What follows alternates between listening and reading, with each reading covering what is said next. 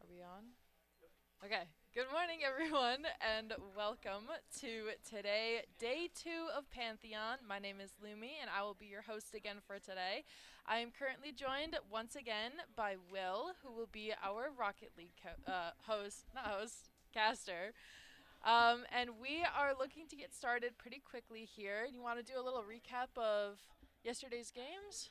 Sure. So yesterday we played our round one and round two Swiss matches. Technically, we played all three rounds to decide who's playing in the winners and losers bracket. Our first match today will be GVSU and Siena Heights, if I'm not mistaken. So basically, winners bracket, just win as many games as you can, get as many points as possible for the cumulative points for all the other games like Valorant and Smash Bros. Ultimate. Um, if you're in the winners bracket, you're in a good spot. Might as well just take something home. Right. Like to kind of recap how the brackets for all of the games is working is just a reminder we had 8 teams come from, as close as Michigan colleges to as far as Maryland and Minnesota, and they are all competing in 3 different game categories being Valorant, Overwatch, not Overwatch. I don't know why I always say that one. Rocket League and Smash Ultimate. So in those 3 categories, players compete to win points for their school, and the team at the end with the most points is gonna be who's crowned the Pantheon victor of this year. So we, as you said, already played a couple rounds of brackets yesterday in all 3 games. So today we're going to be mainly looking at playoffs. The winner's bracket is going to be a double elimination. The teams in those winner brackets had to win 2 games yesterday, and the loser's bracket are those who lost 2 games yesterday. So the loser's bracket is going to be single elimination. We already saw some teams get eliminated from Valorant yesterday night, and we're probably going to see some more, get eliminated today in the losers bracket. But we're mostly going to be bringing you Rocket League to start, and then later in the day, we're going to bring you the winners bracket of Valorant. So we are looking to get started pretty quickly here. What are you hoping to see today from Valorant? From Valorant, more over the same as yesterday, just like some high-packed action. And then Rocket League, I don't think I ever saw a Game 5 once on stream yesterday. I really want a Game Yeah. 5. Although I'm not sure if we're even going to get a Game 5 because I'm pretty sure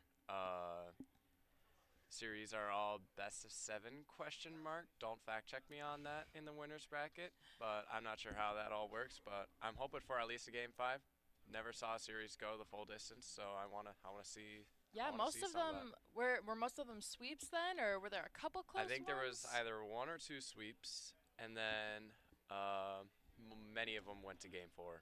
Okay, and we know that MSU's game, of course, was, as expected, right? hmm Game 4 or less.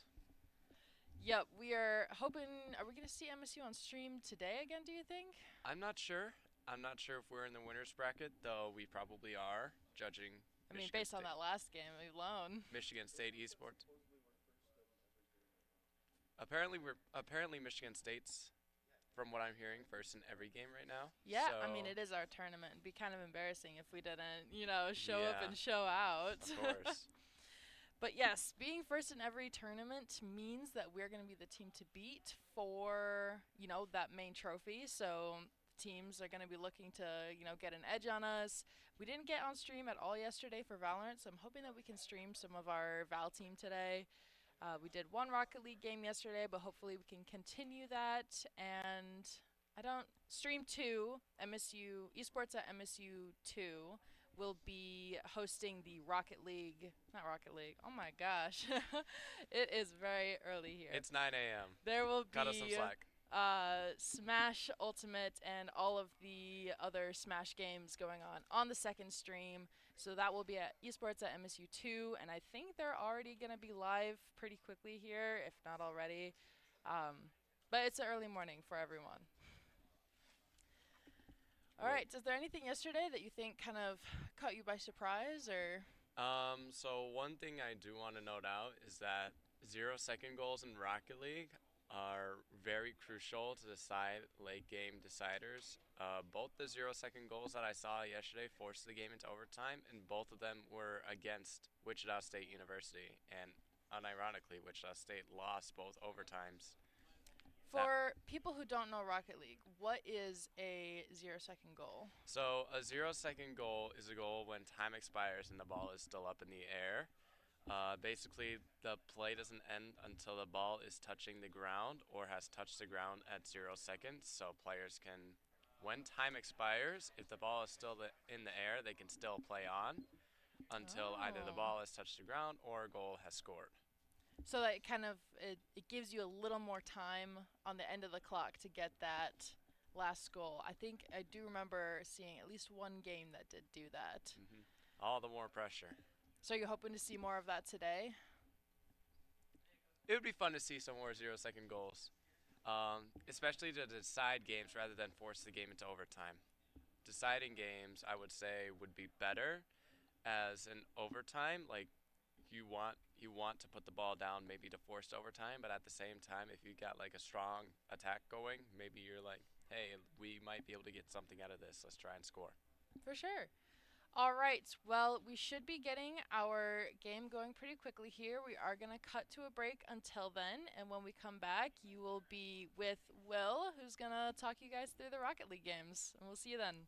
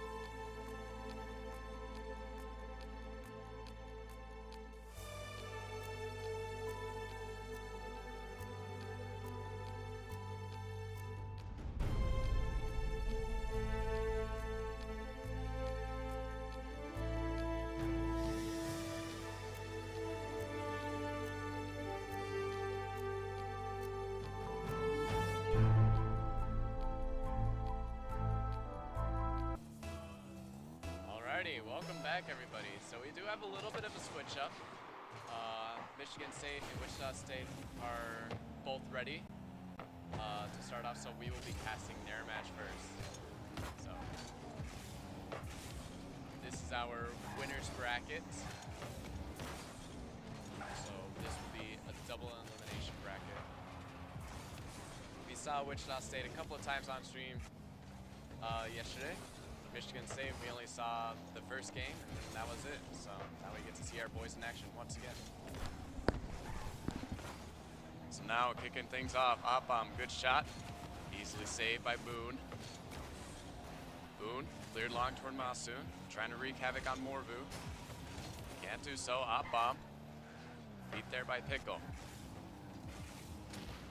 Boone taken out by Opbomb. Opbomb, no boost. Looking to try and start something, can't find anything. Now Morvu off the sidewall, off the ceilings, got the flip, doesn't use it. Pickle. 50 over to Morvu. Not exactly the best first touch. Knock a little bit awkward, still gets the save. Masoon over one. Balls to Knock. Knock doesn't get the touch. Morvu. Couldn't get that touch. Opbomb there to bail him out. Pickle up to the sky. 50 by Morvu, who meets him in the air. Not a lot of action so far in the opening 2 minutes. 0 goals aside for both teams. Knock.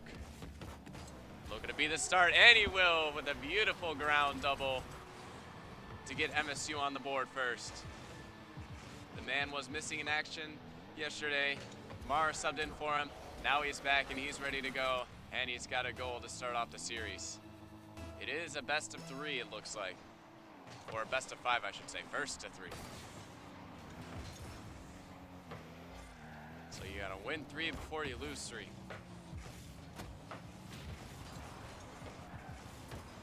Boone off the demo, top right shot, puts it in, and we're all tied up 1-1.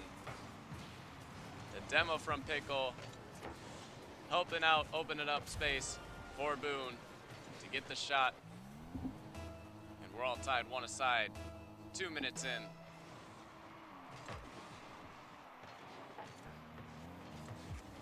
Off the kickoff, Boone pops up to Morvu. Morvu's got the flip reset.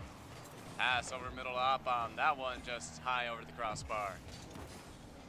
Knock, quick shot, sailed away. Morvu over to the back wall once again.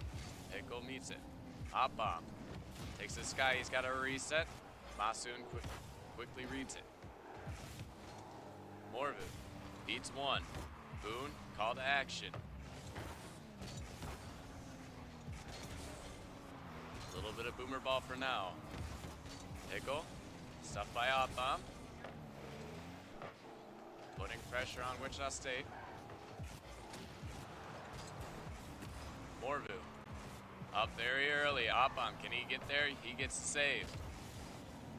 Now Boone, looking to keep up the pressure for Wichita State. Makes the flip reset. Morvu's there to read it. Masoon, looking for a double off the back wall. He does find it just under the crossbar, and Wichita State will take a 2-1 lead.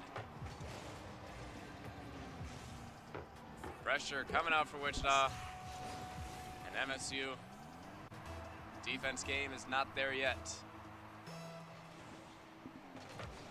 2 minutes left, 1 goal lead for Wichita. They've got possession off the kickoff. Pickle has got no boost, has to concede to Morvu. Now Boone. Only a touch for him as Opbomb beats the second defender. Knock looking for a double of his own. Pickle is there to put a stop to it. Now Morvu, 1v1 against Masoon. Goes low, Masoon reads him. Boone clears middle towards Knock, looking for the bump. Can't find it. Knock trying to take on the entire team, can't do so. Masoon clears away. Over to Opbomb. Opbomb over one, looking for the bump. Set up Morvu. Morvu's got the open net, just needs to put it in. And MSU will tie it up. Beautiful play from Opbomb, beating the first defender, bumping away Pickle, the last defender for Wichita State, and MSU ties it up.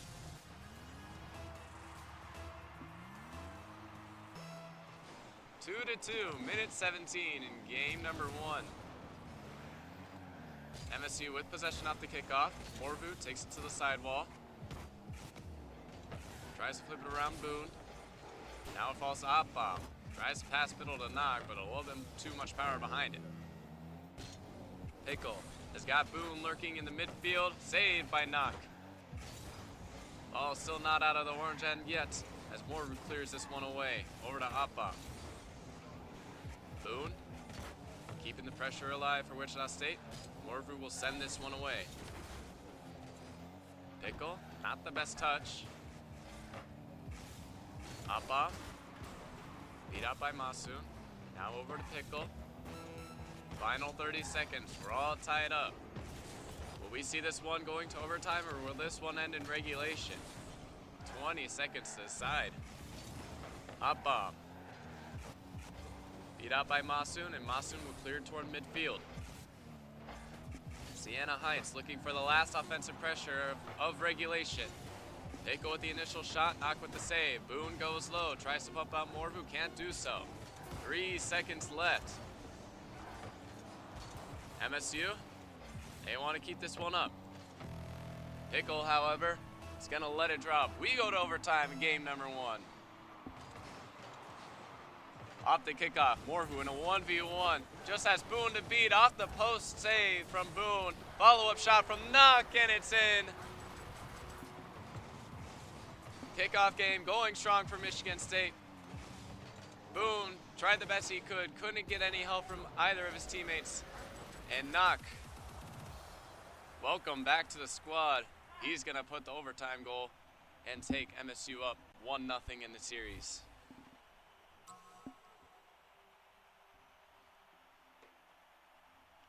If that's how close game 1 is, we might actually see a game 5 in this series. I'll be looking forward to it. I'm not sure if the guys in green will, though.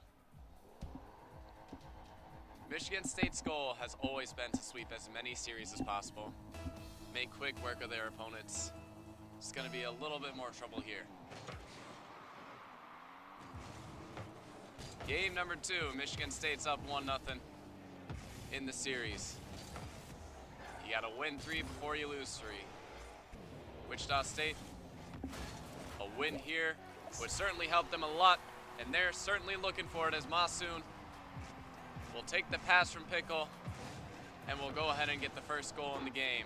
Beautiful flip reset from Pickle to set up the pass middle for Masoon.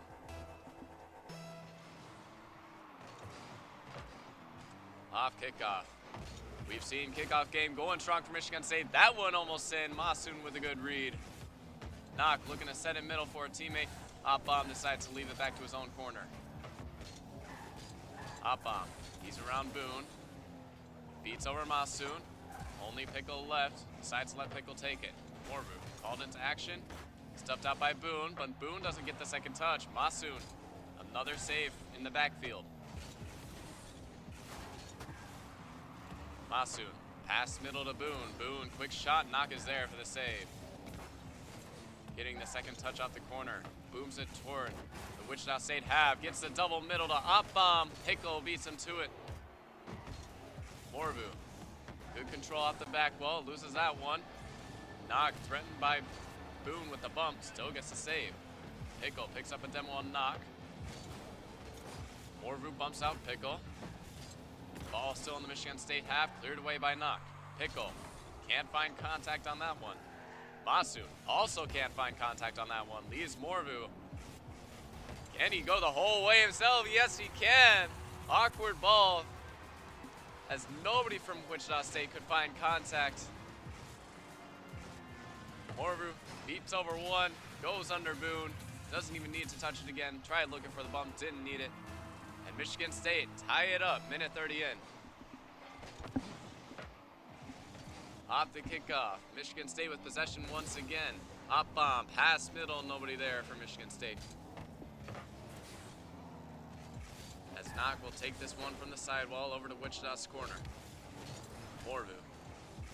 Beat out by Boone. Opbomb will let this one come back to his half. Gets demoed for his efforts. Masoon trying to put in another goal. for Wichita, can't do so as this one's cleared out towards Boone. Boone, stuffed by Opbomb. Opbomb's got the full boost. Morvu looking for the flip reset double, can't find it. Knock, the last man. Saved by Masoon.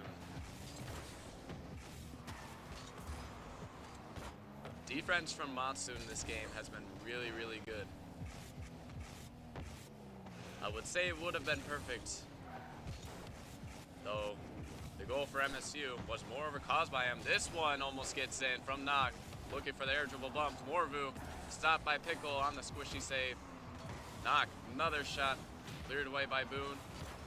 Now it falls to Opbomb. Opbomb, quick play off the sidewall. Can't find anything else. Morvu called into action, beat out by Pickle. Now it's just Boone left.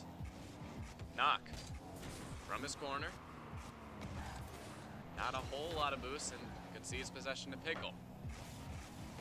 Opbomb just has to wait for this one, gets the save, and has got the full boost. He's got time in the air. He's got Morvu lurking in the midfield, looking for the free jump pass. Barely outstretches him and can't find the shot.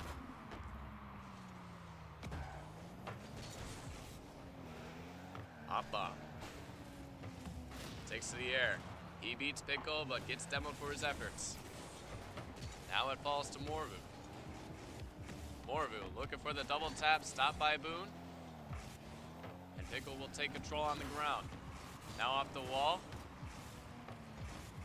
Masoon contested 50. Now Morvu, quick shot. Boone will have it easily read. Awkward challenge there. Now only leaves Knock on defense. But the Michigan State defender is able to come back. Morvu, good double tap to clear the ball away from some sort of danger, but it's right back to Boone. Pickle, almost looking for the dunk on Morvu. Morvu looking for the pass middle. Masoon. Contested by Opbomb. Opbomb looking to find some bumps in the opposing half. Now Boone looking to take control. Pinch pass out toward Masoon.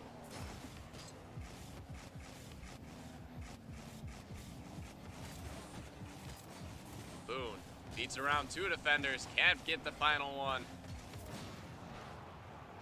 Pressure still going for Wichita State.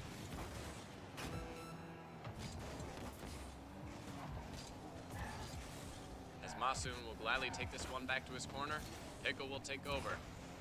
Final 20 seconds.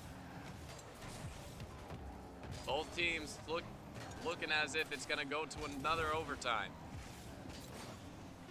Opbomb. That one just off the post. Picks up a demo. Morvu a little bit awkward. Decides to leave it out to Knock. Final seconds.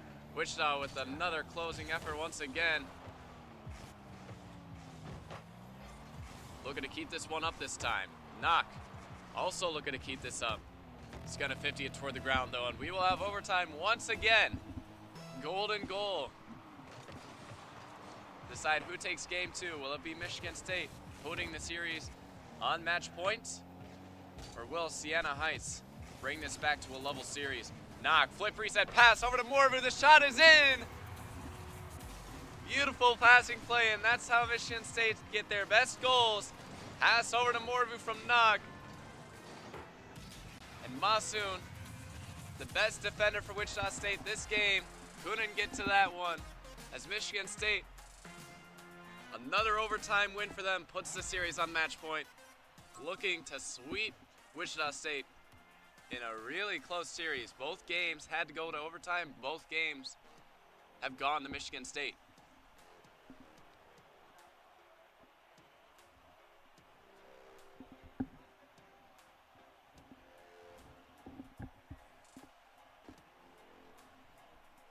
Shots looking relatively even on the sides of both teams. One team coming out on top. Morvu taking the MVP tag with 2 goals. Opbomb with 2 assists. Or Opbomb with 2 saves and Knock with 2 saves. Both coming up clutch on the defensive side. Morvu on the offense. Knock with the assist in overtime to allow MSU the go-ahead goal. Looks like we are getting a car change from Pickle. He may or may not have taken the skilled out of his name. from yesterday. Maybe that's more of a summary of how this series have gone. Haven't really heard his name too much. Haven't really seen his name too much in action. Maybe that's a result of him changing his name. Maybe he doesn't feel up to it, but he certainly needs to find something for his team if they want to have a chance in this series. Michigan State's up 2-0 as we're taking a little bit of a break right now while we're getting both teams back in action. And it does look like that. I have been mislabeled. There we go. Little bit of behind the scenes work. Production's doing their best. I love you guys.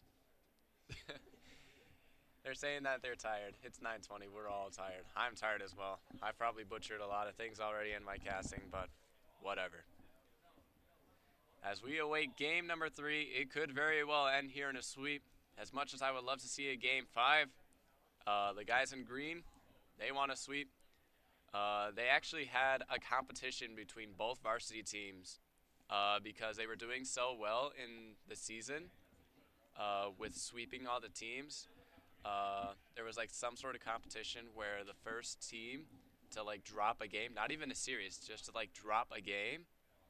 So like for example, yesterday,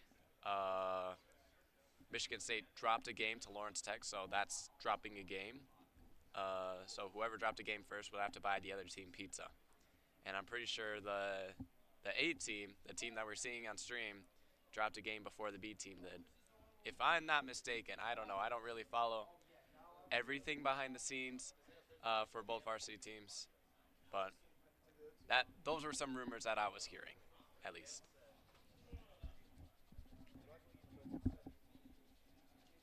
A little bit of an extended break. Do we have timeouts in this?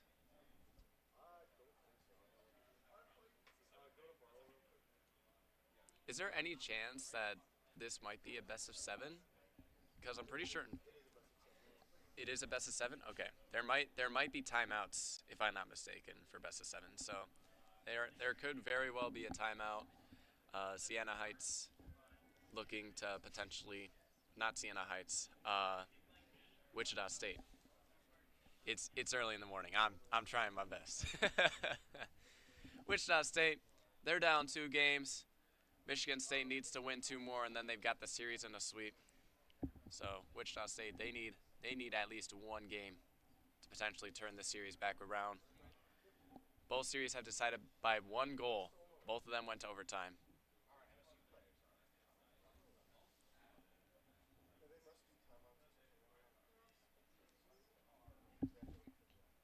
I mean, this is a really long timeout if they are doing timeout. Timeouts are usually only 1 minute. At least that I've seen in Valorant.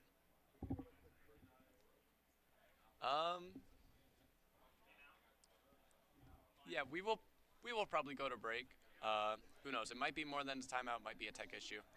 We will go back to break, and we will be back in a few moments. Take it away.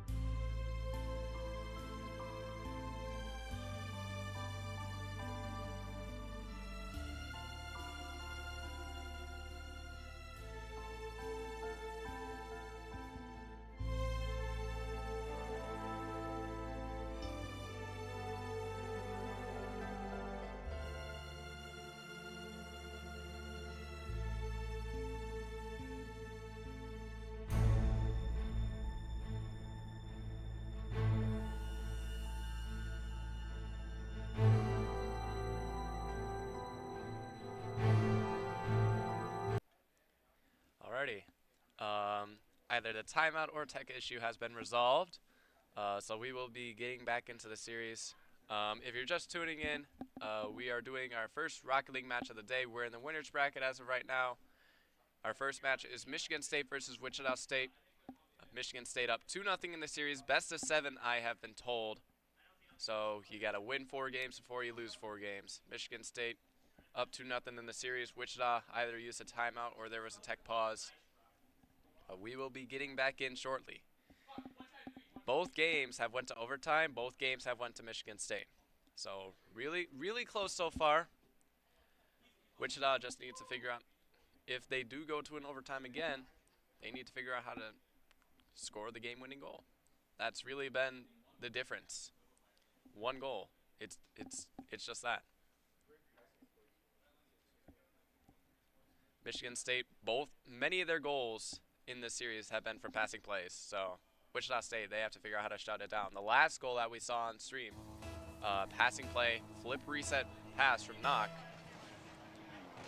to, I believe, Morvu to get the game-winning goal in game number 2. Hasn't really been too much solo plays for Michigan State. They've been able to use each other. They've been able to find each other. And that's exactly why they are up 2-0 in the series, and Wichita still trying to find an answer. As we head into game number 3. A win for Wichita State would get them back in the series. A win for Michigan State would make it a whole lot harder for Wichita to even take a game. Confidence might go down. That one just barely off the crossbar as Oppbaum gets a touch on it. Boone looking to try and find a set middle. Pickle off the back wall. Pass to Boone. Boone the shot, little high.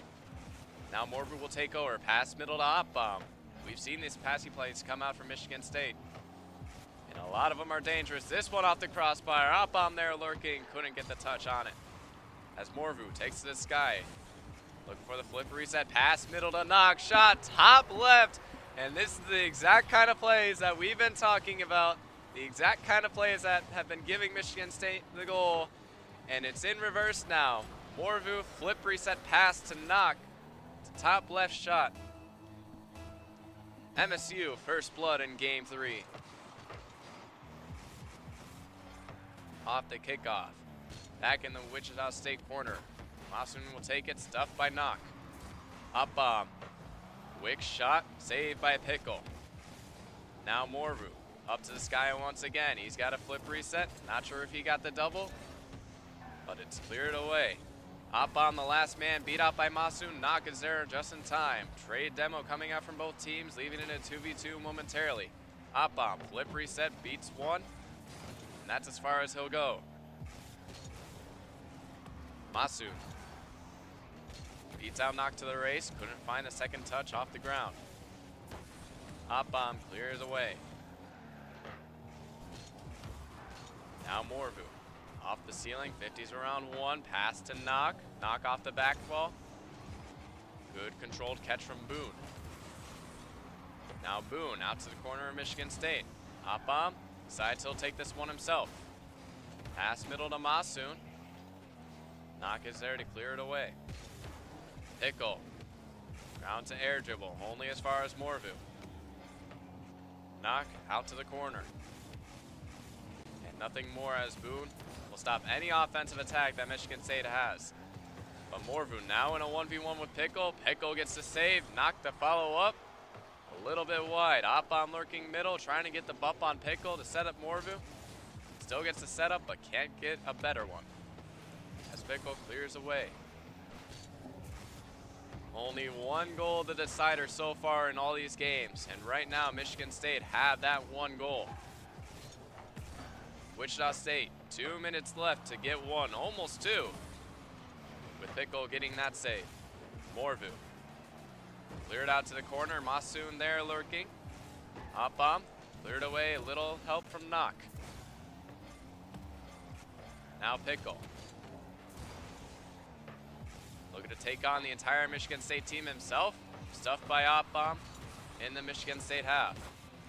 Boone. 50 out by Knock, and Morvu cleared away. Pass up to Knock. Knock, quick shot. Masoon there for the save. Ball at midfield. Morvu will catch it. Pickle will send it out toward the Michigan State corner. Boone. Trying to get around Morvu. 50s it out to the corner. Hot bomb bumped off the play. Pickle picks up the mid boost, but only as far as Morvu. It's a little bit difficult to get around the flat body of Morvu, the Dominus. That'll give you that advantage. 50s with the Dominus are a lot easier to take.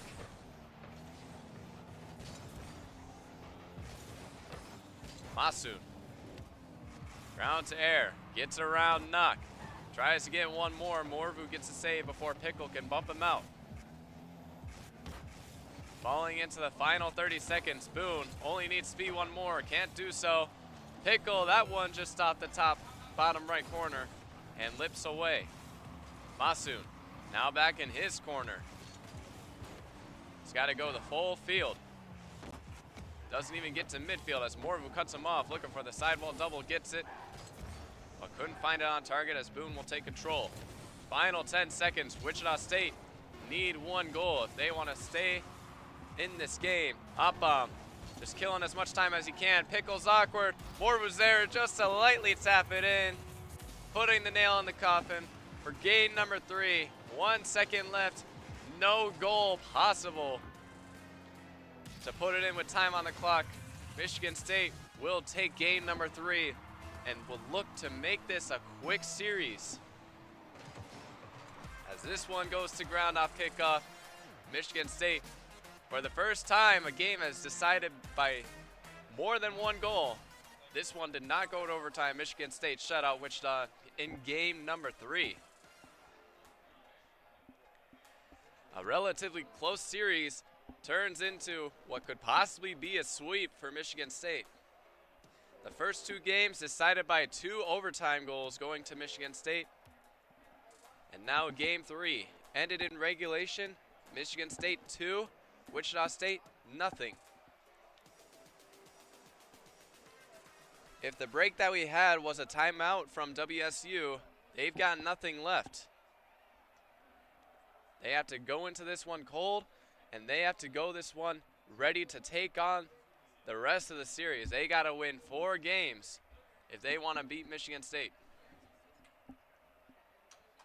Against this squad, I don't think that's even remotely possible to reverse sweep them. If it is, it'd be really hard. Something I wouldn't be able to think of doing. But Wichita State, they're in the winner's bracket for a reason. They got to win this game to stay alive. Michigan State, one more, and then they move on within the winner's bracket. Hot bomb. Looking to start out strong for Michigan State. Gets the read. Pass middle. Knock decides he's going to go play defense. Boone beats Knock. Morvu doesn't get the touch, and Masoon will open up the scoring in game number 4. Wichita State needed something, and they've got that something within the 12 seconds of game 4. Off the crossbar and in. Wichita State take the lead. Now Michigan State facing a deficit. Almost a 2-goal deficit off the kickoff. That looked very dangerous. Might still be dangerous as this one passed infield. Morvu gets the save and gets the control. Knock now. With control. Beats around Boone, has got Hot Bomb in the midfield. Hot Bomb says he wants it. Doesn't find contact, and Knock gets demoed. That's both players from Michigan State on a double commit. Until Knock spawns back in, he gets the save. Follow-up shot from Pickle. Pass over to Boone. Boone there, the cherry pick, and gets the redirect into the nets. Wichita State coming out firing in the first minute of game number 4. Michigan State now caught a little bit off guard by the opening 2 goals.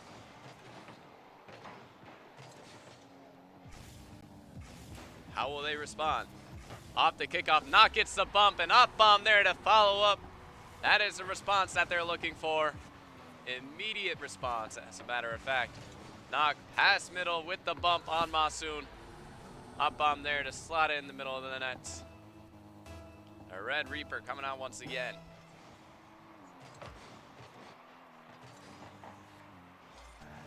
Or is it Crimson? Because that's technically not a Red Reaper, it's Crimson. Because that's how they call the color of red in this game, it's Crimson. Knock, taking this from his corner. Masun's there to challenge. Morvu can't find contact. And Knock will leave it toward Morvu. Boone, back from his corner. Pass infield to Masun. Masun, stopped by Opbomb. Morvu there to clear the ball away. Over to Knock. Knock looking for the sidewall double. Gets it, gets the skim. But not enough power. Those skims are really hard to land. And when they do, they are very lethal. Sometimes you can't even expect them. Knock from his corner. He's got no boost. Picks up his corner boost. Leave it to Opbomb. Knock waiting midfield. Morvu looking for the sidewall double. Finds a pass middle to Knock. And Wichita State all over that ball. They did not want to see Michigan State scoring that one. Opbomb pass middle. Morvu does not have enough boost to catch up to it. Knock. Sidewall double. Gets a good carry. Pass middle to Morvu. He can't beat Masun to the ball. Defense looking a lot stronger from Wichita State this game. And that's exactly what they need to stay alive in the series. Pickle trying to take on the team himself, only as far as Morvu. Knock from the sidewall, beat out by Masun. Now Opbomb from his corner. Beat out by Boone. Morvu called into action, 50 away. Opbomb taken out by Masun. Pass middle to Knock. He doesn't have any boosts. Forced to retreat for now. Right now it's looking a little bit like Boomer Ball. Now Boone finally taking it under control. Concedes possession to Knock, who concedes possession to Pickle. Opbomb clears upfield. Masun bumped out of the way, leaves towards Boone. 2 minutes left. Wichita State with a 1-goal lead. Infield pass to Knock. And now Opbomb called into action. Masun gets the save. He's been the key defender for Wichita State so far in this series, and he's coming up clutch once again. Boone, demoed out. Pickle, left with nothing. Knock, quick shot. Pickle the save. Opbomb, no, it's Morvu the follow-up. Now Opbomb called in action. Flip, reset, double. Does he find it? Yes, he does. Bottom left corner. The fact that you can think of this play in a little amount of time is absolutely amazing. Like, how does one think, I'm not just going to go for a normal double tap. I'm going to style on him. I'm going to make it a flip reset double tap and slot it bottom left, as a matter of fact. Michigan State tie it up. Knock almost gets a turtle flick around the last defender. Now Morvu, pass middle to Opbomb. Opbomb off the back wall, follow up from Knock, not there. Morvu, another shot, maybe a pass to Opbomb, can't find it. As we fall into the last minute of play in game number 4. Looking to be yet another overtime. If the score line remains the same, Wichita State, they don't want to go to overtime though, as Pickle will put in the pass from Boone. And they reclaim the lead in game number 4. 50 seconds to go, and Wichita State claim the lead once again. Michigan State now once again facing a deficit. Off the kickoff, Morvu claims possession in his own corner. This one might trail in off the post and cleared away. Follow-up shot from Masun, saved by Morvu. And now cleared away, relieving the pressure for Michigan State. Opbomb, he's lurking middle. One to beat. Masun, the key defender, once again back for his team. He's got 3 assists this game. 3 saves, I should say, not assists.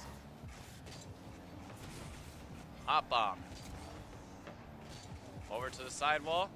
Knock. He's beat out by Masun. And the last defender from Michigan State caught off guard. And Wichita State now up by 2. Might have put the nail in the coffin on game number 4. As I think it was Morvu not expecting Knock to get beat by Masun. Now Wichita State, they needed a game. This might be the game to take. Pickle gets in the way of Oppom. Oppom able to stop a 5th goal from going in, but is not able to get another goal, potentially help Michigan State get their way back in this game. As this one falls to the ground, it will not be a sweep as Wichita State does take game number 4 by 2.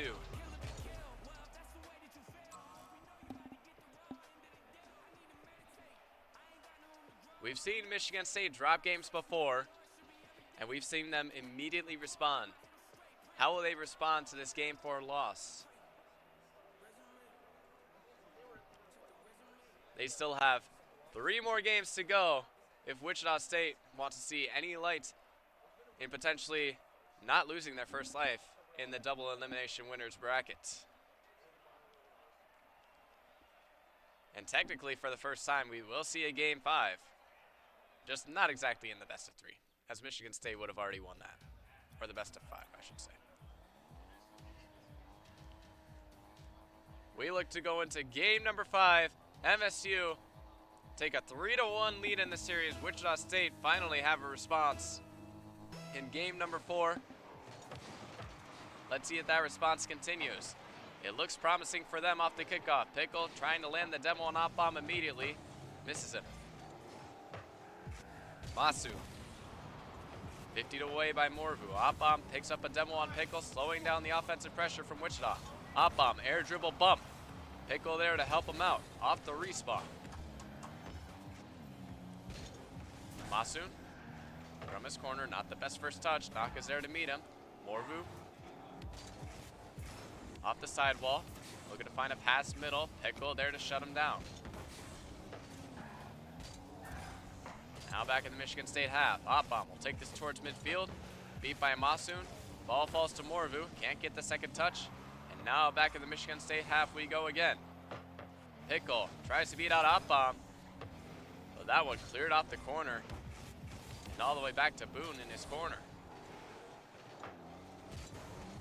Morvu. He's got Oppom lurking. Might go for the straight shot. Masoon there to save away another Michigan State shot. Morvu. Awkward pass to Oppom. Will 50 it toward the midfield. Boone decides to go back, let Masoon take. Morvu beats him to the punch though. He's got the flip reset. Maybe a pass middle to Knock. He's got the shot and he's got the goal. I'm not exactly sure that was the best play for Wichita State, as Morvu beats him to the punch, gets the flip reset of round 1, and Knox there to follow up to beat the last man. Michigan State gets the lead in game number 1. Off the kickoff though, not exactly the best start for them. Infield pass to Masoon, can't find it. Pickle has to only bang it to the backboard where Morvu will clear away. He's got full boost as well. Decides to leave it for Knock. Now Boone. Out to Morvu. Morvu once again off the back wall, cleared away. He's around 1 but gets bumped off. Still on the play with 0 boost. Now a 2v1. Morvu cherry picking, couldn't quite get the touch on that redirect. Knock. 15 middle, trying to land a bump, couldn't do it. Boone will clear away. Morvu. Over to Knock. Knock. Maybe a little too much power for Morvu. As that one got cleared out, Oppom trying to keep the play alive for Michigan State. Cleared away once again.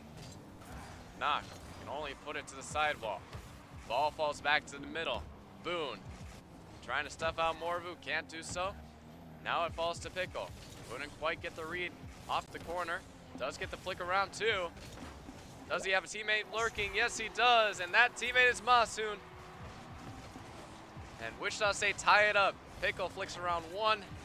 Beats around the second man, and Masoon there to beat around the third as Wichita State tie the series, tie the game. Half the game to go. Praying we start calling him Mason. Is it actually Mason? And I've been saying it wrong.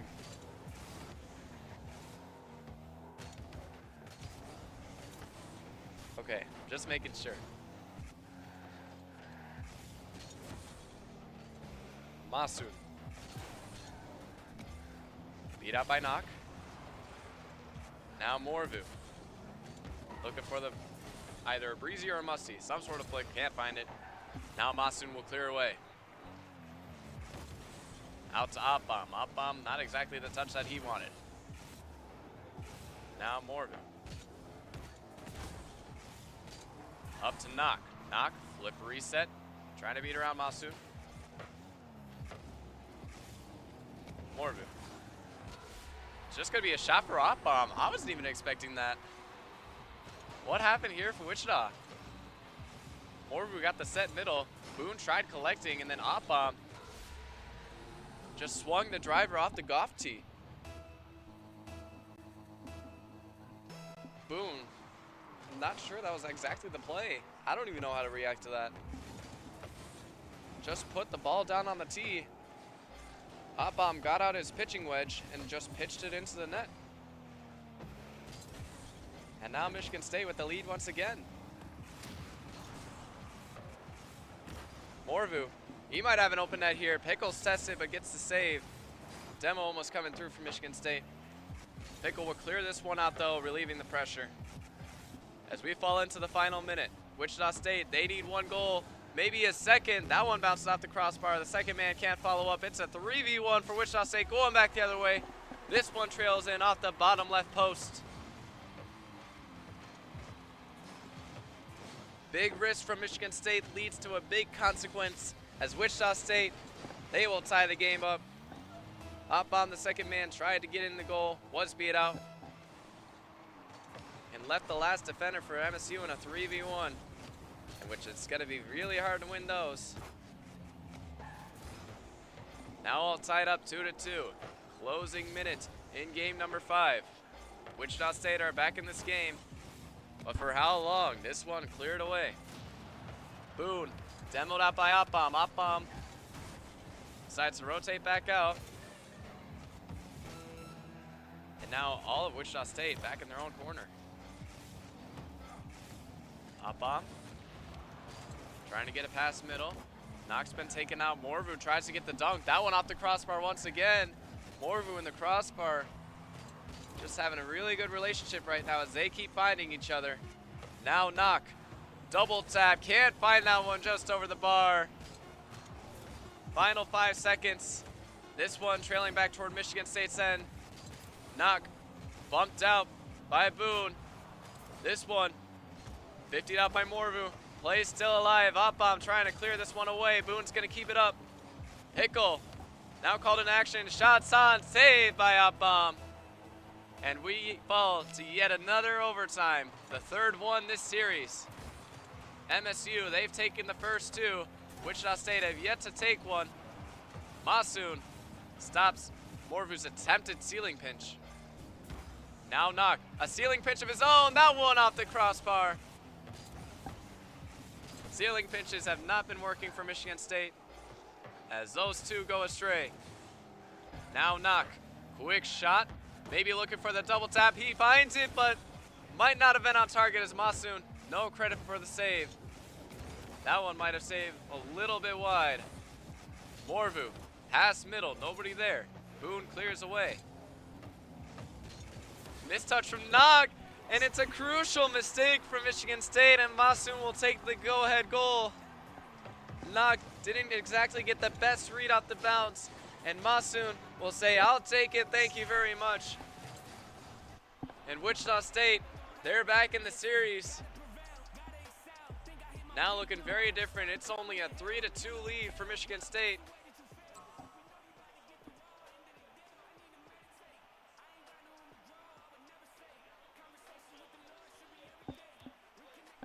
Michigan State decide they want to go immediately right into this next one. Will not use their timeout yet.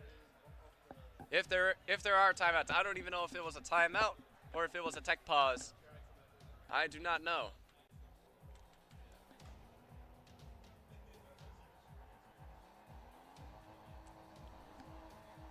We now have a game number 6.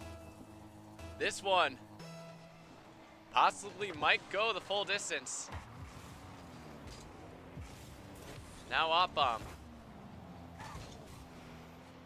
will be the first one to take charge. It looks like we lost the names of the players. As Morvu will put that one in. Beating out Masoon. And Morvu, quick shot to open up game number 1.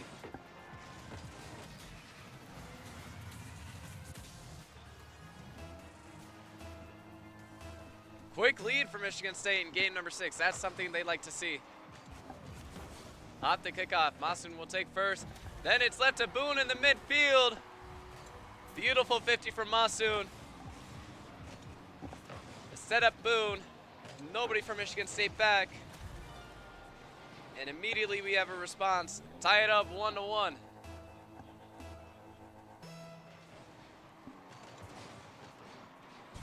Now off the kickoff. Morvu beat out on that one. Cleared away by Knock. Now attempted shot from Morvu. Cleared away once again. Hop bomb. Beat out by Masoon. Now Knock. Out back toward Morvu. Masoon beats around 2. Pickle beat out by Morvu. Morvu looking for the corner double. Boone denies. Knock the shot, saved by Pickle. Morvu keeping out the pressure. Hop bomb. Might be able to dunk this one in off Pickle, and he will. Morvu sets up on middle, gets the dunk around 1, and gets the dunk on the second man. Michigan State take the lead once again.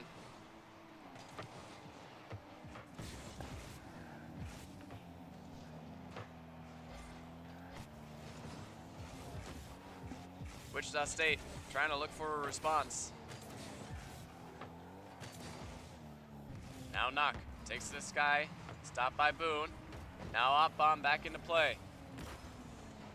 Cleared away by Pickle. Morvu from the sidewall, looking for the flip reset, beats around 1. Masoon's there to get the save. Hop bomb, beats around 1. Wichita State looking to pitch clear out.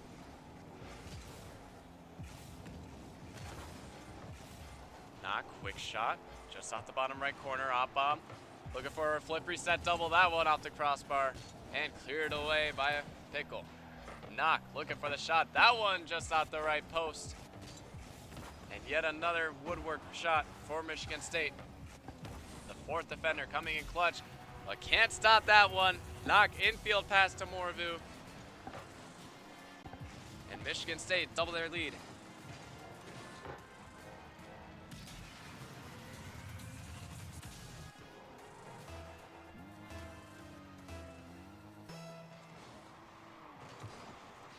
Off the kickoff, Wichita State now with a 2-goal deficit.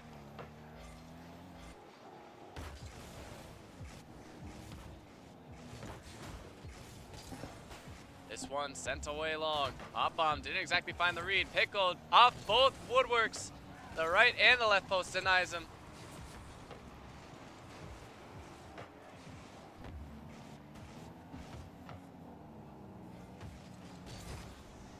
Now Knock. Masoon picks up a demo in net. Now over to Pickle.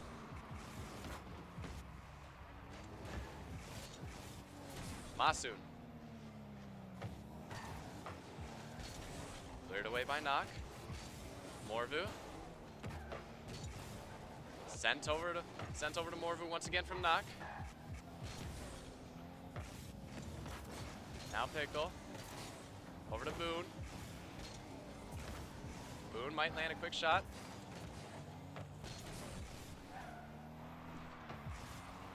Got the nameplates back on the screen. Hop bomb. Clearing this one long to Boone. Now Knock. That's got an open net a little bit. Doesn't have enough boost though. Masoon. Trying to find a pass middle. Morvu there to shut him down. Hop bomb sends this one back to Boone's corner. Hop bomb almost finds that shot. Looking for the bump. Can't find it as Boone gets the save. Pressure coming out from Michigan State has not been enough. to scare off Wichita State. Boone from his back wall. Morvu gets around two, looking for the 50 on Pickle. Can't find it. Pickle will clear away. Last minute in game number 6. Wichita State need 2 goals if they want to send it possibly to overtime. Need 3 to win the game. Pickle. Clear to the back wall, looking for the double. Opbomb beats him to the punch. Boone. That one cleared out toward Morvu. Morvu. Flip reset. Beats around one, looking for the dunk. Can't find it as Pickle will clear it away once again. 30 seconds left. Nothing new on the score sheet. Knock there with the save. Follow-up shot from Pickle. Demo and net. Coming in clutch from Masoon. Taking out the last defender from Michigan State. And with 25 seconds left, Wichita State are back within 1. Looking even more possible now.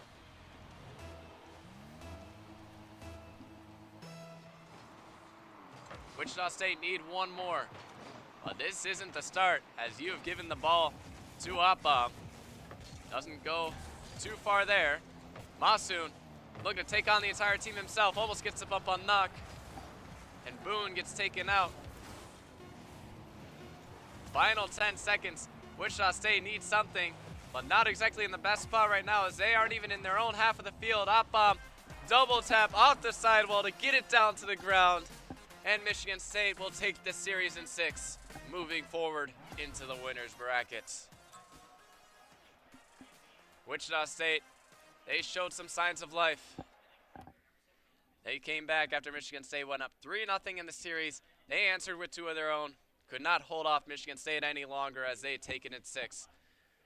We will be moving forward in the winner's bracket. Maybe we'll see some loser's bracket matches. Either way, we will be sending it to break. We don't know who will be playing next, but we will have that soon. Production, take it away.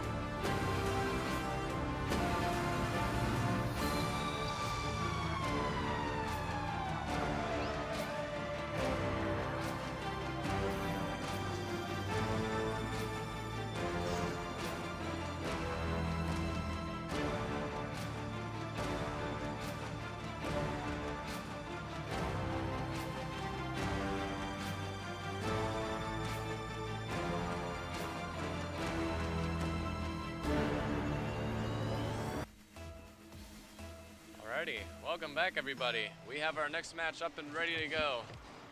Next match is EMU versus Minnesota. And it already looks like we're gonna start off with a goal for Eastern Michigan off the kickoff. CFN didn't quite get it on target. Oh wait, no, we're switching it around. It's a goal for Minnesota. Eastern Michigan's in blue, Minnesota's in orange. Red will get the opening goal for Minnesota.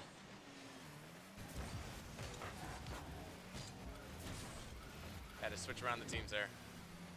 Could have probably looked at the player clans and could have probably got an idea there. But regardless, we go in. Minnesota up 1-0 early in game number 1. Warpie clearing this one away over to Witch Doctor. He'll see it out toward his own corner. Over to Squiggly. Back down to Witch Doctor. He'll clear this away over to Rad. Rad puts it up toward Warpie. Now Warpie, not the best first touch. Rad picks up a demo, but Warpie couldn't exactly get a shot on target. Witch Doctor leaves this for Ka-Chow. Now Witch Doctor, challenged by Warpie. CFN dropped down, shot saved by Squiggly. Witch Doctor picks up a demo, relieving the pressure for Eastern Michigan as they go and recollect and re-rotate. Rad keeping up the pressure for Minnesota. CFN called into action, beat out by Squiggly. Rad only as far as Witch Doctor. Witch Doctor leaves it for Ka-Chow. Ka-Chow slots it through everybody. All 3 defenders from Minnesota back. None of them could get a hand on it. Ka-Chow threads the needle through Rad and CFN. Warpie cannot get to it. We're all tied up. Roughly 1:30 into this one. Off the kickoff. Birdie neutral. Red will take over at midfield. CFN out to his own corner. Hopped up. Squiggly will take first charge. Looking for the double off the ceiling. Just over the crossbar and away. Squiggly trying to set it down middle. Ka-Chow there to cut off a clear from Minnesota. CFN. Squiggly reads it. Warpie doesn't get the touch. Rad gets the save, but can't get the follow-up as Ka-Chow is there for the shot. Eastern Michigan have the lead for the first time this game. CFN could not get back in time. Rad picks up the initial block. Ka-Chow picks up the follow-up. 3 minutes left to go. Eastern Michigan holds on with a 1-0 or 1-goal lead. Ka-Chow. This one just over the crossbar, cleared away. This one might be 50'd in off a teammate. CFN does get the save, but Witch Doctor almost 50 that one in off a Minnesota defender. This one will eventually find its way in. When you deny Witch Doctor once, he'll come back swinging for more, as we've learned yesterday. As he slots this one top right, CFN no boost, no chance. EMU now doubling their lead. Off the kickoff. Warpie set middle to Squiggly. Squiggly looking for a double tap. Potentially find a pass to a teammate. And now it's cleared out toward the midfield. Warpie, quick shot. This one saved out by Squiggly. Now Minnesota rotates back on the offensive pressure. CFN can't find that one. Ka-Chow will leave it toward Witch Doctor. Now Squiggly. Shot met by CFN. Ka-Chow looking for the redirect. Witch Doctor booms back towards Squiggly. I'm not sure if he wanted it to Squiggly or Ka-Chow, but either way, it's working for Eastern Michigan so far. Witch Doctor lining up a shot, saved out by Rad, all the way back to the Eastern Michigan corner. Warpie. Pass middle to CFN, and he slots the angle. Eastern Michigan caught off guard, couldn't get back in time. And CFN will put in the shot off the pass from Warpie.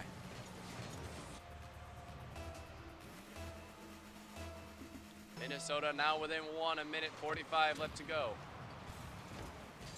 Off the kickoff, looking to tie it up immediately. CFN couldn't find the double, leaves it for Warpie, who bangs out to the corner. Witch Doctor misses a touch. Squiggly there to help him out.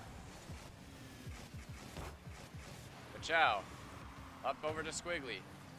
Read by Warpie. And then CFN takes the 50. Squiggly demos Warpie, slowing down the offensive pressure. for Minnesota. Witch Doctor takes out Rad. Warpie, 50s around 1. Kachow picks up this corner, trying to clear it away. Gets stuffed out by CFN. But now finds Kachow up over at the top of the field. This one rung off the crossbar by Witch Doctor. Rad bumps out Witch Doctor. Kachow will take possession at midfield. Minnesota just need one to tie this game and possibly send it to overtime. Squiggly bumped out by Warpie. Now Kachow didn't get the touch off the ceiling, and he was last man for Eastern Michigan, and Minnesota have tied it up off the misread. The ceiling bounce was too much for Kachow, and Red was luckily able to read it and slot it in the open nets. All tied up, 38 seconds left. Off the kickoff. Falling right to CFN. Witch Doctor trying to pass middle, Rad stops it. Kachow. A little bit awkward dealing with CFN. He gets a bump around 1. Kachow's now awkward again. Witch Doctor stopping the initial shot, but Minnesota, they keep swinging. CFN with the double tap. And Minnesota, faced with a 2-goal deficit, has swung it into a 1-goal lead with 15 seconds left to go with the double tap from CFN. 15 seconds left to go. Minnesota have the lead. Eastern Michigan, the first time since the opening minute that they've been in a deficit all game, and now faced with one once again. 8 seconds left. Minnesota on the pressure.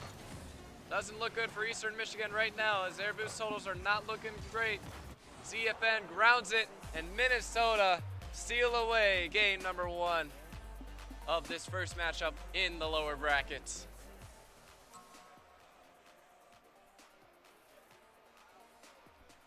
What a steal. Eastern Michigan comfortably up 3-1. Then at the halfway point, Minnesota turned it into a 1-goal game and then swung it around within the last minute to a 4-3 victory, taking away game number 1.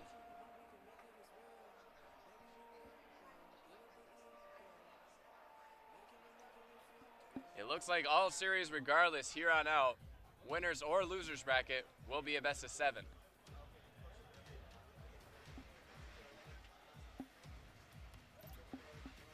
Minnesota up 1-0 in the series. Eastern Michigan, how will they respond? Off the kickoff, no gimmicks for either team. Squiggly looking to start the pressure for Eastern. Rad clears this one away, only to Kachow. Witch Doctor's lurking in the midfield. Pass over to Kachow. Kachow, the shot saved by Warpie, and it's an own goal off a Minnesota defender. Warpie had the read, and it just got doinked in off his own teammate, CFN. Disaster strikes for Minnesota in the opening 15 seconds. CFN looking to redeem himself after the own goal. Stopped by Witch Doctor. Squiggly starting the pressure, going back the other way, and it might be another own goal that will allow Eastern Michigan to double their lead now. Witch Doctor off the crossbar, double tapped in by Rad. I'm not sure if he got the save, but a save did pop up for Rad, so he might have gotten this initial save and then double tapped it off his car. So now 2 own goals is the difference in this game so far, and we're not even a minute in. Now Squiggly, met by Warpie. Actually, it was met by Rad. Now this one a little bit awkward. Rad trying to find Warpie. Over to CFN, that shot just wide. And now the entire team of Minnesota having to rotate back. Squiggly for Witch Doctor getting the second follow-up. Morver just stops it in front of the Minnesota defender. Rad. Beat by Kachow. Met by Warpie. Doesn't have enough boost to follow up, but does take out Witch Doctor. But took out the wrong man, as Squiggly was the guy to clear it away. Now Rad. Doesn't find contact on that one. Doesn't have as much help as Warpie was taken out. Rad. Beat up by Ka-Chow.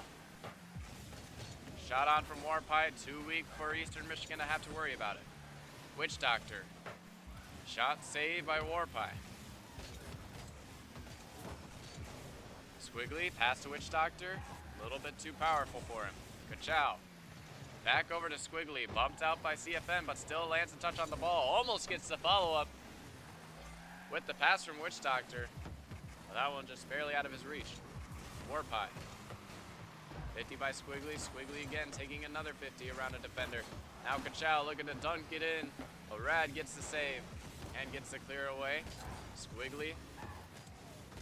Back at midfield. Witch Doctor. Now cleared away by CFN. Can he line up a double tap? No, he cannot. Squiggly beats into the punch. And we'll get the clear. Rad takes out Ka-Chow. Slowing down the pressure from Eastern Michigan. Warpie now. Around one. He's got one to beat. And Ka-Chow beats him. Trade demo at the midfield. CFN, he's got a one-on-one with Squiggly. Does he have help from a teammate? Yes, he does. Rad is there to put it in. The demo turns it into a 2v2. Minnesota with the man advantage in the half of Eastern. Landing enough contact to put it in the net. Minnesota get one back. Off the kickoff, though, not exactly the best start. Squiggly gets the bump on CFN. Can he recover? No, he cannot. And it's just going to trickle in for Eastern Michigan off the kickoff. Squiggly doing it by himself. All he needed was a single bump. And just like that, Eastern Michigan said, you want to be back within one? We'll say no.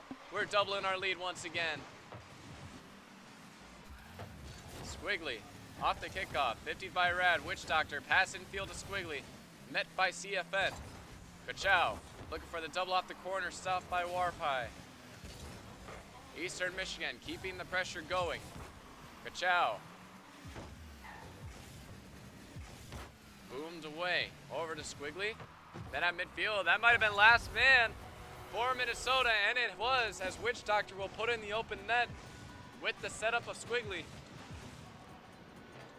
Defense just nowhere to be found for Minnesota this game. And Eastern Michigan, after the game was stolen from them in game number 1, making a statement in game number 2. CFN looking for a quick shot out the post. Ka-Chow! It was Witch Doctor who got the initial save, but somehow it still went in. Oh, so close. Got a little bit of help from the post, but not enough. Witch Doctor almost got that one out. Well, Minnesota back within 2. Thought it was Ka-Chow for a second with the short name, but it was Witch Doctor. It's 10 a.m. I didn't get enough sleep last night, obviously. As this one sails over to Warpie on the sidewall. Off the ceiling, gets a reset pass middle, met by Witch Doctor. Double tap from Squiggly off the backboard. And of course he'll put it in. Eastern Michigan reclaiming the 3-goal lead. They do not want Minnesota at all stealing away game 2, as they did so in game number 1.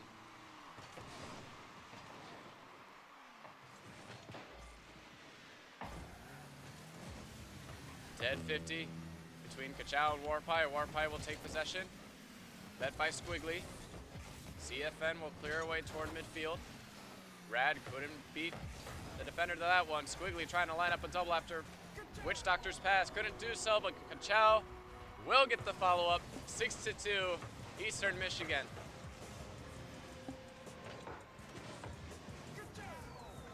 Two defenders in net. Neither of them could stop it. Eastern Michigan running away with game number 2. Looking to tie up the series.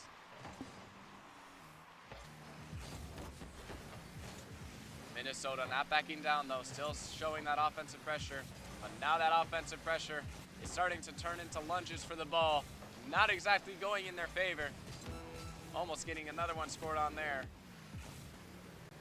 CFN, he bumps out one, and Kachau couldn't find the read. So CFN will get one back for Minnesota. 25 seconds left. I do not think that is enough time to get back in this one. Or will it?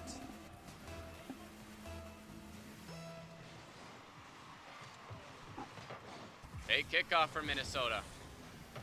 Rad trying to get around Kachau, can't do so. Kachau doesn't find contact on that one. Warpai might be able to set something up here if he can find a pass to a teammate. Can't do so. As time will tick away, Eastern Michigan will take game number 2 and will tie up the series 1-1.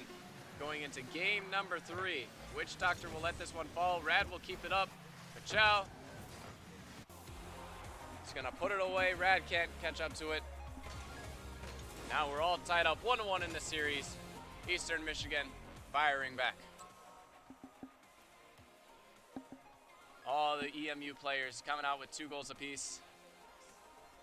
Squiggly with 2 goals and 3 assists. According to my calculations, that's 83% goal participation with decimals. I can do math off the top of my head, but I can butcher everybody's names.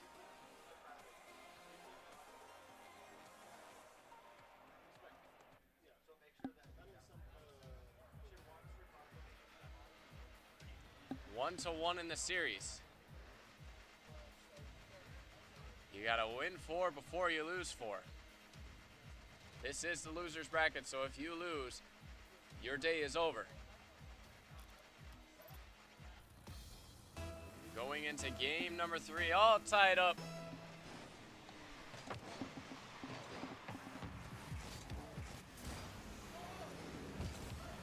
Who will take the lead in the series? Rad. Testing out the back wall, gets a reset, trying to outplay one. EMU looking for the bumps in the net. Already starting with that offensive pressure that we saw in game number 2. Kachau. Couldn't find contact on that one as Rad tries to clear it away. Witch Doctor is there, met by Warpai, who gets the save. Now Squiggly. Trying to look for the Doomsy dish. Warpai gets it away so that he cannot do so. Squiggly, with the demo from Witch Doctor, opens up the field. Looking for the double. CFN is there, back in time. Now Squiggly. He's got 2 defenders to outplay, and he outplays both of them with the cut. And Eastern Michigan will take the first lead in game 1. Squiggly playing the patient game. Minnesota did not. They lunged both defenders at it. Neither of them got it. Eastern Michigan up 1-0 early in game number 3. Off the kickoff. CFN looking for a response. Bumped off the play by Squiggly. Kachau. Met by CFN. Pass middle to Warpai. Couldn't get it. As Kachau saves it away. Trying to keep up the pressure. Picks up a demo on one and might have actually picked up the demo on the last defender for Minnesota. As Eastern Michigan offense keeps going strong. Rad thought he had his teammate. He was removed. Rad cannot get back in time, and Eastern Michigan up by 2 will double their lead. Off the kickoff, Minnesota looking for one back. CFN stopped by Squiggly. Warpai didn't exactly get that read. We'll leave it for CFN. CFN pass middle to Rad. This one off the crossbar and out. Minnesota, the chances are there, but have not been capitalizing on them as that one sails wide. For Eastern Michigan, Squiggly back down to Witch Doctor, placed top left. Off the pass from Squiggly. Eastern Michigan, commanding statement in game number 3 in the opening 2 minutes.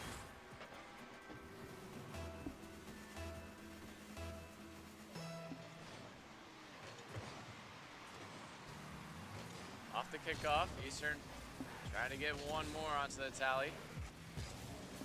Stopped away by Rad. Rad beats around the entire team. Squiggly can't get the read. Can Warpie follow up? Yes, he can. Oh, not in time as Witch Doctor gets the clear and might get a shot here as well. Pass up to Kachow. Couldn't quite find that one on target. Couldn't race to it. Squiggly to Kachow. Witch Doctor beats around 2, but is bumped out of the play. Now Kachow in a 1v1. Beats around the last man and opens yet another goal for Eastern Michigan. 4-0 with half the game to go.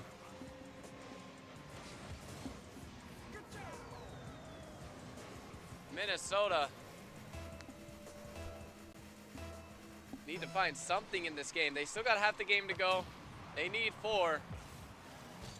But with the way Eastern Michigan has been commanding this game, at this point, Minnesota might be considering a timeout if they lose this game without scoring.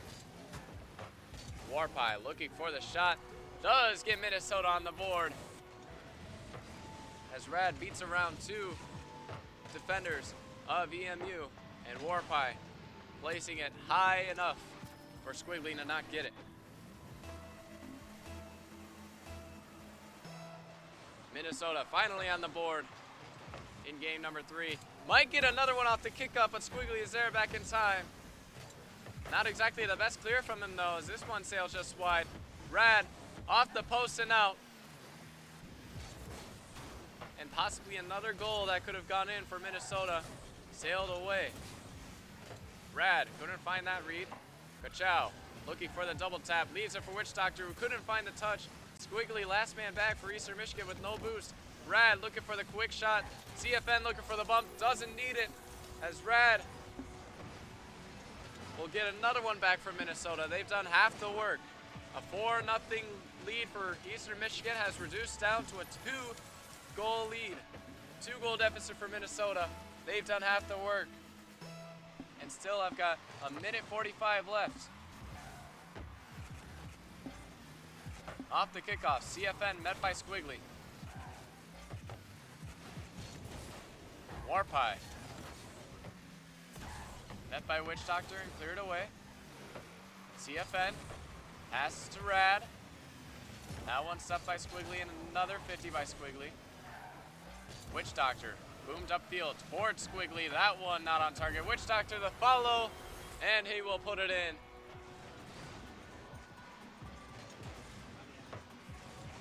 It looks like a little bit of hope was starting to shine on Minnesota, but Eastern Michigan quickly saying, we want our 3-goal lead back.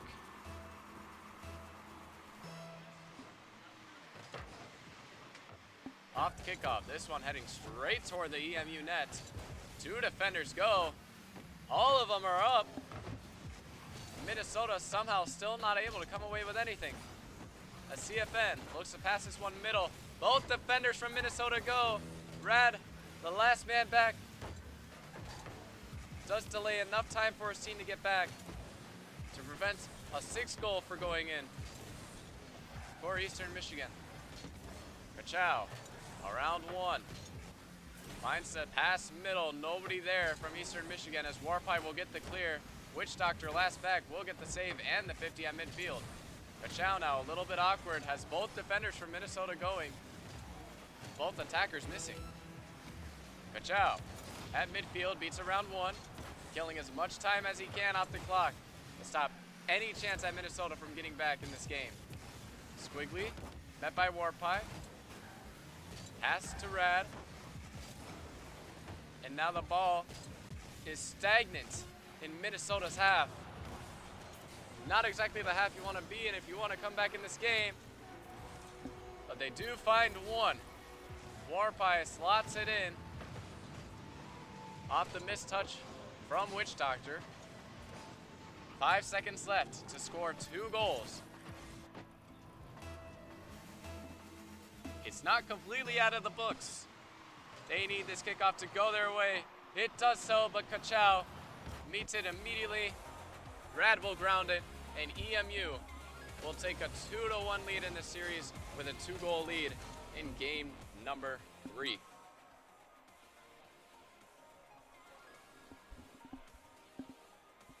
Almost an identical scoreline. Almost everyone from EMU getting 2 goals on the board once again. But surprisingly, Eastern Michigan did not have the shot advantage there. Shot ratio looking like 7 for Eastern Michigan, 12 for Minnesota. Minnesota's offense is there, but Eastern Michigan been holding down on the defense.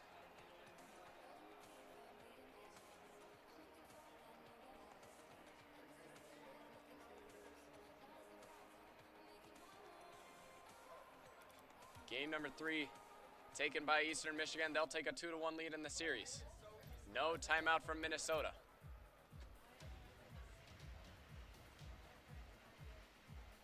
As we will go into game number 4.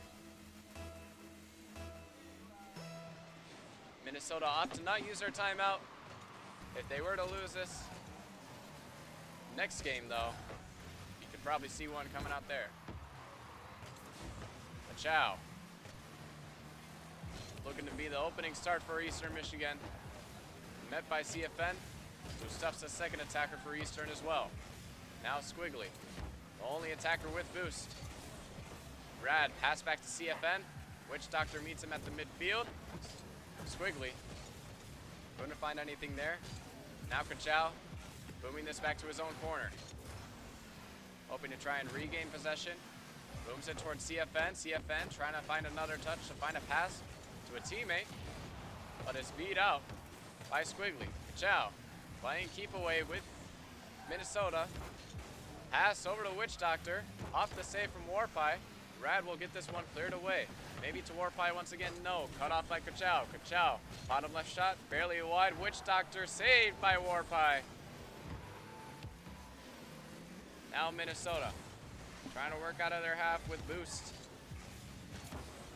Kachow stuffs it down to Witch Doctor. Beats one at midfield. That's as far as he'll get. Does get a 50, but it's passed over to Warpie. He's got time and space in the air from his own corner. Pass middle to Rad. Warpie to follow up. Moves it out toward the corner. Kachow. Waiting the 50 from CFN. Squiggly. Beat to that ball. We'll let Witch Doctor clear it away. No goals in the opening 2 minutes so far. CFN. He's got a promising start here, but Witch Doctor cuts him off. Pass middle to Rad. Nothing there. Scoreless in the first 2 minutes of game number 4. Warpie. Up to the sky, met by Witch Doctor, clearing out toward midfield where CFN is waiting. He'll take it into the air off the sidewall. Not the best first touch. Can only get a 50. Over to Kachow. Doesn't find contact on that one. Witch Doctor will center it middle. Kachow picks up a demo on Rad, but nothing comes out of it for Eastern Michigan. Quick shot, a little bit wide. Warpie will get the clear out. Immediately back to Witch Doctor. Witch Doctor, the shot, saved by Rad. CFN. Over to Rad. Maybe back to CFN. Gets the 50. But couldn't get the card to it in time to put a shot on net without a 50. CFN clears this one away. Might be able to follow this one up as well. He does. Gets the 50 around one. Looking for the bump. He gets it. Is anybody there from Minnesota? No. EMU walking away with that one. This remains a 0-0 game. CFN. Kachow being pressured by a Minnesota attacker, still gets the save.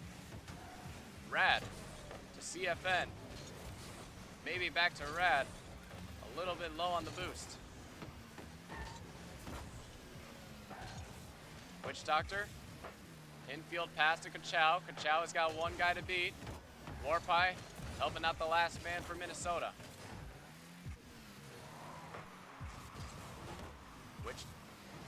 Witch Doctor trying to get some bumps on Rad to open up the goal for Squiggly. As he keeps this one in the orange half. Kachow now. Only as far as Warpie. Eastern Michigan, they've got boost control. They're starving out Minnesota. A goal is destined here any moment for Eastern. But Minnesota still holding strong. Still holding into a 0-0 game. Squiggly past middle. No shot there, as that one sailed off the backboard. Kachow has got a shot. Top left, bounces in off the crossbar and the post. Right off the corner of the goal. And the first goal will go to Eastern Michigan. Perfectly placed by Kachow. Not even sure how he got it in, but he found a way. Squiggly looking to tack on another one for Eastern. Saved away though from Minnesota. Witch Doctor gets this one cleared. Forces a double commit though from Eastern. CFN beats Squiggly to the mid-air challenge. Promising pass middle from Rad, but nobody from Minnesota following up. The second time now in a matter of a couple of minutes that a promising goal could be happening for Minnesota, and yet nobody is there. But one guy beats around everybody, and nobody is there to help him out. Witch Doctor fakes around one, looking to flick on another goal. Warpie gets the save. Brad has to keep this one up. Grounded by Eastern Michigan, and they put the series on match point. 3-1.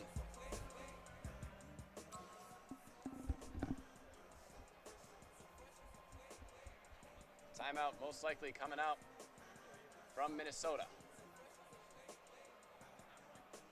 And it looks like it will.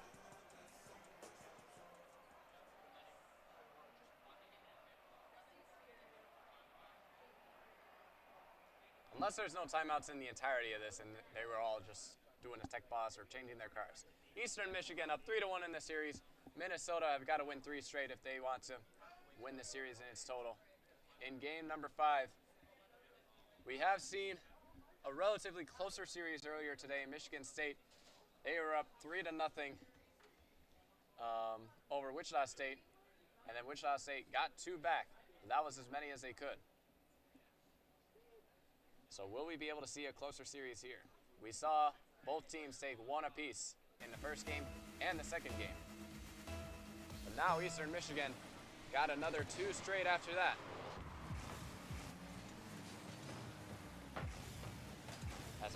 I guess there is no timeouts. Maybe that big pause in the first series was just a tech issue. So we go straight into game 5. Eastern Michigan, they need 1 more to move on to the loser's bracket. Minnesota, if they lose here, they're done for the day. Squiggly. Shot easily dealt with by Warpie. As he will lead the charge for Minnesota downfield. Rad 50s with Witch Doctor and immediately back to the Minnesota corner. Witch Doctor. Free jump meets CFN. Cleared out by Warpie. Squiggly's hard to meet it. Gets a flip reset. Can't really use it. Chow. Beat out by Warpie. Warpie gets around 1. Squiggly clears away. Rad up in the air, gets a save. Now Warpie. Barely has enough boost to get to that one.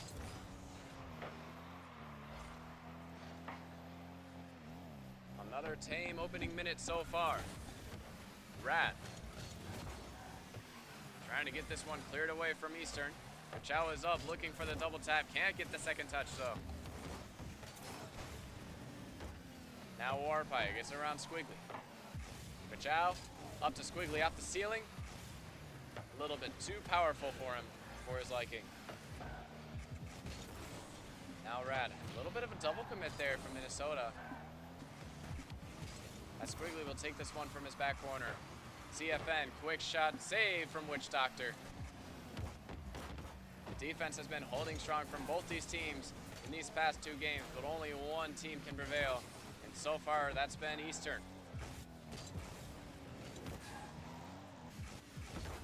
CFN clears long. Over to Squiggly. Squiggly looking for the flip reset, gets the shot, saved by Warpie. He beats 1. Kachow is there, looking for the double tap, stopped by CFN. As this ball heads towards midfield, Kachow meets it. Witch Doctor takes the 50. Kachow decides to leave it for CFN. Squiggly a little bit awkward, gets the save. Follow up from Warpie. Save from Kachow. Witch Doctor with the clear away. Now Squiggly. 50s toward the midfield. He's got Kachow lurking. Can't really create anything off this attack though. Witch Doctor still trying to keep the play alive, but Rad clears it away. Now Rad. Looking to wreak havoc on the Eastern Michigan end. Can't pick up anybody. CFN, the last man back for Minnesota to defend. 3 minutes gone, 0 goals scored for either side. Witch Doctor just has to beat Warpie and CFN. Cannot do so as CFN gets the save. Now Rad. Cleared long. Witch Doctor back. Stop the open net.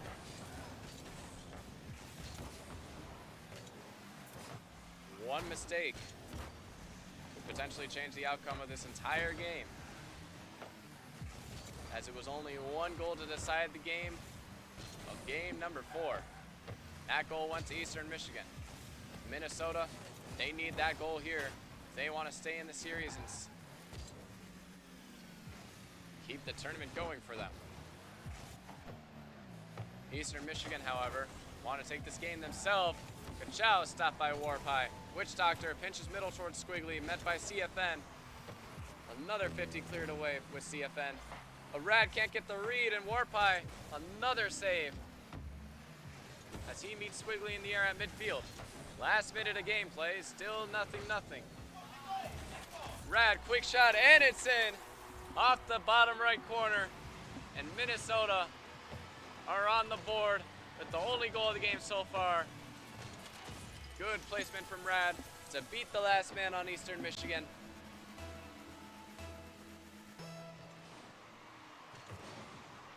Now Minnesota, they have that 1 goal that can keep them alive in the series. Now, all they have to do is stop Eastern Michigan from scoring. Witch Doctor a little bit awkward. CFN is gonna double up the lead. And why worry about a defensive error when you can just keep on scoring on the offense? CFN doubles the lead. Witch Doctor, a little bit awkward in net. Couldn't find the recovery. And Minnesota looking to run away with game number 5. Witch Doctor. Pass upfield to Squiggly. Downs in front. Rad is there.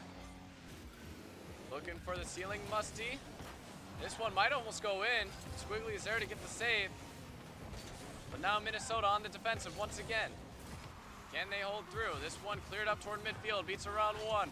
Rad looking for the pass to CFN. Can't find it.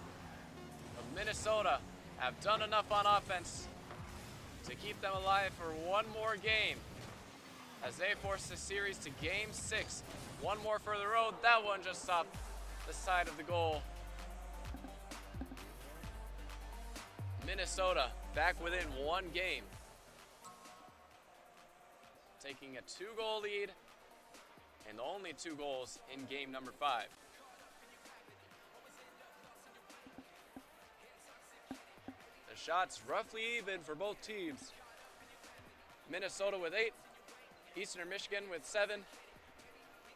Only 1 team could get on the board though.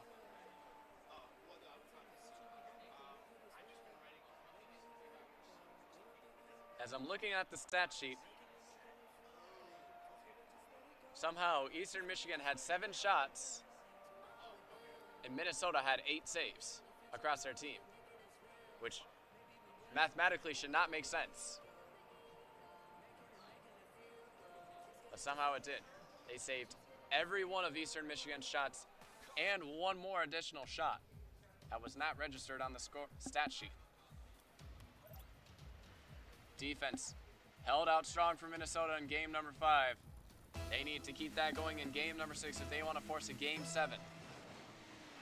Eastern Michigan, they need to figure out a new strategy on offense to break through the brick wall of the Minnesota defense that stood against them in game 5. CFN, pass middle to Warpie. That one sails a little wide. Rad is there for the follow-up. Almost a shot on target. Cleared out towards CFN. Not the best first touch. Squiggly beats him to the ball. Warpie clears it out to the corner where Rad is waiting for him. Rad, first touch beats over one. Gets a bump on the second. Squiggly called into action. Kachow. Keeping it in the air. Pass to Squiggly. Everyone on Eastern Michigan without boost right now. As Minnesota sitting comfortably in their own half. Rad beats around one. CFN gets around the second man. Pass middle. Shot bottom right and goes in. Kachow couldn't get to it. And Minnesota on the stat sheet first. Boost totals low from Eastern Michigan. Was going to bite him at some point, and it did so there. Kachow almost got to it, but Warpie placed it just enough into the bottom right to get the save. Rad looking to tack on another one off the kickoff and does so. Beautiful kickoff from Warpie. Sets up Rad with the beautiful hard cheat. Worked out directly in their favor, and they double their lead within the first minute of the game. The offense comes out swinging for Minnesota. Eastern Michigan's defense non-existent as of right now. CFN looking to start another offensive attack. This one cleared back dangerously toward the Minnesota net. Chow picks up a demo on Rad. Only two defenders now for Minnesota, but they still get to clear out and get one more. And CFN will tack on another goal off the 50 from Warpie. Now Minnesota up 3-0. Looking very scary for Eastern right now.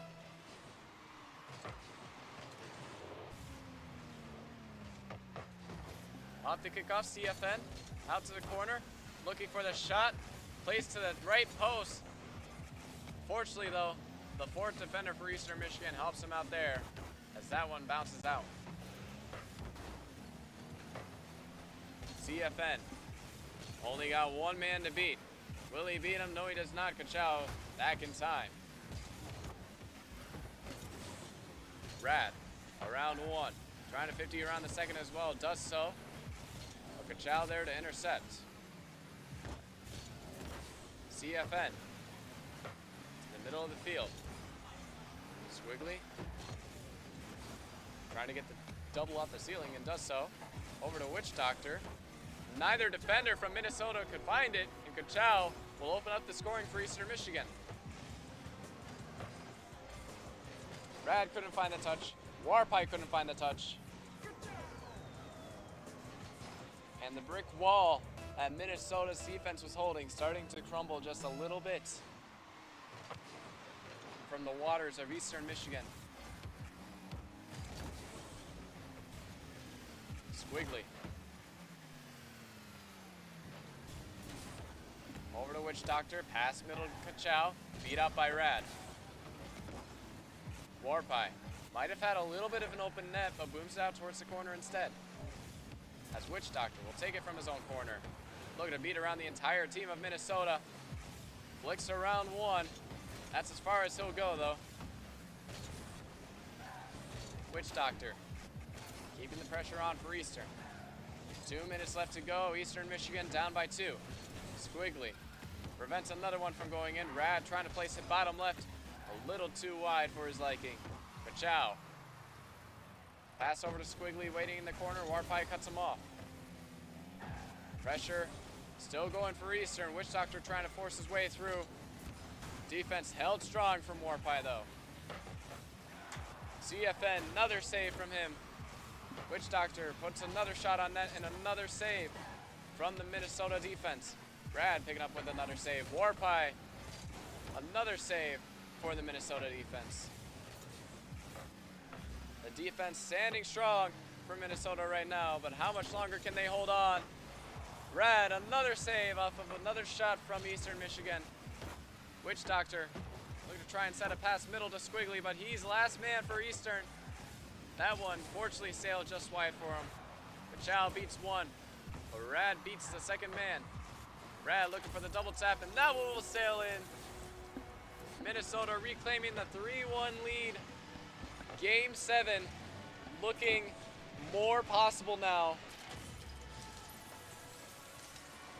as Eastern Michigan have not been able to find the back of the net. The Minnesota back line has been holding strong. They've only allowed 1 goal from the many shots that Eastern Michigan have imposed on this series.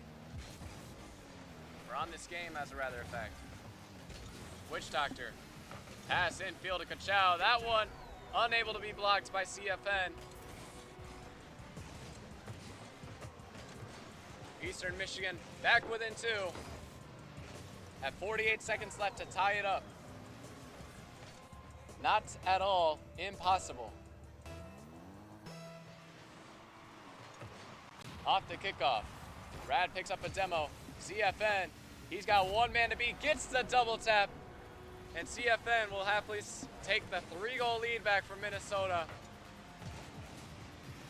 And he wants game 7. He wants to turn this series around.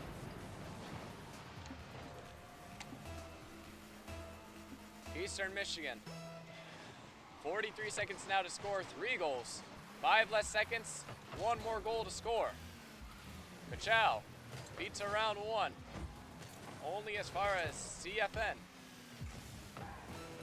Witch Doctor now back in his corner. Gets under 1. Looking for the beat around the last man. Does so and gets 1 back. Now only a 2-goal deficit once again. As Witch Doctor cuts around the last man, Eastern Michigan still need 2 more goals in 23 seconds.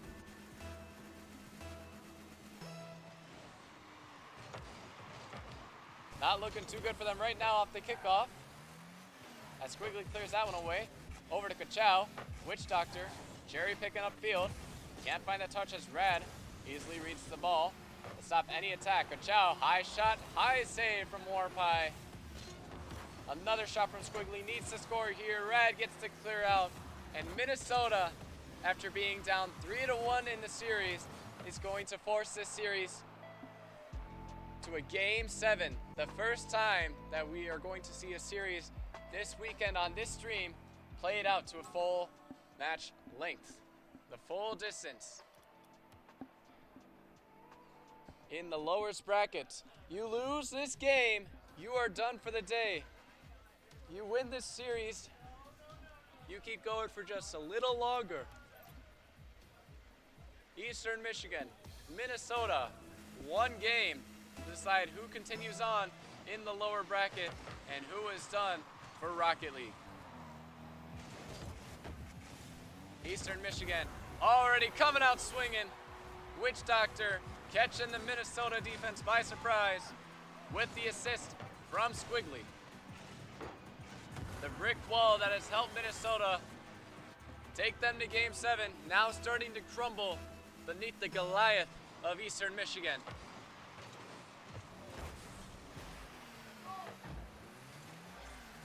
CFN looking for the response, pass middle to Warpie, stopped away by Kachow. Witch Doctor looking to line up another goal, that one off the crossbar and out. As CFN clears that one away, Warpie looking to clear this one out but gets bumped. Eastern Michigan keeping the pressure on. Playing keep away with Minnesota for now. Eating a lot of time off the clock. But even still, this is just the start of the game. It could turn easily into a very different game in the closing seconds. Maybe even in the opening minute, as that one almost goes in off of a defender from Eastern. Kachow, quick shot, save from CFN. Out towards Rad. Kachow lurking off the pinch 50. Now Squiggly looking for the double tap. Potentially put a pass midfield. Witch Doctor is there. Slams it off the back wall where Warpie is waiting. Calmly collected. CFN will get the clear, but it's only out towards Squiggly. Eastern Michigan now putting on the pressure that Minnesota not necessarily liking, as their boost totals totaling up to less than 100 as of right now. Witch Doctor starving them out, getting the pass middle to Kachow. And Eastern Michigan, when they keep the pressure going, they're going to find a way to break through. as Kachow will get the second goal for Eastern Michigan. 3 minutes and 30 seconds left. Eastern Michigan's up by 2. As Rad picks up a demo. Off the kickoff, Warpie looking for the bump. Doesn't get it, as Kachow will clear it away. Rad, the next man up for Minnesota. Only as far as Squiggly as he 50s around 2 players. Rad now trying to keep the pressure up for Minnesota. Has got CFN to help. Rad picks up a demo. CFN picks up the Doomsy Dish and brings the game back within 1. The offensive pressure is too much to handle for both defenses of both sides. Rad picking up the demo and net. CFN picking up the Doomsy Dish off the corner. We are back within a 1-goal game. Off the kickoff again. Maybe it might be a 2-goal game once again. Witch Doctor tries to fake out Warpie. Buys enough time for Squiggly to place it at the bottom left over by the post to make it a 2-goal game once again. That was not bottom left at all. That was more middle of the goal. Eastern Michigan reclaim their 2-goal lead. 3 minutes left. Kachow, stopped by Rad. He's got a good first touch. Looking to try and set it for teammate Warpie. Doesn't find the touch. CFN off the bar and in.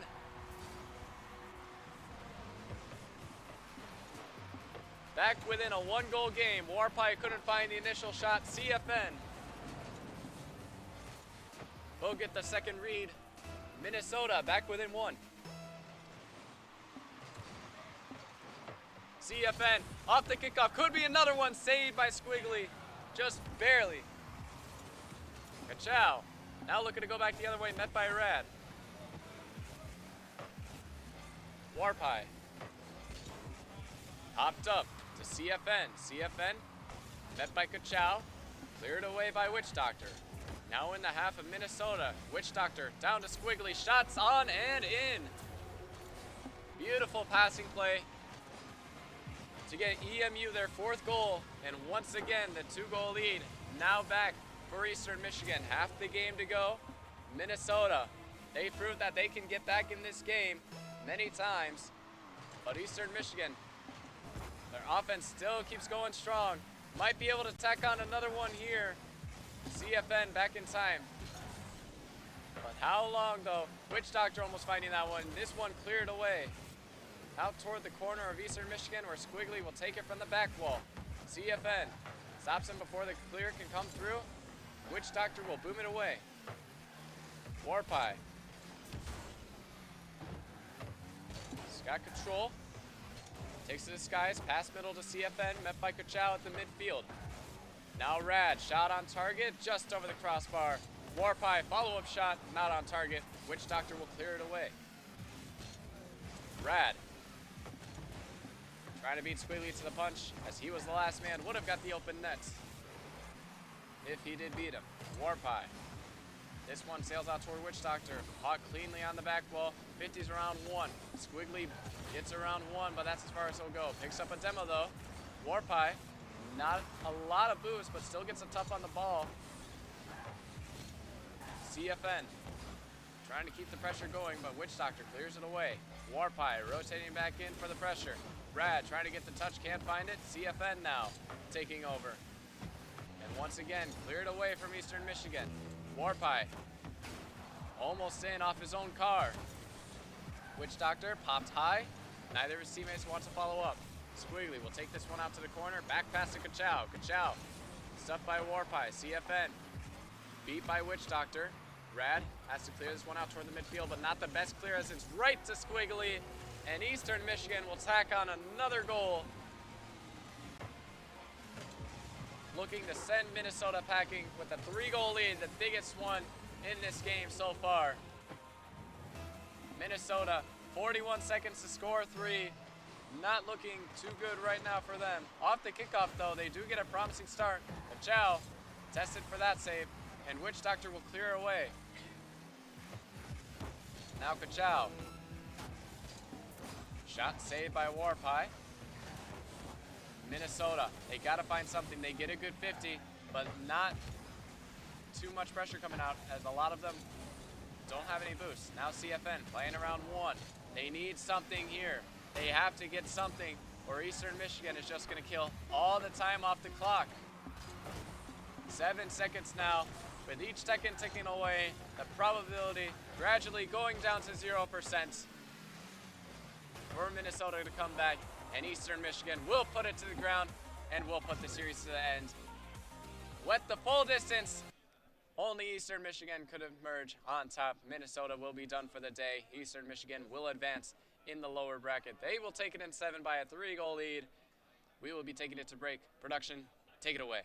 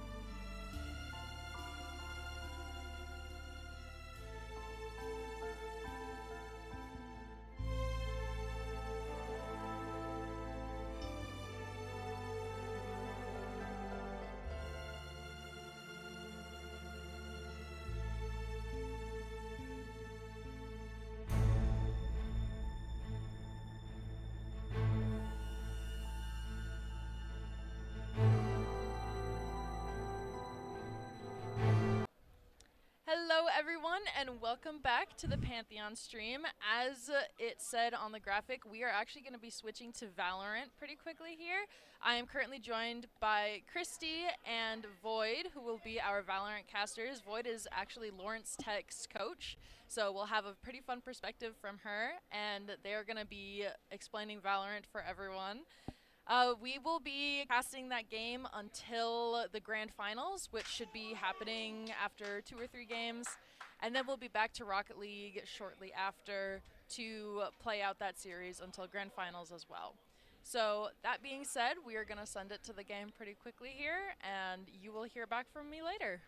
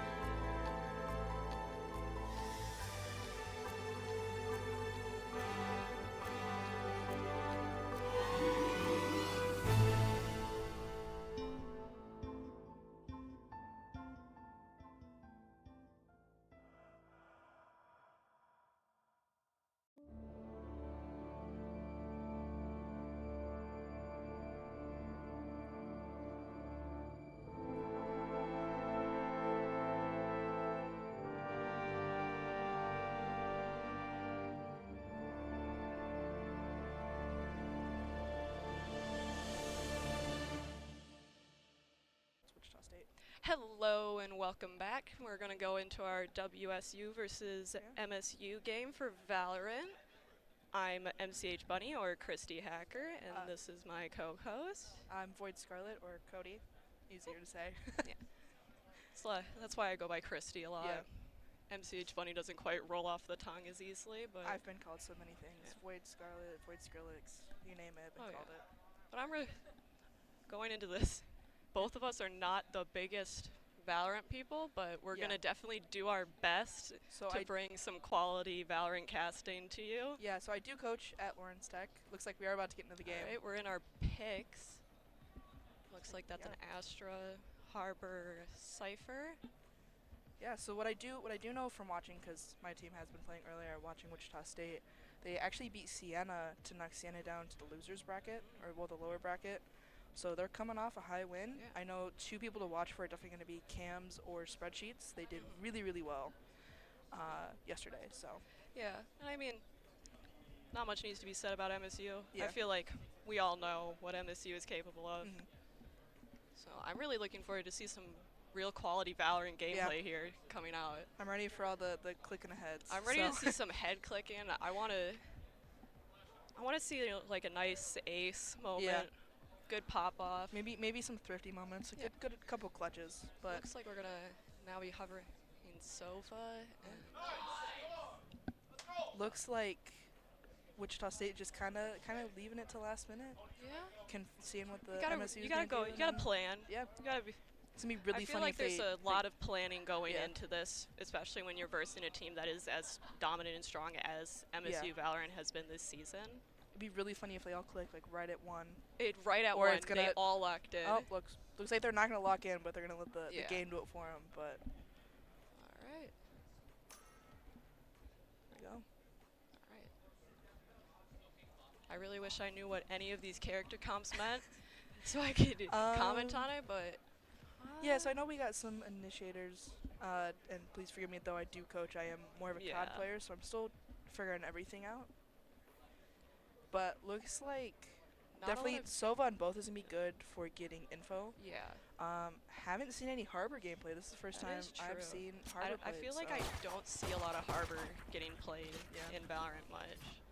Feel like he's not really part of the meta, so this is gonna be. I think he's largely been regarded as not the best character. Yeah.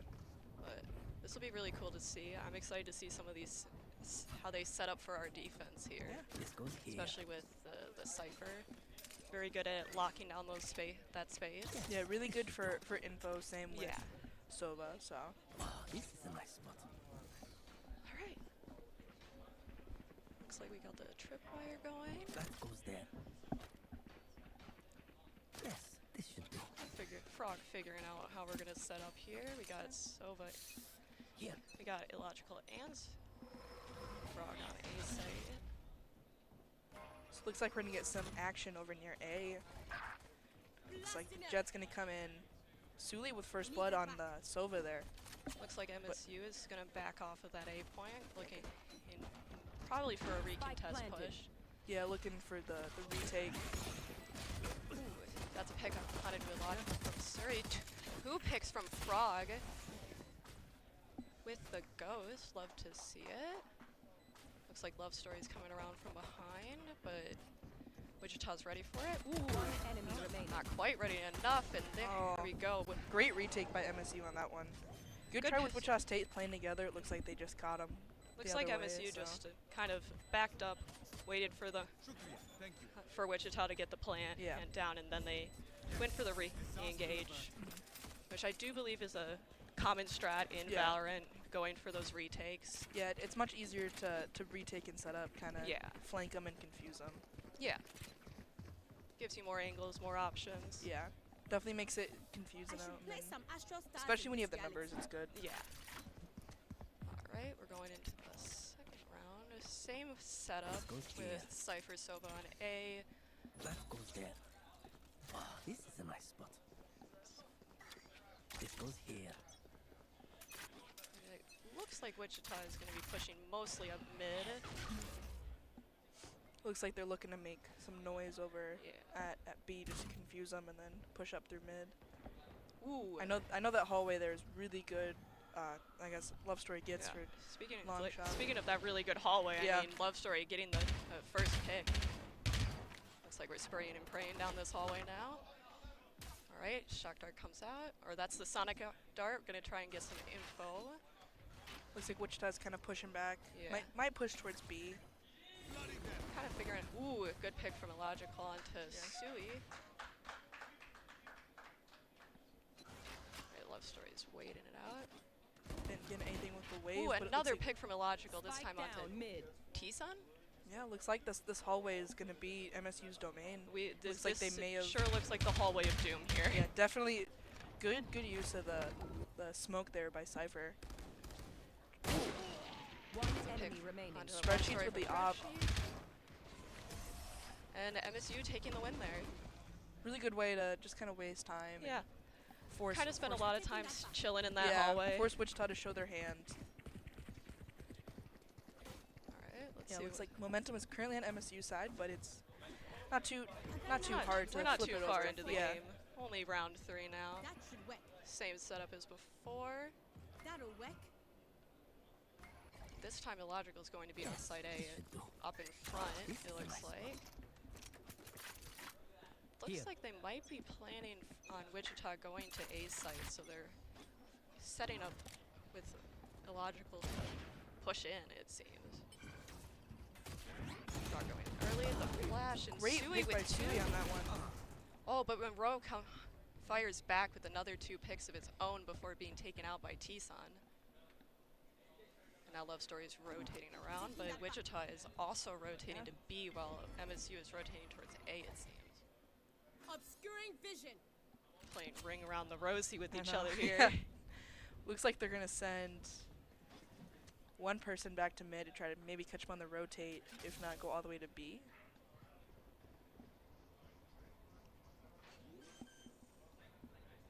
Alright, T-Sun is planting. Spike planted. It's slammed, it's pushing in. Last player Send standing. one. Good trade by Cams there. There's a good trade. Let's see if Love Story can maybe clutch Get this this out. 1 to 2, yeah. The spray through the box before the smoke. It was a good smoke from, I'm not sure what player that is, from Wichita's side. I believe it was Cams. Looks like Cams got out just in time.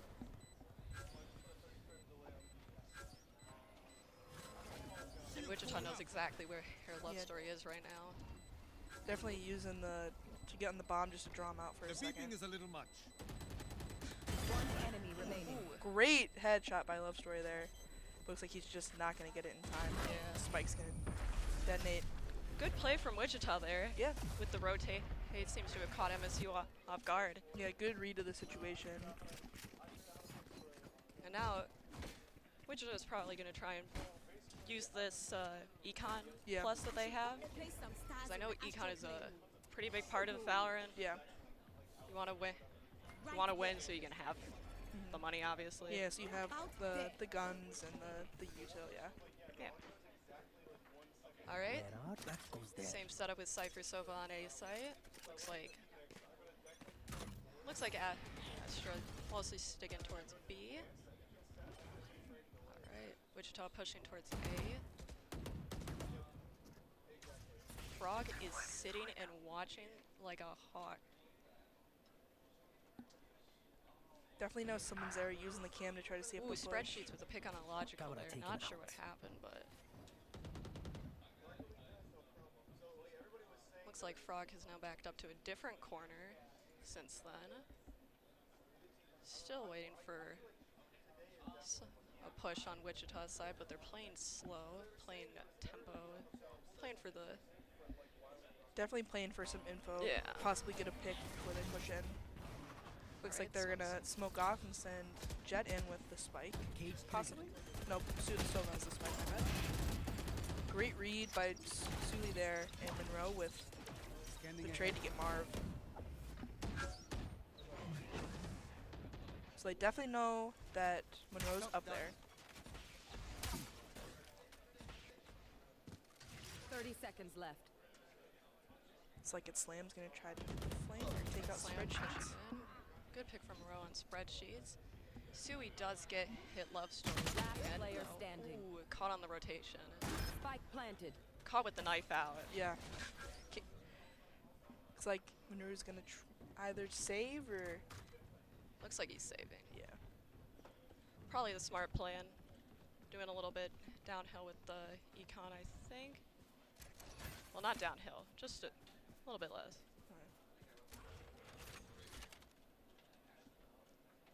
He does have the op, though.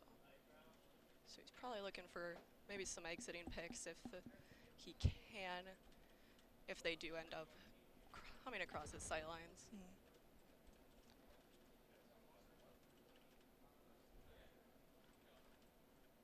As we're just waiting for that bomb to explode now. Yeah. There it goes. Good save by Monroe to go get the op. Definitely is going to be beneficial. And Wichita does tie up this game so far against MSU. Should be interesting to see how they play this, considering the bomb is still on site. Or not on site, in their spawn. Yeah. Looks like MSU is going for similar setup. Different tripwire spots, I believe. We must keep them out. This time, It's Slammed is playing on A with their Cypher seeming to play rotate towards B. Looks like they're split to try to be ready to defend for either the A push or even the rotate. I know Astra, I believe it's Astra back there, is making noise, but looks like they're going to join up with the rest of the team. Seems like Wichita's mostly aiming for a push, but now they're going for the rotation, it seems. Or maybe I lied, and they're actually going to push A. Possibly grouping up just to have numbers, try to get some trades. Ooh, the well-timed suppression preventing Monroe from getting that information and allowing Wichita to push in. Not checking their smokes. Spike planted. Like It Slammed was dodging a few of those shots. Logical with the op. Very with the shots here. Great attack by Wichita on that one. Very good attack from Wichita. Really smart idea to kind of group up, Yeah. try to push numbers. Good idea. The press saved them with that. Yeah. They kind of seem to wait out some of the cooldowns from MSU before pushing in there with their ultimate. Yeah. Alright, looks like we're going back to the tried and true. That goes there. Cypher A, Soba also chilling around A. We do see more of a split push coming from Wichita with them putting 3 towards B and 2 towards mid. Yeah. Slam knows someone is going to be there. He's waiting.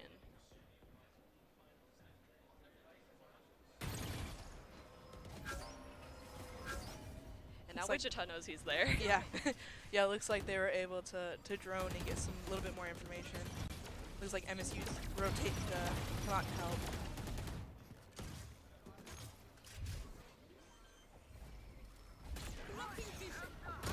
Spike planted. Cool. Great shot by T-Sun on that one. Really punishing. Looks like T-Sun was blind, so. The spray and pray always works at some point. Looks like Frog and Silver are gonna. Here comes out the Cypher ult, so now we know exactly where Wichita is. Great bait by that, but looks like they're gonna. Trying to wait him out. Here comes the Sonic. Whoa. Good double pick from the Cams there. Cams there at the end to clean up that round. Looked like it might have been a collide. I didn't even see. I believe so. Or it was a nice like spray transfer. It was a nice spray transfer. I didn't even see where the other person was. But now Wichita is leading by 2 in this game. This goes here. All right, now looks like we're primarily setting up on B for the side of MSU. With Wichita seeming to want to try and push A in mid here. Looks like we're gonna have an aggressive push from MSU here. Yeah, sending Yoru in. Looks like Wichita's gonna hold back for a little bit, try to get some numbers. Looks like they're gonna send 3 over to A. Cage triggered. Try to take out the Cypher well. Ooh, Great not shot quite by getting, Tease on there. not quite landing those shots with the Yeah. Sheriff there, even though he knew he was right there. Planted. Looks Great. like it's a bit of an eco round for MSU. Yeah. Last player standing. Mary, ooh, not quite getting the spray for that pick there from Illogical. Falling to Sui.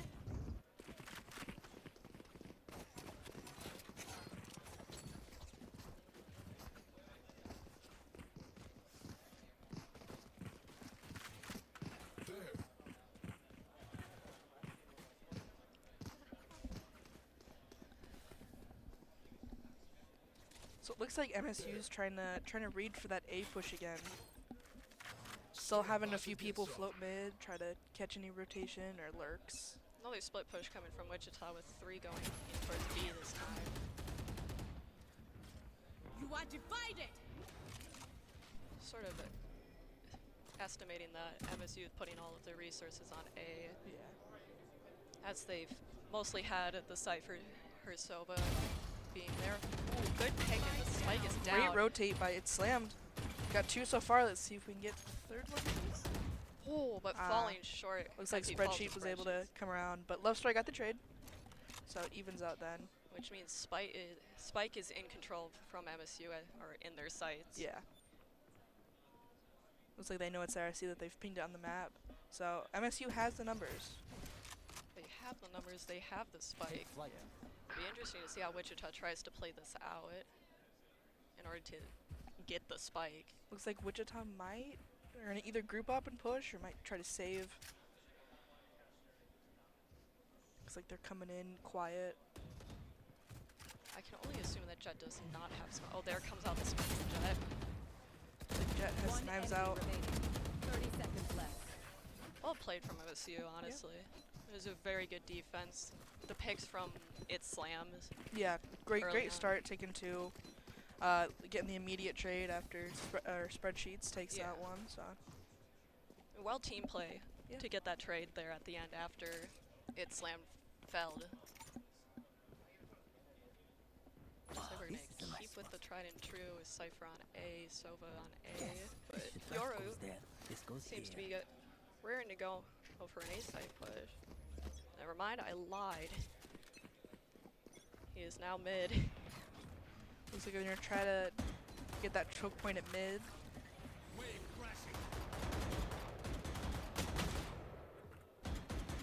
There is simply no sights to be No. had for Wichita here, as so many smokes and walls go up.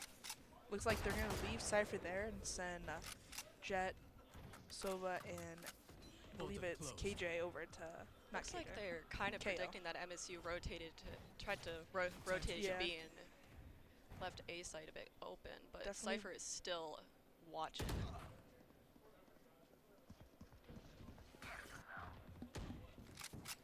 Looks like they're gonna push in. Excuse me. Seeing that there's nobody there, try to play the group fight. Even numbers on both teams. Both have only lost one person so far this round. Can't use that. Even fight on both sides. It's illogical pulling out the Yoru ult. Planted. Looks like he's gonna try to Looks get like he's trying to get Jet. Ooh, Frog falling to Marion. Illogical Got him. not getting the Jet. It's follow up does to get It the Slam now. pick. Gets 2. Maybe Ooh, has to reload. gets Ooh, 3. Oh, but not quite knowing where Looks like, Spreadsheets yeah, was looks like there. Spreadsheet was able to come around. Good push by It Slammed on that one, It was getting good. 3 off of that. And now Wichita is up 3 in this game series here. I feel like MSU needs to change something up. I mean, it's working. It's just It's I think working, it's just Wichita's been able to read them and Yeah. rotate when needed. This is a nice spot. Yeah, I definitely think that MSU is expecting A. It looks like they're kind of Wichita State's kind of switching back and forth, so they can't. MSU's having a little bit of trouble reading them. They've gotten quite a few picks in the center. Looks like MSU's expecting an A push, so Wichita Expecting may A get push, B. but Wichita is on Yeah. B. Yeah, Wichita pushes quick. They got the Cypher looking for the lurk. with the planted. rotation now.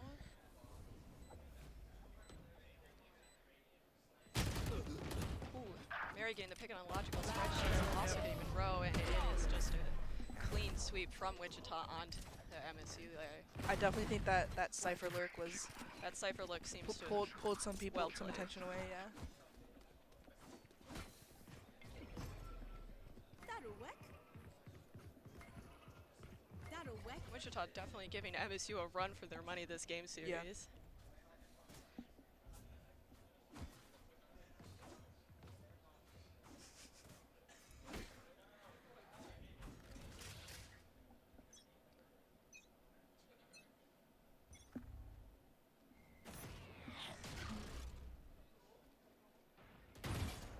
Looks like they're gonna. Ooh, Logical's good gonna pick. get that pick down, the choke on Suli.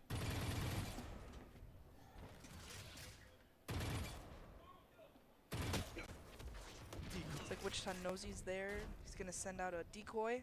Mary gets a pick on a love story to even the sides a bit.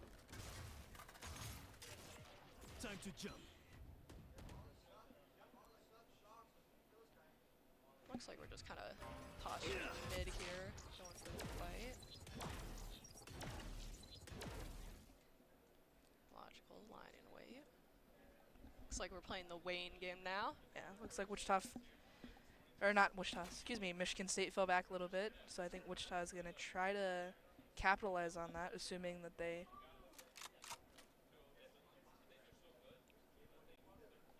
Wichita's really trying to figure out where MSU is right now. Yeah, looks like they still have that Cypher in the center.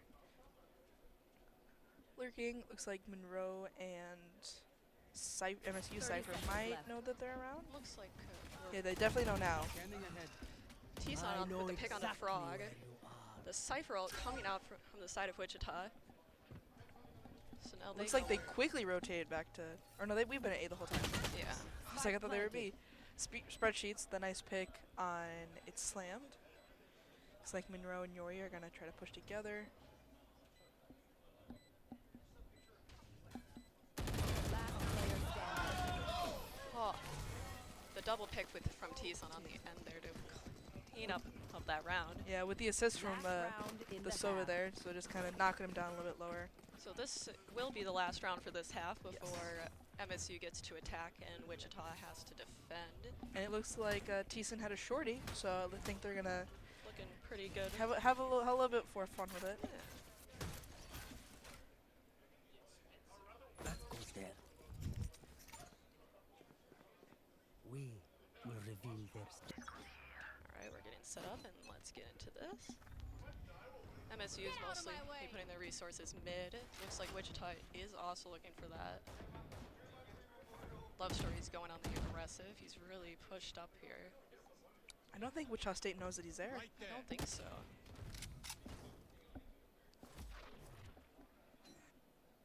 But it looks like Sova and Yori. Looks like Illogical does have the covering fire Yeah. for Love Story on this mid lane though. They're firing shots back and forth, just trying to get in each other's heads, scare each other a little bit. Yeah. Looks like the Astra is holding back in spawn. Possibly to send some smokes out. And Love Story seeming to get impatient there and want that pick on the spreadsheets before Monroe hits spreadsheets right back, and then Marv gets a pick on Illogical before using his ult. Charges. Revealing area. so it looks like they're gonna, Wichita State's gonna probe over into A. Send in the KO. 30 seconds left. Right here. Looks like Wichita's gonna make that A push now that they have some of the Right numbers, here. have Yeah. the advantage against MSU. MSU now looking for the rotate. Here comes the Sobo ult. 10 Getting no seconds one left. though. Oh, it's not done yet. Still didn't get it. Spike No. planted. That's always hard to guess, I know. Even with some of my players, it's easier to dodge it, so. Good picks coming out from MSU. Now with our Sova, So MSU with the numbers now, and it looks like, MSU has the numbers, but Yeah. Sova is 1 health and yeah. holding on by a dream.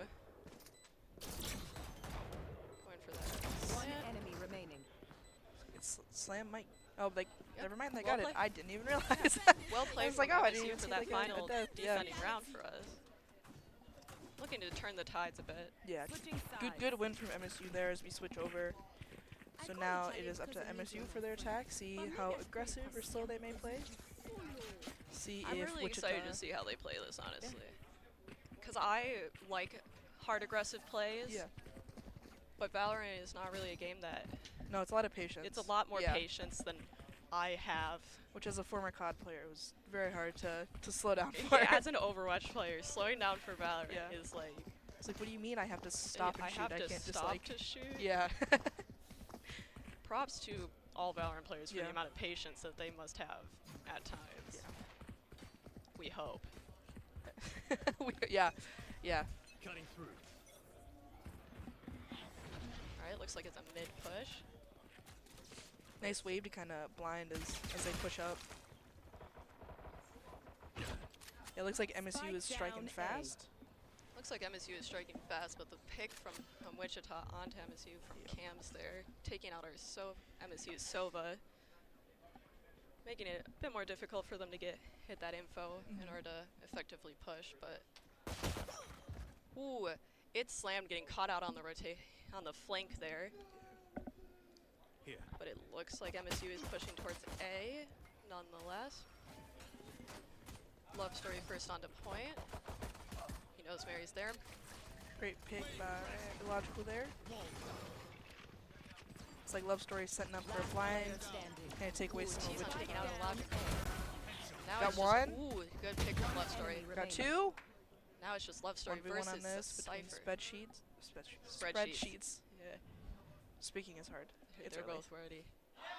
Looks like both are there. Ooh, so close, but Love Story not winning in that 1v1 against Spreadsheets there. Which is not. Love Story was just low on some health. It's Yeah, pretty usual. I mean, great double. it was a Or really good. Two piece on It that. was I think it was two picks, one after the other, and then a third on to. Jet was just able to weaken Yeah. them enough to.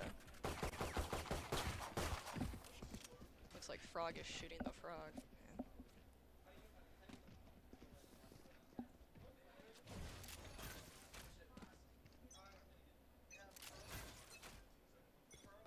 Alright, looks like a split push for and then two down mid, with two playing back on for the A site. While Love Story is pushing up towards B by himself.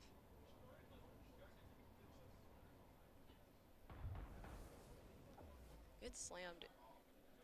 He is going on the aggressive here. He is behind Wichita State effectively here. The Cyphers know that there are Cyphers there. It's a Cypher showdown. The Cypher. It's like MSU's gonna push in.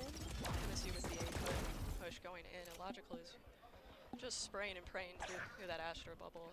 It's Slam Gets getting a the pick on pick. cams. Winning that Astra v Astra there. Great shot by Froggy. It was quick, but Taking out their dominators. yeah. It's Slam getting the pick on to Marv there. MSU looking pretty here. One enemy remaining.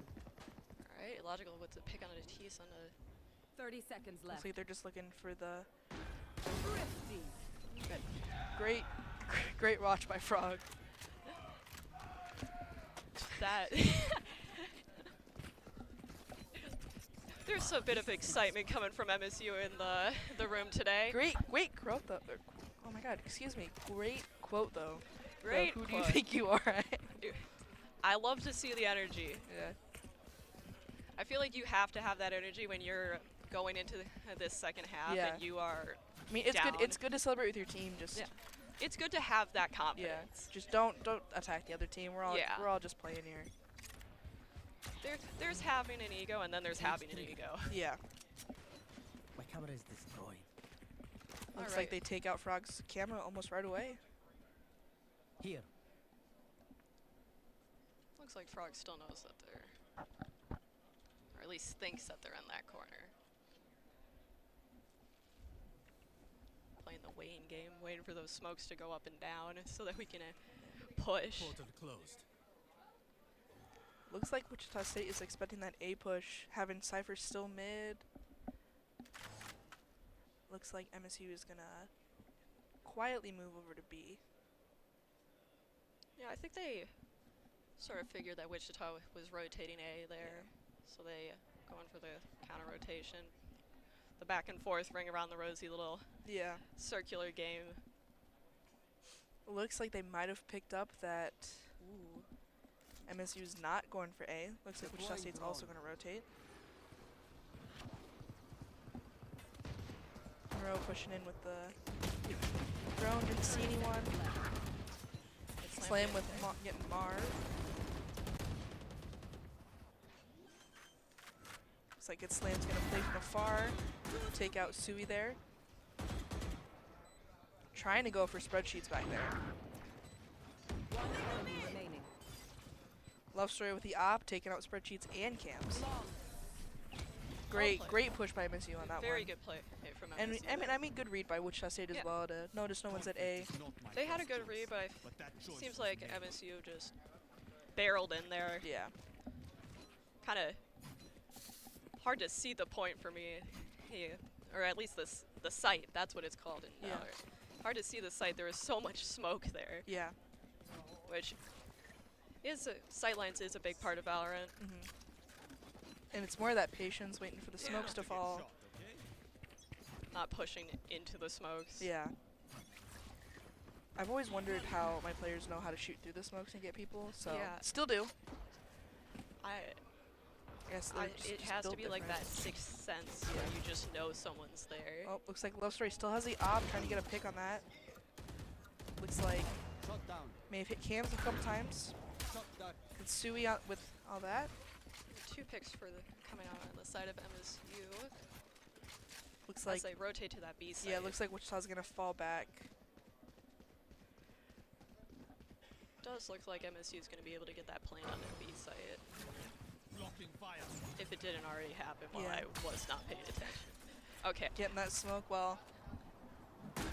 Nice and safe in the smoke. Plant that red spike. Time to defend B site for Looks like MSU. Manu's gonna go for a little bit more intel C. Wichita State for going for the full flank. Looks like they're kind of playing back. Yeah.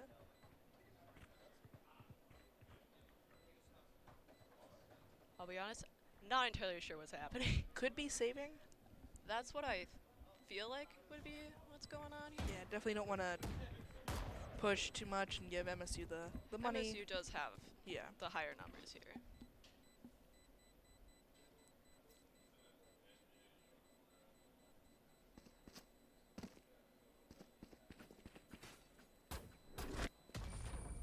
Yeah, looks like it was a save on that one. Yeah. Makes sense. Want to save her guns while you can. And definitely keep the money so you can also buy your teammates, so it'll be a more level fight as you fight the others. It does look like we're going to go into a pause. Bit of the technical pause. Oh, yes. Oh, I guess we are doing a tech pause. Yes. I was not ready for that. Yeah, I believe I saw it in the chat there. Okay, yeah. It just took them a bit of a second to get the pause to happen, but I mean, great gameplay from both. I have been enjoying attacking to watch this. I love to see good headshots, good picks. Yeah. I'm definitely learning while watching this. Yeah. It's also good to see the banner in chat. I think we have a lot of Wichita State fans in there. Hello. But,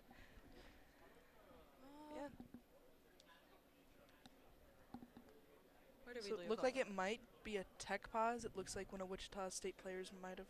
It's a tech pause. Tech yes. pause? Okay. So, bit of a tech issue coming in and out. Gotta fix some things. Yeah. But So we ended up losing last night in the losers bracket, but ended our next season. We made it to playoffs. Nice. Now we get to get ready and prepare because we compete in WAC. So we'll get to play Siena Heights, who's also playing here again, Indiana Tech, Aquinas, Rochester, Concordia. so There's more I'm just forgetting right now off the top of my head. it's like Concord. Did they join? Concordia. Concordia. Yeah, so we still have them, yeah.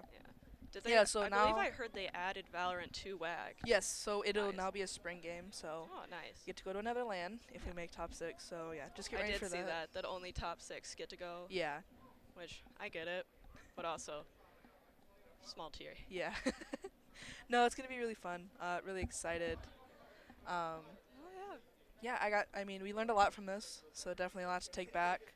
While we're on this, we did talk to some of the other teams. We got some strats from others. Yeah. As you can hear, Siena Heights is a little excited. Siena but Heights getting excited yeah. about that game.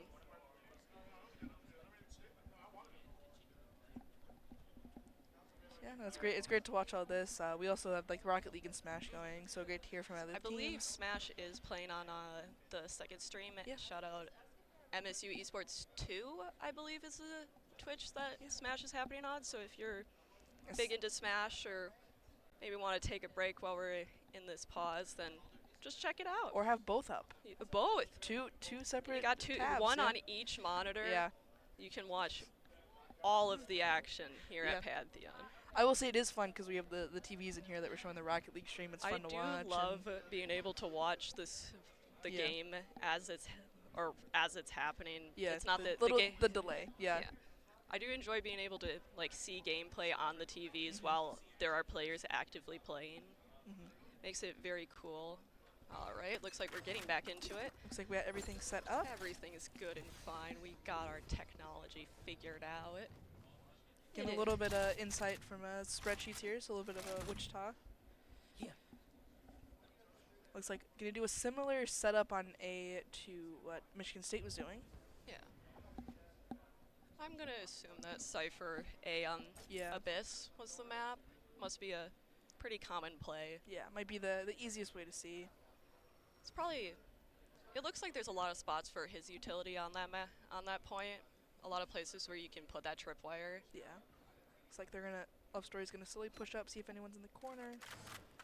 Looks like they're posturing for an A push. Spike drop. Giving the spike to Illogical there. It looks like he's rotating actually, so. Oh, nope. Maybe. Yes. Like Yes. they're gonna Yes. block some vision and then push up. I was right about the rotation. I just don't really know what yours abilities do well. Yeah, it looks like they must have read that a lot of a lot of Wichita State is on A, so they're gonna push over to B. Love Story is still sitting there lurking. Probably looking to get them on the rotation from behind here. Slam gets one. Love Story gets one. Marv going for the long shot, but looks like it's slammed. Is able to get that Slam trade. winning that 1v1 there. Marv not quite getting those shots to land where he wanted them Cam's to. the only one left against 4 MSU. Cam's versus the world here, looking to do as much as he can, but Might rotate out just to save. looks like a save. Yeah. Maybe a flank, we'll find out. Maybe a flank. Looks like he's hoping to catch them as they Probably perhaps yeah, run probably out. looking for a lurk and see Yeah. if there's anything. Looks like MSU's going the main Yeah. back towards their spawn side though. Yeah, definitely was trying to draw Kim's out, but looks like Mostly both are gonna it was a save with the vacate if the you- area. Yeah. it was a save, but if you can get the shots, then Yeah. like get the picks. All right, and it looks like MSU is bringing it back, bringing the score up to 8-9. No worries. Still 1 point off from tying it up against Wichita State in this series. And Looks now like we're gonna coming have into a the- team timeout. Yes. So we're back to us. See, we get a Oh, warning this time. We knew this was happening. Yeah. So yeah, it looks like they're gonna take a quick strategy pause. Yeah. You gotta Definitely clear come their up with that game heads and- plan. Yeah. Hoping to offset the momentum Yeah. that the team is going. I'm not sure what side called for the pause. To be fair. It looks like it was Sui, so it's gonna be Wichita State side. All right. So Wichita State probably trying to prevent some of that momentum. MSU is kind of building up here. Coming back with a game plan, Yeah. hopefully to keep MSU from snowballing too hard on Yeah, this. definitely try to stop the momentum. Yeah. I mean, good choice by Wichita. Kind of Yeah. pause their momentum, get a little breather, strategize a little bit more, get ready Yeah. to see what they're gonna do. Yeah, I mean, especially you don't want to let MSU start getting traction again, because once they start really getting that traction, it'll be very difficult to stop them. Yeah. Especially with them being on attack this time. Yeah. And just a reminder, this is a best of 3, so there will be at least one more after this. There will be at least one more. Yeah, it's not like yesterday where it was just one and done. So it was rough. I get it. You gotta save time, Yeah. but from a player perspective, Yeah. one and done be brutal. Yeah, can always have a bad game, or like yesterday we had one player pop off. So All right, going looks back like we into were it. back Looks into like it. the action is already in state as MSU is pushing A. And by pushing, I mean they are actively on site planting as I speak. Okay, it's gonna be a Illogical firefight already is- having used his ult there. Monroe's planted, so I guess it's just going to be a off-site watch. MSU is really set up on this A site with all of their flank angles covered. Blinding coming out. It's like Froggy with the first blood on this one. Logical, That and was- Monroe also getting it. That was Looks like Monroe may have pushed Sui off. Looked like it was a fall death. perhaps. Cam's able to get one. Looks like possibly going to save. Looks like another save, but Yeah. this time around, gotta pick off. Yeah. Took away that flawless or Yeah. Made sure to at least take somebody out before you lose that round, but we are back to being tied 9-9 in this round 1 of a best of 3. BYB fam, going to Astral to do them Astral Guardian things I do. Oh, this is a nice spot. Looks like a This goes here. mid push coming from Yes, MSU. this should do. I'm personally hoping to see some aggressive play Yeah. down this mid push. I want to see some real head clicking, but Looks like they're going to start with the wave right away. 2 picks from the side of the Looks like Tisa got 2, but able to trade. And Marv got another. Remaining. Marv with 2. Spike down mid. Just pushing back. Now it's Right now it's just Monroe Monroe against versus- all the 3 remainers of Wichita. Try to get some. Ooh, Got one. The shock dart pit onto the opponent's Sova.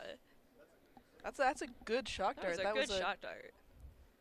Kind of trying to even the tides a little bit. Now it's And then confuses 1v2. like the rest Wichita State doesn't know where Monroe's gonna go. It does look like Wichita is thinking he's on B, which seems to be where he's pushing. Marone now on the point. Oh, he's rotating. Coming to contact. Got one. Clicking heads onto spreadsheet.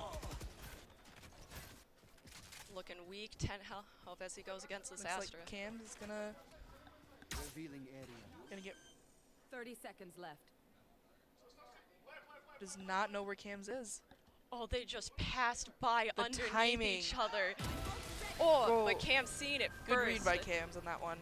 That was really funny though. The that timing- they just the went timing is right rough on underneath this, each yeah. other. All right, Wichita State bringing it back, 9-10 now with the side of Wichita. I got money. Anyone need something? All right.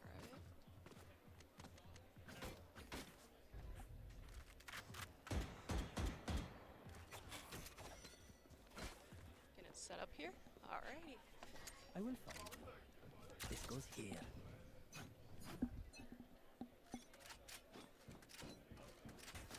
Cage trigger. Looks like another split push coming from MSU. Gaining that intel before quite committing to it. More of an intel gain than a split Yeah. push, I should say. Not entirely Cypher sure. trying to see if there's anyone sitting mid. Looks like the Sova and the KO were able to hide. Love Story just really does not like that part of the bookcase. Maybe he just doesn't like to read. Look, That's right. I'm a big reader, but I can see why some people Yeah. maybe aren't. I know school tends to put a lot of pressure on people with that, but hopefully Love Story can read the book of Wichita State and Yeah. bring this out as a victory. Looks like MSU caught on that Wichita State's all there. Wichita State does have 2 lurking around mid. Wichita State does have plenty of ultimates going into this fight Yeah. at their disposal. which if they did play their cards 30 right, they seconds could left. close it out here. Yeah. Here, right, with the 3 wins off of this, but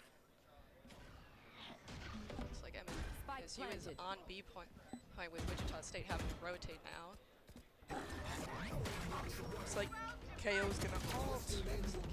Combs out, but he's immediately brought down by It Slam. Also taking out spreadsheets before Sui takes out Illogical and Marv getting the pick on It Slam to take him out. Cams gets the picks onto Monroe, and now it is a 2v2 with Last the KO on player the ground. standing. KO dying to It Slammed. Looks like it's Cam. Good flank by Love Story on that one. Well Now played we're from back to OSU. 10-10. We are tying it back up here. Neither side letting go of this. No. I mean, and this shows this is a pretty evenly matched Yes. team.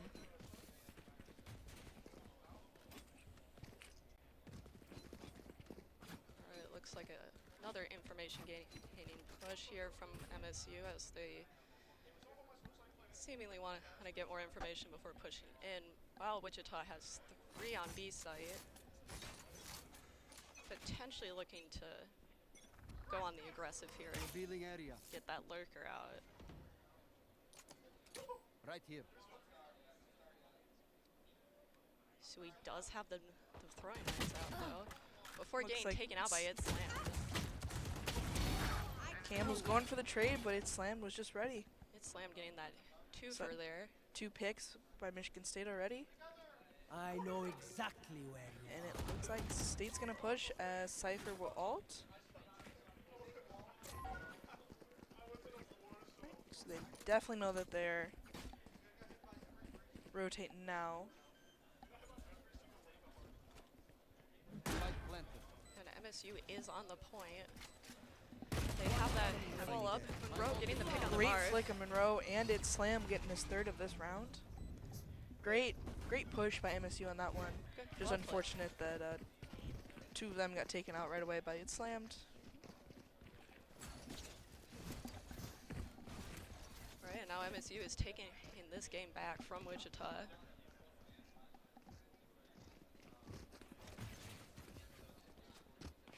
looks like we're going on the aggressive over here. This should do.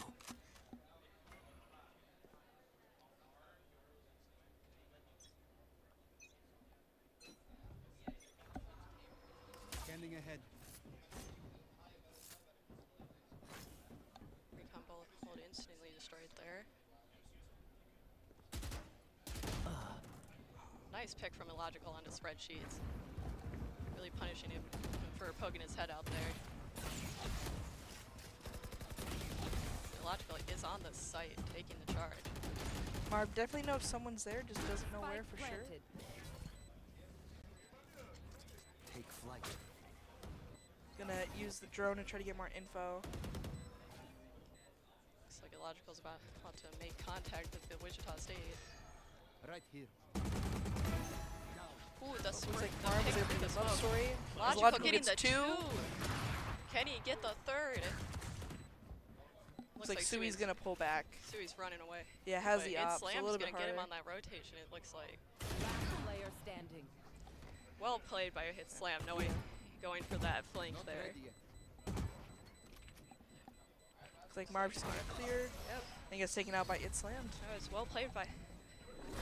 well played attack from MSU there. Yeah. Match point. I did enjoy seeing that nice aggressive push there from Illogical with the nice transfer Yeah, between the 2-piece. yes. 2-piece there. And having the discipline to not immediately chase that jet Yeah. is something that I definitely do not have. No. Because it's that Valorant It- patience. It's Yeah. that Valorant patience that I just don't have as an Overwatch player because I want that kill. Yeah, definitely. Probably was definitely looking for the re-peek, but good on Sui to get out. Only having the op. Who's next? Looks like we're going for a similar Watch it play with fight it. Illogical using his ultimate. Seems to be gathering mostly intel here. Monroe's gonna try to get one. He's able to dodge the Silva It was ult. a very interesting ult from Illogical to Right here. gain that information to know that they can safely push on A. It's like Marv is also gonna try to get that Here. his He's not able to get anyone on that ult either, so both does Sova get the ults pick are onto used. Illogical. I suggest you move. Lurking in that smoke to get the pick onto Sui though. So they know Slam is there. Slam's gonna fall back down. No, sorry, Frog taking out Marv. My bad. One enemy remaining. It's like Ooh, Frog popping off Frog. with a 4-piece to win the game. Frog popping off with that 4-piece at that end. Well played from MSU to bring that back. Great way to stay cool on both sides. So They saw the pressure that Wichita State was putting on them, and they said, nah. We're just going to play it safe. We're going to play our game. We're going to turn it back around on attack. Yeah. Definitely seemed like once they got into that attacker side, they really hit their stride there. So it looks like we're going to get ready for the second map. Getting ready for the next map. See if Wichita State, pulling up the scoreboard here, so it looks like It Slammed is at the top. It Slammed was getting a lot of those kills. Yeah. The rotations, the flanks, Really the good lurks. very well-timed flanks too. Yeah. Always seem to be right behind the enemy team when they needed it to be.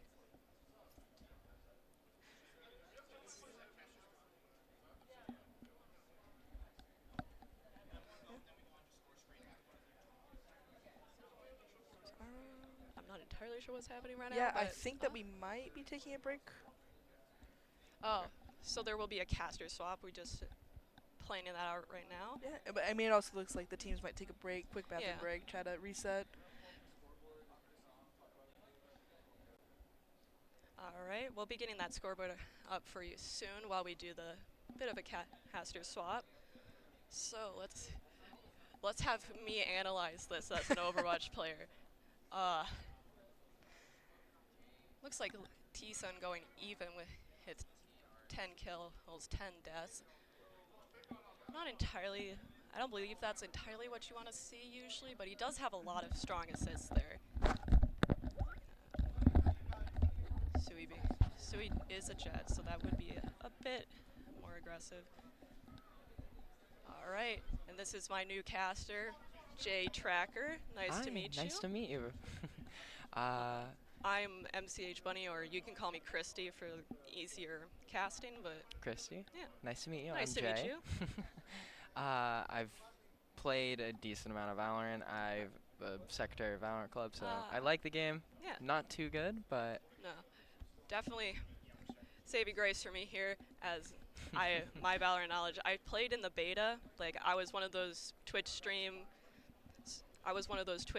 drop campers who was camping out that beta code, but I never really got too into it.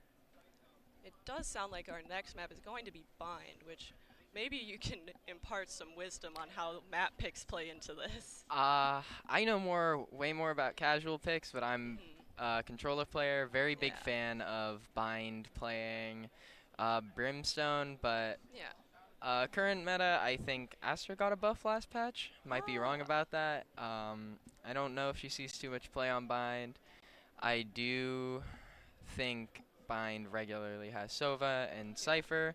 Very, very good picks. Which definitely seems to be some characters MSU players seem to like.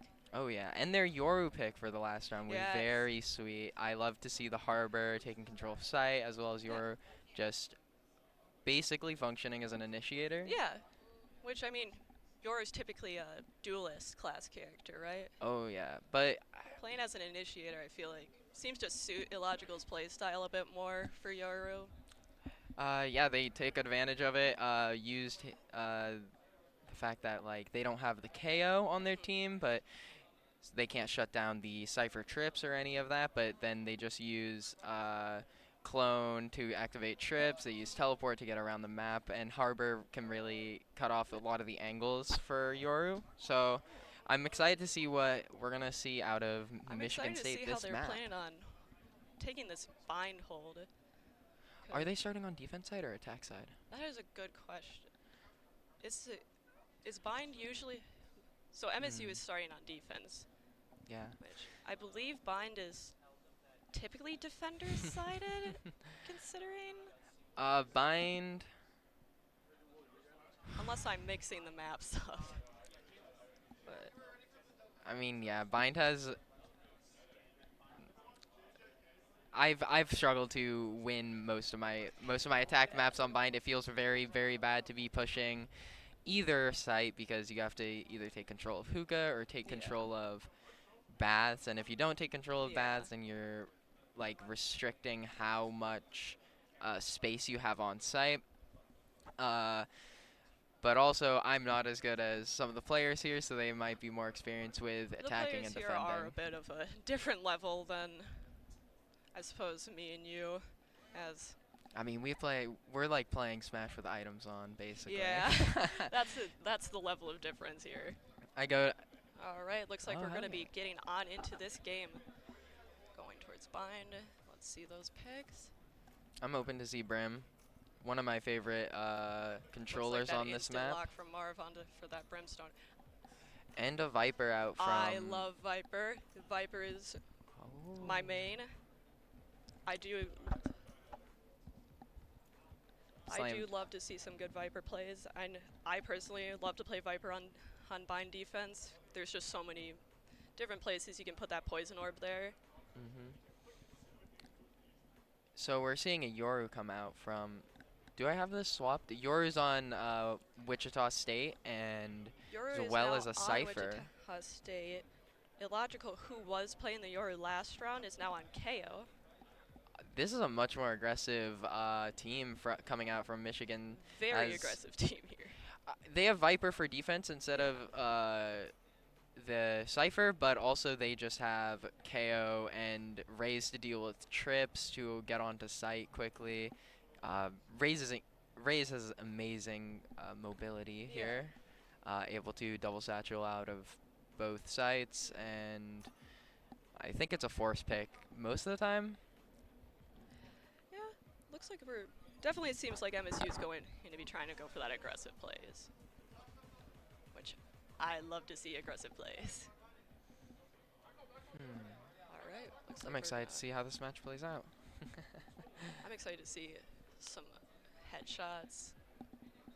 I'm very into clicking heads in Valorant. I love to see the spray transfers, highlight reel type stuff. Oh yeah.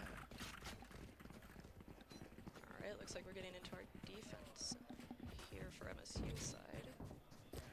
Yeah, we got like a 30-second buy period all in the first round. I always feel awkward here because I don't know much what to say. I don't know what to say much either. I think I just saw the Viper wall go down through teleporter.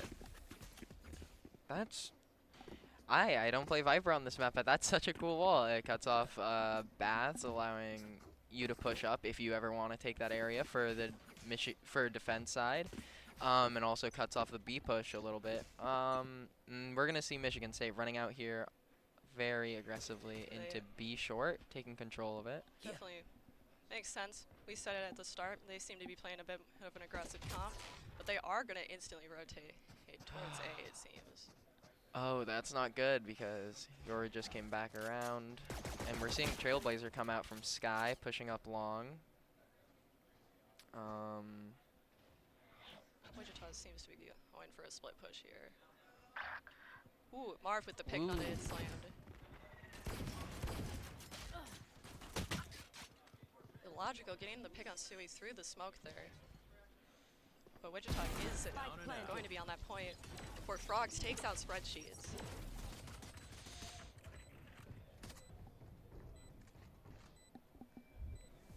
The heal coming out. Looks like MSU is going to be pushing in for this retake now.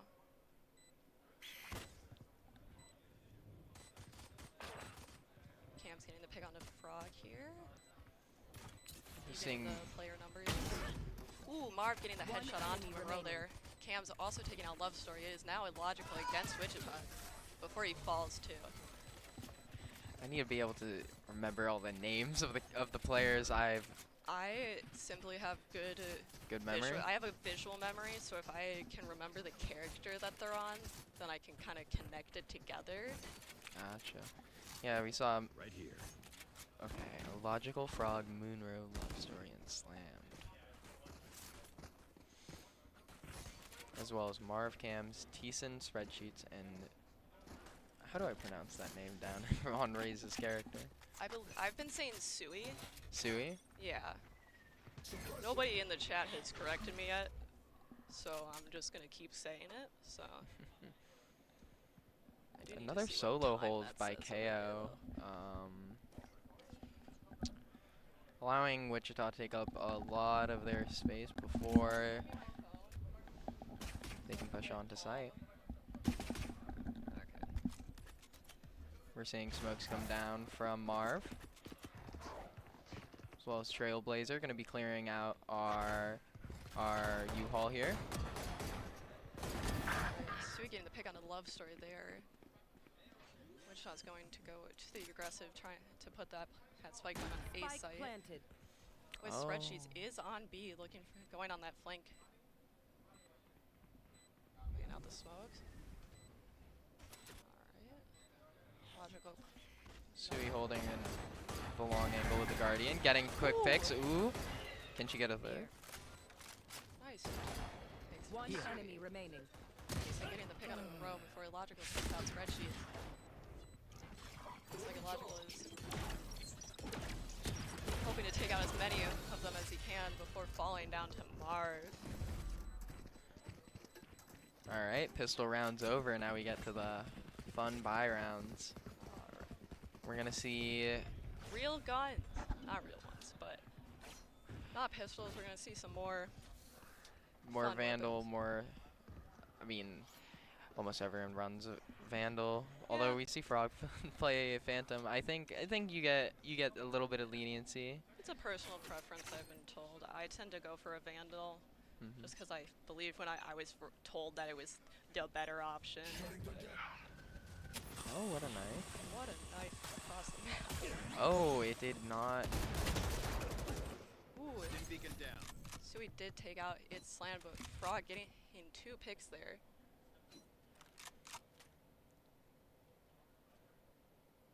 Alright, we're seeing Marv hide around his smoke and short.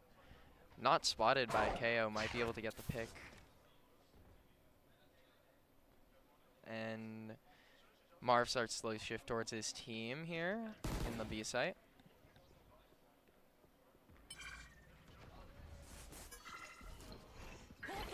Blind goes out. He's looking to push onto this B side. Love Story just getting out, just getting util dumped on, no opportunity to push forward. And they've still secured site here. He's going to secure the sites. They One have a enemy one-player remaining. lead before Logical he's making a 2-player lead, and they finish it out with the pick from Love Story onto Spreadsheets there.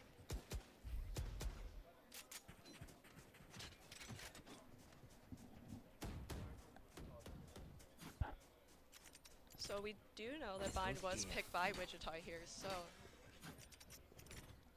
Oh, this is a nice spot. probably looking to hold down on the fort on defense maybe. It is a very defensive heavy-sided map.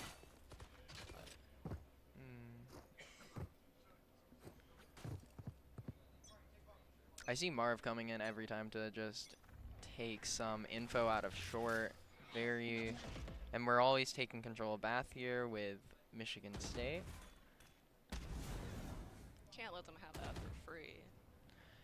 I mean, we've been giving it up a little when we're stacking the B site, but I really like how they're.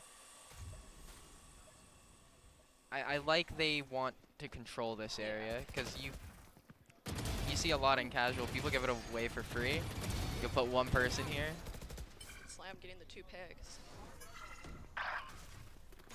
Marv gets a pick on a Logical. Looks like Wichita's going to be pushing onto this A site now. Last player standing. And now it is just teasing against MSU.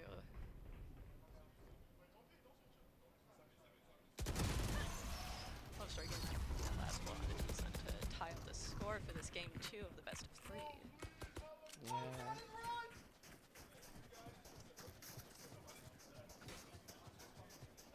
Bring it back 2-2, and econ for Wichita is very low. They're gonna be on a save round here. Bucky coming out from Sui. I wonder where they're gonna go with that. Probably up into hookah. Try and get a. Oh, Judge? Judge, Bucky, what are we feeling? Looks like we're feeling that Judge now. Trying to see if they can snag a cheeky little pick out of Fuka. Gotta love a good cheeky little shotgun pick. Scout destroyed. Scout getting destroyed before getting too much information. Just double satchel onto sight. Sui back there gets a free pick onto Love Story. Judge working out for her.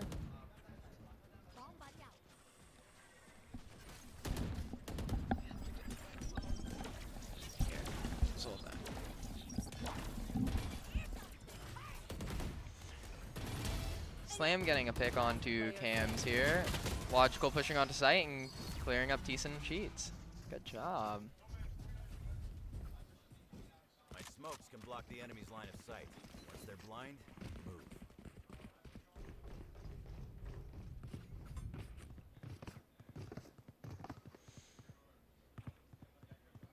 Very good buy round coming out of Wichita, able to get rid of one of the ults from Michigan State. Now we're 5 ults. Rebuy. This should be a very smooth round coming out from Wichita. But an aggressive push from Michigan might surprise them here. Oh, and they spot Frog through the wall. Last player standing. Cam's taking out Love Story and Logical.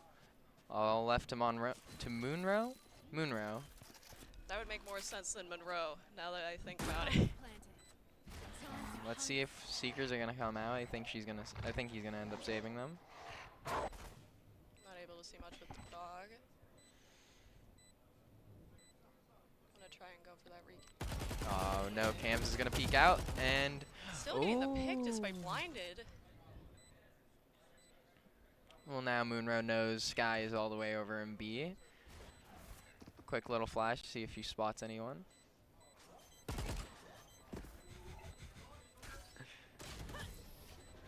Unfortunate. I can't even. The dog just kind of danced around the bullet. The dog kind of did a little dance. I mean, what the dog doing? But I mean, that is what the dog doing. The dog did a little dance there, but dog did a dance, tied up the score. Wichita didn't even have to use any of their ults there. They just kind of had a mass slaughter over in A-site short. Definitely looking good on the all econ for the side of Wichita. Are they gonna ult U-Haul or are they gonna ult for? Yeah, I think it looks like we're gonna see an ult of U-Haul from Brim. Right as Slammed walks in there. Oh, we see the ult the Seekers come out and the Raze ult comes out. Sui does get the pick on the spreadsheets and then Sui gets a trade off onto Frog. Before Cams takes out, it's Slammed and Love Story getting the 2 picks onto Marv and T-Sun there. Even bringing the numbers up for the side of MSU there before getting another pick onto Cams and Sui taking out Illogical. Love Story just running away with it, getting an absolutely monster flank. Love Story my. Really got some, really taking the picks there. And I can hear the MSU players across the room. They are definitely feeling good about that attack, that defense there. Sentinel spray spam. I love it when I see like the post round and everyone is just spamming their sprays. Oh, I'm a big spray fan. I love little fun art things in video games that I can just spray onto walls as a habit. Oh yeah. I got really lucky. They had this season where they put a bunch of flowers in the battle pass, and one of my favorite, the Birds of Paradise, got a spray. So I just spray that everywhere. As you should. Gotta use it. You gotta show off those in-game cosmetics. Seeing the shot coming out from Sui again. Maybe another double satchel into backside. I'm ready for it. Let's Love see. Story's not back there to get caught out again.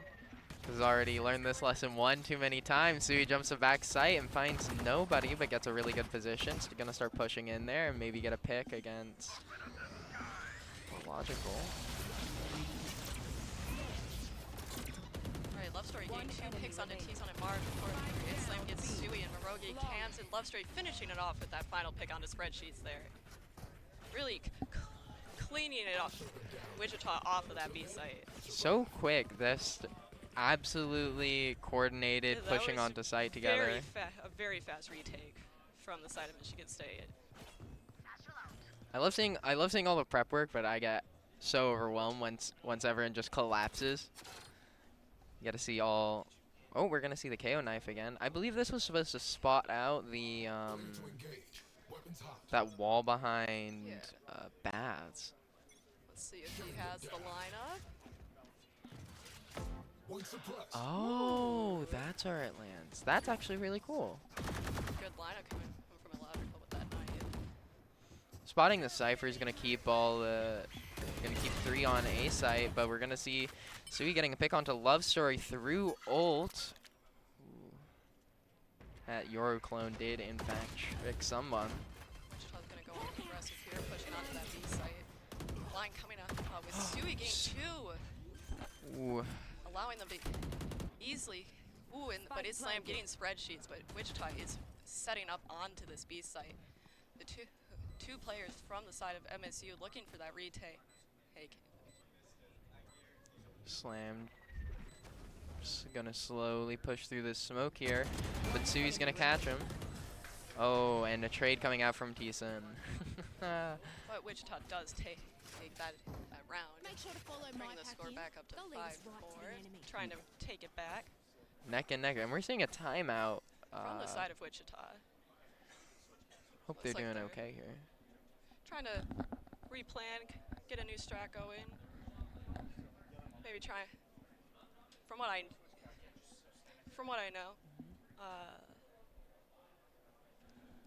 from what I do know about how timeouts, usually they're used for.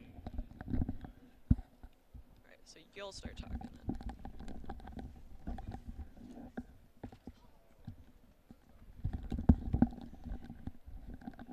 Hello, nice to meet you. I'm Hello. Jay. Nice to meet you, Jay. I'm Mallory. Nice to meet you, Mallory. Oh. Ooh. Just Palm, please. Palm.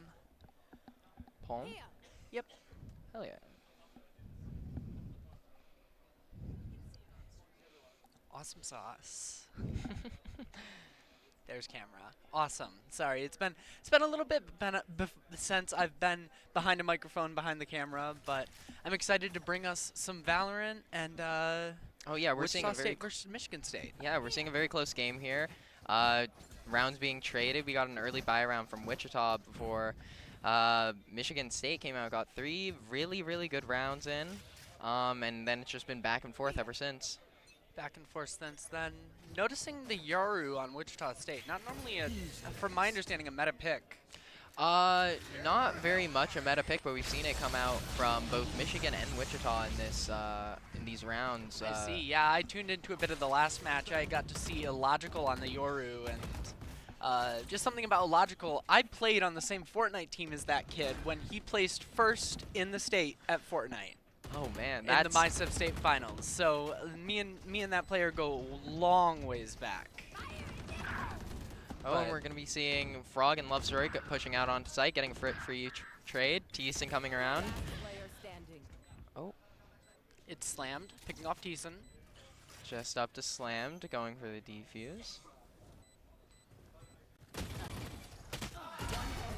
The shot's coming up, but Spreadsheet's gonna eventually get the kill after Slam trades it out. But I mean, like you said, the back and forth. When you get down to those 1v2s and you just have to make that double swing, it's really hard. Yeah, getting pushed by 2 people can only look in one direction. Yeah, looking at some ultimate, Sky's ultimate, Cypher ultimate on the side of Wichita State, Seekers, and not too sure what Cypher's ultimate is called anymore. Oh, I should know this. Done trivia for this game.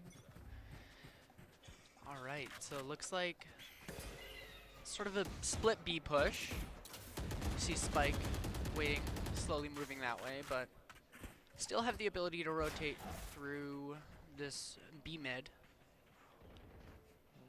You're seeing Trailblazer push up into Courtyard. And another Trailblazer come out. We're seeing the ult from Slammed pushes out into B long, forces the teleport from Yoru. And just trades out there with Marv. I've got your trail. Yeah, Seekers being used by Wichita State. It's going to open up this A bomb site for them. At least gives them the information to tell them where Brimstone and KO are hiding. That information's given. Cam's taking down Frog. Illogical playing around center, gets taken out by Teeson. Teeson with a headshot there. Teeson rolls back into U-Haul. One enemy remaining. Cam's takes down Love Story, and now Michigan State, just one left, and the attackers are going to take that. Wichita State taking the lead with the 6th round. Last round before And we're on this last round here. I don't know economy, but I believe everyone should be on a bye for now. We're seeing Cypher is the only ult left, and I think KO's ult is close on Michigan State. Yeah, we'll definitely see that when we switch over to the MSU side of things, but really just a back and forth series and match. I was watching map number 1, and what, 13-11 I believe was the scoreline on map 1, and both these teams just super evenly matched. Monroe flashes out, gets the information that there's at least one player there. Little do they know it's all 5. Marv takes down Love Story.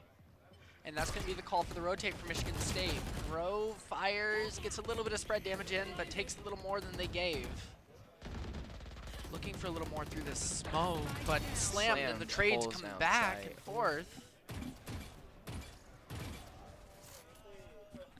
Oh, and we're seeing the rotate from Marv as we get a very, very late wraparound from Spreadsheets. Going to be holding down CT Spawn. Oh, and Logical is ready for it. Yeah, Logical, great read there. Knew exactly where to stop walking to make sure the enemy did not hear the footsteps coming from that direction, and just did a great job. The suppress is going to be their Marv rotates out just in time back into U-Haul. Wichita State going to try and pull this out to a 2-round lead with Marv's assistance. Marv takes down 1, jumps back behind the pillar, and ults the site. Illogical versus Marv. And Illogical's just going to click on the head and win the round for Michigan State. And we're all tied up here at 6s going into the next half.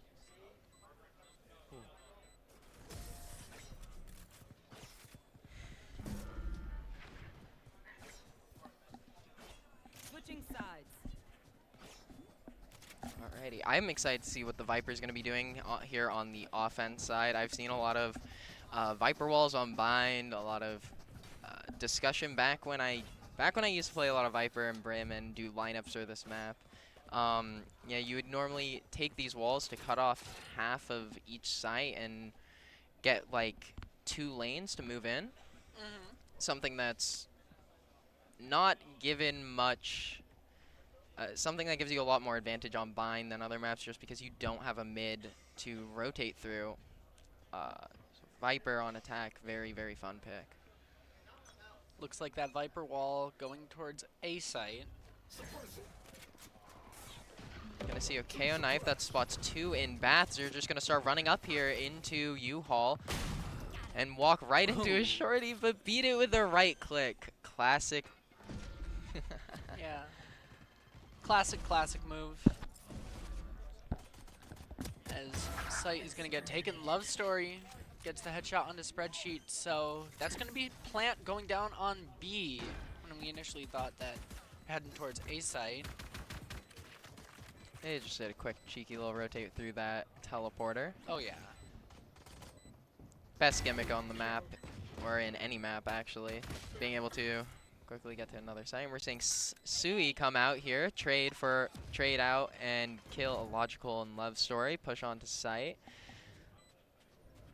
Monroe and Frog over in long. She's out, and Teeson picks off both and is going to get the defuse, so that is going to be 7-6. Wichita State leading Michigan State here at Pantheon.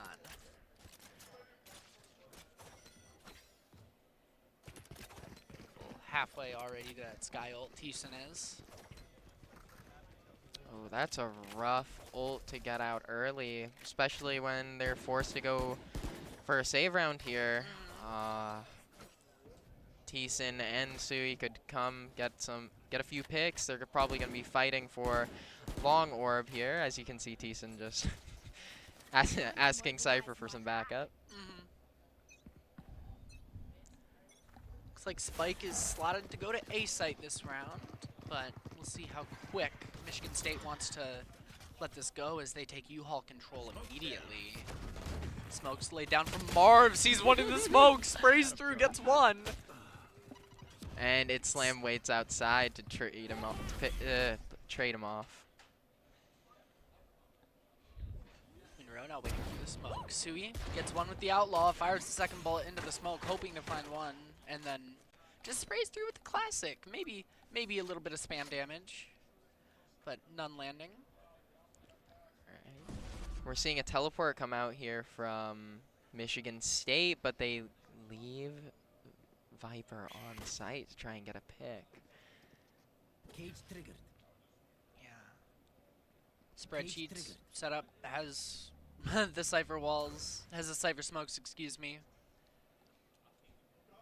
But Spike still, Michigan State still trying to figure out what they're doing with Spike as it's rotating back to A site now as Love Story gets picked off by Cams. Monroe in a sticky situation with just a stinger and misses that shot. Sui just lands the 2-shot with the Outlaw, excuse me. Yeah. Newer gun. One of the newer weapons that's been added to Valorant. Oh my goodness. My time in Valorant was mostly spent in the beta. And I casted a little bit of it after that and played a little bit, but it's so cool to see that Valorant, just one of those tactical shooters, can just add crazy stuff that just changes the way of the game. I love the Outlaw personally. It's one of the healthiest gun additions I've seen to attack shooter, because I've been there for when CSGO added like R6 Revolver, and oh, I don't want to remember R6 Revolver launch day. That was a day in Counter-Strike history. Outlaw has its very specific gimmick, very good position to one-shot light armor, but hold back against heavy armor. And we're going to see Michigan State pushing up long. Trailblazer spotting out Slammed here. And Sheets is waiting for the signal to activate Cage and peek out. Gets a spray through the smoke, lights up Slammed for half of his health. And Monroe takes orb. Love Story all the way on A site, getting a free pick onto Sui, and quickly rotates to meet up with the rest of his team. Now we're just waiting. Calm, patient. Teeson spots Slam through the smoke and sprays him down.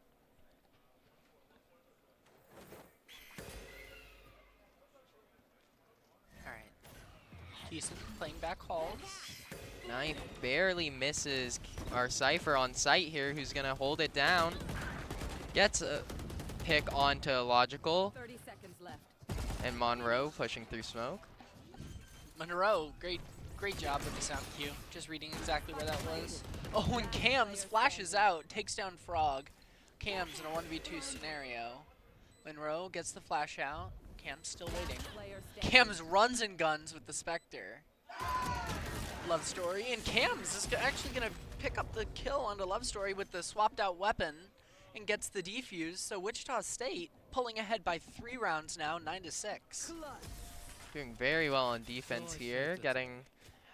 now you see the advantage of this KO pick, just absolutely great flexibility, able to be used as an info operator, but also just flash out onto the site, get a few picks, and just... you know, shift the round in their favor. Yeah, now Michigan State in a rougher spot with their economy. They have to go for that full light buy. Excuse me, for the light buy. We're going to see full stingers on the board for them against rifles and an operator on Sui, excuse me. But 6-9 is our score. Monroe gonna trailblaze out into U-Haul. Spots 1. That gives a little bit of information for Michigan State. Spreadsheets gets out of there. We're gonna see them playing around the stim beacon, pushing in from pushing in. Sheets can't even spot. They're gonna. Oh, they're like hidden. Never mind, Illogical giving away position, and Cheats spraying down both of them. Ooh. Yeah, Marv on the other side of the site, picking up 3 as well. But Sheet's doing a great job holding down that U-Haul control, making sure nobody gets in, nobody gets out. Now, looking at ultimates, Seeker's alive for both teams, but the Yoru ultimate, Dimensional Drift I believe it's called, is still available. And I always love seeing that ultimate get used, because it's the Trickster's ultimate, right? Like, you can just run around, ping the enemy team. Oh yeah. Have a good time. You know, you don't have to worry about getting shot in it. Get body block some of these like more important areas. I've like seen some good body block tweets on Twitter. Oh yeah, they're like the golden play you could do with that ultimate is actually physically stopping someone from objective. Oh, Sui picks off Love Story. What an angle to hold there. I would be very, very tilted if I had that happen to me. In my silver games, yeah, I would I would definitely have a fun time with that one. And we're gonna see Illogical and Monroe push out onto the site here, start planting the bomb. Fake plant, Monroe gets another pick. Logical, great job holding down U-Haul, takes down Spreadsheets. Cam's looking out to trade and gets Monroe. Spike down A. All up to Illogical as he spots Cam's crossing. Yeah, Logical in 1v3. Flashes high. The information is there, sees the operator. Decides to try and challenge again, but there's so much information from the other team that he's just going to get lit through this box, and eventually Sui finishes it off with the operator, and Wichita State looking like they're poised to bring themselves to match point.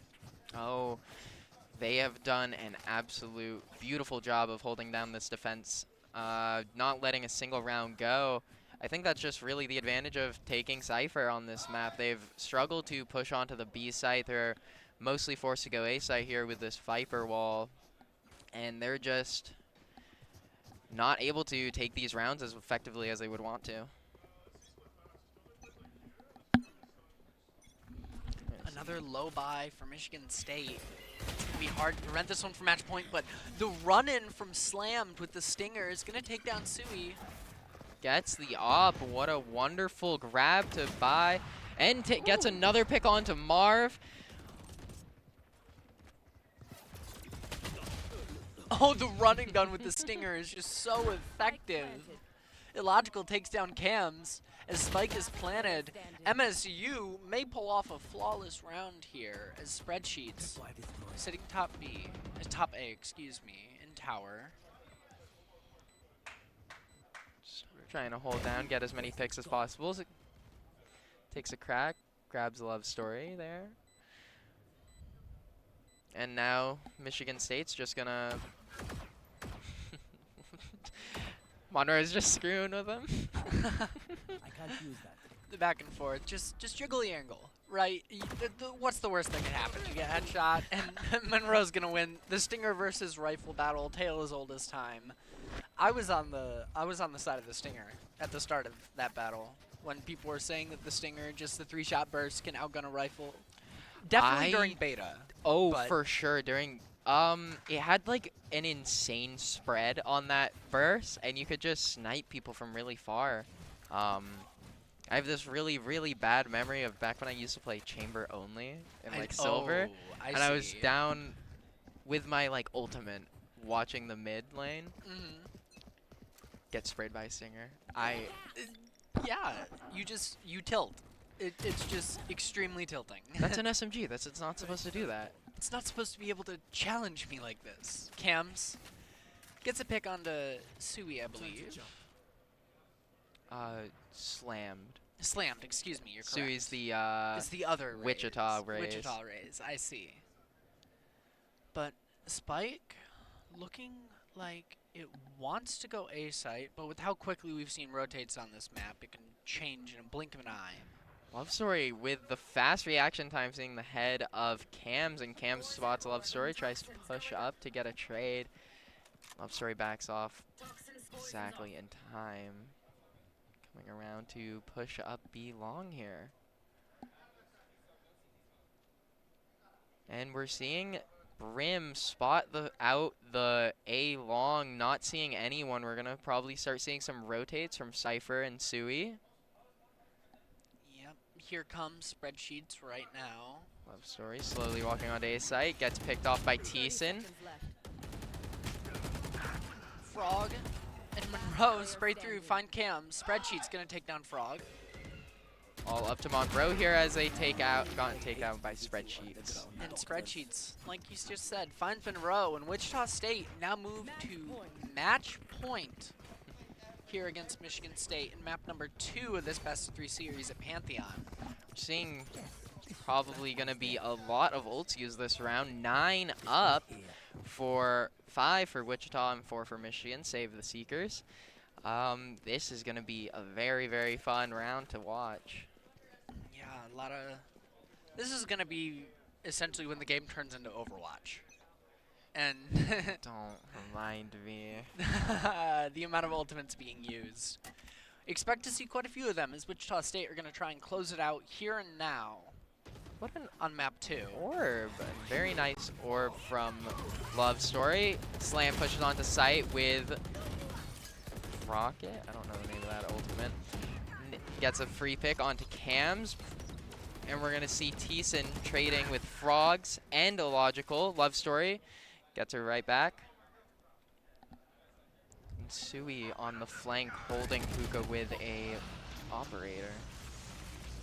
All right. 3v2 for the Spartans. Sui, yeah, just has his Operator. Goes for a no-scope, it looks like, or tries to scope in, but Slam's going to find them. Marv takes out Monroe. Marv looking for more, and Love Story is going to win that one. So Michigan State, 8-12, they're just not going down without a fight, at least.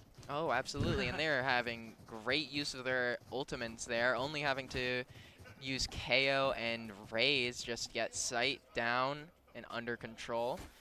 So they still have the opportunity to take sight, use Viper ult, get that Brimstone ult, just deny some space.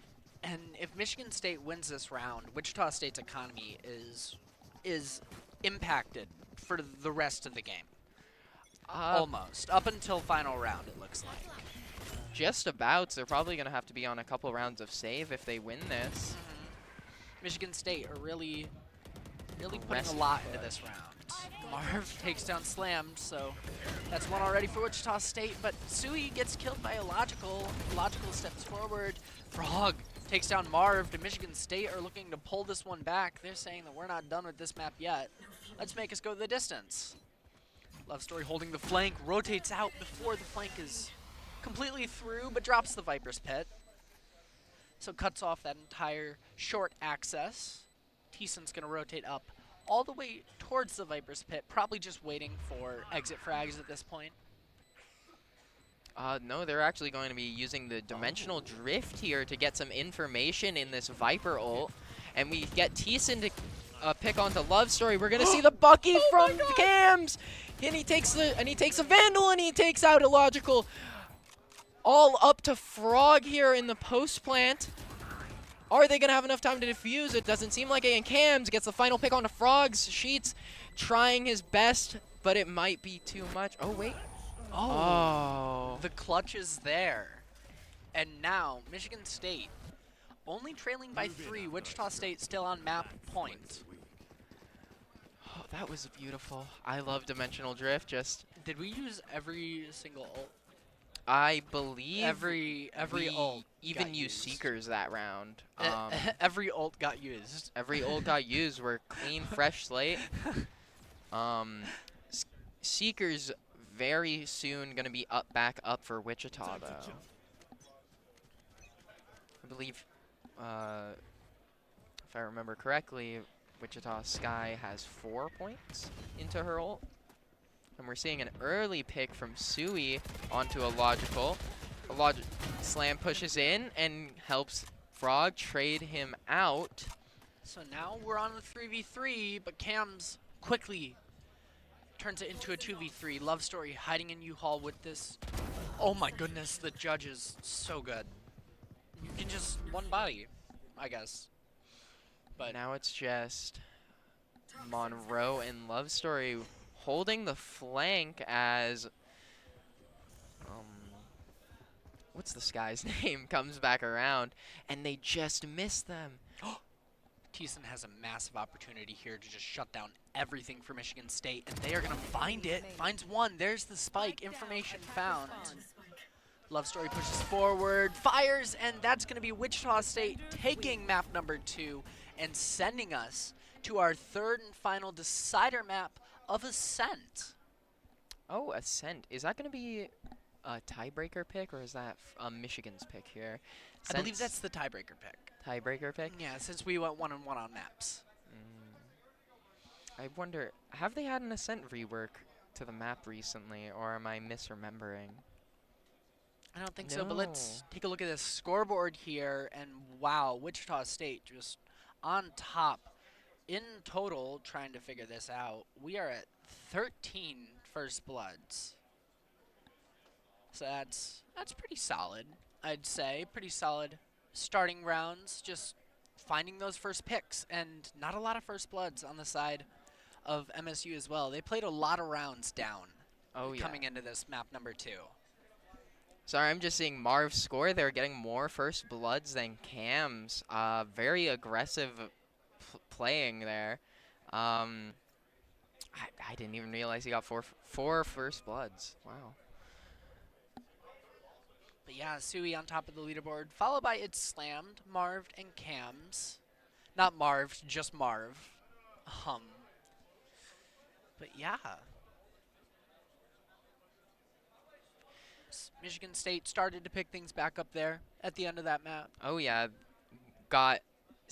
went 5 rounds and then tried to pick it back up. Very, very hard to come back from, but you know, closing the gap to 9-13, making it close, and especially on Wichita's pick, like you're putting in a lot of work to get there. I don't think they were ready for the defensive side pick, and then they eventually got their stride, but it was a bit too late. Just a little too late into the map number 2. We are going to have plenty more Valorant coming up with this decider map of Ascent. I'm excited to get into it. I haven't seen Ascent played in at least a year. Well, let me tell you, it has not changed. It's going to be the same meta. I remember the last time I watched VCT. You know, Sova, Jet, KO, Sky, stuff like that. Same thing. Same thing. It's been the same thing for. I like Ascent, but it is the CS:GO map. It is the map that it's is Mirage, just. It is Mirage, essentially. Okay. Yes, it's gonna be very standard, very cut and dry. It's less about the specialty of Valorant with all the utility and everything, and more about how well you can play around your team, how well you can take advantage of these sites, these rotations, and just.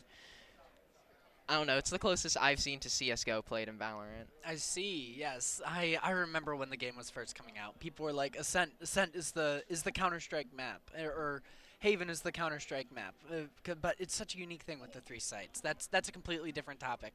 But yeah, I'm excited to see Ascent get played. The true grinder of Valorant, I'd call it then. Yeah, so you just get really locked into these frustrating pushes out of mains, and you're forced to take mid. We're going to be seeing a lot of mid control coming out from both sides, always having to have someone there, and if you give it up, you are hoping and praying that the advantage you push on any of the other sites is strong enough to, you know, just make up for that.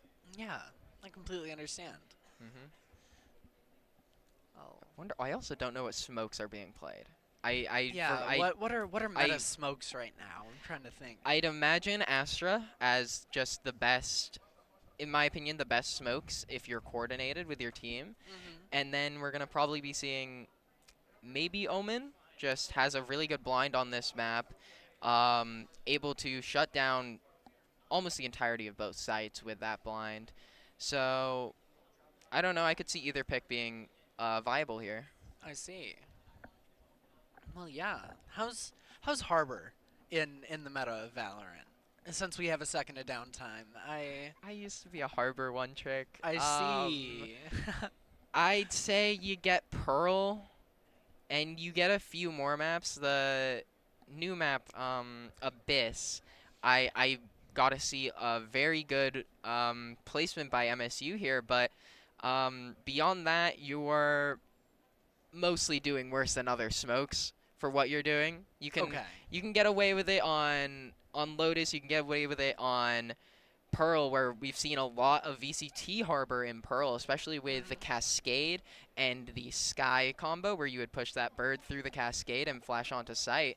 But you don't get that many opportunities on other maps. You don't get those very long angles, and we're gonna probably be seeing a lot shorter smokes agents, maybe even some Clove here, because very aggressive character, benefits you of getting those picks. And second, if they go double smokes, I could definitely see Clove coming out here.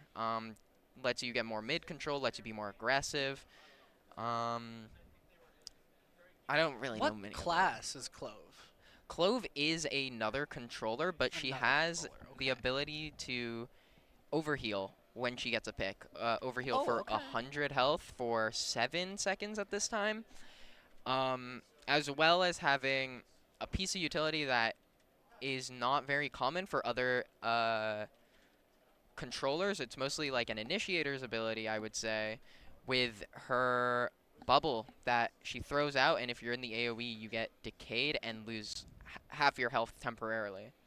I see. Okay. So very good for early picks, pushing, all that. I see. Sounds like a very interesting character. I'd love to try them out at some point, because I haven't. I'm gonna be honest. I haven't played Clove at all. I'm normally just a Sage one trick when I hop on Valorant. Sage and Sova, tried and true. Played them through the beta. Playing them now. Sage and Sova are fantastic characters. They're very fun. Yeah, they're just enjoyable characters to play. But taking a look, it looks like we still got some players out of their seats. And yeah. You said you played Overwatch. I was very surprised to hear that. I just can't. I don't like current Overwatch meta with all the ultimates. Yeah, I was a collegiate Overwatch player during Overwatch 1. So you had a little bit of fun? So I had a little bit of an enjoyable time, but I had an enjoyable time. Were you there? Around what time were you playing in collegiate for? I played collegiate during 6v6. Not GOATs, but the 2v2 roll lock directly after GOATs, and then I played a little bit of collegiate Overwatch during Overwatch 2. Oh yeah, what was your role? I played DPS. Yeah. Flex or main? Hit scan DPS. Hit scan, very nice. Yeah, I was the Sojourn and Tracer one trick for my team. Hey, you'll be surprised to know. Well, not very surprised. Tracer and Sojourn still very good picks right now. Yeah, still extremely good, but yeah. Ever play Overwatch Classic is back on. Overwatch Classic is back, and it's a riot, if you ask me. Mercy's res, being able to res all 5 players again. One part I don't like. It's the one part, but come on, it's Mercy. It's Mercy. It's the big plays. Awesome. We just got word from production that teams are gearing up and getting ready to go. So we will be getting into this map number 3, the decider of Ascent, very soon here. But yeah, until then, you're just hanging out with us. Oh yeah. And I keep looking up at the lights. The lights are very bright. But into Ascent we go. Yeah. Here at Michigan State's Pantheon. And we're going to see very similar picks coming out from both teams. Sova, Jet, Omen, and KO, as well as Killjoy. Yeah, when you said that we're going to see like about the same thing played. We're going to see about the same thing played almost exactly if Wichita State locks in their picks. Yeah, to be what they say they are. Absolutely. You don't get very much meta-defining changing or meta-changing plays on this map, but I enjoy that. I think that's the fun part about it. Yeah. It's the tried and true of Valorant. But all picks for Michigan State done. Jet, Sova, KO, Omen. Love Story hovering the Killjoy. We'll probably see it come out. Oh yeah. Maybe they're deciding on switching to Cypher. I've seen a few flex picks, but KJ with her turret being able to get that angle onto mid when you're pushing B. It's this absolutely disgusting turret that I always see. It's in every casual game. It's in every competitive game, and not much you can do about it. One of those TikTok turrets, if you will. It's like the equivalent of a Cypher trip that you cannot shoot on those maps. Oh, lovely. So feels very hard to try and get a rotate behind the enemy team when they're pushing B and they have a Killjoy. I see. Yeah, Killjoy was the other character that I played a lot of. I just think the turret gameplay is so much fun. You can just sit AFK and let your turrets do some of the work for you. Oh yeah. Especially in the elo that I'm at. It has it's such a good turret, such a good ability. I was so skeptical when they were like announcing Killjoy with the turret and being like, this could be a character that's like not well fitted for attack shooter, and then we just saw how useful the turret is, how it's effectively just a trip, but I don't know, it deals you damage. It's a pretty unique take on attack shooter ability, and makes her super fun, as well as her ultimate. Just 9 points. Yes, we're taking this site. Yeah, sorry. What can you do about it? Right. Marv sends out the early shock dart. Doesn't connect. But a lot of presence on this B side for Michigan State. Right here. Love Story and Slam pushing up into B main. Got Sui watching mid here, and Cam's on the edge with Sova trying to watch. Gets the pick onto Slammed before falling back. Sui holding. Tries to get Love Story, but gets quickly shot out. We're going to see Love Story push up and close the door. Watching CT for Thiessen. Yeah, Flash gets sent high by Thiessen. Love Story still watching the angle, pulls off. Cams throws a blind out, blinding lane. But looks like Michigan State, they're just going to decide to head mid with this one and take it a little more towards A. Fantastic, because they got Monroe with an insane flank behind into heaven. Even Killjoy doesn't know he's there. And they just get a free plant down. You know, getting that mid rotation, getting that mid control was very successful here for Michigan State. And now they're just going to hold a very aggressive position here on heaven. Get 3 picks here for a logical, or 2 picks are a logical, 1 for Frog. And they catch out Cams before quickly finishing the round. Very well played from Michigan. Absolutely classic. Oh, Michigan State doing a great job on their pistol round. Just, yeah, let's completely fake the B site, get them full rotating over here, and then switch it up a little bit. They had that mid control. They had a smoke down mid to completely cover their run through mid as they rotated over to the A site up catwalk. It was just a great way to run pistol round. Absolutely, and you're seeing them position Sova and Omen away from the team as these characters are the ones able to do the most while away from them and get a lot of info. But they might get caught out here as Wichita pushes up A main. Frog holding a very far angle. And their team giving them that time, waiting in B main for them to get first contact. And we see it from Frog getting 55 damage onto... Who was that? That was, forget his name. The other Omen.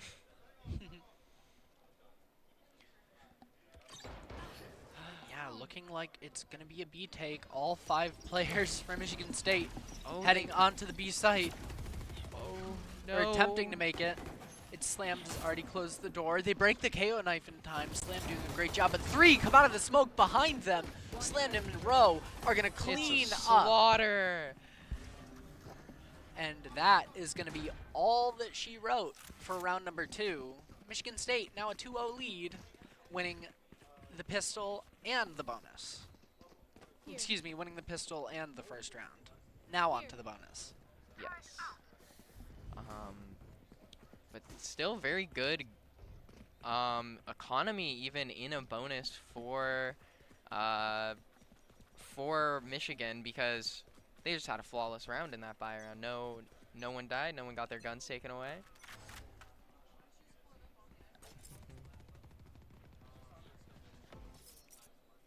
You can hear the LMG ringing out from the Sova on the side of Wichita State, and I love it.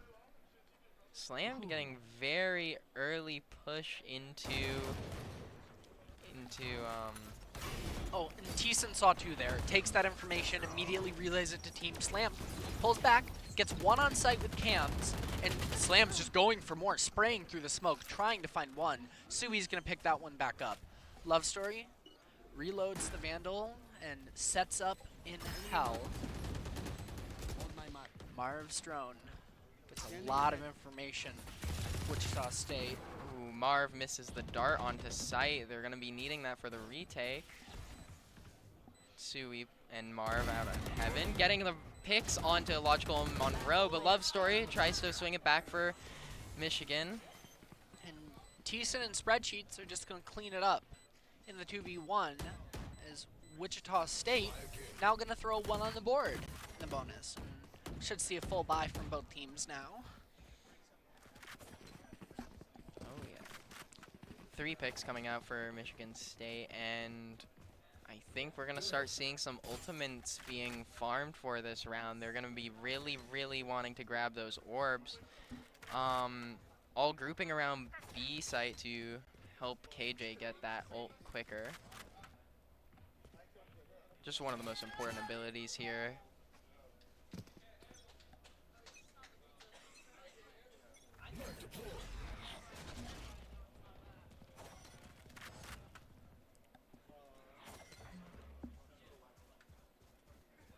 Spike's down at A. Oh, they're just taking some info, trying to get mid control and seeing what they can do from there. Michigan State taking their sweet time with this one, letting abilities get used by Wichita, and we're just going to see a standstill as both teams are just going to reach forward, trying to find any bits of information, any bit of space that they can. C Slammed moving up for Michigan State, but gonna run into Wichita State's jet very soon here. That sight line is, they have not been seen yet. It's Slammed has made their way all the way up into Pizza and has not been seen. And Spike looks like wants to go that way and is gonna start heading towards mid. Revealing area. And we're seeing Slammed get very pushed up here. Gets a pick onto Sui for backing off into Market and closing onto B-side with Love Story. Yeah, now you've lost your Killjoy on the side of Wichita State. This is a really hard round to come back from. You lose a lot of that post-plant utility. Oh, yeah.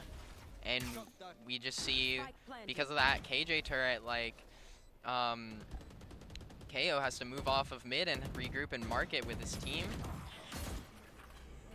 Cam's getting a great pick onto a Logical there.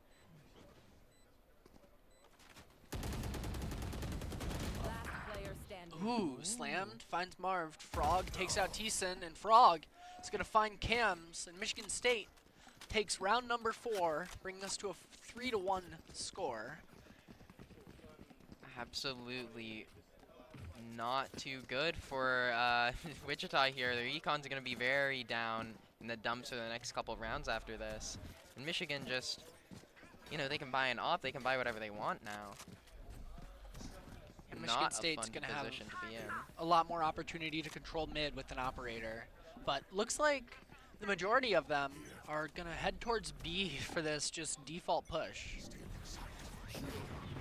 So the blind is through, the KO ult comes out from Michigan State, and they can just take site. Slammed, rushes in with the judge, gets 2. Love Story finds Sui as well.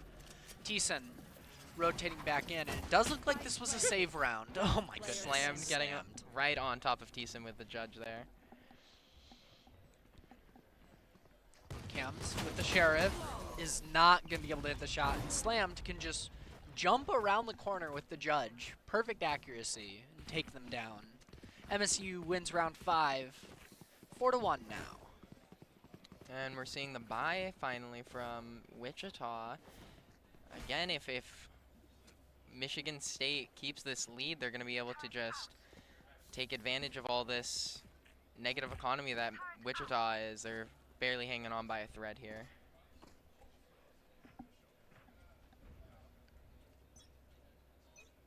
Again, MSU already proving strong on the attack side of Ascent. Ooh, and it's slammed, pops the Blade Storm, goes up, but Sui reads that play well and gets the headshot. It's slammed, puts in chat, nice shot. Game respects game. All right.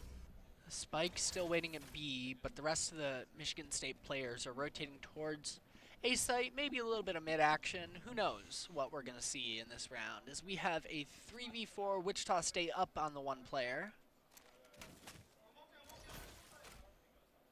Taking a good amount of space here with very quickly getting there before Wichita even realizes they've started to rotate. Deploying drone.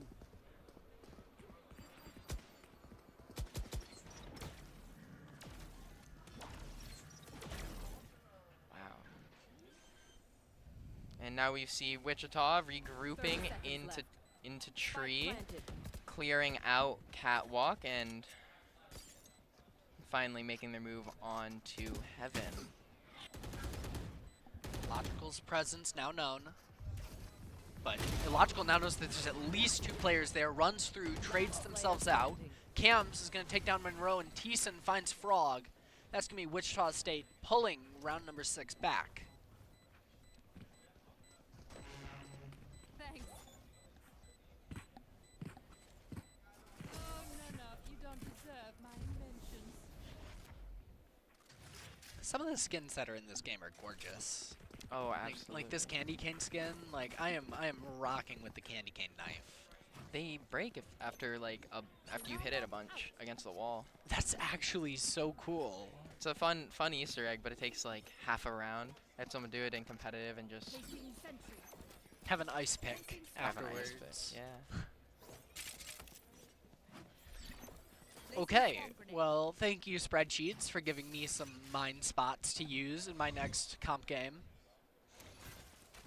Absolutely, and we're going to see, again, taking control of mid here with a dart. Oh! Ooh, beautiful little dart that scans that entire top mid area. I have to figure out how to do that. That was beautiful. Love Story starts pushing out. That turret is going to spot them. They break it. Silvadrone invested from Michigan State to clear out Wine Cellar. Spreadsheets does win the duel with Love Story. Sui has the operator, waiting for Slam to step through. Fires off one shot, has to just use their dash to skirt across heaven. And Slam moves up and is going to end up firing through the smoke eventually. The Shorty's out, and the Shorty is going to win that battle. Slam did not fire through that smoke. Thiessen takes down Frog as well, and now MSU in a 2v5 scenario. They're still planting the bomb. Illogical takes down Thiessen. There's a fake plant. Flashes up. Cams takes down Illogical. Marv is going to be able to find Monroe with the ultimate. Just fires it on sight. The information is there. Monroe gets blinded, moves into hell. Oh my goodness, Sui goes down with the Shorty to try and find them. Monroe trades out Sui, and Marv shock darts for the final kill of the round. Oh, wow. Now we're going to see just a very, very good comeback from Wichita, using their utility very effectively, getting these retakes and not allowing Michigan to sneak by them.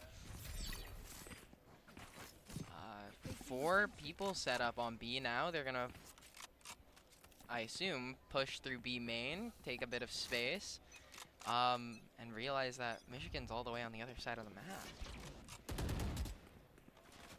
Revealing area. Immediately falls off after they see no one. Now they have Sui getting smoked off. Gonna try and get a pick, but is blinded and has to back off. Slam already in heaven, doesn't even get hurt because of the blind, and gets a pick onto Sui. before getting traded out by Thiessen. Spike planted. Oh, we see the Killjoy lockdown come out. Oh, Frog getting spams Marv. And now here's the strength of this Killjoy ult, just forcing all the defenders off site for the retake. Ooh, Love Story winning that duel of spreadsheets. We're seeing the duel of the Killjoys happening on all ends of the map. Michigan State still has this spike planted, and that's going to be a call for the remaining 2 Wichita State players to back up, get out, save those guns for next round. It's Michigan State now leads 5-3 on map number 3 at Pantheon. We're going to see an off save. I think that's very, very important for Wichita to keep onto their team right now. Just able to give that off to Jet and force them to hold longer angles.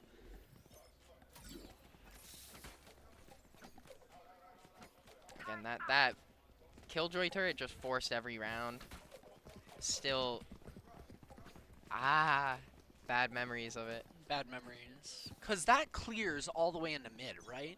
That clears all the way into mid. If you pass through onto Catwalk, you get spotted. We're going to see the Odin spam by Marv here before getting spotted out by KO Knife. Yeah, it looks like it was going to be a fast B play. Michigan State still trying to make it a fast B play. It's slammed. Finds Marv in back boathouse. Slam throws up the one-way and rotates into place as the team finishes getting onto site. Doors closed, but is waiting for the breakthrough with this shorty, hoping someone says, "Make my day," and steps through the wall, but that wall's going to get shot out in just a second here. Logical holding back site. We're seeing Killjoy push up through mid, get the rotate behind Thiessen. Thiessen extremely hurt. Love Story should rotate behind them. Love Story has a great opportunity here because they see one. They fire down.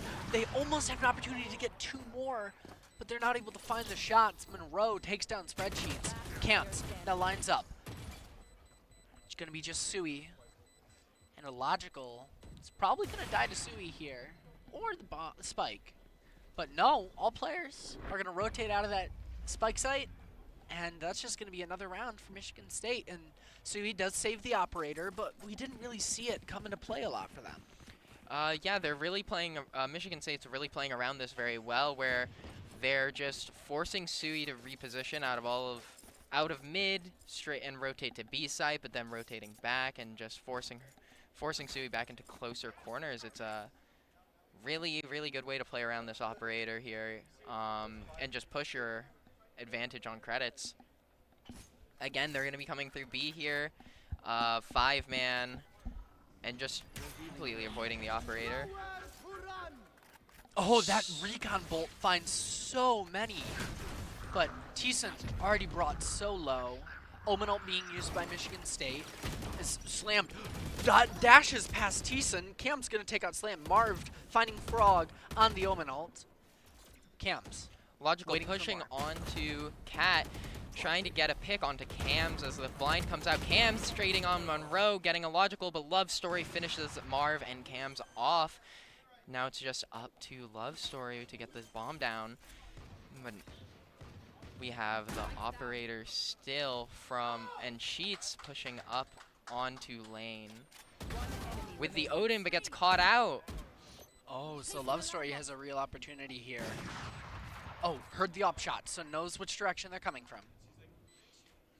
Sui tries to jump spot, but Love Story knows exactly where Sui is. The smoke is out. This should actually help Love Story just a little bit as they now have some cover to work with. Sui now has to play the guessing game, jumps around, and Love Story is going to get 4 kills in total that round as MSU take round number 10.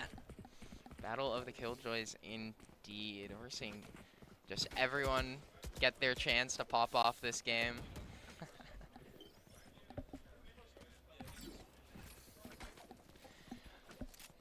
And we're going to see this round, we're no longer forcing B main because operator has been lost from Wichita. Or maybe I'm completely wrong. I thought they were about to group in. Broke, don't fix it, right? That's how the saying goes. Oh my goodness, it's slammed. Already takes so much damage, but Love Story drops down the Killjoy ultimate. And that's just going to lock Marv out unless they get out of here soon. Marv rotates out, and as soon as this ultimate goes down, oh, the spray through with the Odin is going to tag up a couple of players. We're going to get Teeson get a free pick onto Slams because of that spray. And, oh, Love Story under the stairs, taking out Sui after Sui trades. And Teeson's out here with his ult still. We're seeing Marv's Odin do a lot of work because you can just spam through that smoke, spam through walls. Illogical takes down Teeson. Frog, the final player left for Michigan State here in round number 11. Frog tries to fire through. 13 HP left. The smoke is up, and you've got Spike down. Sova's just sitting on top of it. Frog gonna see what they can try and make do here with only 13 HP remaining. Oh, and yeah, Marv is just waiting to spam that. And Spreadsheet's actually going to get the kill. That's going to be Wichita State, finding round 11. Last round in the half. Absolutely right. That Odin did amazing work that round. I think I got like 200 damage, 300 damage marked.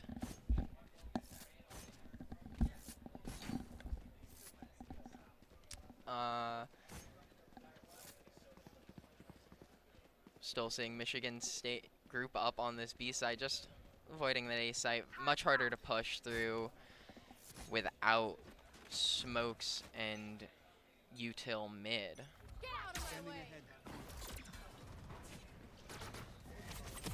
Blade Storm coming out from Sui and Slammed, respectively, killing Monroe and Teeson here before Spreadsheets find Slammed, and I already lost KJ's name, but find Sui. Love Story. Love Story. Rotating around, doing... Oh my goodness, Love Story is going to have an opportunity to find 2 here. Oh, Love Story! Love Story finds 2 after making me cross my fingers and my legs. But Love Story does get 2. And they know Omen's going to be on A site here as that is their anchor, so they're just going to quickly re-rotate back to B site, you know? Ping-ponging between both sites. Yeah. And get a free plant down. And Love Story just taking a sweet position in mid, watching in case Omen comes through, because the util's already around Heaven, and okay, Turret spots Omen, so now everyone's just looking at Cams. Story and Cams. Oh, Cams spots Love Story. They're in a little bit of a duel, and Cams gets the pick for Wichita. Now they just have to push into sight and get rid of KO, and Omen. Oh, Cams finds 1. Frog is there on top of the box to make sure that Cams doesn't pull the round back. But now we switch sides. We're going to see Michigan State see what they can do on defense. It's Wichita State. They move on to attack. I'm hoping that maybe we can see Sui really pop off on attack here.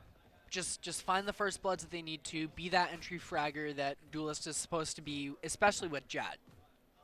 Oh, absolutely. They've been locked onto mid-jail for the last 12 rounds here, finally getting a chance to go and push sites with the team.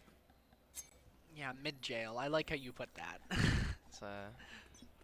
I got that term from Tank Jail, Orisa Jail, actually. Orisa Jail, yeah. I remember Orisa Jail. I wish I didn't. Yeah. We're going to see Slammed falling back from mid as Sui and Cams push up here. Monroe getting a free dart, getting a dart into B, spotting no one.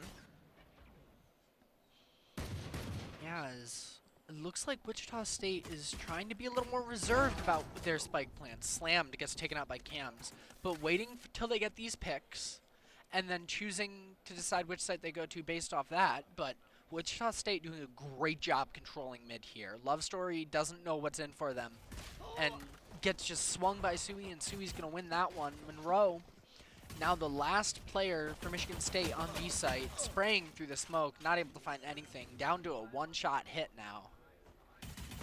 Michigan State also loses a logical, so now 5v2, Wichita State up. And that's just going to be a flawless pistol round for Wichita State. Absolutely beautiful advantage being pushed by Wichita. This is some of the best collegiate Valorant I've watched. I've been able to come in and watch a few of these streams, but wow, it's beautiful. It is. Seeing any players who play their game at like the highest level possible is just an amazing thing to come and witness, because they're in their element, they're in their prime. Like these are, I know that some of the Michigan State players are like top 500 or were top 500 last act. Yes, we have. Oh, sorry. No, continue. Yeah, we have Slammed, who is a Radiant player, got to hit top 1 twice, I believe, and as well as. I might need a correction. There is also one more player on Michigan State that reached Radiant. They're both very, very good players. Just love seeing them play. Yeah, but great players all around here on both teams. As Wichita State trails 5-8 against Michigan State here on map number 3 of Ascent at Pantheon, here in the Michigan State Esports Lab at Hubbard Hall, I believe this is. This is, yes, the Esports Lounge in Hubbard Hall. And we're going to see Thiessen pushing onto site, getting a pick onto Love Story, as Sui pushes into Heaven, holds down that smoke, and Spreadsheet starts to push up into Tree. The entirety of Wichita State coming around to group up for a retake. Logical breaking the window. And they spot Sheets. They're going to start to push him out, and he just gets caught out there by Slammed, who's going to go quickly for a rotate behind Michigan, but gets spotted by Cams. A little bit too hasty there, and Thiessen and Sui just hold down sight. They hold the line as Wichita State takes round number 14, moving on to the 15th round here. Now we see see any ultimates active yet, but Thiessen's very close. Now we have our bye round, and getting that KO out or ult out early on the defense, on the attacking side, is going to be very, very important. I wonder how they're going to play around that, or if they're even. I think they're going to try and get the orb here. I like that angle that Cams is holding to watch A main.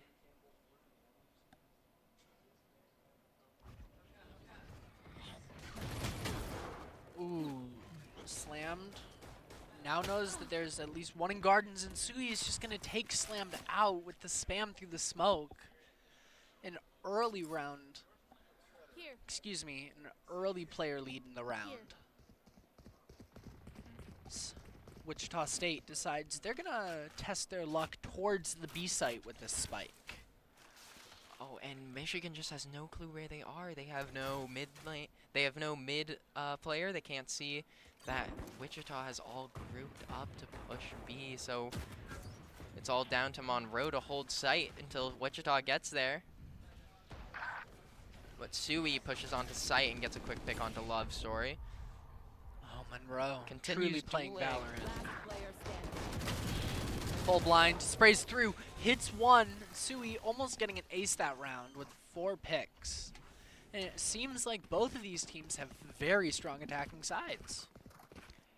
Yeah, I mean, the players are just getting absolutely great placements. I love seeing Sui just taking these aggressive angles and, you know, diffing them. Just go straight, click on their heads, and that's how you win rounds. That's how you win rounds, exactly. Click on the head. But Wichita State only down by 1 round, 7-8. Monroe going for the spam with the Sheriff, as it's a half buy for the side of Michigan State. Like Love Story looking to challenge, but nobody taking them up on that challenge. I like what Bullseye said in chat. You know, you want to aim like 10s, move like Zekin, IGL like FNS, op like Zam, JKK. Be dominant like Ye, but you want to be like Sui. You all want to be like Sui. That's who I want to grow up to be. Monroe has the sheriff. Oh, it's gonna meet an Odin on the other side of that one. Gets a backs off as fast as he sees it, and Sui pushes and gets a quick pick onto a logical, but Cam's not finding Frog. Oh, never mind. Turns around. We didn't see it, Frog. Don't worry. Love Story gets taken out by Tucson. MSU now in a 2v5 scenario. Monroe gonna have their presence detected. Odin just getting so much value through these walls on Ascent here. One of the best maps for Odin. And firing range down on Heaven. Thiessen gets Monroe, and Sui catches slammed here. And we're all tied up now. We in are. Round number 17. Tied up at 8s. As, whew, we are seeing some great Valorant here. Map number 1 going, what, 13-11. Map number 2, 13-9. This is some great Valorant that we're seeing here, being played from both teams. Yeah, so we're seeing Wichita always getting that advantage on the second half of their map. Well, of tiebreaker map, but second half of the game. We're going to see the Odin get more value, but the KO ult comes out and shuts down all the abilities. Love Story gets a pick onto Sui. Monroe getting Thiessen through the smoke, and now Bomb is on site. They just get a spam through that smoke. Oh, and Marv pushes out and gets a pick onto Love Story and Frog before getting caught by a Logical, who also catches Sheets. But they got their revive off on Thiessen, and Bomb is still down. Spike is still down on B site. Ooh, and a cheeky Monroe gets one shot. with the shock dart. Thiessen knows where Monroe is in the 1v1. Thiessen able to pick up the spike. Monroe now sitting, holding the corner. Thiessen 34 HP. They have enough time to rotate all the way back to A site. And it looks like that's what their plan is gonna be. As, oh no, they're just gonna miss each other just by a second, as Thiessen's gonna be able to get this plant down. Wichita State doing a great job pulling this round back right now. I wonder if Monroe, I think I see he swapped to a rifle here on for the 1v1. Yes, a Phantom. Maybe we see the dart this time. There we go, right onto site. So he knows site's cleared. Now he has to decide between main, tree, and hell. Let's see, he's gonna start clearing out. Doesn't see anyone tree. Drops down, but doesn't see him. Oh, and Thiessen gets a pick onto Monroe. Clutching up the 17th round for Wichita, the 17th round for this game. I am good at counting. 9 plus 8. Yep, there we go. 9 plus 8 be 17. We're on round number 18.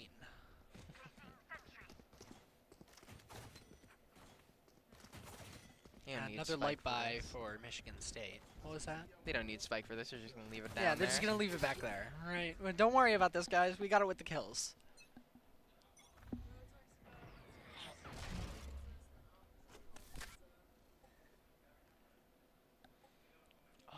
Oh, Cams, wait. Can I see Cams get that pick off of his very, very long angle here? Nope. KO and Omen back off of A main, just missing each other. Ooh, slammed. Waiting on catwalk. Looking to find one. Is trying to poke him out, but he's going to get taken down by Sui. Love Story gets a pick on the other side of the map, taking down spreadsheets. Now we're seeing Wichita group up around A main, but getting smoked off here. Before Sui pushes onto site, but misses a Logical who's going to get a pick onto Frog before Sui. Oh, wait, I mixed up who was on whose team. Sui picked off a Logical and Frog. Yeah, 2v2 as Spike going down. Monroe just going to scan site with this. Holds Spike off for a second. Love Story tries to spray as the door is closing. Marv just wins the spray battle. Monroe rotates towards door. Just going to spam check both angles. Picks up the Vandal. We're going to see what they can do. Very low on Cams, Marv, and Monroe all very low here. Gonna see the util come out from Cams. Oh! The spray through the into hell, getting a headshot onto Cams. Hey. Oh, and Marv wins it. Monroe just used all of that drone to go directly under hell. I think you still about half the drone battery used there. You use that to swing back the rest of the way. Oh yeah, and clear that angle. I think that that's what you could have done just a little bit differently there. But absolutely, like I think getting a little bit hasty, believing that if they have one on site, they're gonna have one off site, or maybe they're gonna have one trying to flank, and you get caught out there by an Odin under dice. Now round number 19, Wichita State just 3 rounds away from series point. It's Marv looking to spam through and find someone. It's slammed, now has the operator on catwalk duty. As the drone goes up, Wichita State gonna have that read that mid is clear. Other than this player catwalk, which they can expect. Allowing Sui to push into mid and onto right next to catwalk, below the stairs. They're all just watching mid, waiting for someone to peek. KJ looks like she's trying to push out there, but Love Story backs off. Ooh, slammed. Takes the shot into Marv. Throws the... Ooh, that's a one-way. That's another one-way. Slammed, runs away. Getaway. Slammed. Does somehow make it out of that scenario.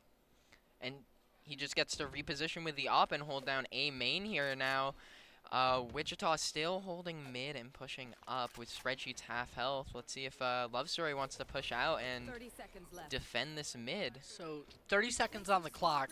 The spike is still back towards spawn. I don't think they can make it to a site in time.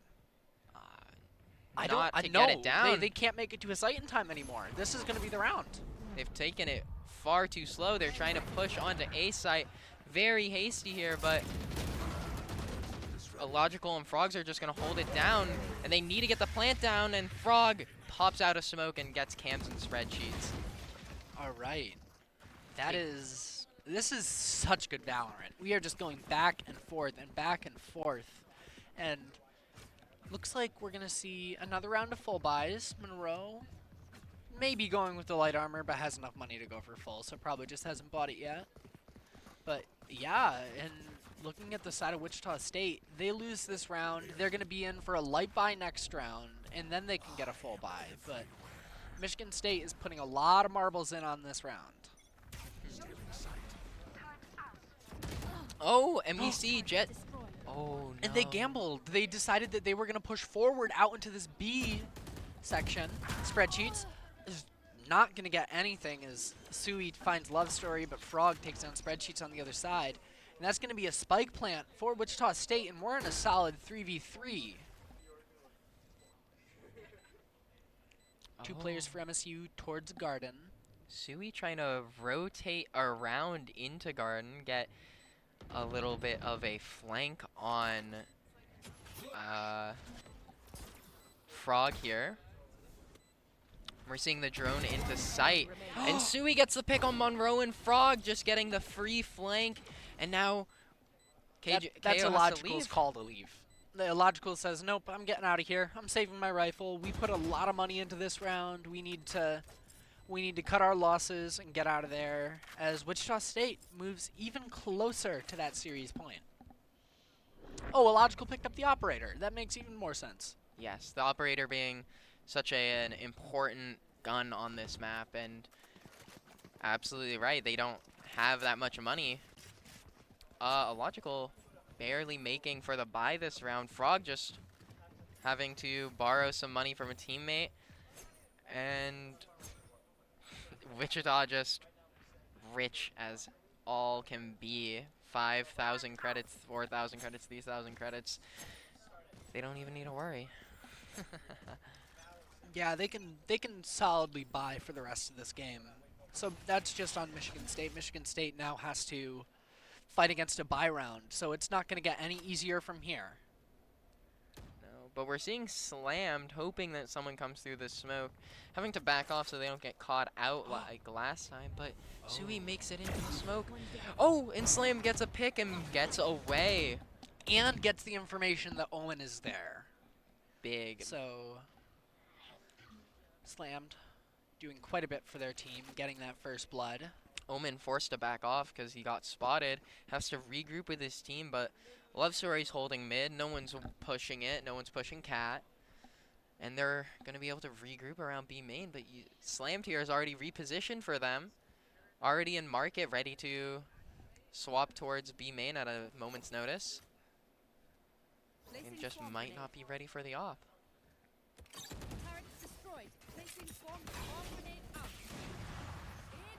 And the KJ ult is just gonna shut down any thoughts of pushing onto site. 30 seconds left.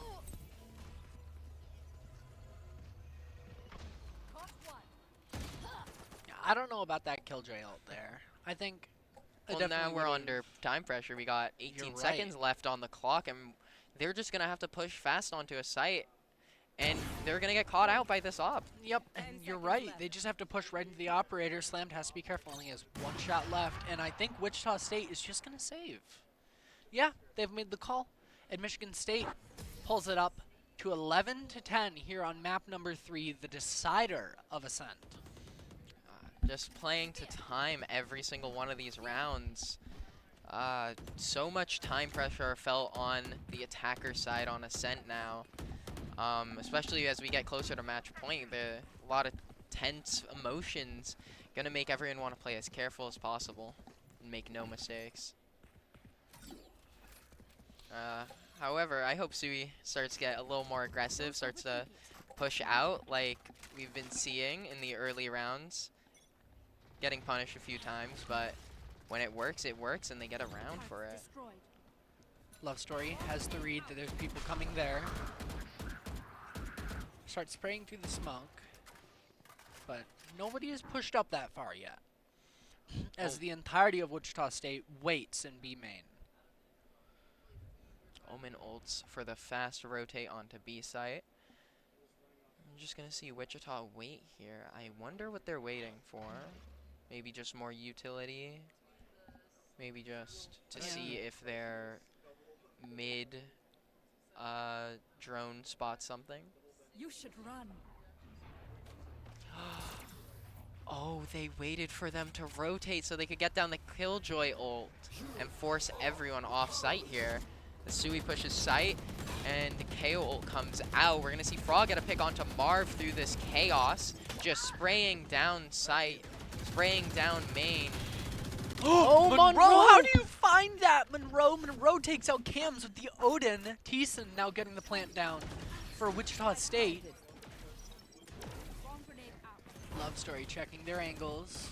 Slammed moves in. Thiessen getting the pre-fire shot onto Love Story. Sui getting the kill onto It's Slammed, and now a 3v3. Illogical. Lines up, but Thiessen and Sui are gonna do it all as Spreadsheets rolls around, and we are on series point for Wichita State. If they win this next round, that is it. Michigan State heads down into the losers bracket. Oh, there's brackets, so they're not out of this tournament? I'm pretty sure that there's still brackets, because I saw somebody mention in chat that SHU, Siena Heights University, is going to be playing the loser of this game. Ah, I see. Yes, I did get to, as I walked in here for casting, I did hear about, sorry, what was the name of it? It's the Siena Heights University. Siena Heights University did just finish up their game. We're going to see a very aggressive push from Monroe and Frog, but rewarded by getting a pick onto Spreadsheets. Love Story pushes and gets Marv. Frog pushing even further into B to get Sui. Oh, Michigan State has just taken an advantage and pushed it as far as possible. Cam getting spotted by Love Story on the A site. And now all that's left is Thiessen trying his best, but gets traded out by Illogical. So, Michigan State has an opportunity to take this back and forth game that has been really good, this back and forth series overall, into overtime on map number 3, and I'm here for it. I'm strapping my seatbelt in. I'm all buckled. We're getting ready for round number, what is that? That's not 24. Yeah, this is round number 24. Oh, yeah. We'll see if Michigan State can hold off Wichita State to bring forward overtime.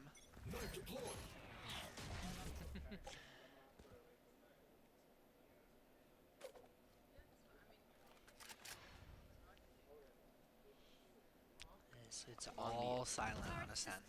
I'm on the edge of my seat just waiting. Yeah, just waiting for the action to happen as a little bit of movement happening towards Garden.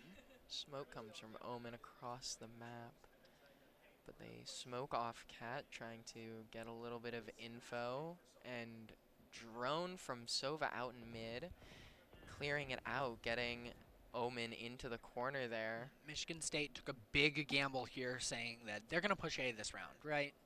And, oh, wait a minute, that gamble may pay off, because we see Wichita State rotating back through their spawn one more time. Michigan State holds their defenses, their lines hold true. They're just being patient, they're just waiting. Yeah. That's all you gotta do, really. They're gonna see this dart come in, and they're just gonna feel so good about having this four stack on site. And here we see the Sova ult come out and slammed, getting a good position to get a pick on Thiessen and Sui on this push. Gonna drift and up on pass. Forgetting my directional words. It is all good. Now only 10 seconds left on the clock, and oh, wait a minute. Camps rotates, gets the kill on the Love Story. So there's the spike going down with just 4 seconds left on the clock. And okay. Wichita has to catch up because Michigan's is here first. We're gonna see Cams having to solo hold site, but all 4 are already there. Oh, they're already on the site. Yeah, this is just gonna be a real ground and pound battle through the lanes, and that's gonna be Michigan State tying us up. We are headed to overtime here on map number 3 of this. I believe this is upper bracket, but map number 3 of upper bracket. Map number 3 of the upper bracket. Switching sides. And now into overtime. First team to win 2 rounds in a row, correct? Yes. Okay. And if they tie, it goes again and again and again. And again and again and again and again. It goes forever. We could be here forever, realistically, people. Let's have a 6-hour match. Let's do it. Let's set a record for collegiate Valorant. I'm not too sure how the players would feel about this one. I think there actually was a recent collegiate Valorant record for overtime 27-29 or something. That's crazy. I might be confusing this for a Game Changers overtime. I remember set. hearing of Game Changers having an overtime set like that. Yeah, I might be thinking a little bit wrong. Beautiful dart, by the way. What is that? That clears the entirety of top mid? It gets all of mid, all of top mid. It misses out a bit of pizza and market, but just getting both corners there is such a good advantage for Michigan, who doesn't really fancy the mid lane. And they get a pick onto Sui. Oh, Sui gambled hard playing in Wine Cellar, peeks their head out, and isn't able to find anyone from Michigan State. Cams has no one to watch his catwalk, so he has to hold 2 angles here. Now we see KO filling in that role for him so he can watch a main. But Marv getting a pick on B site to Love Story.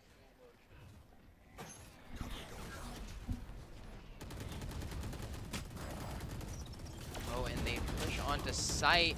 Slammed, killing Thiessen. Slammed, getting Thiessen and Cams with a quick flank. Well, not a flank, but rotating around the outside of the site there. Before Bladestorm activates. Gets a pick onto Marvin. This might be the ace for Slammed.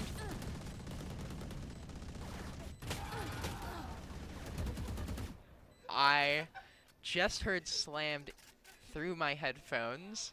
Very disappointed that he didn't get that ace. That was... I was trying to confirm who that was for just a half second. But that came through the soundproof. That was really funny. Yes, we heard that. Yeah, and we see one of the Michigan State players jump up and pop off a little bit, excited. That is, in fact, slammed over there in his seat. I was watching him game 1 before I got on casting behind his monitor, just playing like, he plays very fast. It's like, not as bad as Faker because you get to swap cams in League, but he is looking at everyone else's monitor to watch his team, and it's pretty fantastic to watch. He's also very hype. He has the energy that we need from collegiate Valorant. I see Marv droning out into B main, catching Monroe there.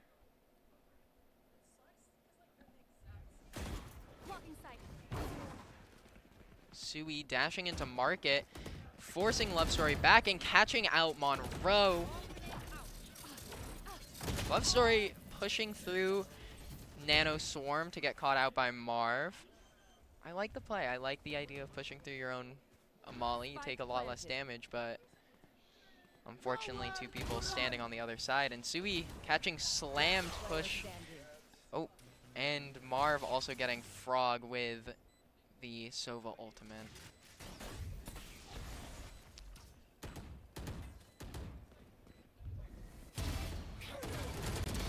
Oh! Ooh, Logical takes 2 down with him, but that's going to be all they wrote for round number 26. So we move into round number 27 as we're all tied up again.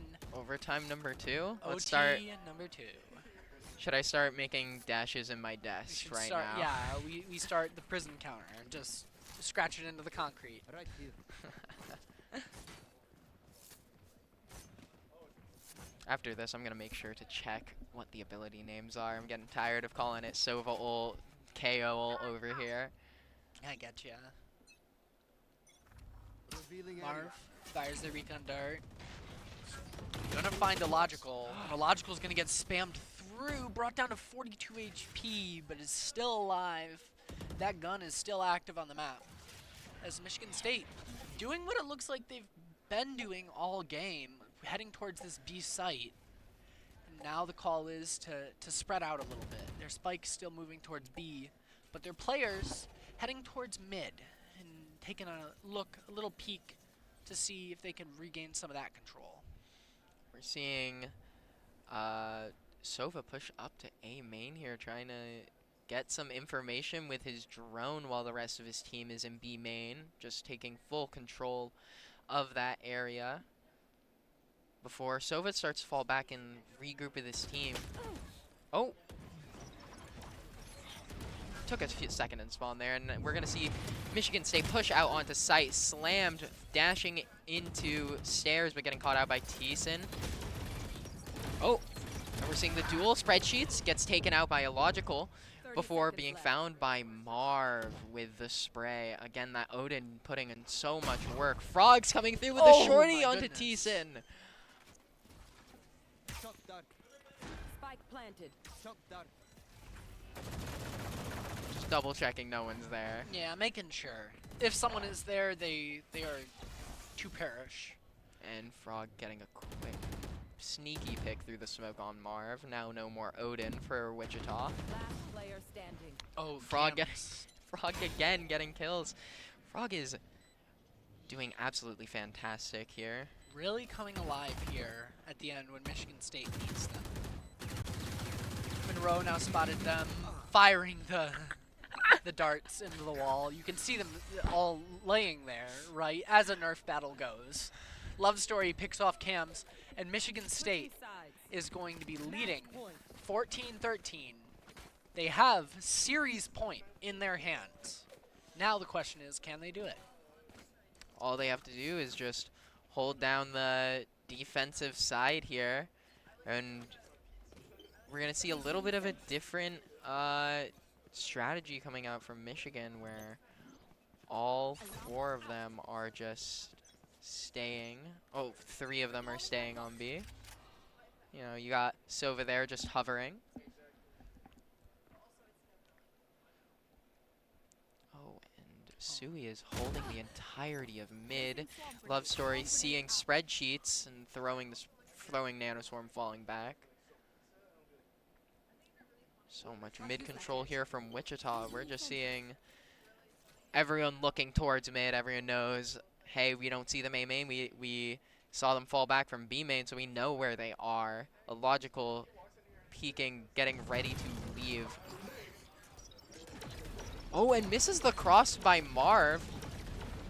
Oh, I think he's realized that Marv is in and now decides to back up to get a pick onto Sui before Marv pushes on and gets him on row. We have Slam just 1v2ing back here, getting spreadsheets, stopping the bomb from getting to site. Illogical is playing footsies with One enemy remaining. with Thiessen on site and This is catches it. him out. Just Cams standing for Wichita State. Michigan State wins this, they win the series. And there Illogical it is! picks off Cams, and MSU is going to take the victory here in the upper bracket of Pantheon. 15-13. What an amazing series of Valorant, by the way. Going the distance for each one of the maps. Amazing game. Absolutely. We got to see a lot of very good plays from everyone. 4Ks, 5Ks, a missed ace by Slammed, but everyone having a great game, doing their best. And I don't know, I again am proud of Ascent for showing off all the strategies and opportunities to make the games go back and forth. Yeah, I'm happy that we got the meat grinder of Ascent for our final decider map. It led to a great game. It slammed on top of the leaderboard with 25 kills. Sui following close behind, also with 25. Just a little bit of a difference in econ rating, but 10 first bloods for It Slammed. If I'm a team at this tournament, Wichita State is a team that I am looking out for, because Slammed, being able to take that big of an advantage in 10 different rounds it's crazy to me. Yeah, he keeps getting the opportunities on Jet to go in and then dash out. I mean, again, one of the reasons Jet is going to be one of the 5 meta picks on this map. You just get so much freedom, so much freedom to push into like mid or catwalk or main, and then run away. Gets a pick, runs away, and forces the enemy team to just reconsider their game plan. Yeah. And even with that, even with all those opportunities, we got to see of one team getting a first blood and then the other team bringing it back with a anchor on another side or a flank, or just pushing through an open mid lane,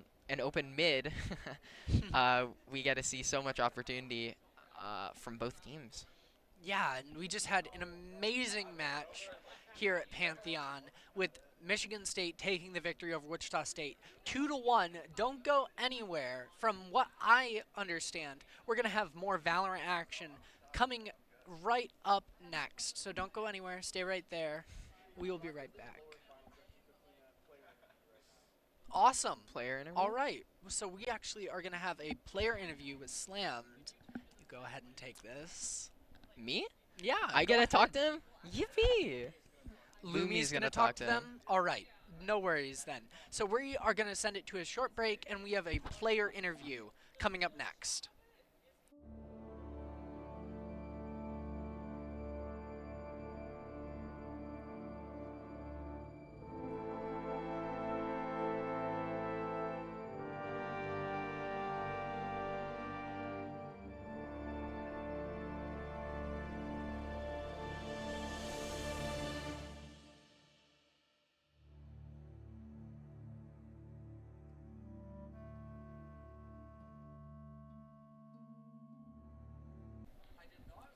Hello, everyone, and welcome back for our post-match player interview. I am currently joined by Slammed from the winning MSU team. So, first of all, congratulations on that win. Thank you, thank you. It's definitely a long match. Yeah. How did it feel? Like, what were the vibes? How were y'all feeling in that match? You know, we got a little down after the first map, but after the second map, but we came out hot on the third one, so you know, pulled it back. It got a little close towards the end, but you know, a little perseverance never hurt anybody, and we pulled through in the end. So. Hey, good to hear, and we always love a success story. Yeah. How do you feel if you end up going against them again in grand finals? I'd love to. I think we let the second map slip a little bit, and we were really good on the first map. So hopefully we can finish it a little quicker next time. Right. Yeah, that's the plan. Gotcha. And do you have a kind of personal highlight in that match? Was there a moment that really stuck out to you as you're Ooh. like, this is the moment of the match? Probably the round, I think it might have been the first overtime round. I think I got a 4K. That was a great round, yeah. And who are you playing again in that? I was Jet on Ascent. Gotcha. Yeah. Was that with the op or? No. It was I had a Vandal and then I got 1 kill with knives as well. Gotcha. Very well. So what are you going to use in this match to kind of propel your momentum into your next match and, into the rest of the tournament? Going in the grand final, we've only dropped 1 map so far, so we're feeling pretty confident. That was your first map dropped? Yeah, unfortunately, Ooh, wow. but yeah, we're feeling great. Excited to get to the grand final, and hopefully we can, finish things off. Gotcha. Well, thank you so much for meeting me after the game for the interview. I know that they're running late to their lunch break, so they probably are eager to get food. We will be back after a short break with Rocket League. We're getting ready to stream those semifinals, and then we'll have the finals after before coming back to Valorant afterwards. So the next time you guys see us, it will be with Christy and another caster for Rocket League, and we'll be back after a short break. Right after production is back because they're not here to send us to break, so we will stay a little longer. Do you have any other notes about that match? I mean, it was a lot of fun, best of 3s. They don't get more exciting than that, going to map 3 overtime. I mean, yeah, it's great. Yeah, how is the pressure in overtime, actually? Because you need to win by 2, so in theory, it can go forever. When you pull through on that first round, you feel pretty good, but after losing that second one, you get a little down on yourself, but yeah. How would it feel if you were, down first, so you weren't 14-13 but 13-14? It never feels good to lose the first overtime round, but fortunately we were never in that spot. Gotcha. If you are, what do you do to kind of help with the pressure? If you lose this round, you've lost the game. You might pull off some one-time strat, something that you can only use once. That won't work again in the match, or do what works, do what you're confident in. Just do what you're comfortable doing, I guess, yeah. Yeah, gotcha. Are you normally an entry type player and you go first, or do you like to kind of lurk around? Yeah. Okay, entry. Yeah. Mm-hmm. Gotcha. So what other agents do you typically like to play for this role? Pretty much just Jet. I love entering just on Jet, but I do like playing smokes as well. Astra's a lot of fun because you can play a little more passive, bait your teammates and stuff. That's always nice. Right. Yeah.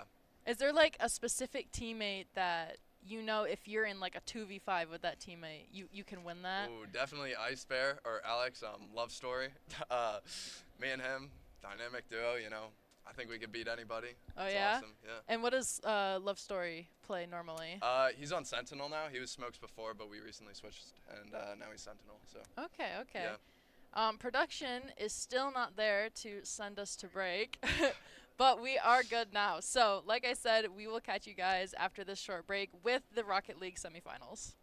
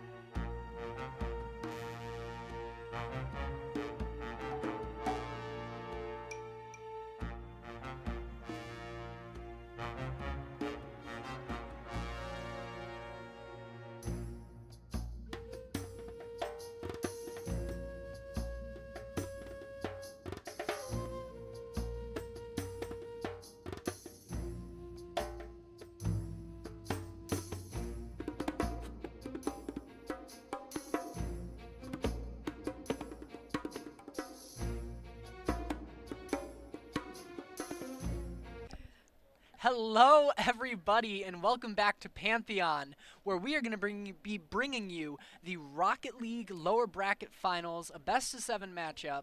I am joined by the wonderful MCH Bunny. Hello. And we were just making the joke a couple minutes ago that we're running it back. MCH Bunny and I go all the way back to my senior year of high school, I believe. Oh, yeah.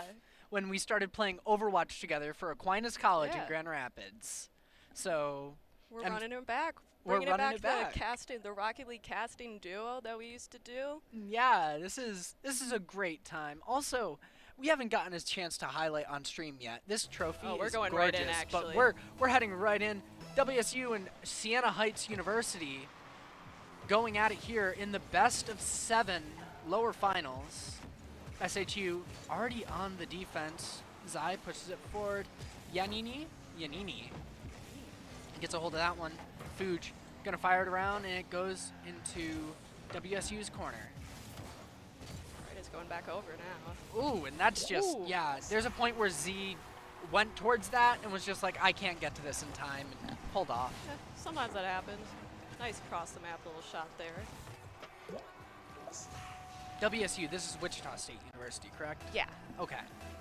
We just got to see Wichita State's Valorant team play on stream. Yeah, against the MSU Valorant. Against the MSU Valorant team. I believe Wichita State, if you're looking for them, they're going to be in the lower brackets versus Siena Heights at some point today. Pickle gets a touch of that one. Fuge going to pick it back up. It's fired towards the Siena Heights net. Yanini gets there in time. It's a good save. Beautiful little save. It does still get on the touch. side of, on their side, right, though. Back over the pitch to Wichita's. It's fired off the ceiling. Wichita State gonna put this one back to the side. Michon isn't able to get a hold of that, so sends it up to Pickle. Pickle fires at center field. Boone's gonna take the shot. Z is there to stop it. Yanini fires downfield, has a lot of boost to work with. It's disrupted by Michon.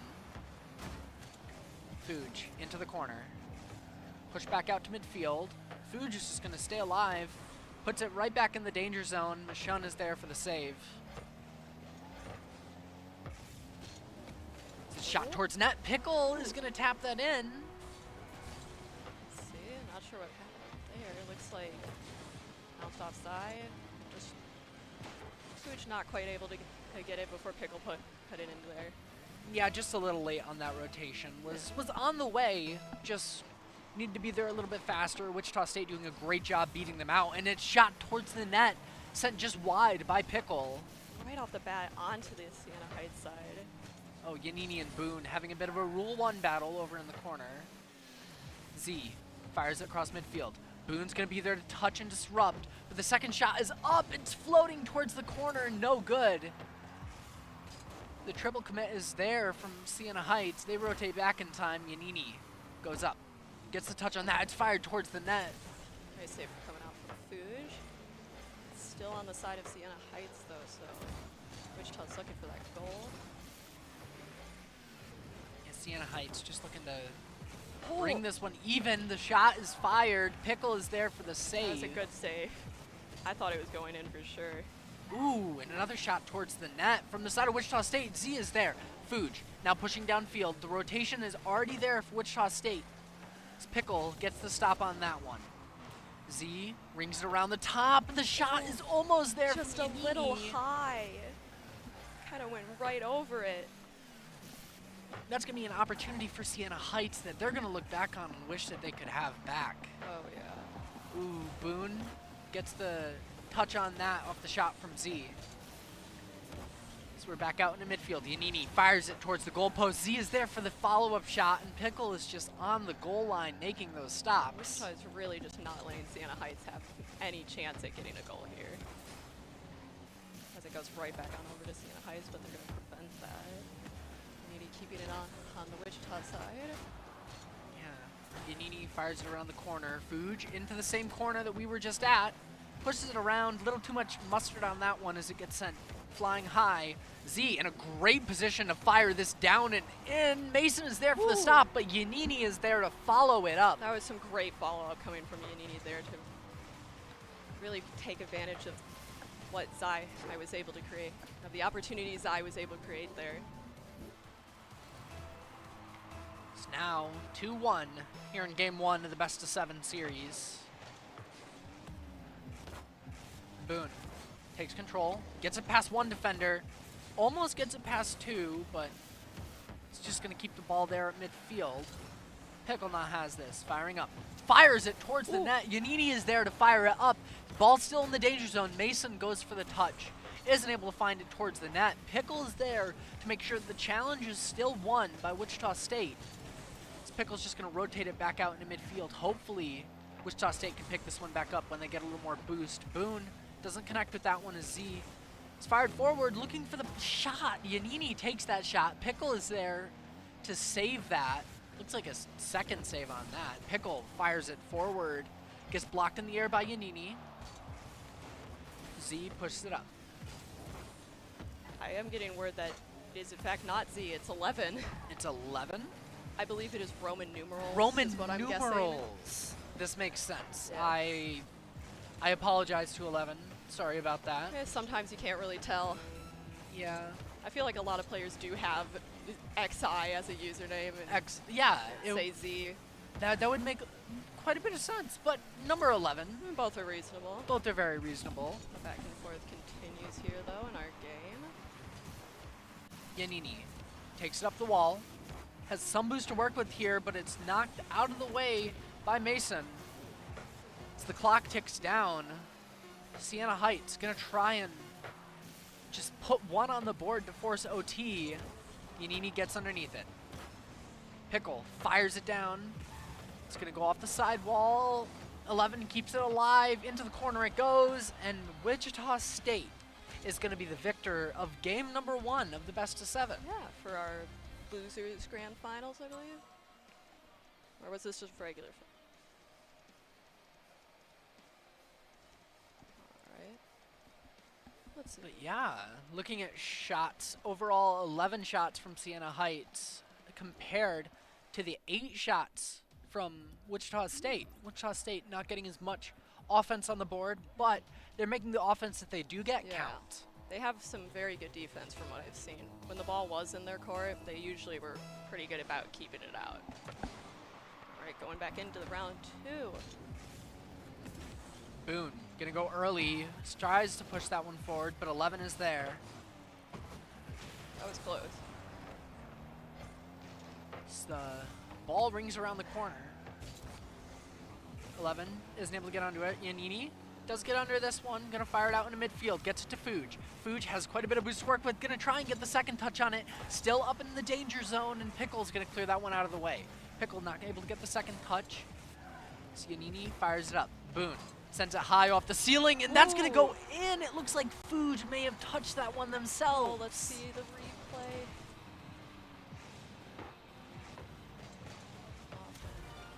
Yeah, Fuge comes in just a little too forward and ends up knocking that one in. Just a little bit of a tap there. They're putting that goal in for the opponents.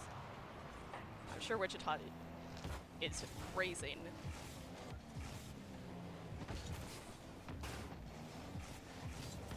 Boone at midfield, fires it. Fuge is there. Mason gets underneath this one, tries to get over top of Fuge, but 3 players are in the net. Boone fires another shot. 3 shots, 3 saves for the side of Wichita State. It's now fired forward by 11. Boone at midfield is there to meet. Fuge pushes it into Wichita State territory. You really see the defense I was talking about here with Wichita. They do not want that ball on their side of the court. They do not. They're just really shutting down any opportunity for Siena Heights to push this forward, get an actual goal-making opportunity, as they're still up in this match 1-0. Yeah, they just keep on knocking this right out of there, and Siena Heights isn't able to move quick enough. They're still trying to capture the boost pads to be able to go on an attack, and they finally look like they have enough. Boone's gonna knock that one out of the direction of the net. Mason brings it around the corner. Puts it on the back wall. The shot is there from Pickle, but Fuge is there to stop. Boone bounced it off the side wall. Yanini is there. Boone to Yanini again. Pickle goes high. Pickle sending it towards the back wall. Fuge is there to ring it around the corner. Boone is following the ball up, puts it back into the corner, gets another tap on it. Pickle takes the high, gonna try and take it off the glass, but 11 is there to stop.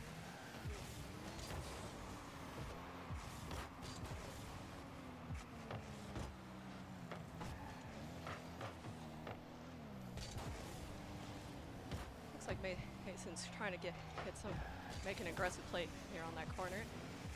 Pickle's looking for a goal too. Wichita's just trying to play really aggressive here to get a goal. Ooh, nice save from Pickle there. Siena Heights trying to put their name on the board or get a score or up there to tie this up. 11 pushes it forward. Mason gets the tap.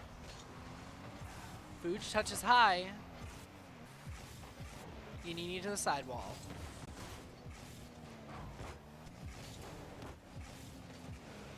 Mason going for the aggression here. Bone looking to try and capitalize off of this.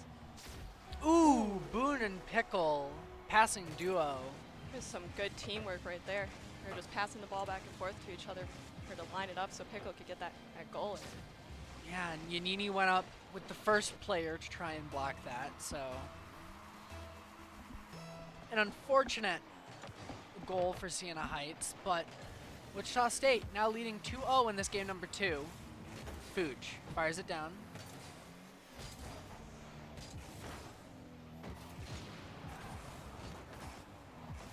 So it rings around the corner. Boone trying to get a hold of this one as Yanini is on the attack.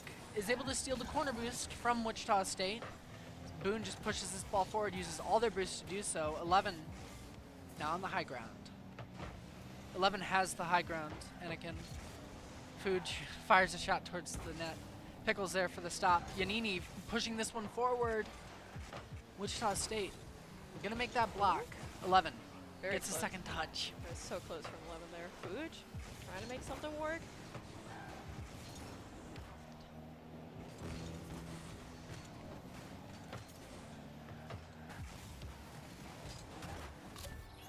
Ooh, nice shot from 11. Yeah, beautiful little shot. Siena Heights getting their first goal in this series here in game 2. Ooh, that's a nice setup from Fuge too. Beautiful little setup. Beautiful little passing play. Yeah, we love to see some good teamwork here. We love to see it. Kickoff, won by Siena Heights. Fuge pushes it forward. Mason. Underneath this ball, puts it into the corner. Rest of Wichita State there to support. Boone fires this one. 11 is there to make the stop. Ooh, Mason was looking for the goal. He wanted going back on over to the side of Wichita. Yanini, what a clean shot coming out of Yanini there. Yeah, and that ties us up here at 2s with 30 seconds on the clock. Beautiful little shot. Able to redirect yourself into that top right-hand corner. Pickle just coming up short there to get that save. All right, now it's tied up for this game 2 of the best of 7. Fuge brings it down. Oh my goodness, Fuge and Yanini are just gonna try and fire that one into the net. Both of them getting shots on goal, but neither one of them going in, both off the crossbar. Yanini fires it up, tries to hit it off the backboard, no good. Boone is there to make the defense. 3 seconds left on the clock as that ball rings downfield. Overtime here in game 2 of the best of 7. Siena Heights and Wichita State both at 2. That ball is fired towards the back corner. Yanini is there, has full boost, is gonna fire this downfield with a lot of speed.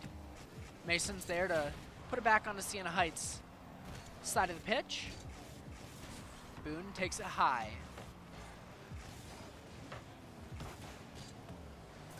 11 brings it around the corner. Isn't able to keep control of it over Mason.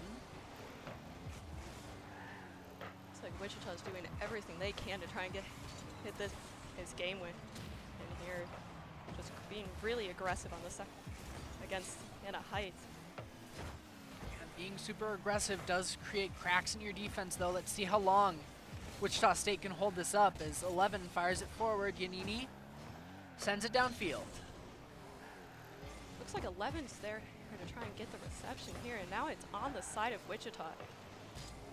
Fuge fires it towards the goal. Mason is there for the stop. Yanini's pushing it back over. Fuge getting it close, and Yanini with the goal. Clean play from Siena Heights there. Yeah.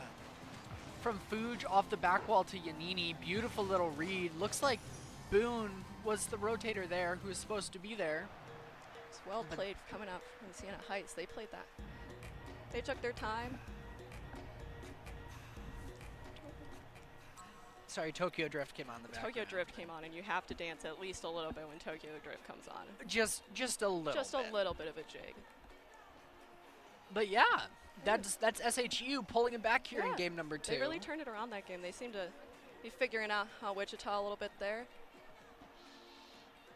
In total, 4 shots for the side of Siena Heights, 5 on the side of Wichita State. Excuse me, I'm looking at saves instead of shots. That's where the numbers. Yeah. That makes a little more sense.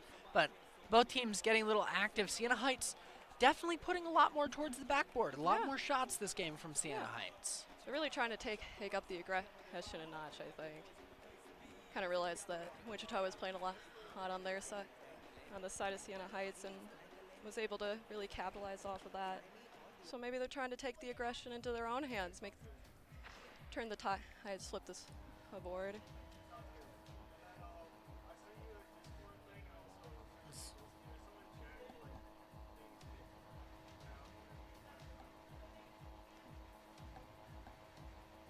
And we're just waiting to get into. Waiting for this game to start.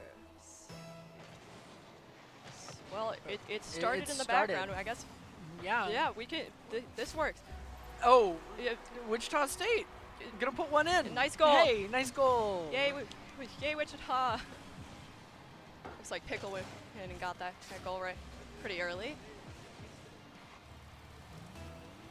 It's a nice fast goal there to start off the round 3 of the best of 7.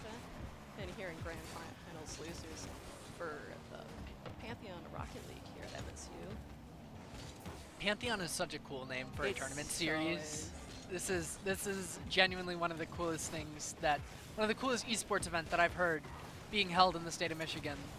And it's super cool that MSU is running this, helping operate this event, getting all these really top tier teams out here to compete against each other.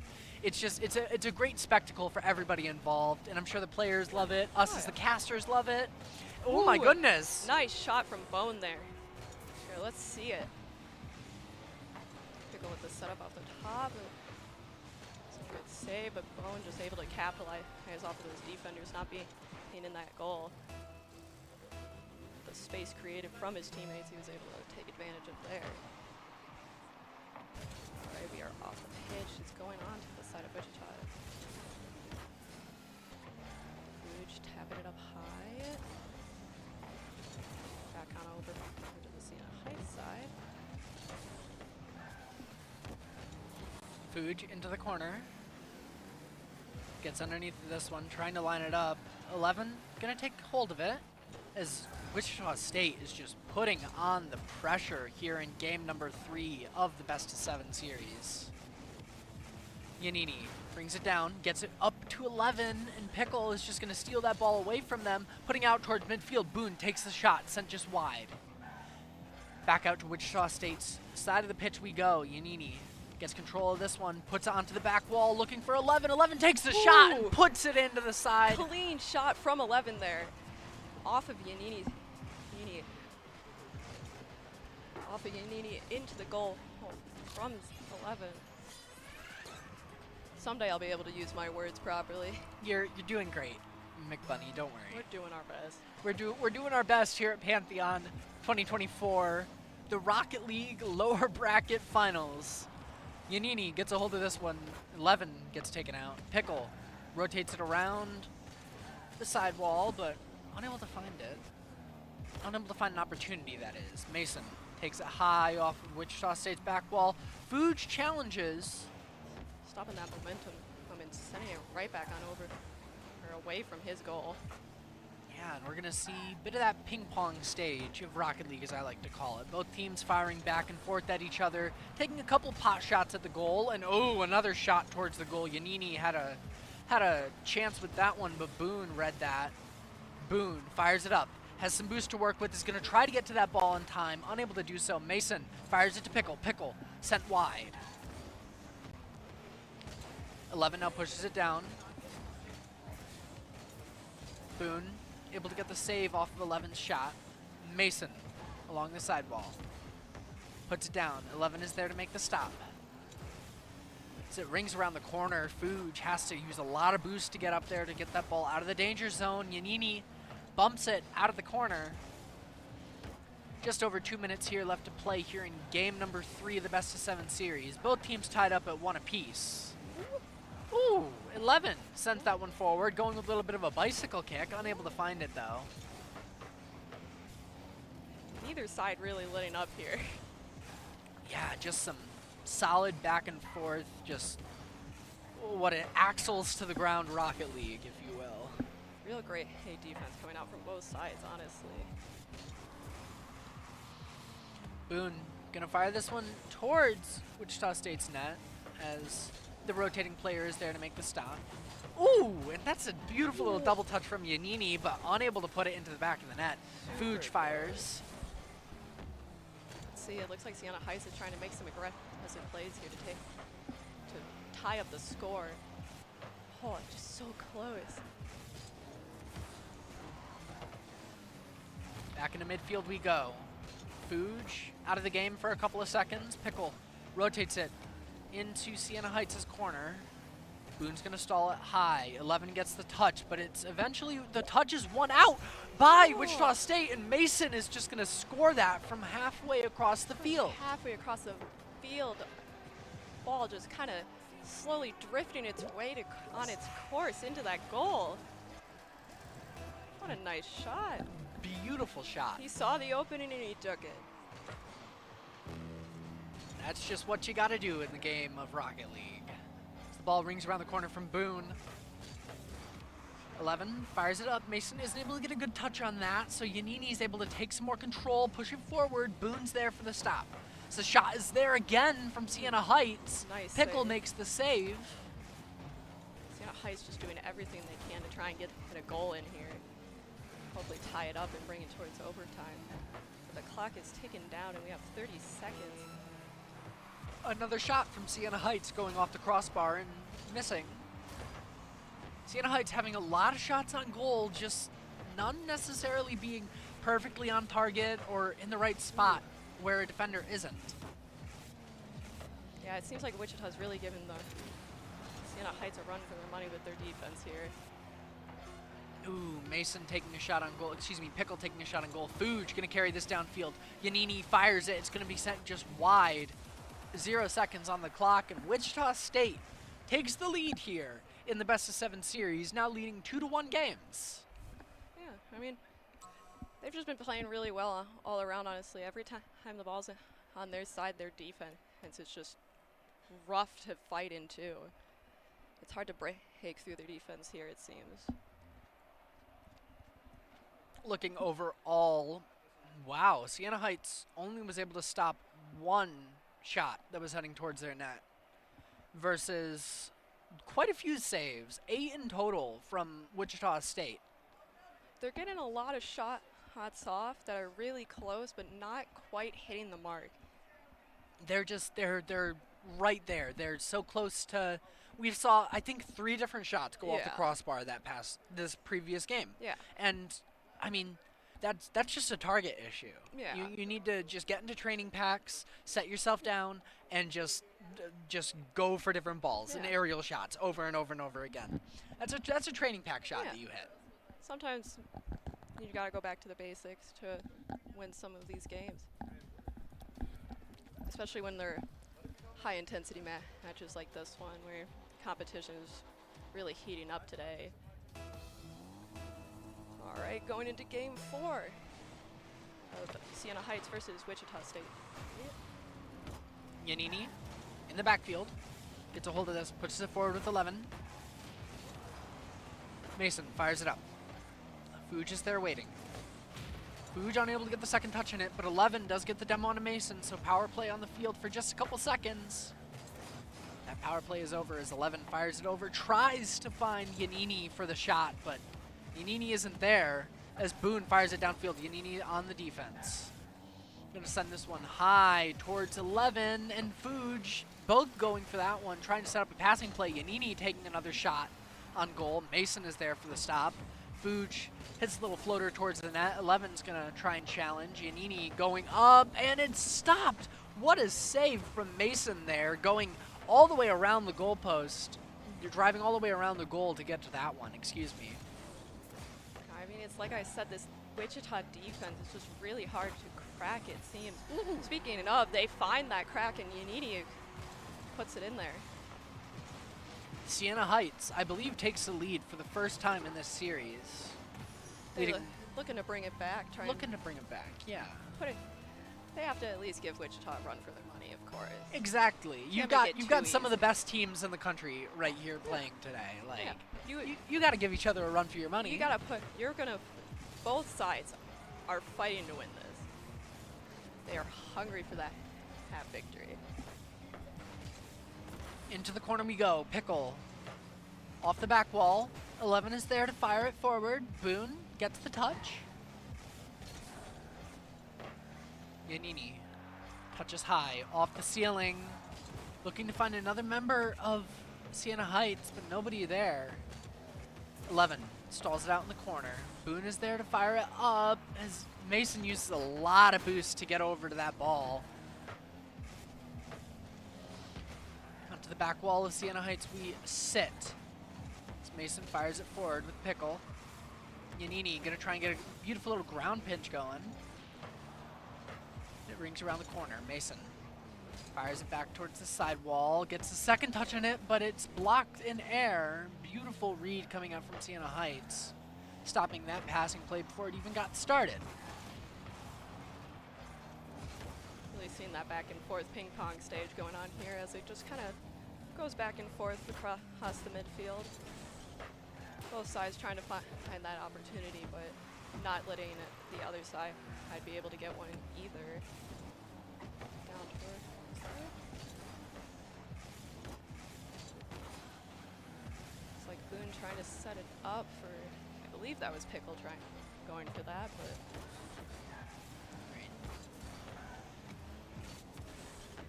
11 fires it over onto the side wall.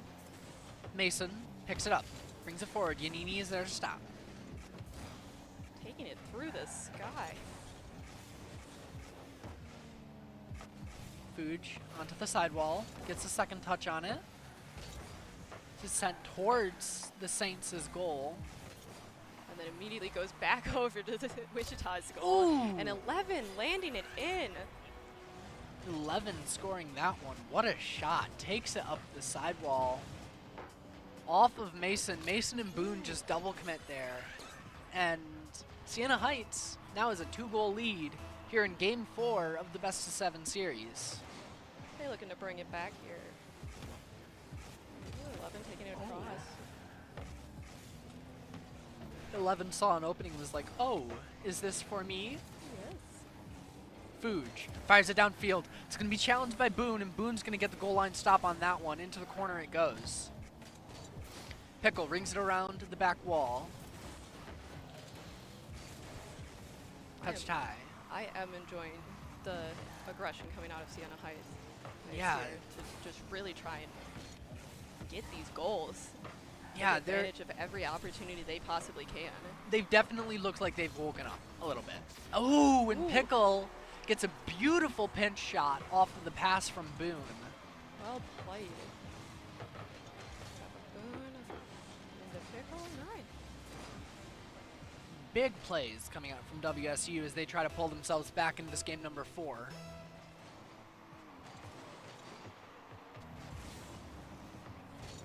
Yanini takes it towards the net. Pickle's there for the stop. 11 takes it around the corner. 11 touches it high. Gonna try and boop one player out of the way. Wichita State doing a great job on that goal line of getting it out of there. Just 50 seconds left to go on the clock. for Siena Heights to hold on to this lead, or Wichita State to try and force us into OT. Into Siena Heights' territory we go. Pickle isn't able to make contact with that one. Yanini has a fire towards it. 11 is there on the back wall to shut that play down. 30 seconds on the clock. Fuge brings it forward. It's touched and sent back out into Siena Heights territory. Mason tries to get underneath that one. Boone going high, is going to touch it, but that ball's just going to stay neutral. Yanini fires it into WSU territory. Mason is there. 11 there to follow up. 10 seconds left on the clock. Wichita State trying to pull themselves back into this one with just 3 seconds left to go. Fuge does get a shot on goal as Boone sends this downfield. That's just going to touch ground, and Siena Heights is going to tie us up 2-2. They are not letting this up. They are firing on all cylinders here, and I love to see it. I love to see it as well. In total, they saw Wichita's defense and were like, we raise you our aggression. We raise you our aggression, and look at how well it did. 9 shots to 2 shots. Ooh. There is so much more offensive activity happening from Siena Heights than we saw happen from Wichita State at all. They saw, I mean, Siena Heights saw that Wichita likes to play defense. They're good at playing defense, so they said, we're going to make you. We're going to make you play defense. We're going to put pressure on you. We're going to find those cracks in your defense. We're going to take advantage of it. Because at some point, the defense has cracks. Keep applying pressure, and at some point, something's going to break. Yeah, that's exactly right. That seems to be what they're kind of trying to do here with all of the shots that they're trying to get off here. Yeah, there's a saying that I used to say back when I casted football. It's maximize opportunities, minimize mistakes. Yeah. Right. And whichever team can just do that is going to be the team on top. Yeah. Honestly, at the end of the day, right? And Siena Heights really maximized their opportunities that past game. There were a lot of opportunities where Wichita State was just double committing towards the net, and they were able to read that and just fire it forward, and Siena Heights ended up taking that game number 4. All right, but let's get on into this next round. Wichita hoping to probably take it back, stop some of that momentum that Siena Heights is trying to build up. Mason does put it into Siena Heights territory. It's going to be fired forward by Boone. Yanini is there. Pickle rings it back around. Does have some boost to work with as well, so he's going to fire this down, and the shot is there from Mason, but 11 is there for the stop. Boone fires it in front of the net, trying to get Pickle to come forward and take the shot on that one, but Siena Heights shuts down that opportunity way before it even gets the opportunity to happen. Boone touches it towards the net. It's off the crossbar, and it's in. Pickle fires that one in. What a setup from Boone for Pickle to take advantage of that opportunity. Pickle just fires that one in over top of Yanini. WSU takes an early lead here in game number 5 of the best of 7. Fuge rings it into the corner. Oh, 11 goes for the shot. Boone is there for the stop. Boone now taking it up the side wall. Almost gets it past 11. 11's able to rotate, get the full boost, and fire this ball back down towards field. And is going to set up Fuge for a shot. Boone is going to be there to disrupt it just in time. Looks like we're hitting that ping pong stage again. But as I say that, it immediately is on the side, towards Wichita's goal. Siena Heights not letting this up. Yeah, it's Wichita State just building a brick wall on their goal line as Pickle stops that one as well. Siena Heights is really just not letting Wichita have any breathing space here. No, they have no time to think. They are no backing Wichita up into their goal so that they have the space. Ooh, 11 goes for a passing play with Yanini, unable to find it as Pickle's there to disrupt that. Fuge fires that one over, Pickle fires that one over, and Pickle's going to put that one into the back of the net. Yeah, Wichita seems to be playing this pretty carefully now. They find their opportunities while they can. Alright, let's go hit on into this next one. Ooh, Mason fires it towards the net. Yanini is there to direct it out of the way. Boone going on the early attack. Fires it up. Mason Goes up to challenge 11. 11 gets to it in time. Pickle fires it towards the net. Fuge is there for the stop. Boone onto the sidewall. 11 tries to challenge. Pickle now pushes it forward. Mason takes the shot. 11 is there for the stop. Pickle into the corner. Wichita is not letting it up either. Yeah, Wichita now going on the attack. The shot is sent just wide. Mason now there, off the crossbar on the double tap. No good. Close. Boone now fires it over. Yanini is there. Fuge pushes it up off the back wall. Mason gets demoed. The shot towards net. Boone is there at the last second to make the stop. Clutch save from Boone. Just over 2 minutes left to play here in game number 5 of the best of 7. We're tied up at 2s in the series. Wichita State leading 2-0 in game 5. Siena Heights just trying to get themselves on board here so that they can try to bring it toward the tie. Mason touches it wide. Yanini is there. Sends it to 11. 11 to Fuge. Mason takes the touch, sends it to Pickle. Pickle fires it into the corner, and this is where Wichita State is going to start their attack unless Yanini just fires it downfield, wins the challenge. Taking it back on over to the other side, just keeping it out of their goals area. Oh, Yanini fires the shot, sent just wide. It's sent high off the crossbar. Pickle's trying to get to it. Yanini is there, and Yanini puts it to the back of the net. What a tap in there from Yanini, just kind of back off the wall, coming back around. He said, nah, it's going in. And it eventually did go in. He said, he said, no, you did not see it touch that wall. You saw it go in. You saw it go in. The ball has gone in. We don't talk about how it didn't go in the first time. It was a mirage. It was a mirage as Yanini gets demoed on the other side of the field. Pickle tries to push this one forward. 11 is there for the stop. Boone sends it up. Into the corner it goes. 11 pushes this downfield. Boone's going to be there to make the stop. Fuge just around the other side. Yanini and Fuge almost get it past Pickle, but Pickle's able to push it into this corner and fire it back out into midfield. Siena Heights is really just trying to say, like, we're still in this. You might think you have us this round, but we're gonna try. Oh, Boone almost taking a shot. Yanini there to block. It's 11. Dings it around the corner. It pops out. It's sent high. Boone is not there to get the touch, and Yanini puts it in. Siena Heights ties us up here in game number 5 of the best of 7. Siena Heights just firing on all cylinders this game. They want this win. They are not giving Wichita State much space to work with, just trying to take as much advantage, much opportunities away from them as they can. Speaking of which, right off the bat, Siena Heights. Siena Heights takes the lead right early. off the bat. Siena Heights going for that aggression, just setting up the play right off the pitch. What a shot right off kickoff. Now Wichita State. The setup coming from 11 for Yanini to just capitalize on that was very nice. You got pickled. You got pickled. Yes. I know there's a 3-minute delay, but that one just made me laugh a little more. All right. Siena Heights takes that lead. game 5. Yeah. Now takes the lead in the series. They're on series point now. Nice.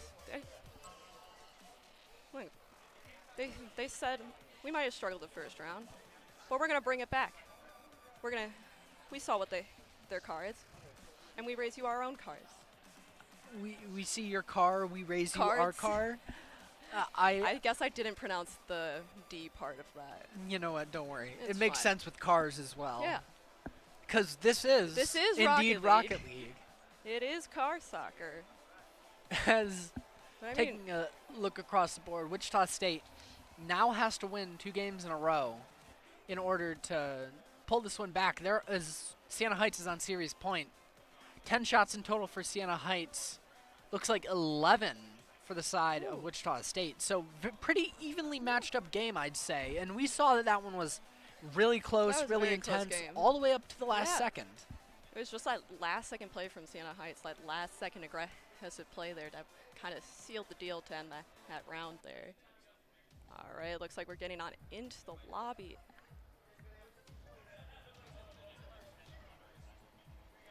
I'm really hoping to see some of the, I want to see some aggression coming out from Wichita. I want to see them getting some more goals in there.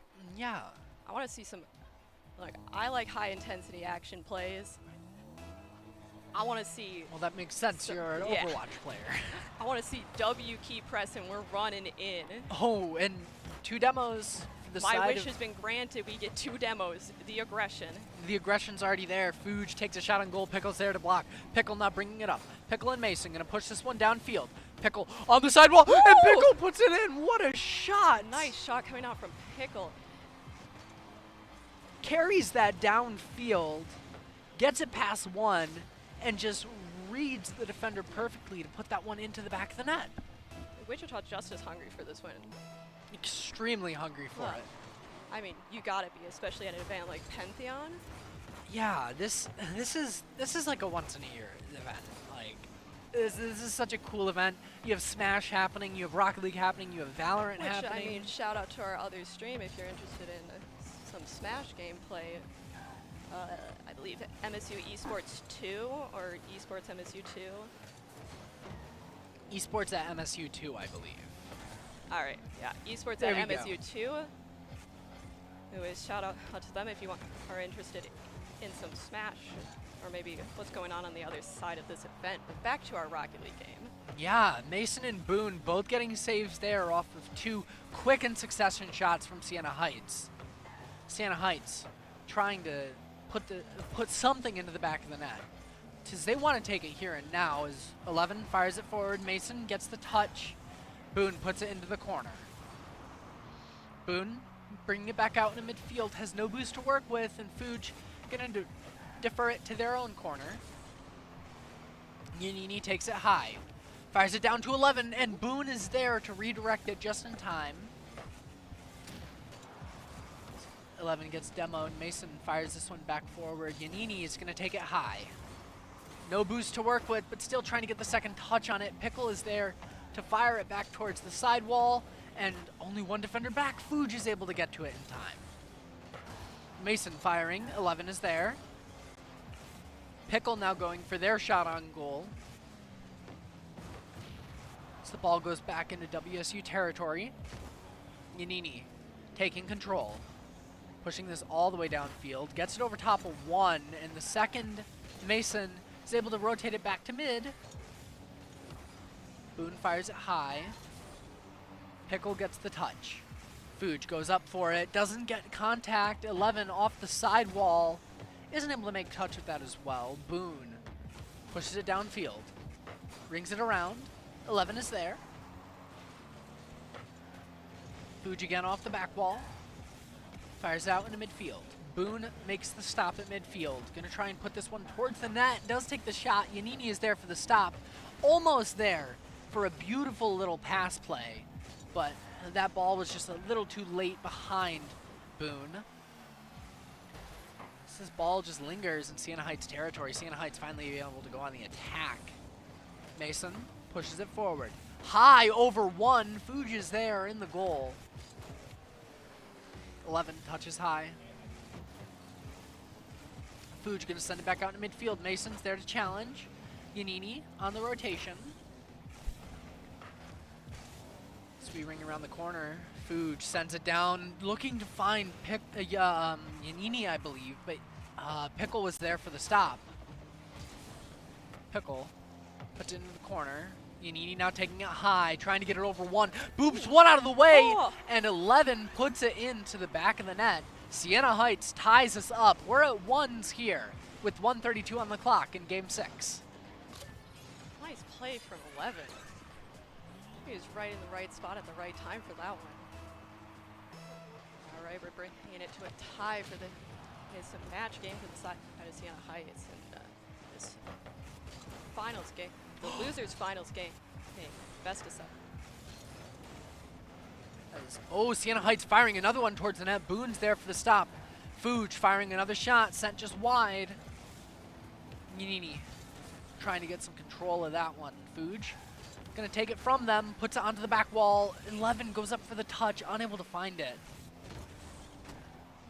Nini sending it back on over. Looks like Boone's there here for the receive though, trying to keep it out of her goal. The goal tapping it on over. Boone escorting that ball to the side of Sienna Heights, but Yanini is trying to prevent it. 11 taking it back on over to Wichita, but Mason is there to challenge.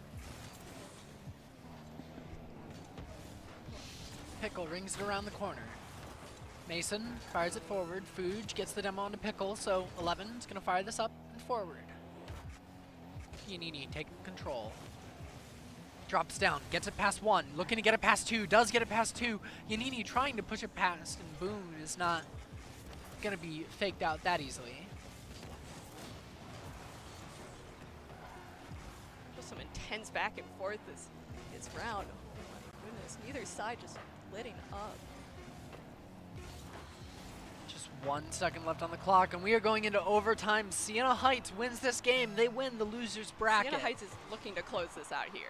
They definitely are, and Fuge is gonna, oh my goodness, it's off the crossbar. Fuge had an open net. Oh no! He wasn't able to complete that it. Was so oh, that was so close. Fuge almost ending it there. Oh my goodness. What a close play, and it's back on over towards Sienna Heights' side. Wichita trying to capitalize, get the goal to tie out this series. Oh. Oh my goodness. Mason taking the shot on goal as it goes back into Wichita State's side of the pitch. 11 going high. Matches. It's touched. Yanini takes the shot. No good.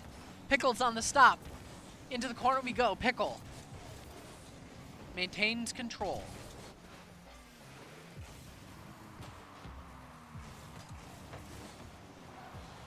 Yanini gets the save from the shot from Pickle. So 11 fires it out into midfield. Yanini is there to tap it a little bit more. Pickle sends it downfield. Back into Sienna Heights territory we go. It's a shot towards net. Oh my goodness, Z is there to make this, excuse me, 11 is there to make the stop. Oh, Yanini fires that one in, sends it over top of 1, and that is going to be all that they wrote for the losers final. Loser finals for our Pantheon Rocket League games.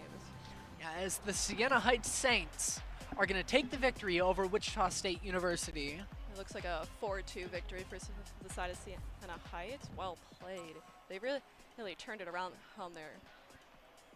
They really did turn it around there really well, and Sienna Heights taking the victory in the losers bracket. They saw what Wichita finals. State had to play, and they really seemed to analyze Wichita and was able to turn it around there.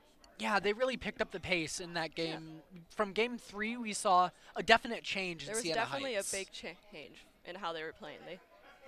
They really locked in on they locked in, yeah, essentially. Yeah, essentially. Like, they were playing pretty well before, I will say. But they really, on that game 3, that was when you saw the switch flip, where it was like, we're locking in here. We are winning this. Yes. And so, I guess that's going to be it for the Rocket League Losers Finals. Yes. Not too sure what's coming on next. Waiting for production to give us the ear on that. Yeah. I'm sure they're also trying to figure it out here. Figure it out, yeah. But until then, you just get to hang out with the dynamic duo. We'll just keep talking. We'll just keep on going. They can't stop us. What's the game that happens next? All right. Rocket League. Next up will be Grand Finals for Rocket League. I see. With a 3:30 p.m. EST start time. Yes. So in about 30 or so minutes, we'll be seeing that. So don't go anywhere. We'll be right back with the Rocket League Grand Finals here at Pantheon.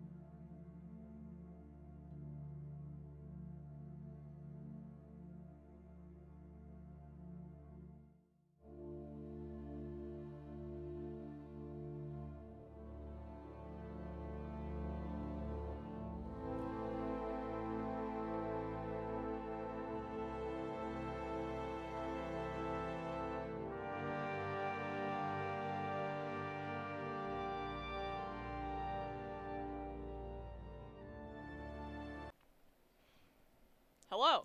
Welcome Hi. back. Welcome back to Pantheon. We're here for our Rocket League Grand Finals. We don't know who it is yet. We have It'll be a surprise. All right. MSU versus Siena Heights University. All right.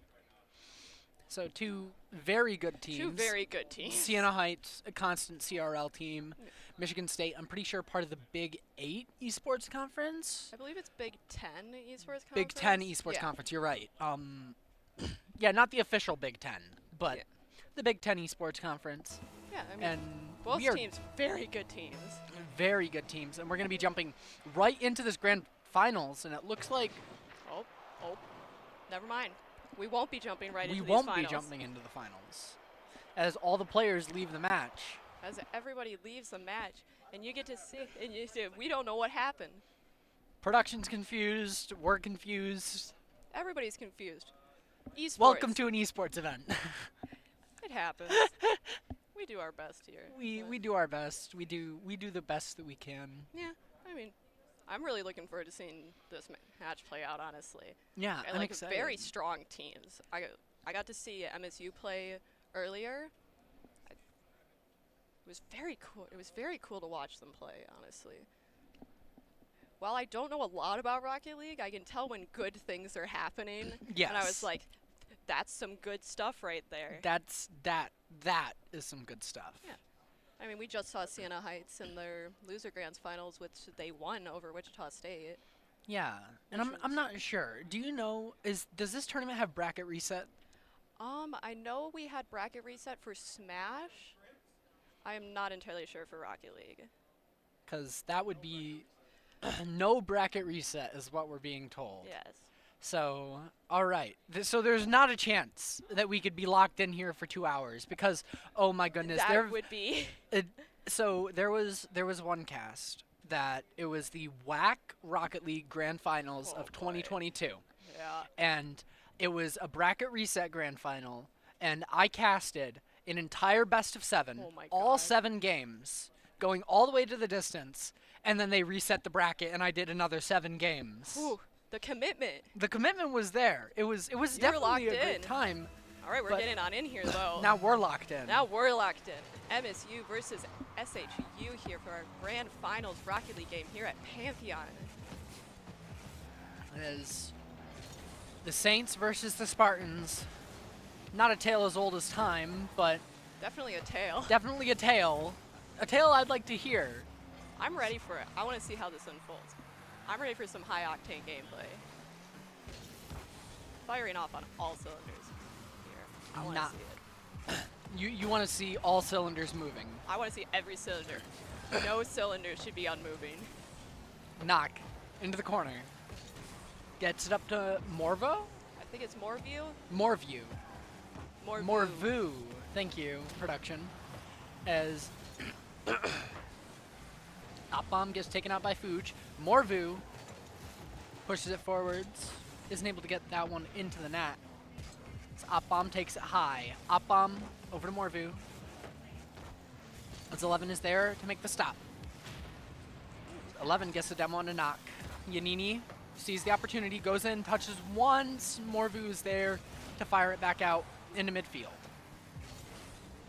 Really seen this back and forth stage, and either side letting it up right off the bat. I mean, obviously so. Grand finals, it's a big deal. Yeah, it's a big deal, especially at an event here like Pantheon, hosted by Michigan State University Esports. Op-Bomb fires that one towards the net. Yanini is there, has a good read on it. 11 touches towards midfield. MSU is taking it back on over to the side of Siena Heights. They're trying to look for this goal here. It looks like Siena Heights is just not letting up, not trying to let it. Ooh. Op-Bomb gets the goal. Nice. Does it all on their own. Yeah. Excuse me, with the pass from Morvu. Pass from Morvu. A nice little top down the bottom, bouncing it up on in there. Yeah, Yanini had a good read on it. Just wasn't expecting Morvu to bring it there. Yeah, just wasn't expecting that. Double tap on in. All right, going back on into this game. Op-Bomb pushes it forward. Unable to get a hold of it and put it into the corner. So Fuge is going to get some control. Knock pushes it around. Demos Yanini. Opportunity to score on net, but nobody from MSU there at the right time. Yanini touches it high, off the backboard, doesn't get the second touch. 11 fires it off the backboard as well. It's going to be Fuji's opportunity to shoot, and Knock is going to be there for the stop. Yanini's sending it back over, but Abom carrying it back over just so that they can try to, so MSU can try to get this goal in. Looks like it's going back on over to the side of MSU. Siena Heights trying to take the aggressive. Yanini looking for it. Fuji trying to find that goal there. Looks like 11's taking it across. Right, going high. Yanini bouncing it off that corner. 11 puts it into the corner. Rings it downfield. Into Spartan territory we go. Yanini fires it high. Isn't able to redirect that one towards the net like they were hoping. Morvu takes it around the top. 11 rings it back around. And the shot is fired. Yanini puts that one in. Siena Heights ties us up 1-1. And I am noticing that it seems that we might have missed the first round. So it looks like MSU is up 1 in this game already. Oh, did we? I believe so. 'Cause it looks like MSU has a point for this best of 7 already. I see. So MSU already leading the series.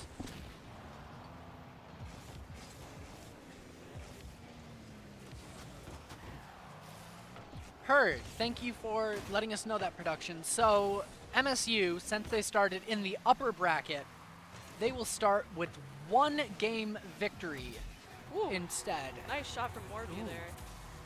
Beautiful little shot. From That's an interesting way to run it. I like that. I like that. That's a great way because then you're not stuck sitting there for another whole Then you're still best of rewarded 7. for doing really well. You're still rewarded for having that extra win. That's a great way of running it. More tournament series need to take a book out of Pantheon. Yeah. And add that because I really like that. That's a really cool addition. MSU's going aggressive off the bat. Abam out to midfield, gets it to Morvu. Morvu sends it high. 11 takes it high off, fires it downfield. Abam rings it around, sends it over to Knock. Knock unable to get there in time as Fuge sends it back downfield as 11 touches it high. Abam in Spartan territory is going to fire this one down, but the Saints from Siena Heights are still just going to be knocking at this back door of the net. 11 touches it. Morvu going to send it back downfield. Able to go back on the offensive for MSU. And Opbomb's just going to fire that one in off the round-the-wall pass from Morvu. All right, let's see this. Oh, just a beautiful read on that ball.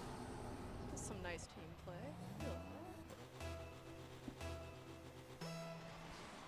MSU just not letting it up. They do not let Siena Heights to have any breathing space here. 11 takes it high. Unable to find it. So Upbomb's going to fire that one back out into midfield. Yanini brings it around the wall. Morvu gets the stop. Into the corner we go. Knock fires that one forward. Fuge is there on the goal line. 10 seconds left to go. Siena Heights down by 2 here in game number 2.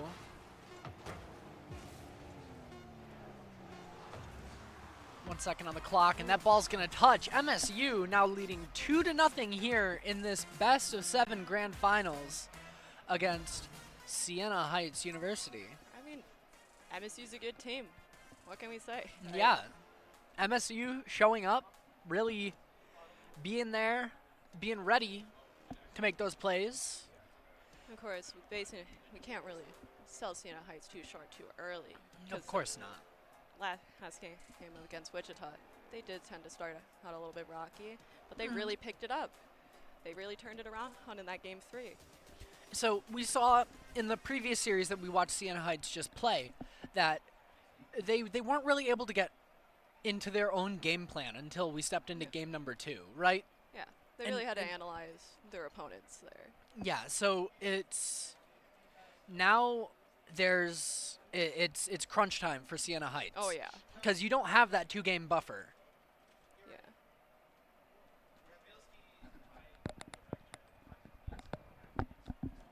you don't get to have that 2-game buffer that you normally do in the regular best of 7.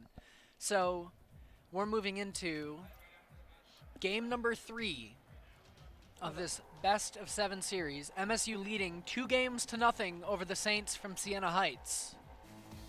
All right, let's get into this game 3 here.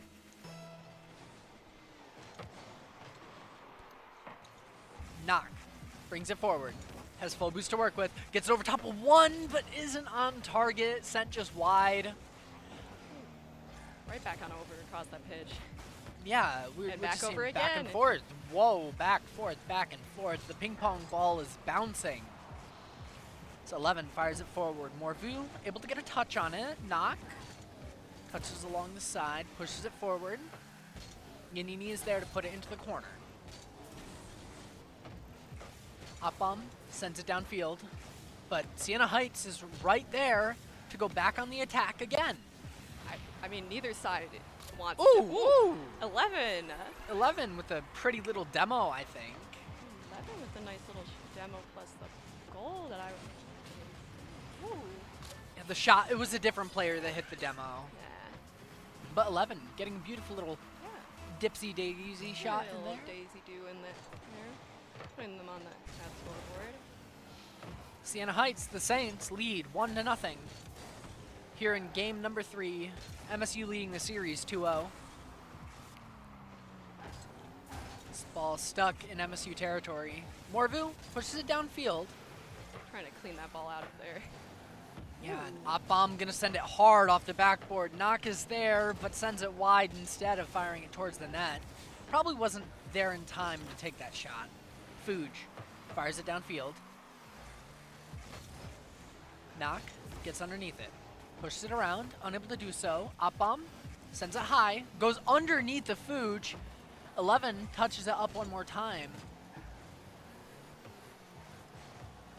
Morview just sailing through the sky with it a little there. Yeah, Morvu going for the solo bolo play. Op-Bomb is able to get a hold of that one as 11 fires that towards the net. Morvu is there for the stop. That's a good stop. Not coming out from Morview there. Sending it, he's just bringing it back on over before Yanini is taking over and just sending it back to the MSU side. And then goes back and forth. Back and forth and back and forth. And Knock is going to fire that one towards the net. 11 is there to make the stop.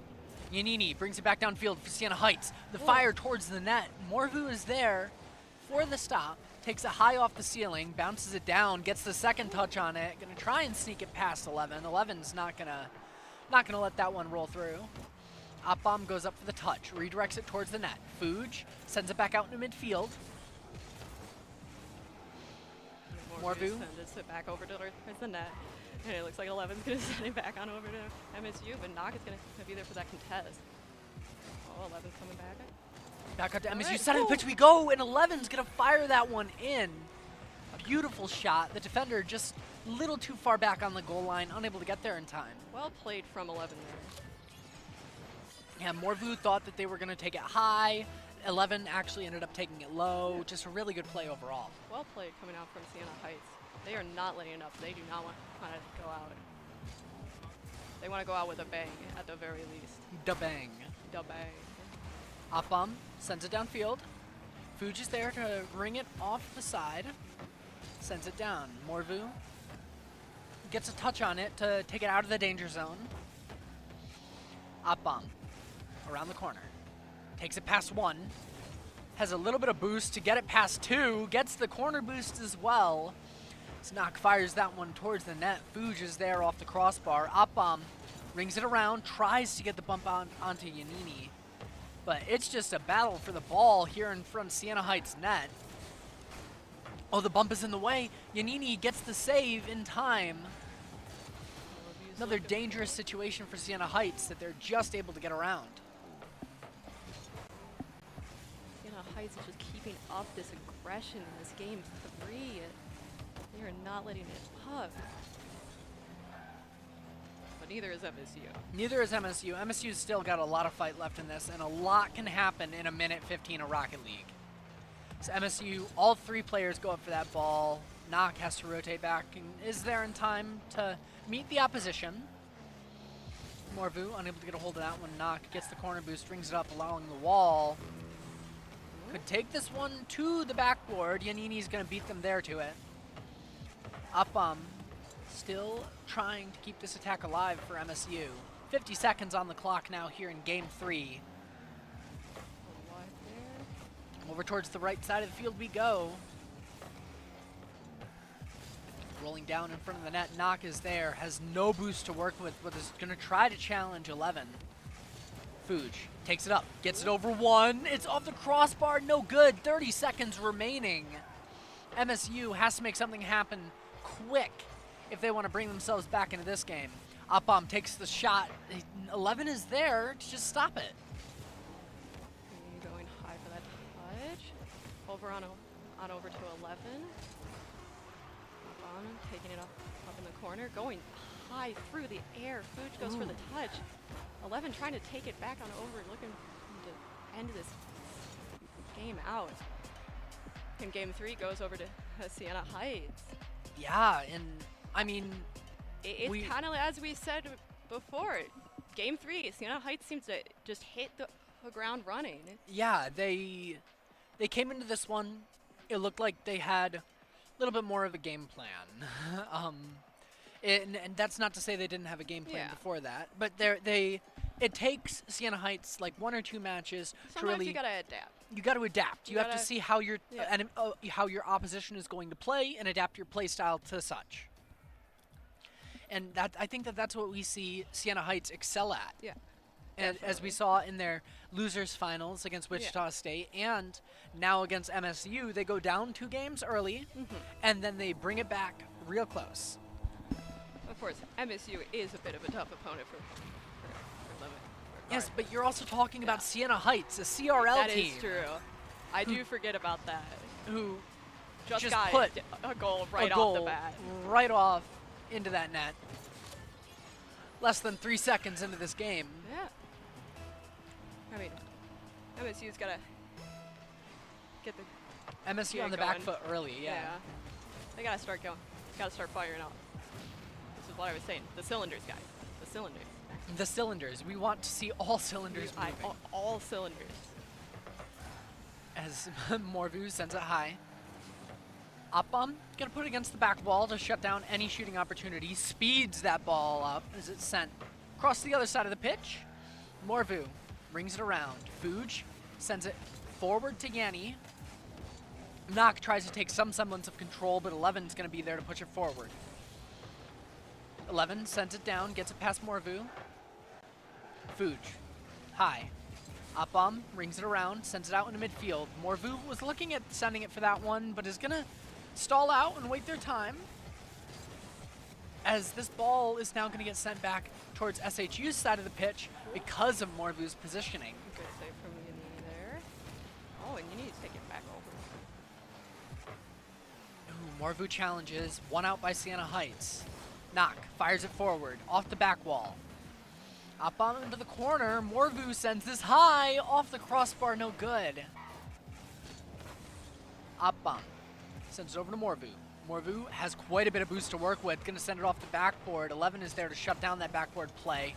Morvu trying to rotate to get in front of that one. But Siena Heights just already in the defensive position.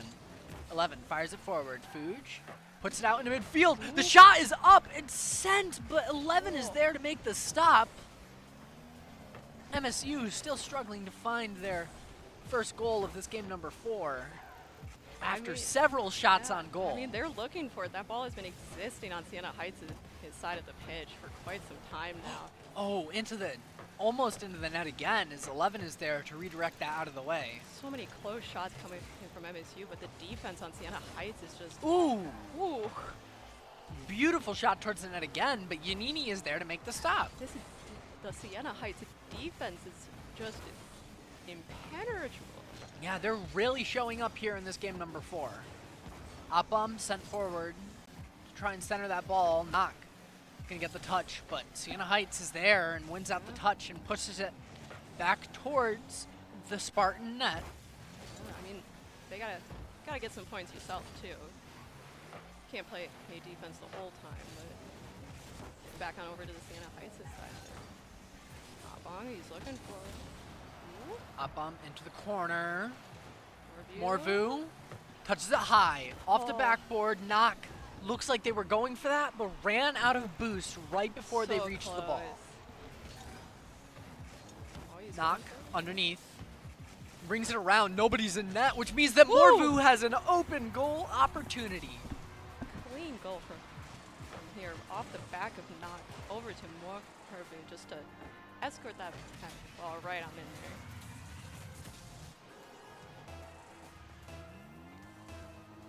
All right, now tying up this game for score 1-1.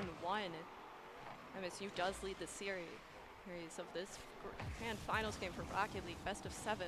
Oh my goodness, Op Bomb. What on earth did we just watch? Op Bomb just off the bat, carrying it through the air and just depositing it into that goal. Deposited it down. Making a deposit into the International Bank of MSU. The International Bank of MSU, I see. What kind of headphones do you think they have? Ooh, another shot towards goal. Knock. Gets another touch. Yanini is there for the stop on the goal line. Falling back, able to pull that one out. Morvu at midfield. 11's going to challenge. 11 to Morvu.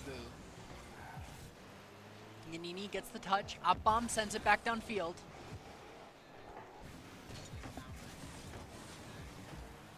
The ball rolls in front of the net. Nobody there from MSU, but Siena Heights not poised to take that one.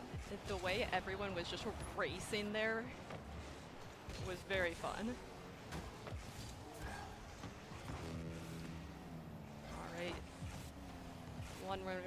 1 minute remaining with MSU taking the lead on this game 4. Yanini trying to take it across, but 11. Oh my goodness!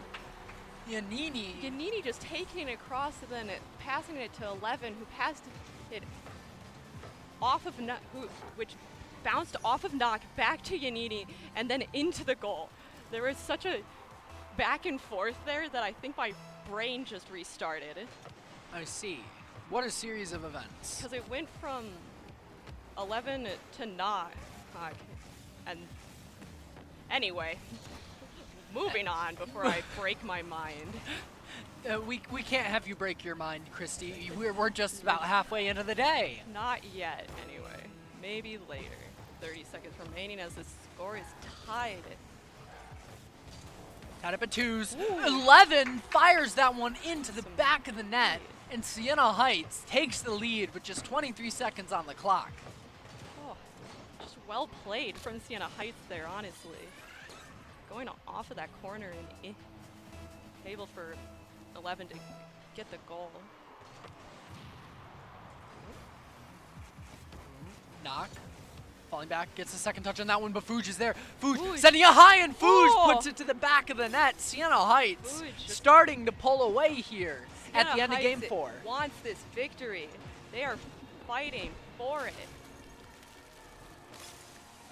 Siena Heights taking that lead. Now poised to tie us up in the series. Yeah. It's more Op Bomb and Morvu. Now trying to push forward. 7 seconds on the clock. Knock is there to fire a shot towards the net, but Siena Heights holding on to this. 11 fires it forward off the crossbar. It's fired up and in, and Yanini puts it to the back of the net. Another goal as the timer runs out. Siena Heights is clean with it. Clean with it, indeed they are.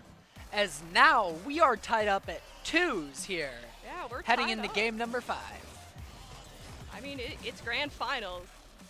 I don't know what you were expecting. It's grand finals. It's grand finals. We're going to see some of the best Rocket League that you've seen. Of the best Rocket League you've seen in a while. In a while, definitely. We've got 2 top-tier teams going at it against each other, and it's showing up in how they play, and how they're rotating, and how they're taking these shots. Yeah. And I mean, it feels like each team is just kind of waiting for the other team to slip up just a little bit, and then they maximize on that opportunity. Both sides trying to just make sure there's no opportunities for the other team and find those openings. find those opportunities and take advantage of them to get these goals. Yeah, looking at the spread, 11 shots from Michigan State versus the 7 shots from Siena Heights. Siena Heights making 5 of those 7 shots. Yeah, I mean, while the ball was typically on the side of Siena Heights for most of that game, it seems like Siena Heights was just able to capitalize on getting goals a lot more than MSU was. All right, game number 5 of the best of 7. We are tied up. All tied up. What were you expecting here? The grand finals of Pantheon, we're tied up at 2 apiece. Excuse me, I almost said 4 apiece. 2 apiece. So we go to the back wall. Fuge is there, and 11 unable to make connection. Yanini puts it over to the side. Yanini able to take the full boost, but Knock pushes it downfield. Oh my goodness, it's rolling in front of the net. Opbomb is there to get the touch, firing it down to the bottom left-hand side of the net. Of a difference. Opbomb not able to connect with that one. Knock goes up high. It rings around as an 11's gonna fire that out of the net. Ball centered, Yanini goes up with it. Tries to get it past Knock. Knock is not gonna, is gonna read that ball well, excuse me. Puts themselves in a good position to ring it around this corner. Morvu bringing it up. Siena Heights not letting the pressure up though, still just firing it forward. Fuge now trying to put that one into the back of the net, but MSU just not letting up their defense. I mean, both sides have to be feeling the pressure at this point when you're tied up like this in your grand final stages. Moments like this game tend to make or break a lot of players' mental. Yeah, Game 5 can be so crucial, especially when you're talking about a Game 7 series. Ooh. Looks like 11 was trying to go for a little bit of a solo bolo play, but unable to find it. Fuge takes it high. Knock is on the net to challenge, able to deflect that one out of the way. 11 fires it around, taps it higher. Upbomb's gonna get underneath this one, fakes it out. Fuge reads it, and Knock is just gonna be on the rotate, rotating around. Morvu now on the rotate. Upbomb on the rotate. They're all just rotating around, trying to get this ball out of the corner, and they finally do so, going on the attack themselves. Nobody able to maximize on that centered ball. But Morvu trying to get underneath this one, doesn't have a lot of boost to work with, is just gonna ring the ball around the corner. 11's gonna fire it back out into midfield. Knock is there waiting. It gets sent high. 11 fires it back, but Morvu's there. Morvu keeps the ball at midfield at least, keeping it neutral. Opbomb fires this one up. 11 is there off the back wall to make sure that that has no funny business attached to it. Just such aggression coming out from both sides here. They are looking, both sides, looking for every single opportunity they can take. They are, both sides are trying to gain momentum here and to get that first goal. Really set the tone for this game. Just over 2 minutes left to go here in game number 5. Yanini taking a shot on goal. Opbomb there for the stop. Morvu rings it around. Fuge there to make the play. Yanini touches it high. Fuge sends it downfield. Rings around the corner. Yanini gets underneath it. Knock went to challenge, but isn't able to get a hold of that one. Morvu now taps it back towards MSU's side of the pitch. Morvu getting the touch. It's high. It drops right in front of the net. Yanini is there in time. Minute 30 seconds left to play here in game number 5 of the best of 7. Just seeing the skill level of all of these players right now. Knock almost getting the second touch on that one. Opbomb fires it in and finds the one place in net where Siena Heights does not have defenders. Opbomb finally opening this game 5 out with the first goal. Oh, it looks like 11 was just barely missed the mark on blocking that.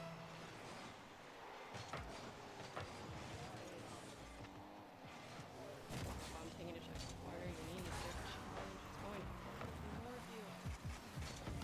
Knock there to capitalize. 11 there to stop.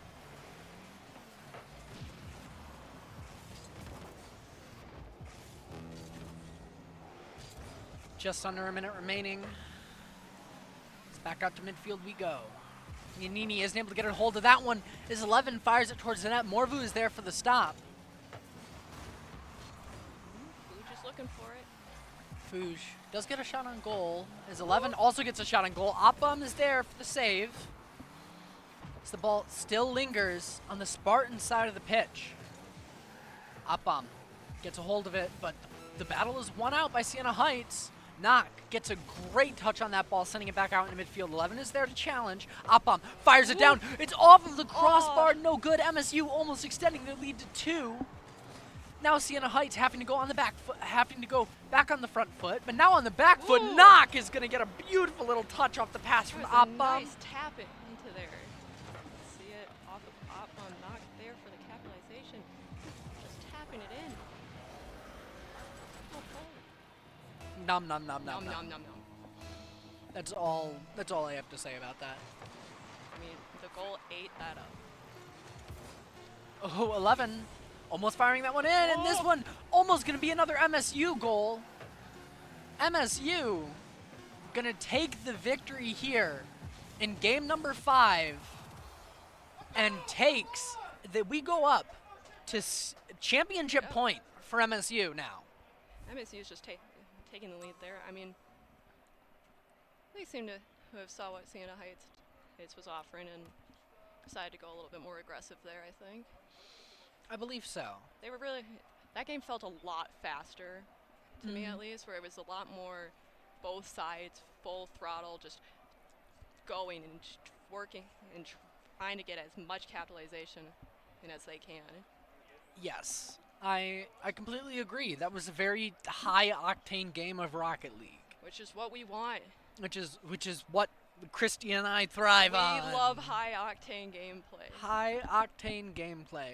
Which I'm expecting to see as Siena Heights, obviously, they want to stop MSU. Yeah, they want to stop MSU. They don't want MSU to be the victors of their own tournament. Of course not. Right. Like, that just sounds like tooting your own horn almost. Siena Heights is going to... I see Siena Heights bringing us to a game number 7. I could see Siena Heights bringing us to a game number 7. But I'm not sure, once we get to that game 7, where the nerves will lie. It'll really depend on if they're able to kind of come back from that last round and analyze MSU and see what that sort of opportunities they might be able to take advantage of, openings they can exploit. Here we go.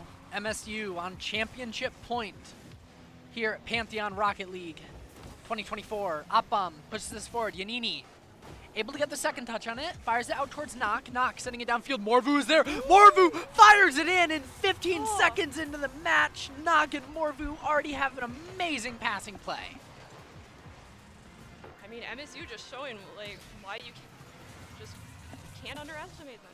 Siena Heights is a very good team, but so is MSU. It is grand finals. They made it here for a reason. All right. Opbom taking it high. 11 there to challenge. Sending it back down. Taking it to that corner. Ooh, Yanini and 11 almost going for that beautiful little touch. Unable to find it. Fuge gets the touch, gets it out of the danger zone. Out of the danger zone. That's all you want. That's all you really need, is it to not be in the danger zone. Sometimes the best play is just to make sure that risk mitigation. Risk mitigation. Yes, Opbom's gonna fire a shot towards the net. Fuge is there to knock it out of the way in time. Morvu now trying their luck at this one. Luck at getting this one, and then Opbom taking it across the map over towards Yanini. But Knock there to challenge Yanini. He's sending it back midway. Okay, 11 is taking it across it. Morvu there to take it back. 11's looking for it, and it looks like Yanini there to take advantage of 11's aggression to tie up this Game 5 series. Game 6. Oh, we're in Game 6. That's we're in Game 6 of the series, to tie up Game 6 of this best of 7. It's match point to MSU. And championship point to MSU. Championship point to MSU, and Siena Heights is not letting this up. They want to take this to Game 7. Knock into the corner. Unable to find it. Morvu sends it high. 11's there to match off the ceiling. Opbom pushes it forward. Ooh, and Opbom getting a little aggressive with Fuge. Oppom and Fuge seemingly just having their cars kiss there a little bit. Just, I've never seen that before. The cars kissing. Yeah. They do it all the time in the hit Disney Pixar movie Cars. Well, yeah. I meant like in Rocket League. I know.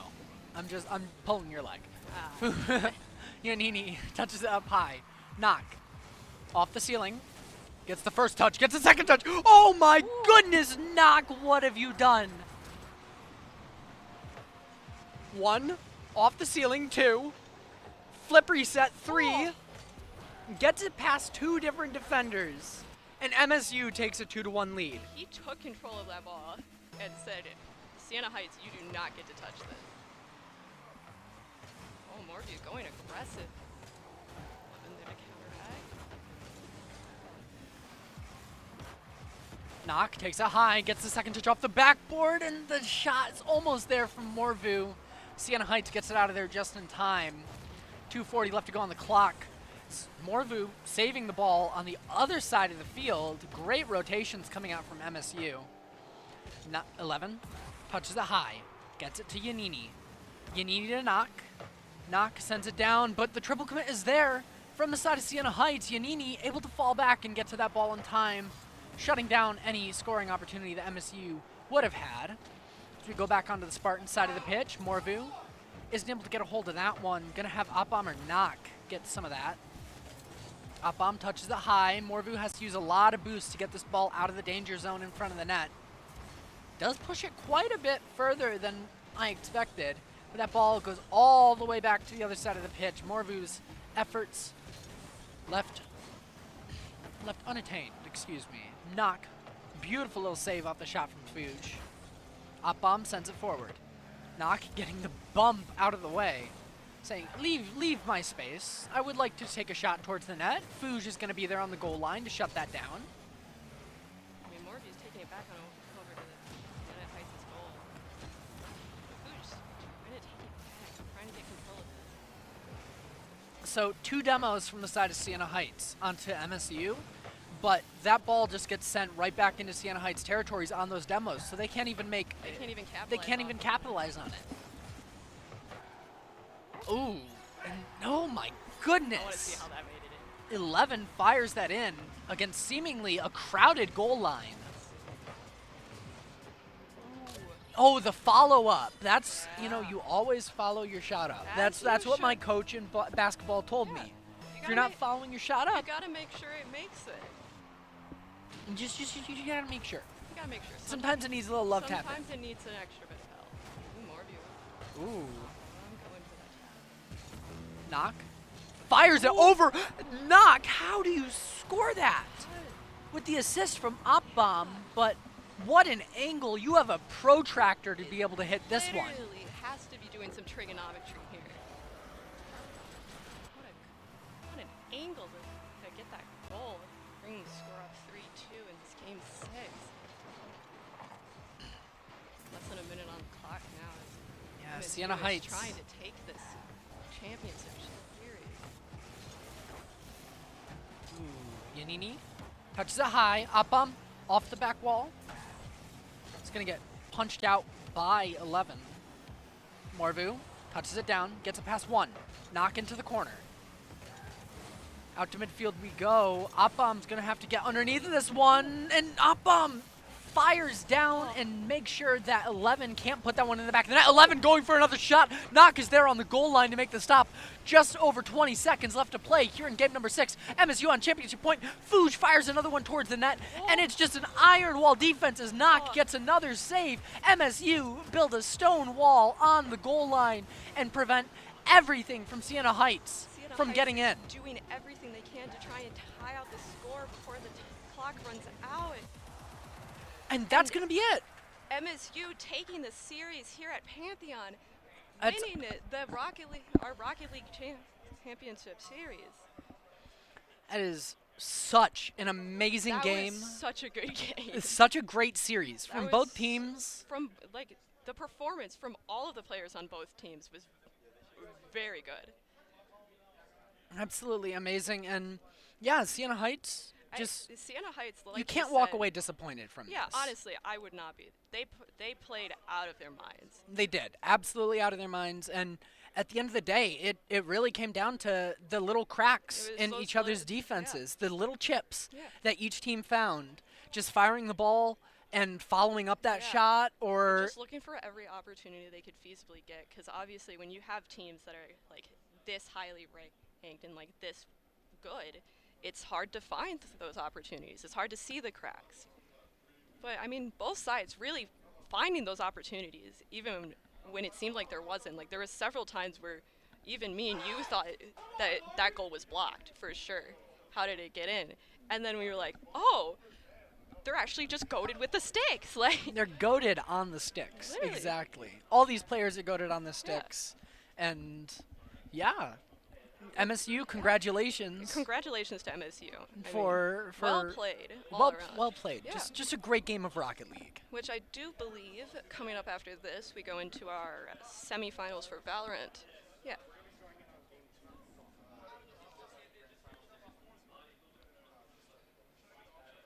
Which once we get over to those Valorant semifinals, it does appear that they had to start. Obviously, grand finals. Bit of a big deal. Yeah, when you run an event like this all day long, you have matches happening all the which especially when there's multiple matches going on at different ends of the sides of the campus, essentially. Oh my goodness, that's how far away the Smash and Rocket League setups are? I believe it's around a 20-minute walk, so it's not like completely opposite side, but it is a bit of a distance. Yeah, it's not like you're walking or running over there. You do have to drive, but I mean, scheduling stuff happens. Sometimes one game's running slower, one game's running faster, and obviously we want to get as many games streamed as we feasibly can. Yes, of course. Yeah. As that is the job of us here at production. Which stream I do as much as we can. Sadly, we will not be seeing more of you. No, that is where I am going to be calling it today. I appreciate MSU for being able to host me and bring me out here to be able to do just a couple of games for y'all. I really appreciate the opportunity. We love to have you. We do enjoy having our casters here. And I'm sure viewers at home like to have casters for the games. Yeah. Well, I think that is going to do it from us. Yeah. We are going to send it to a short break. Don't go anywhere, because we're going to be bringing you... We'll be right back with that Valorant action. With that Valorant action, that's right.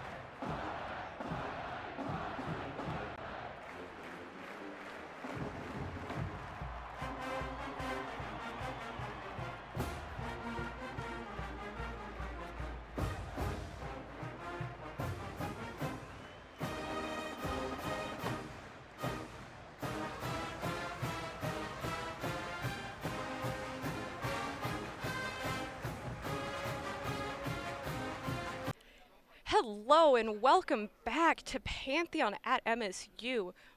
My name is Christy Hacker, or MCH Bunny, and I'm joined by my co-caster here. I'm Jay Tracker. Hi, nice to meet y'all. Yeah, and we're just gearing up to get into our semi-finals Valorant game here, which is currently happening right now, as there's a bit of a overlap between Rocket League Grand Finals and this game. So they're currently finishing out their first round. The Valorant round for semifinals is 11-9. I believe it just went 12-9 with that very, very loud shout, and Sienna is up.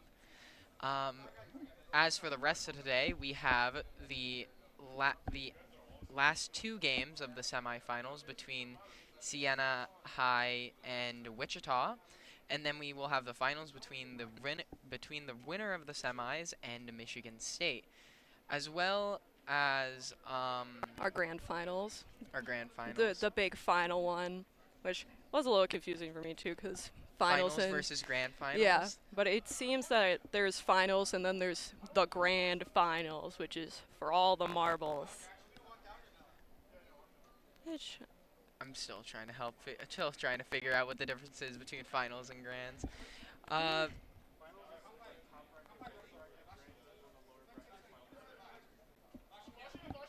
So we've now been told what the difference is. So grand finals is when the lower bracket meets the top bracket, while finals is just the top bracket, I believe was what was said to me. So both top and lower have finals games.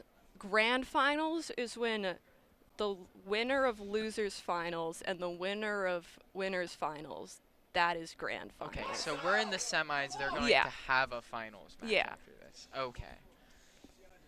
Which Sienna Heights just took their first map from Wichita. Pantheon and 8 collegiate teams. So there is 8 collegiate Valorant teams here at Pantheon competing for this, which is definitely a pretty nice number of Valorant teams to have for an event, especially this being the first year of Pantheon. Yes, I believe it's Wichita, Sienna Heights, Michigan State. Oh, I forget the name. There was a bunch of them. There's some Minnesota School, Indiana Tech. Indiana Tech, nice. Lawrence Tech as well. Just a bunch of them. You can probably find more information about the exact schools on social media. Shout out MSU Esports on Twitter. And MSU Esports on Twitch at the Alienware Lounge, as well as the Hubbard Lounge. Yeah, because MSU is hosting this event in our 2 lab spaces, which we have here. We're hosting our Valorant games at Hubbard. You can find our other stream over at Alienware at Esports at MSU2, where you can catch some of the Smash Ultimate action going on over there. Yes, and I'm love to see our Smash team. And as we've heard, the last game was a massive comeback for Sienna Heights, as it was. Sounds like it was a close game, going to 8-6, 8-4. Not quite sure about the numbers. Definitely looking forward to getting into this game. Hopefully soon. Sounds like we're just gonna have to keep waffling with our captivated audience here. Yeah, I think they need a little break after that one. I mean, honestly, so sometimes you gotta get the hand sweat out. Oh yeah, they have their caster or their IGL just popping off every time. Oh yeah. Very. Super hype. I remember standing behind him watching the game, and his coach is just like, scream very soon. And I was like, what? And then they won the round and someone screamed. Oh yeah, I jumped a little bit when they started to celebrate. But I can't blame them. I mean, especially when you're at a LAN like this, like, it's so cool to be playing at a LAN face to face with your opponents sometimes. I mean, definitely a great opportunity that was presented by MSU here. And a great opportunity for us as casting. Yes, and there's also a great opportunity for players to do some of the most fun BM in a LAN. Oh, yeah. We've had a lot of shouting and jeering from mostly friendly, from all in good friendly, fun. All in good fun. From we don't support toxicity here. No. Just standing up and being like, whoa. All right, we are just getting word that Sienna Heights will be attacking on this map. Hopefully soon we'll... Bind again? Oh, Sounds let's like go. we're getting a bind pick. I do love me some bind. Bind defense, I'm hoping to see Viper again. But Viper's just my girl. If I remember, it's Sienna versus Wichita, and Wichita last time did... I believe they picked bind. Did they? No, Bind was the Wichita pick, and they did... I'm gonna try and remember. Brim, Yoru, Raze. Brim, Yoru, Raze. I think Wichita KJ. had a Cypher. I think it was KJ because if I remember, we saw Sui double satchel into the Viper team, and Viper had the KJ. No, you're right. Yeah. There was a Cypher. There was. I know. Cypher had a Wichita. Yeah. Wichita. Cypher did have a Wichita. Yeah. So Wichita had a Cypher, which, I mean, I believe Cypher seems to be doing pretty well meta-wise. He just provides so much utility as a Sentinel that, like, he is one of the few Sentinels where you can just leave your util and then run across the map, and you just leave it there. Also on Bind, like, a few trips can't be broken. That's why you need Rays. That's why you need those nades. And cages are a fantastic smoke because not only do they do normal smoke things, but they warn you when an enemy goes through. Just such good util for Bind. Yeah, and I mean, having knowledge of what your enemy's doing, especially in a game like Valorant, is very important.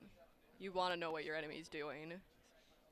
I'm also very excited to see what Sienna Heights is going to pull out here because I have not yet seen them play today, besides standing behind them a little during some games. As we were waiting for them to finish out that round and prepare for our cast. Looks like some of the players are starting to mill their way back, though, so hopefully we'll be getting started soon, but... Everyone's just got to get a little break in, a little walk around. You can see them out there. That camera moves? It does. That's cool, but also terrifying. It can track us around the room. Oh, it's coming for us. Oh, no. Turn around and look up. Say hi to the people back home. That's T-Man, I believe the IGL for... You're not the IGL? No. You're just the hype man? You always bring the energy. I see you every time. I was mistaken. I feel like every team needs a hype man. If you can't have a hype man on your team, you aren't going to win. That's how I had the most fun when Valorant, or at least our Valorant club, not the esports side of things, but our club has tournaments as well. Yeah. And you get a group of friends together play. We always had that one friend who was bringing everyone a lot of joy. Yeah. And that's how, I mean, I've only competed in one tournament, but I got to finals with them. The mental game in esports is very strong. You have to have some pretty strong mental, especially considering, like, it's less physical, more computer game. Takes a lot on the brain. It's incredibly stressful. Yeah, it is very stressful. You are feeling the weight of, like, every action, and if you whiff in a casual game, no one knows. Yeah. Sure, someone can make fun of you. You whiff in your LAN, in your tournament. You feel the weight of all your teammates relying on you and all that. But I think at the end of the day, everyone's doing their best, and we're seeing amazing gameplay coming out from everyone. So definitely. Hopefully the stress is a bit more alleviated. People are more carefree and I'm hoping focused. that you always want to still have fun with your game. Yes. So maybe if they're going to have a bunch of fun, we're going to see another Yoru pick. Maybe they all go Yoru. 5 Yorus, and that is the game. Replication, actually. Yeah. We have a special We're going to mode. break the rules. We're going to have the second game is all Yoru. We're just going to send them down in a line, and firing squad, whoever's last standing wins. This is my narrative as I fill up the air. Looks like they're gearing up. Maybe. Who knows? Yes, they are. We are Saints and I see T-Man's dad in the chat. Oh wait, that is. Oh, that's so sweet. I love seeing parents in the chats. Yes, I think the Saints and Wichita are both in the same room here. We have Saints over on our left with these little cubicle kind of areas, and then in the back we have our glass cage where Wichita is playing. You can see them back there, Sui and what's his name? I'm still trying to recognize their faces, and I can barely remember their names when they're playing the game. But yeah. Oh. We're seeing everyone get ready here. I'm seeing Spotify open up on everyone's computer. Look, you gotta get in the zone. What is the music you listen to while playing? Oh, it's like this awful mixture of like EDM music and trap, and my music tastes are all over the place. Are you like very focused and engaged? And oh, we're seeing we're getting into the picks here.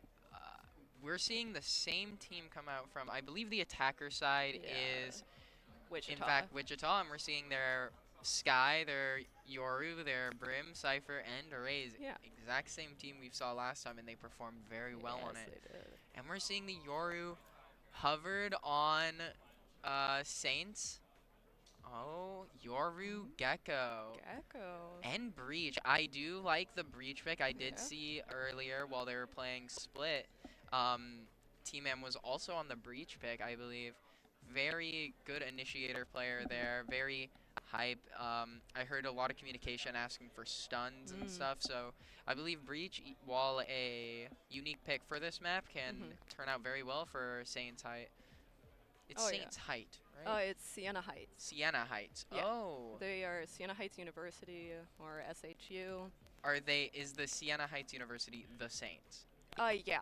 Okay, I've been confusing the SH in their name. Yeah, they're Siena Heights. Their mascot is like the dog, but they're the Saints. Their logo looks like a husky. Dogs can be Saints. Yeah. I mean, all dogs go to heaven, you know. Well, yeah. It's just because of that one saint, though. Just because of the dog. Just because of that dog. What's the dog doing? All right, we're locking it in here. Oh, Omen. Omen instead of Brim is... that is an interesting pick. I want to see what they're going to be using with the Omen util. The best benefit you get from Brimstone is he has very long smokes. And you really only need 2 of them on defense. You get to shut down so many things, and you want to be able to place them at the same time.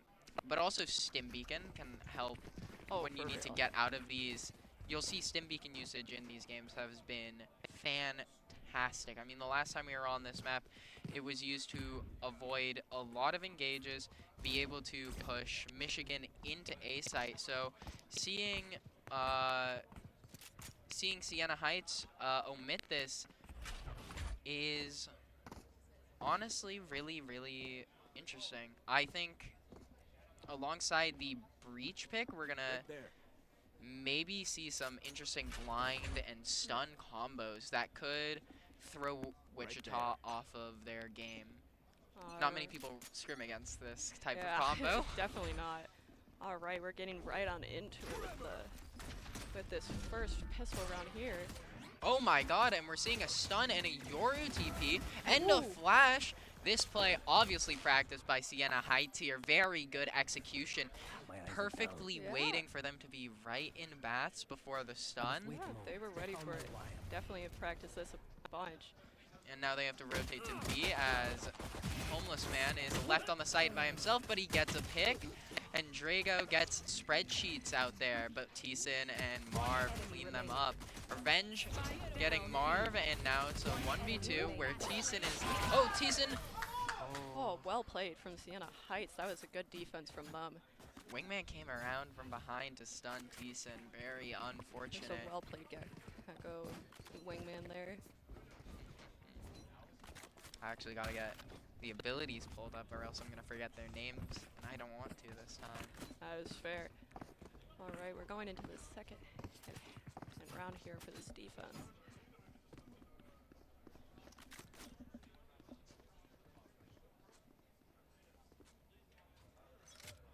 Alright, it's looking like an A push coming from the side of Wichita with their Cypher kind of lurking around on that B main teleporter area. Let's see if the stun play works again. They're waiting. And they fake TP with Yoru TP. Getting a quick use out of Dizzy. No more flash from Sienna Heights, but Homeless Man all the way on the B side, getting a pick on spreadsheets. Wichita seeing heavy resistance, decides to fall back from bats. And this Omen smoke allowing Gecko to play so far up and getting a pick on Marv, getting a pick on Sui. Oh my god, Revenge waiting in A main. Revenge getting the double kill there. Now Sienna Heights is looking good for this round 2. Last player standing. Forward, Noble getting cams out. Looks like T-Sid's gonna be backing up a bit. All up to T-Sim, but he's gonna get caught out by the stun, and it's over. Revenge taking his 3rd kill for the round. Absolute slaughter in A main. This breach is really working out for them. This breach is working very well for them. You can tell that they've been practicing this. Alright, looks like Wichita's going over towards B. I still want to see the Omen flashes, these Omen TPs. I'm a big Omen fan, especially aggressively. It was I do love me some good aggressive Omen plays. Oh yeah, I was before Clove came out. Omen was my go-to aggressive smoke controller. Looks like Yoru's going aggressive. Whoa, what? So Drago Yoru just pushed fast into long through a smoke placed by his own Omen and the stun from T-Man to secure him a kill. Yeah. What a play. It was well played by him. He went in, got the one, got out. Oh no. All right. Sui is not happy with that. They've lost their engage. It looks like Wichita's still trying to push onto his B site. They got spreadsheets holding out on that A rotation, but he's rotating over to B now. Looks like it. Sienna Heights just trying to hold down the fort, make sure that Wichita can't be pushing in here. Got T-Man waiting behind a corner with his utility up. Oh, and Drago gets lit. Oh, Revenged peeking out, getting kill on cams. Drago lost half of his health. And peeking out, getting the headshot onto Marv. Spreadsheets wall banging Revenge. Ooh, and they rotating from Wichita. They're gonna try and plant this on A, but the Cypher is there waiting. Homeless Man is waiting for it. 10 seconds left. Careful now. 1 enemy remaining. Homeless Man is gonna get the pick through the wall with his trip on T-Sin. Noble finishing up on spreadsheets. Sienna Heights' defense on this is hard. It's a tough nut to crack through. Now we're just seeing much less utility come out from Wichita's Yoru, as this breach pick has kind of stopped all the uniqueness of that Yoru pick, being able to go through sites, being able to teleport across the map, all that advantage, but now you can't get through breach stuns. We're gonna see Wichita slowly push up into Hookah. Trailblazer comes out, clears it out, and Sui gonna nade into B site, double satchel, and gets a kill on Homeless Man. Never mind, Marv has to help out Sui. Ooh, Drago with a nice 2 picks. Can he get the 3rd? Sending the decoy out. Ooh, Spreadsheets getting him from the back. Now it's Spreadsheets versus the final 3 that are there. And Revenge is getting Spreadsheets out. Wow. seems like Wichita's just really having some difficulty kind of I've finding never a crack in Siena Heights' defense here. I've never seen a more coordinated, just complete shutdown of any angle that Wichita is trying to go for. We saw that Yoru Cypher combo on B, just able to lock the entirety of site down, using the trips to get a pick, using the smokes to get a pick, the Cypher cages. Yeah, I mean, they're just not letting Wichita have any space to work with. Any time they try to push, there's like 5 different sight lines that they have to worry about. Now they've put Breach on the B site with Cypher, so it's only Omen, Gecko, and Yoru left on the A site here. Which it looks like Revenge is pushed up quite close to Wichita. Wait, they both popped Yoru ult. The teams are gonna be scouting each other, but that won't stop T-Sim from pushing through the smoke and getting a kill on Revenge. And Cam's forcing the Cypher to, forcing the Omen to TP as he stands behind him in ult. Wichita finally breaking through the Siena Heights defense to be able to plant the spike onto the A site.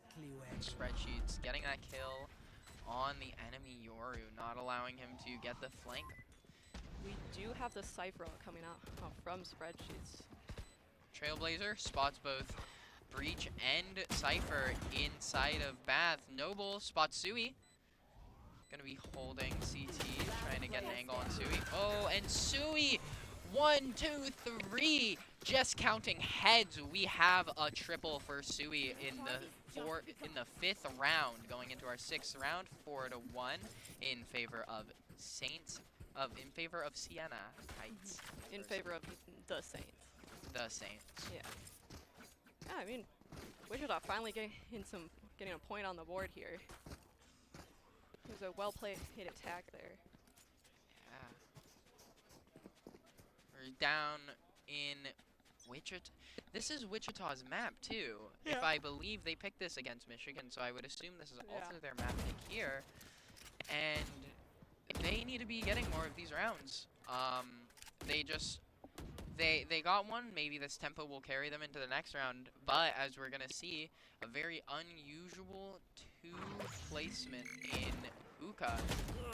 And Spreadsheets alone on A site, using all their util, forcing Thrash to come out from Gecko. And Seekers come out on the B long side. They know no one's on site. They're just going to take it. They're going to smoke off Hookah. And this is the disadvantage of relying on the enemy team to go to Hookah. And sure, they might be able to catch out Spreadsheets, but now they have entire control of the B site. Amazing flank from T-Man to catch Spreadsheets out on the rotate. And we're going to see the Cypher Neural Theft come out, so they know where everyone is. But they're going to be seeing some time. Wichita is going to, Siena Heights is going to be seeing a time crunch here. Ooh, Cam's is stunned out. Has to teleport away. One enemy Looks like remaining. Siena Heights. Woo! Siena Heights is able to retake this. And the most coordinated retake ever, with T-Man stunning in the back of, what's that called? The corner room at the back of site. I think isn't it like Elbow. Yeah. Elbow. I cannot believe I knew that. Stunning and forcing out Elbow, getting the flashes onto site, allowing his team to take the game. Oh my god, that was a really nice retake from Siena Heights. That was very well coordinated. Amazing recovery. I would not have imagined they could come back from that position. It's just so terrifying to be forced into the position of the attackers as a defenders team. This cam from Homeless Man is just so it gives so much advantage and information. Like, they just spotted Spreadsheets, so now they know they have to back. Now Spreadsheets has to back off. Oh, Cam's getting a pick on Drago. Is that the first one in the round for Cam? Yeah, first round pick. First blood for the round. And we're going to see Trailblazer coming around to help clear out sight. Omen getting spotted, teleporting onto the U-Haul. And Revenge getting a pick on Sui. Once again, stopping their engage. Getting pushed by Marvin, got caught out. Oh my god. There's a clean shot from Revenge. Revenge getting a third. He is on a heater, not allowing anyone to stop him. And Spreadsheets is stuck alone in bathrooms. Spreadsheets alone in bathrooms, hoping to try and win this out somehow. But the spike is in the sights of Sienna Heights. 30 seconds left. Sheets just slowly walking back. Looks like he's going to try and save this if he can.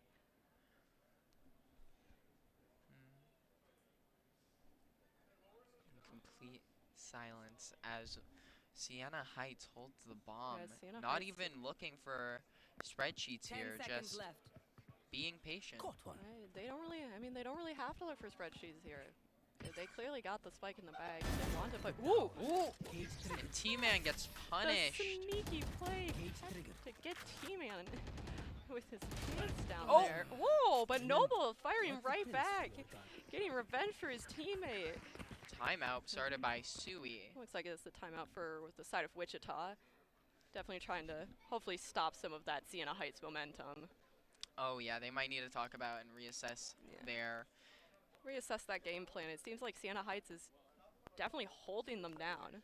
I want to see what Wichita can do to pivot away from this, how flexible they can be. There's still a very good chance that they can take some rounds back on attack. And of course, when we swap to defense side, that's where we've seen Wichita perform the greatest, and they've always held down the second half of the game. So we're also excited to see more of these breach plays. Honestly, I love these stuns. I have never seen effective stun usage like this before. Honestly, yeah. I mean, clearly they've been practicing it. You can tell just by how well they've been playing around it. They know exactly what they're doing. And they're communicating effectively to each other to coordinate with these stuns and these flashes. Yes, and they're playing very aggressive in A main. Something that I haven't seen on Bind this tournament at the very least. I saw Michigan playing aggressive, trying to take control of showers, but now we're seeing that mostly they give up showers because with the stuns you can retake that very easily. So they're just holding down the places that they have less of a chance of keeping track of. And it seems like our timeout is over. If we can get the cams back up on that, thank you very much. And we see Sui and Cams pushing through the bathrooms. Very, very abrupt change. But Cams gets another pick and a third. Oh my god! But Drago does get Spreadsheets there. Drago on the flank, and that's that TP from Yoru. Just like much better than Jet on this map for getting away after a pick. I love the op onto Yoru. Looks like Homeless Man is going to go for that aggression.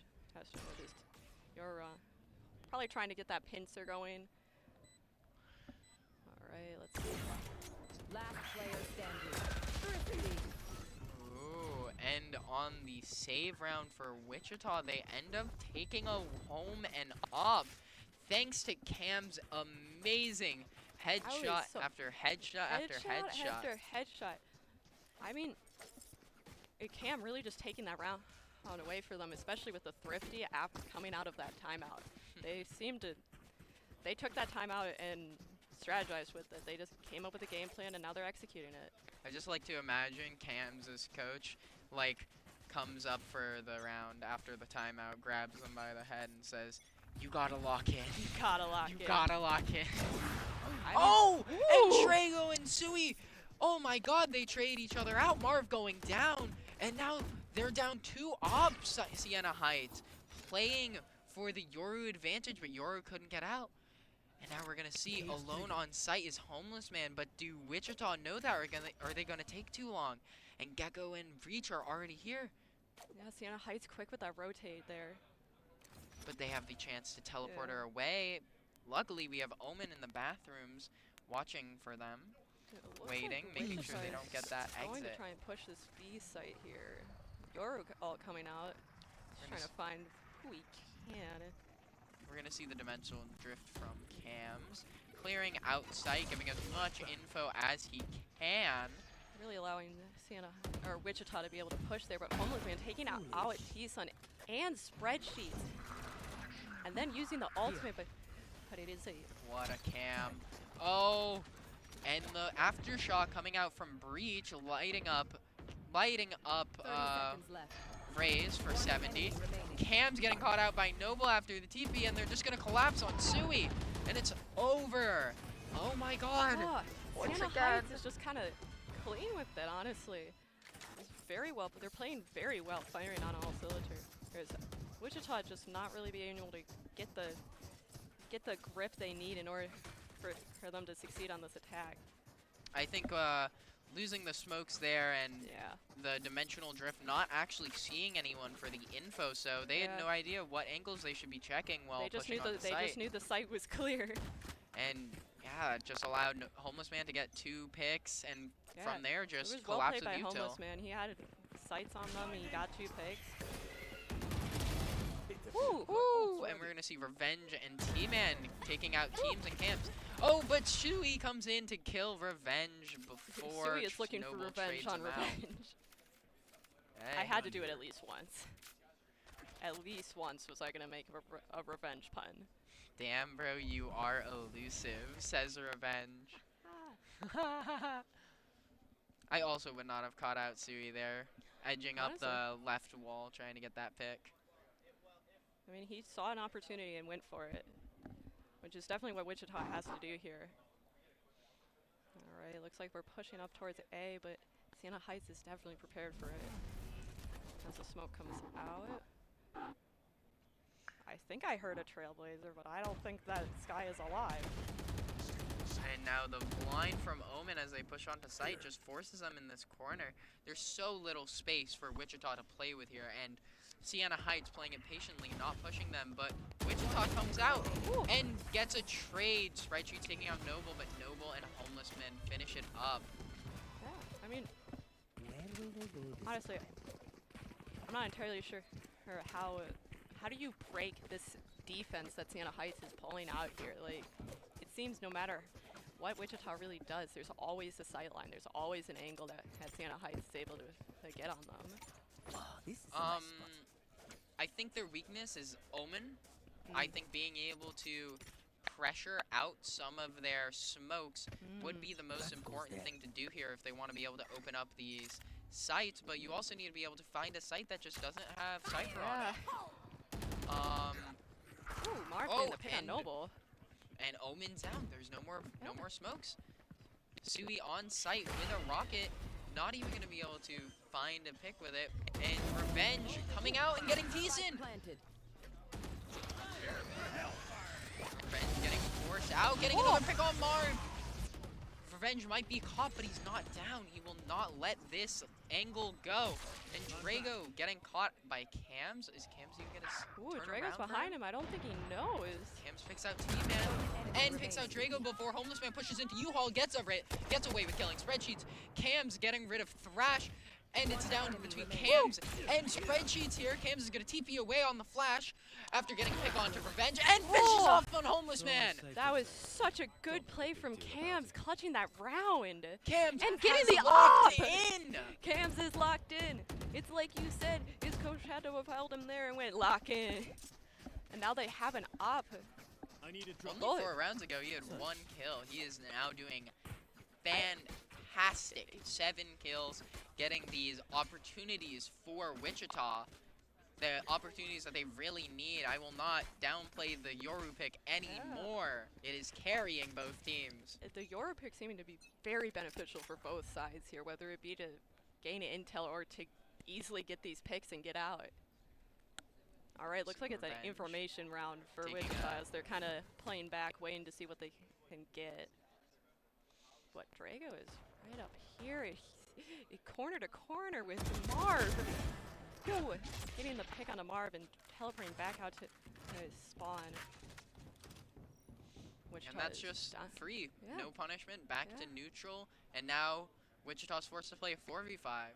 Yeah, I mean, well played from Drago. You're really benefiting him here on this defense to just get a pick and kind of take down Wichita's numbers. Make it just that much harder for them to push. Trailblazer getting seen by Yoru, who gets the flash out and another flash, and another flash.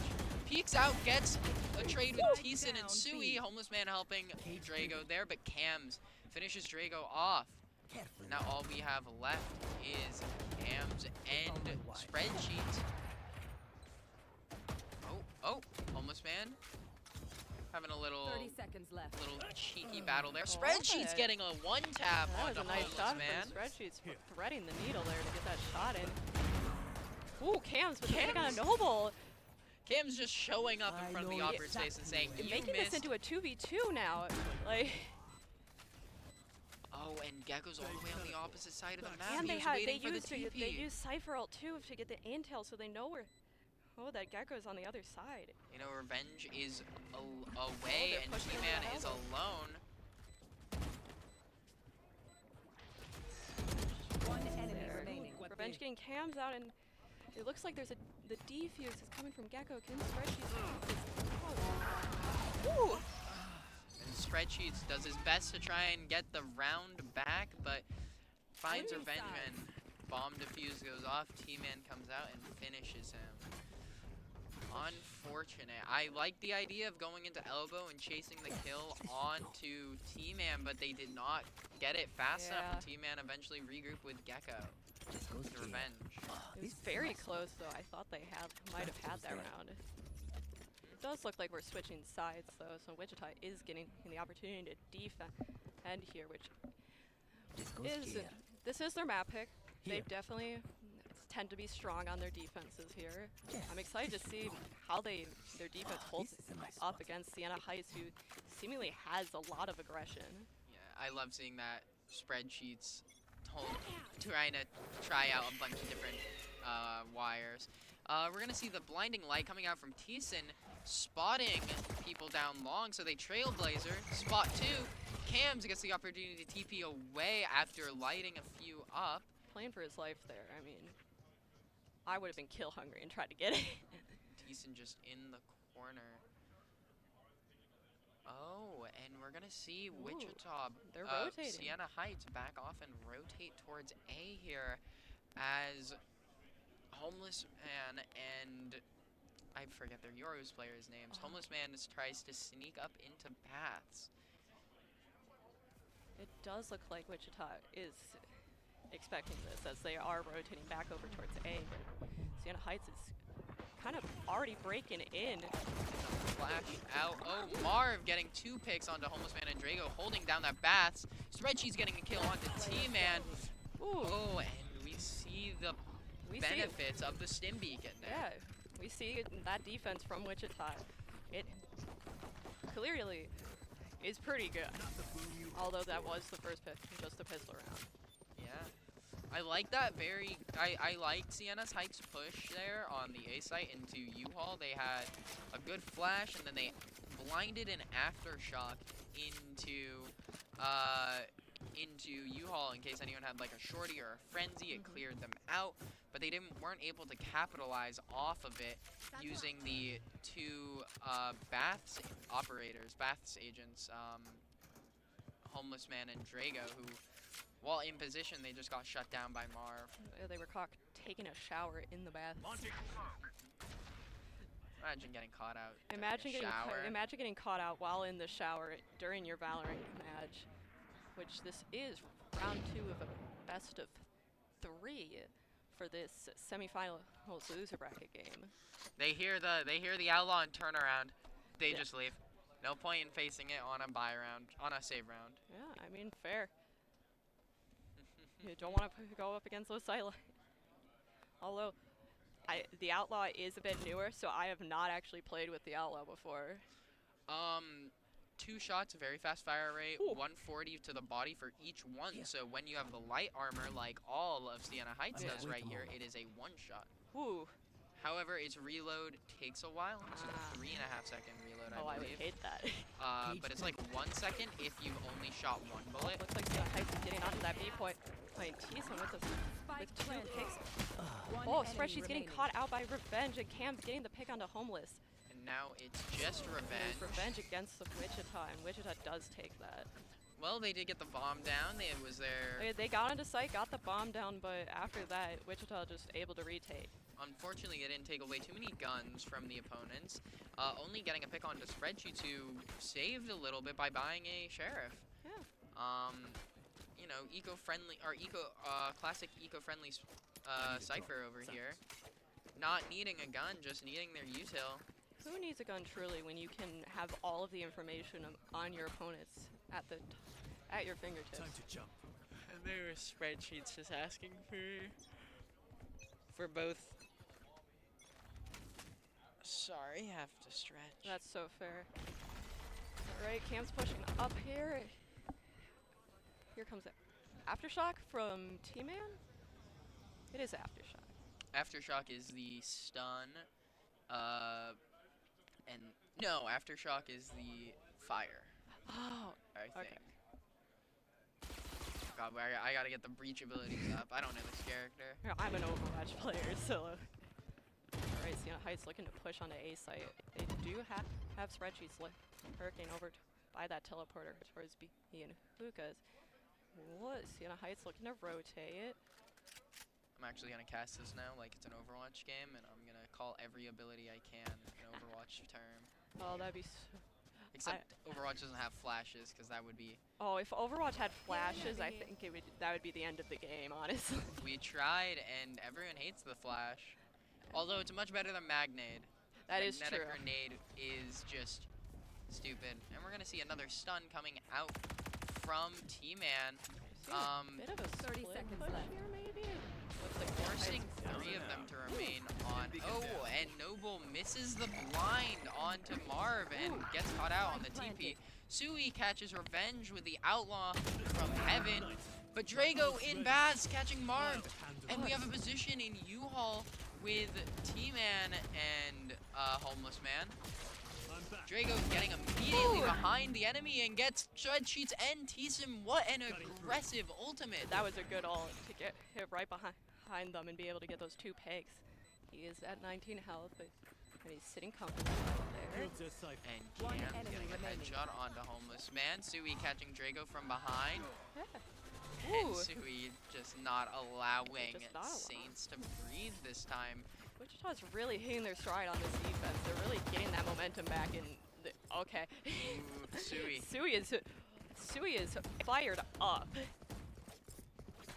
I think Sui doesn't like Homeless Man. Maybe not. I mean, probably a little annoyed by the amount of just utility that Homeless Man is being able to give to his team. Much less now that he's on the attacking round, though. Definitely. Only stops really flanks or TPs. Yeah. There. And we are gonna see that Wichita is closing in this gap, getting 3 rounds in a row. They're looking to bring it back. Oh, and Sui having to react to the flash, but still getting a pick onto Drago. Revenge catching Sui out, but Marv rotating around to help and catch out. Oh, Cam's with a good pick onto T-Man. The spike. Kind of overfought there. Tried to kill Homeless Man as well. Yeah, it was a bit out of range, I think. Kind of struggling to aim from that long of a distance. I think he had to reset spray a little. Yeah. Gotta get that spray reset in there sometimes. We're gonna see Homeless Man and Noble playing very, very slow here. Spreadsheets on the A site holding it all down with a Cam, so we're gonna see Brim try and struggle to decide whether to group up with T-Sin or stay with Sheets, and I think shooting the Cam there is gonna make him make his final decision. Marv is gonna stay at CT on A site. Looks like they're getting onto that A site now. Oh, but Noble's just sneaking up into CT. Marv might not even know he's there. Marv might get caught out, and he's slowly edging into this smoke before getting caught out by Noble. Noble with that jump scare on him, honestly. Spike planted. Spreadsheets is up in this heaven? Spreadsheets up in heaven. And just laying down shots while he waits for her teammate to get that rotate in. Hoping for this retake. It is a 2v2 right now. The flash came out. Oh my god. One enemy remaining. Last player standing. It's just all up to T-Sin and Homeless Man. Homeless Man using the cam, gonna peek out, but Thiessen just sprays him down. It was all riding on a headshot, and I think Thiessen just saying crouch to the ground when he took his gun out was a good option. Getting that 2 sprays before Homeless Man can get in there with a 1 And tap. the timeout coming from Sienna Heights. I mean, honestly, I can see why. They're gonna Wichita is really grab T-Man's face and go lock in. Lock in. I mean, Wichita really hitting their stride on this defense. Honestly, they're trying to turn the tides. They're trying to bring it back around.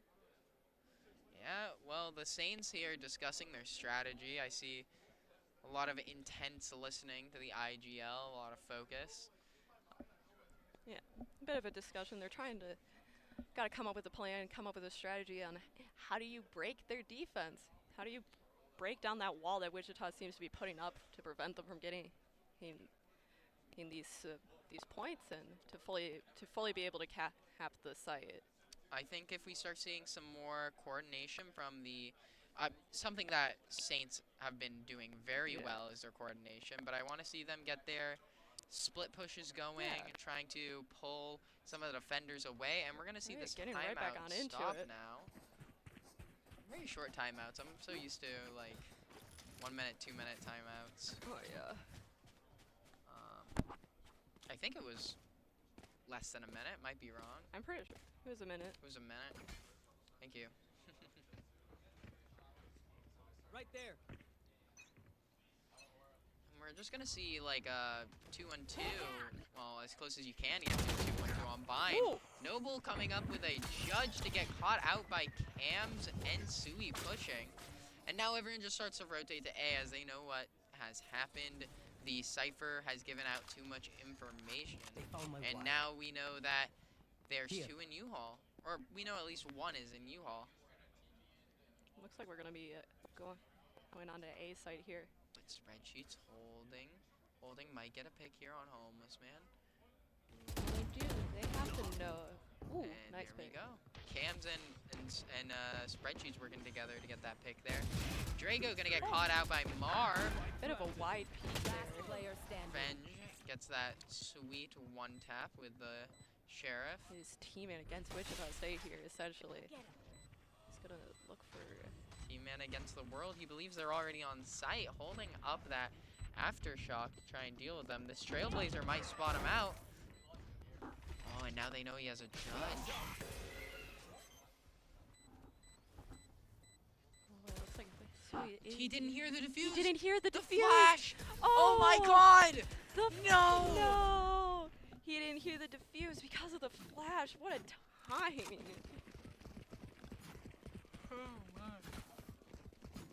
I mean, Wichita's really bringing it back. The score is almost tied now as we're 9 and 8 here. This goes here. Yes, this should do. That goes there.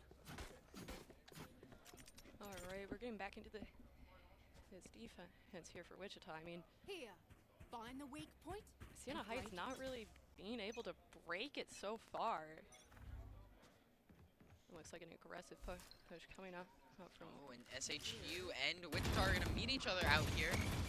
The blind and the stun coming out from Breach, and Cams gets caught out by. Draco gets caught out by Sam's even in the stun. Oh my God. And SHU Sienna Heights still pushing forward despite it, taking the orb and holding these angles. As we allow Wichita to just push slowly into Bass, clearing it out and holding their rotate.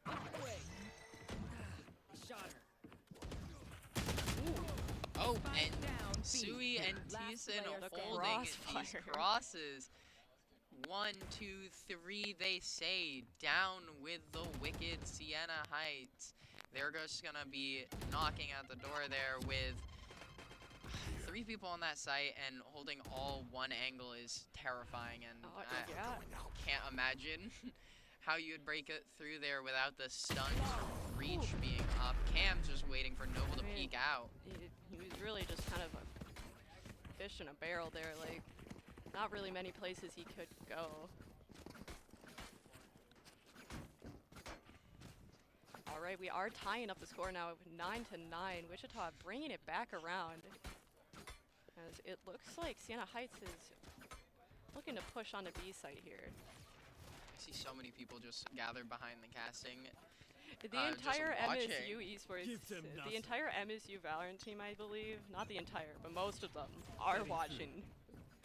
Yeah, and you know, spectating out who they might be against soon. And this blinding light, nice camera work. Going to be catching out the entirety of Siena Heights, allowing everyone to back off into elbow. And Thrash coming out, it's just not going to find any value. Clears out sight, but it's going to have to get thrown back onto site and recovered for another use later. I like that little spray that's trying to get some damage in there. Yorwell's coming out. Now we're going to see Cams doing some detective work, but misses Drago, who pushes into elbow and gets a pick on Thiessen. And Spreadsheets is alone, but he's going to get a pick. And he's going to get another pick by Harmless, man. Oh my god, Sui coming in with the ult, getting Noble, getting Drago. Oh, Wichita just not letting up. What? Spreadsheets alive with 1 health. I'd be shaking. Yeah. Oh my god. Wichita is really turning things around here, giving Siena Heights a run for their money. Just look at their defensive round. 7-0. They might clean up the second half without dropping a game. That would be crazy. The 9-3 curse, you know? That 9-3 curse. Well, you called it? We're letting you know on stream behind the casting scenes. Production predicted it. Production. So if the 9-3 curse happens, blame production. Production affected the game outcome of this game. But if we do see this 9-3 curse come to pass, we're going to be taking Wichita and Siena Heights into their third game of the season. Alright, Siena Heights is on that B side already. Bomb goes down and Thiessen gets Draco, not allowing him to push through the smoke this time. Fool me once, shame on you. Fool me twice, shame on me, says Teeman. Spreadsheets trading out with Revenge. Before Thiessen pushes onto site, gets Noble, and we're gonna see the breach ult coming out. Let's see T-Man. This is his moment. Homeless man getting Sui. We're gonna see a bunch of sprays on the bomb. Oh, but Thiessen and Cams just shut them down. The smoke on bomb was so effective by Marv. This Wichita's defense seeming impenetrable. We're here in the 20th round, 9-11. I mean, Siena Heights is getting to point, but Wichita is just able to have the sightlines on them and easily take back these retakes here. Oh yeah, I like just seeing how these plays by Siena Heights are getting shut down, because these are plays that, you know, in my classic ranked game I'd just be overwhelmed by, and they're keeping up very well. They're losing a lot of ground and then just recovering, turtling and keeping what they can. Oh my god, Cam's getting an early pick. Cam's catching Revenge out with his pants down with that flash there, honestly.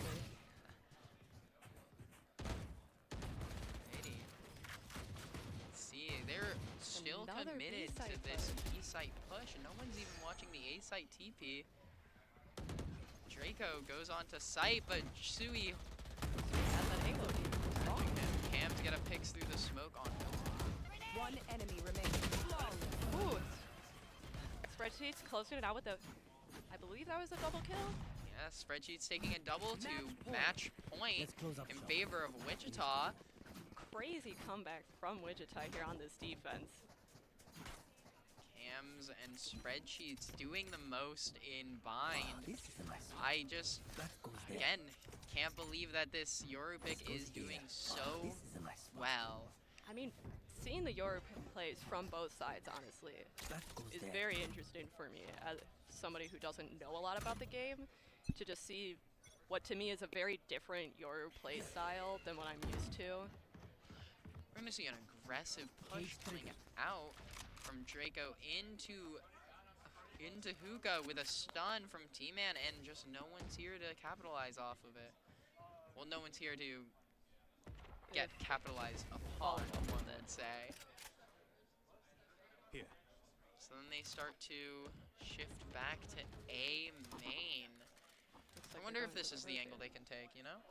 I do feel like making that noise B side, getting them to rotate, and then switching it up and going for an A push might be what they need in order to kind of break through this wall that Wichita has up for them. Oh, and that flash coming out from T-Man, stopping Mar from hearing the TP, allowing Homeless Man to get a pick onto Sui there, and T-Man just shuts down Marv in U-Haul. Yeah, it looks like Sienna Heights is trying to take this back, but Cams is getting revenge. Nice shot, Cams. As Sienna Heights does have the lead in manpower. But will it be enough as Scout gets destroyed? He's on point in the smoke. Ooh, Noble taking him out though. Ken Spreadsheets gets the trade. No. Ooh, Cam's getting a pick on a Dre. There you go. In the 1v3, hiding behind the Cypher cage. And there's not enough time, but he gets a pick on T-Man anyways. Sienna Heights finally breaking that defense and able to get through the cracks. I believe that is their first time actually capping the site during this defense from Wichita. It'll be their first time they secure a round here. They've gone their sights a few times, and I'm very happy about that.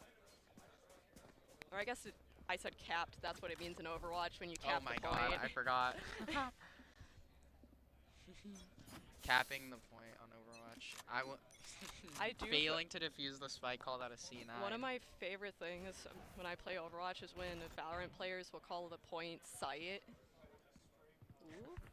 Alright. I love crossover, you know. I do.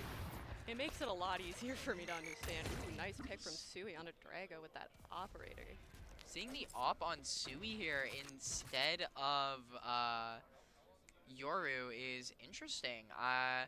Both of them have great escape options, but you know, maybe it's just a little bit of flexing by Sui. We all want to be Sui. We all want to be Sui in the end. Homeless Man doing the most to get that one tap on T-Sin. Oh my lord! The Phantom, by the way, that is disgusting to be that close to someone and that one tap to not kill and have to go back for the body. Oh, the back and forth, getting the pick on Noble. So back and forth coming out on A side. It looks like. Is this good? Alright, we are planning on A site now. Spike planted. Sienna Heights on the site here. Looks like it's going to be a retake from Wichita. The Yoru all coming out. Spreadsheet's on the point, but getting kind of stunned out a little bit. Have to wait. Ooh, T-Man being picked by Cams. Oh yeah, monster on the loose. And the Thrash coming out of main. They've spotted Revenge, but Homeless gets Cams anyways. And Spreadsheets might not have enough time to defuse. We're gonna see the Gecko Molly come out here. One enemy remaining. Oh! My ultimate What a lovely He takes headshot. one out before he runs out. Ooh. No. It's hard to see. I've been there most of the time. It's fine. They have an amazing economy over on Wichita State. They should be all able to full buy with full armor this round. We're gonna see Noble, the only one here who can't buy full armor. Is everyone gonna even be able to buy utility? Marv going down to 0. And we're here at match point, last 24th round, last round before overtime. Let's see if Sienna Heights can take it back. Sienna Heights can bring this back now. I do believe this would be match point for Sienna Heights if they win this, then they win this best of 3 series. A pick on Sui picks off Gecko here before Drago pushes up long to get a flash onto Cams and the kill. They are totem pole. Just a blind peek, and Sui kills T-Man. Oh my lord, gets traded out by Draco, but still very, very good information, very, very good pick. And Spreadsheets just has the A site locked down. I don't know what he's pinging though. He's watching. If they go to A site, he will know. Euro coming out from direct. Draco missing. Oh, okay. I was about to say he didn't see Teats in there. That would have been very scary. That would have been very scary. And they see 2, so they TP to A site. And we're going to see Noble running really, really fast into Bath. Our Spreadsheets in wait. 30 seconds left. Oh, but they're not going to think he's in Utah. So fast with his rotate. Honestly, like, the rest of his teammates were there immediately. Decent catching out Draco behind that volley. And they have to TP again. They barely have enough time to plan. Oh, Homeless Man waiting for Spreadsheets to push through. Getting a defuse down with 8 seconds left on the clock. And now we're on a 2-2 with 17 health for our Homeless Man over here. Noble in elbow. Might be able to get a rotate behind Marvin Thiessen. They're aware their ears are perked up. They're using the Sky Util and clearing out angles. Noble getting a pick onto Marv. Oh, Thiessen against sightlines. Thiessen looking around. The voices are in his head. He knows where they are. They're speaking to him. Oh. Noble getting the pick on to T-Man. Tying up that series, and now it's anyone's game. We're going to see OT coming out from Siena Heights and Wichita State. Now, I do believe this is match point for Siena Heights, so if they win this, they win in this semifinals game. Yes, if they win this, they do win the semifinals game, so they're going to have to be able to push 2 rounds in here. We have Siena Heights on defense, their strongest site as well. Of course, it is bind, but they were just unable to be stopped for these early rounds, and maybe that tension gets to Wichita. Both teams have to be feeling the tension in the air at this point. And now being told that this is officially MSU's longest Twitch stream. One for the books for us, for sure. All right, Sui getting the pick onto Revenge early on. They're not allowing Siena Heights to just take this Baths for free. And T-Man getting in this sneaky little corner. I've used this a lot solo queue. And he gets the pick on Cams! It worked. You could see how afraid Cams was to push into there. He knew somebody was going to be around that corner. Now we're going to see Wichita grouping up around A main. Noble putting down the smoke and allowing him and T-Man to stay in U-Haul here. Shoot the buggy, get naded out. Noble taking a lot of damage. When the aftershock comes out, they aren't going to be able to push that, but they get bombed down on site. Noble getting a pick onto Spreadsheets. There's still one in there. Stun hitting both Marv. That Yoru flash. That duplicate, or copy. Last player standing. Oh no, Teamson! No, he swapped to his primary too fast. Woo! Oh. Sui with the 1-tap, but he can't kill all 3. Excitement coming out from Siena Heights. They are feeling hyped for this, as they are now up in this overtime round. Switching sides. Now back to defense. Going to be able to, Siena Heights going to be taking the attack here, but Wichita very strong on this defense. You okay? Yeah. Yeah, I look like this. That is not, I did not mean that. No, I get it. Usually people think I'm very anxious sometimes, but... You're like, I was like worried because you were leaning forward. Oh, I'm just sweating buckets. This room is very hot, and this is an intense game. I'm getting hyped. Yeah, I'm sitting here and getting... It is incredibly warm. It is so warm in this room here at the Hubbard MSU Esports Lounge. it's so cozy. I want to like snuggle in a blanket, fall asleep, but the match is keeping me awake on the edge of my seat. Look, as intense the as match can be. is all the fire we need to keep warm here. Right here. All right, looks like let's see, Sienna Heights trying to gain some information before they push in onto a point. Thiessen pushing a Trailblazer into bats. Is it gonna spot Homeless Man?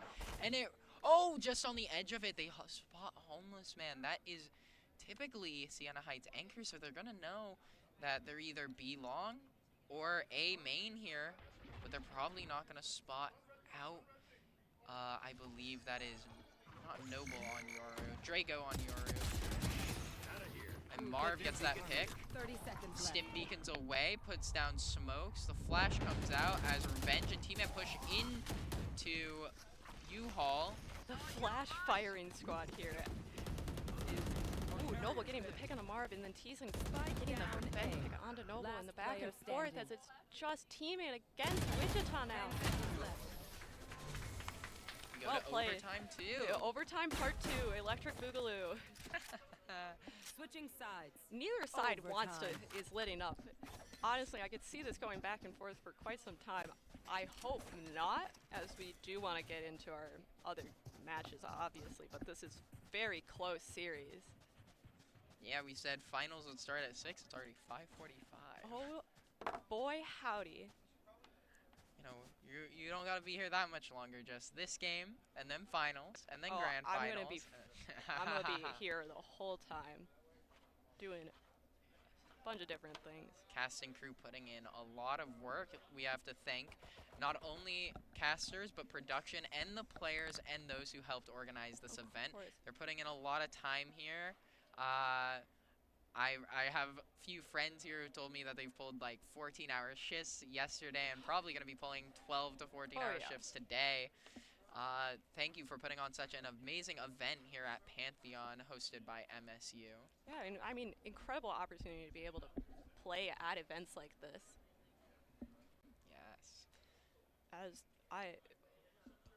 You see, there's a pause, not even a timeout. Hey, a that's what I was match pause. That's what I was wondering what was going on, because they weren't moving and the countdown wasn't going down. I assume this is just another timeout they're calling. I wonder who called it. Do you happen to know who called this timeout? I suppose not. Oh, and now it's back to us. Hello. We have no idea what's going on, but you get to see our lovely faces again. You know, when I first saw your tag, I thought it was Mech Bunny. Honestly, that's not the first time either. Usually people say Mick Bunny or like Mitch Bunny, but How would you pronounce it? MCH it's Bunny? MCH Bunny because the MCH and MCH Bunny is my initials. Because my legal name is Marsha Hacker, but I also am the third Marsha in my family, so we call me Christy. Is that your middle name? My middle name's Christine. Alright, so you go by many names. Essentially. Usually if you just shout something at me, and it sounds, if you shout it in my direction, I'll assume it's for me. A name vaguely in your direction? Yeah. Well, I mean, that get my attention too. I mean, when you have 3 Marshas in your family and you go by Christy all the time, sometimes you gotta come up with there's always some nickname variations. I've been called Chubby, Cubby. Chubby? Yeah. We are being told that it is a tech pause from the side of Wichita, so there might be some technological difficulties coming out for them, which, I mean, does happen. It's an esports event. It is rather hot in here, which technology does not traditionally work well in very hot spaces. Yeah. I mean, I hope their computers aren't overheating or anything. They've been on all day. Oh, yeah. Which I do hope all will be well soon, because I want to get back to the game. Let me know if you need water. Oh, Although yeah. mine's vaguely flavored like Sprite because I got it from the soda dispenser. That'll do it. I'm gonna wash it out when I get home. I don't like that flavor. That's very fair. It's like soda water, kinda, but Sprite. Yummy. Sprite is already barely soda. Yeah. 25-23 incoming. Oh boy, we'll be here forever. I really hope not, because I I would like to go home tonight. I'm sure some of the other players that are currently waiting would also like to play. Oh, yeah. Another thing about names, I think there is a Siena Heights Smash player named Jay. Or, not Smash. No, yeah, Smash. And he came in here a couple times. I think their coach is shouting at him, and every time I just turn around, I was like, what? That'll do it. What? It happens.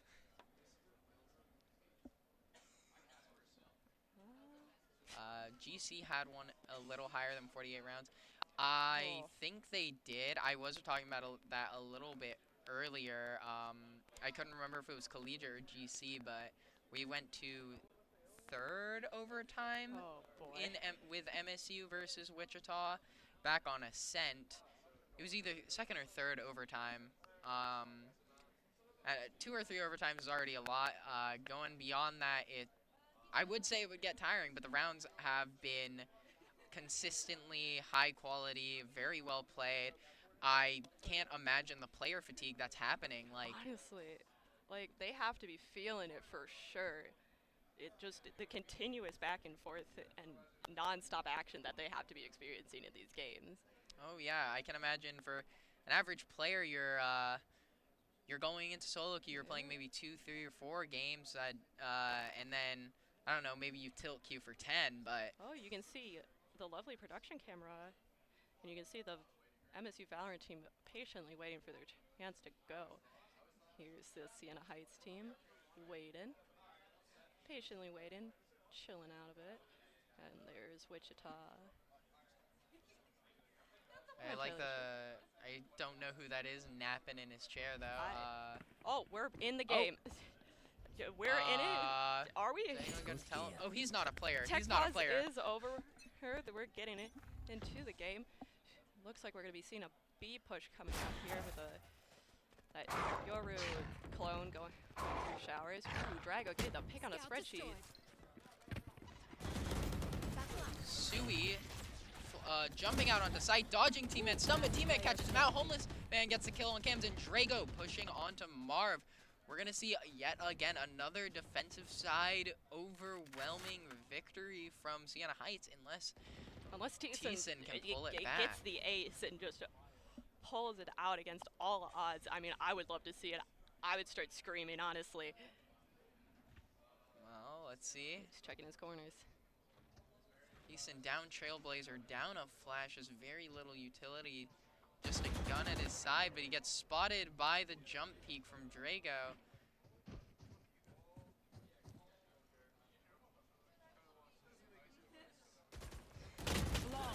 Ooh. And Noble finishing Thiessen off. It's really sad there's never any drama when Siena Heights plays Wichita. I don't think we need too much drama. You don't want to see drama. Not too much. We have plenty of drama in the fact that the rounds have been going back and forth. As Wichita now gets to defend again, which, as we know, they love to defend here. Alright, looks like we're pings coming out from Siena Heights into U-Haul. I think they're going to be using breach stuns to get in there, but no one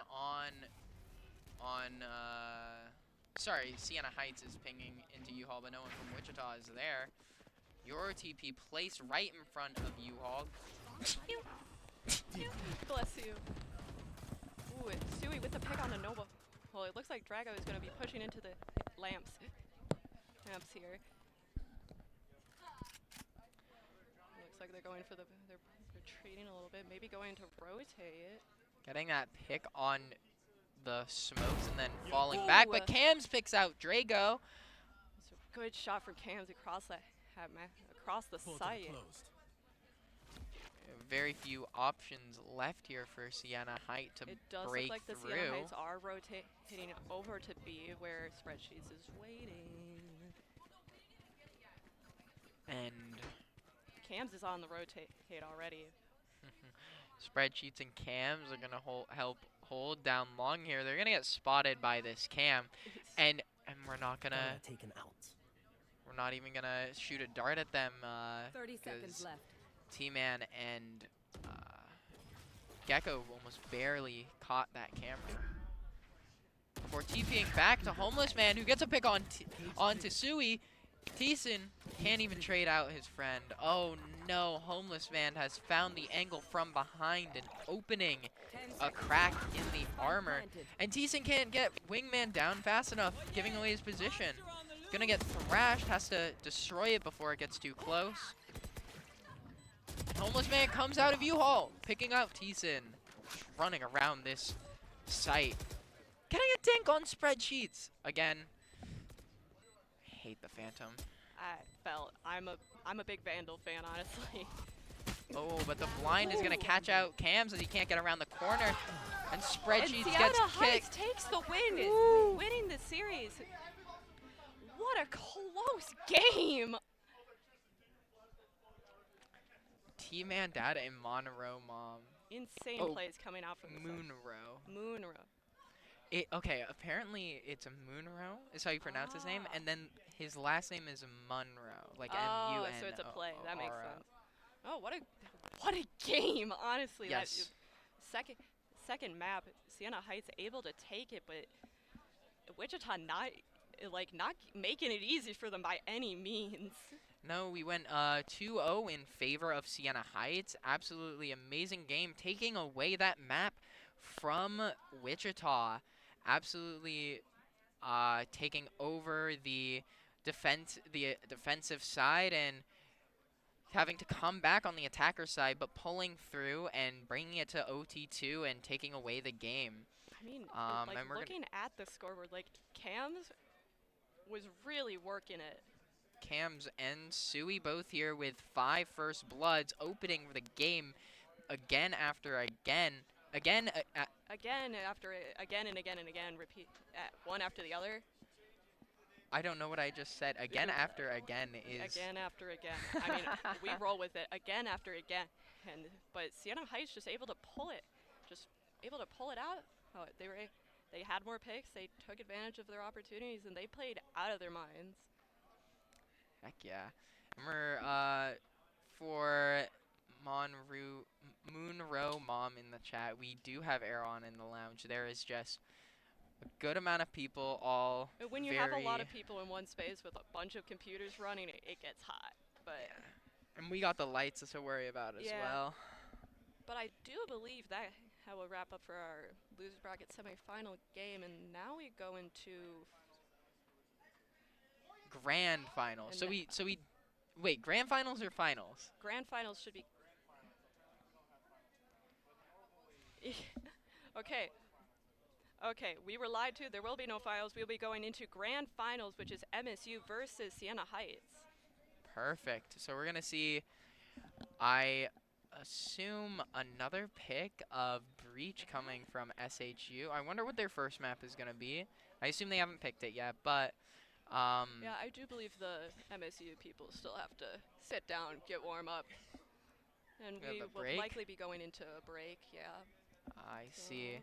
I want to say MSU's pick last time when they were versus Wichita was Abyss.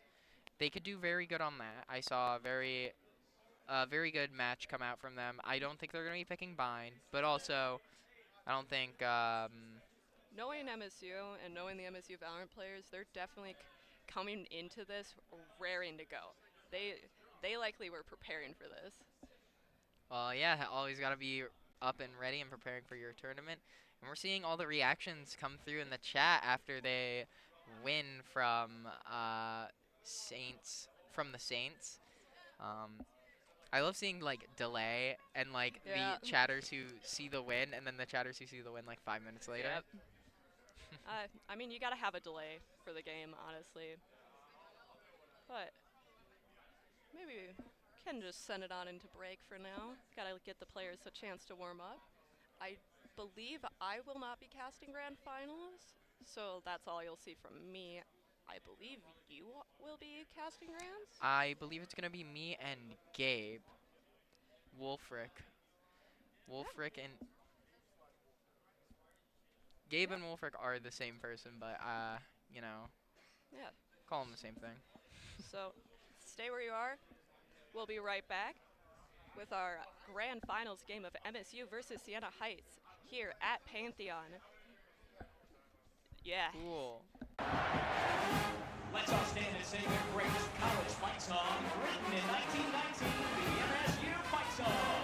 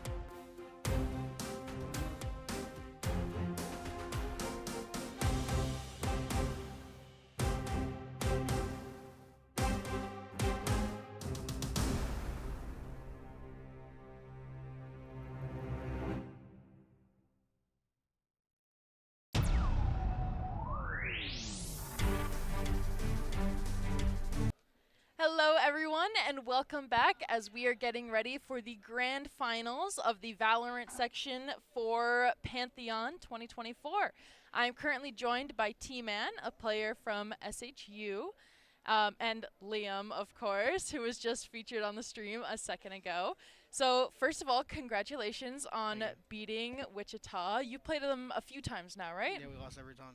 Except, played them in, like, CCC a while back, we beat them. But, like, Okay, well, hey, you beat them the time that matters, right? That's what I told him before, and I was like, we beat you every time it matters. Yeah, exactly. You can lose every game, but it's the one that matters that you got to win, right?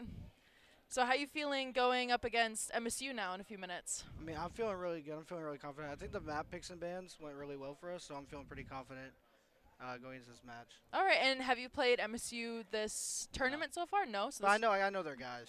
Okay, so, but this is your first time going against them for, like, the tournament. Okay, so this will be your first matchup. First time ever, actually. Oh, okay, so you haven't even, like, scrimmed them? Not even last year. Gotcha. We scrimmed them, but we never, like, actually in a match. Okay, so this will be kind of fresh ground for everyone involved. All right, and do you have, like, any trick up your sleeve? Don't worry, MSU can't hear you right now. Well, the MSU can, but the players can't. Or I think this Haven comp's gonna be fun. Okay, we'll okay. See. That's the first map. I think the comp's gonna be fun. We'll see. All right, and final question, really. Was there any moment in your last game, this has been my favorite question to ask everyone, any moment in the last game that you just played that was, like, a highlight for you, kind of really stuck out to you? Just we went down 9-12. Everyone, like, seemed pretty calm, and we seemed like we were fine. Brought it back and won OT, so that was probably the moment, just realizing everything was fine. Yeah, I mean, OT got a little intense there, didn't it? Yeah, I felt pretty confident once, like, when we were up 9-3, went down 9-12. Once we got an OT, I was like, we got it. Yeah, were you not at all worried about the 9-3 curse of Valorant? Nah. No, not at all? You just gotta win rounds. I mean, you gotta win 4. Yeah, fair enough. And what's your kind of trick when you're in the high-pressure overtime? You know that you win it if you can win this rounds. How do you stay calm and collected during that? Just remember I'm here for a reason. Fair enough. All right, well, we are going to let the teams finish warming up in a second here. You're going to be rejoined by your casters in just a minute, and we will be back with you guys to watch the grand finals between Siena Heights and MSU. Love you, Mom. Love you, Dad.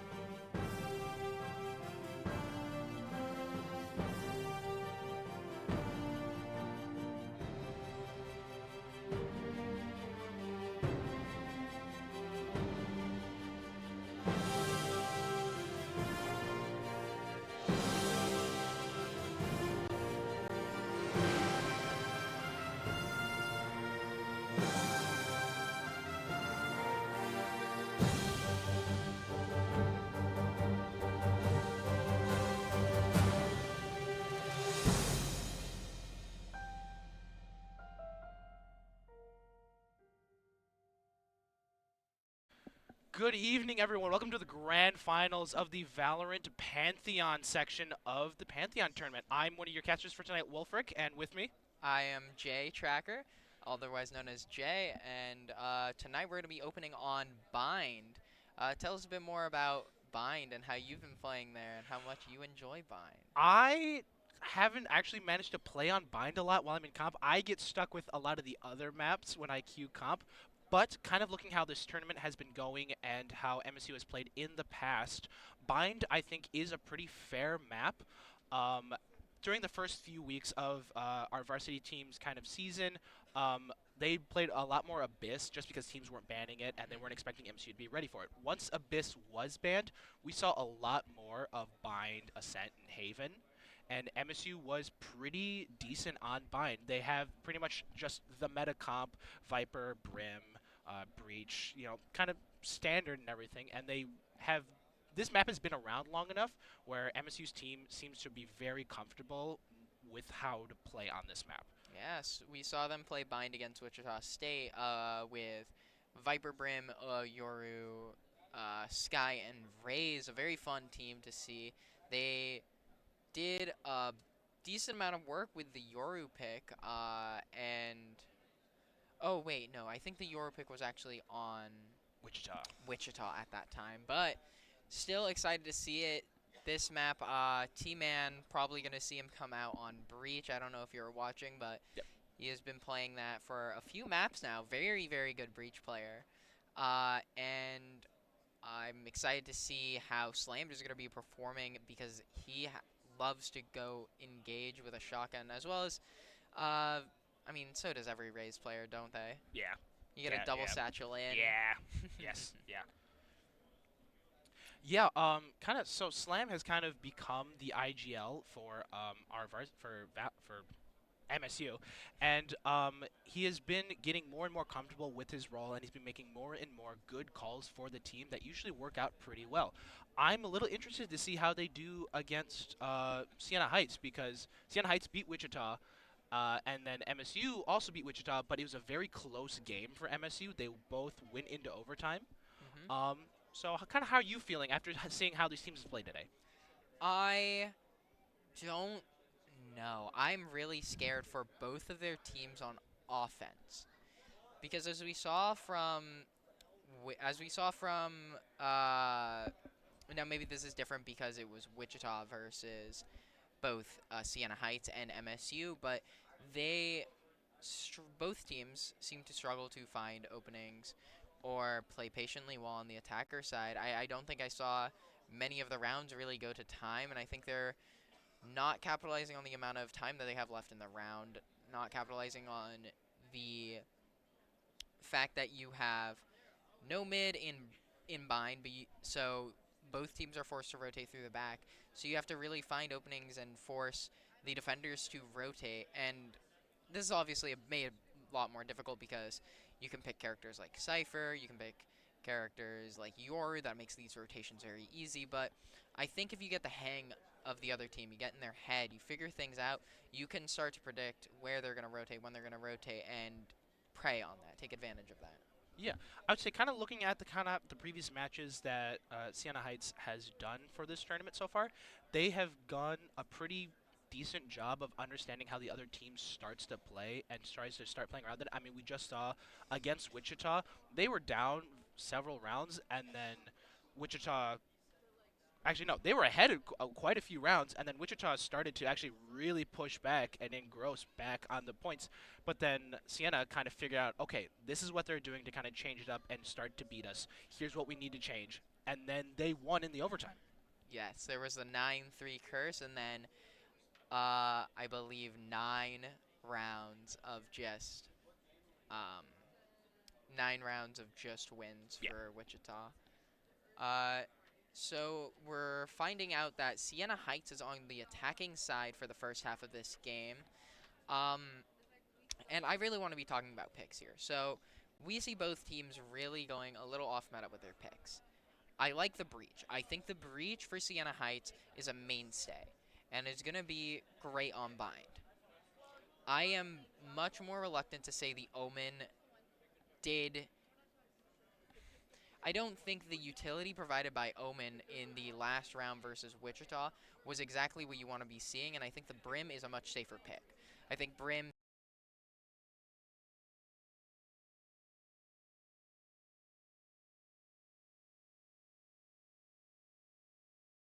but these Brim Sky combo just allows you to have much more room, much more active info, and then allows you to just take a few minutes to back off. Like, you get Stim Beacon, you get a back off. You get a really, really strong ultimate. That Omen's ultimate, fantastic as it is on Bind for rotations, and I gotta see it be used to push into Bind Baths, gotta see it be used to recon and check out some areas.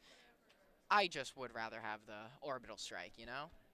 Yeah, I would say it seems kind of how it seemed like is that when the Omens were used on this map, a lot of their util, especially their blind, got used very early in the round, and then if they got into a post-plant situation or into a kind of scary either 1v1 or 1v2, they didn't really have anything to use in order to either re-peek at angle or get an advantage to buy themselves a little bit of time.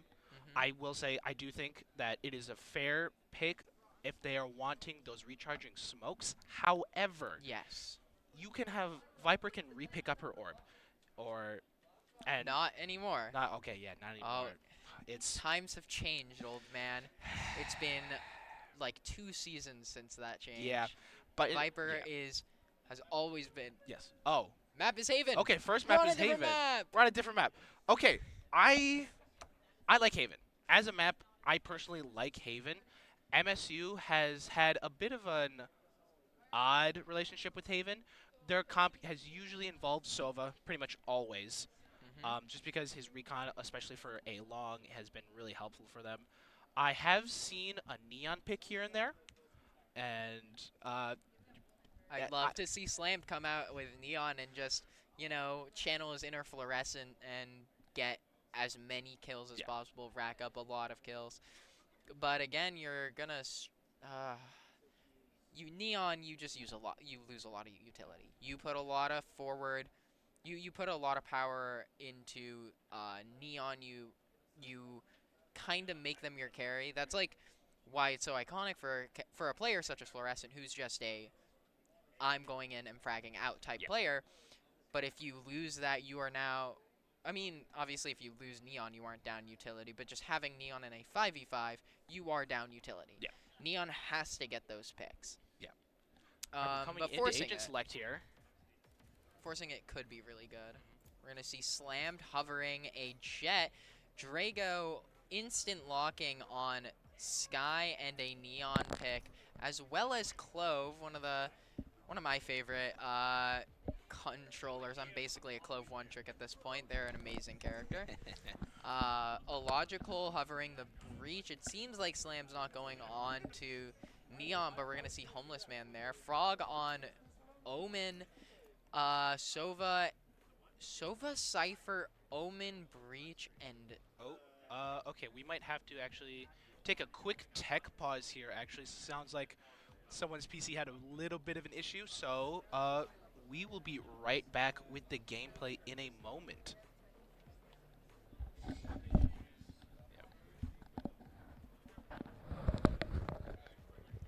Yeah. Is Noble done? Is Noble, like... No. We just have to restart it. Okay. So we are right back. Yeah, so we're having a little bit of a tech issue. This room, unfortunately, we don't get control of the air temperature in this room and everything. And so when we get a lot of people and a lot of the PCs going, the room does get kind of warm, which sometimes can mess with PC equipment and everything. Oh, yeah. For the most part, we have been able to take care of it. A lot of the ways we know to fix it is just literally just turning the PC on and off. This has fixed a lot of the problems, which is, really funny. That's so... Yeah.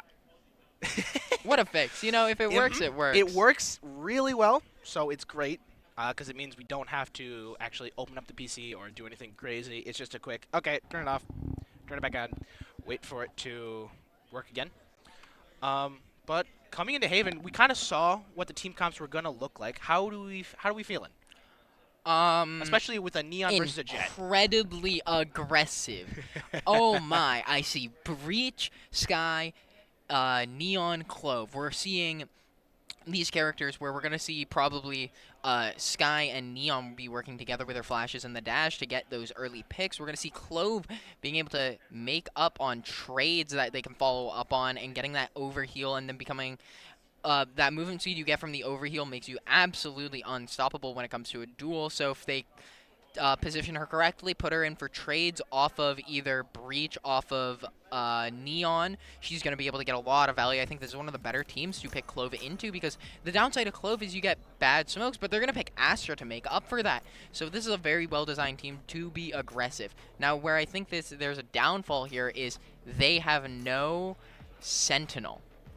There is no good defensive capabilities on this, and we have a 3-site map as well as a pretty flexible team for Michigan. Sienna is very much seems like they're banking on the fact that they're going to take a lot of rounds the first half of this game and are trying, I think, to kind of just get some really nice picks or retakes when they start the defensive round. I think they are aware that MSU is the top seed in this tournament and has been in kind of a very scary team. Yes.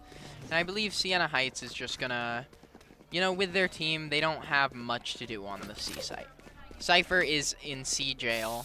Maybe Cypher is going to be a little bit weird here and there and try and change sites, but they're obviously this is a nice spot. Sienna is going to leave someone over there just to make sure, like, hey, Cypher's not on C, guys. Be careful about A and B.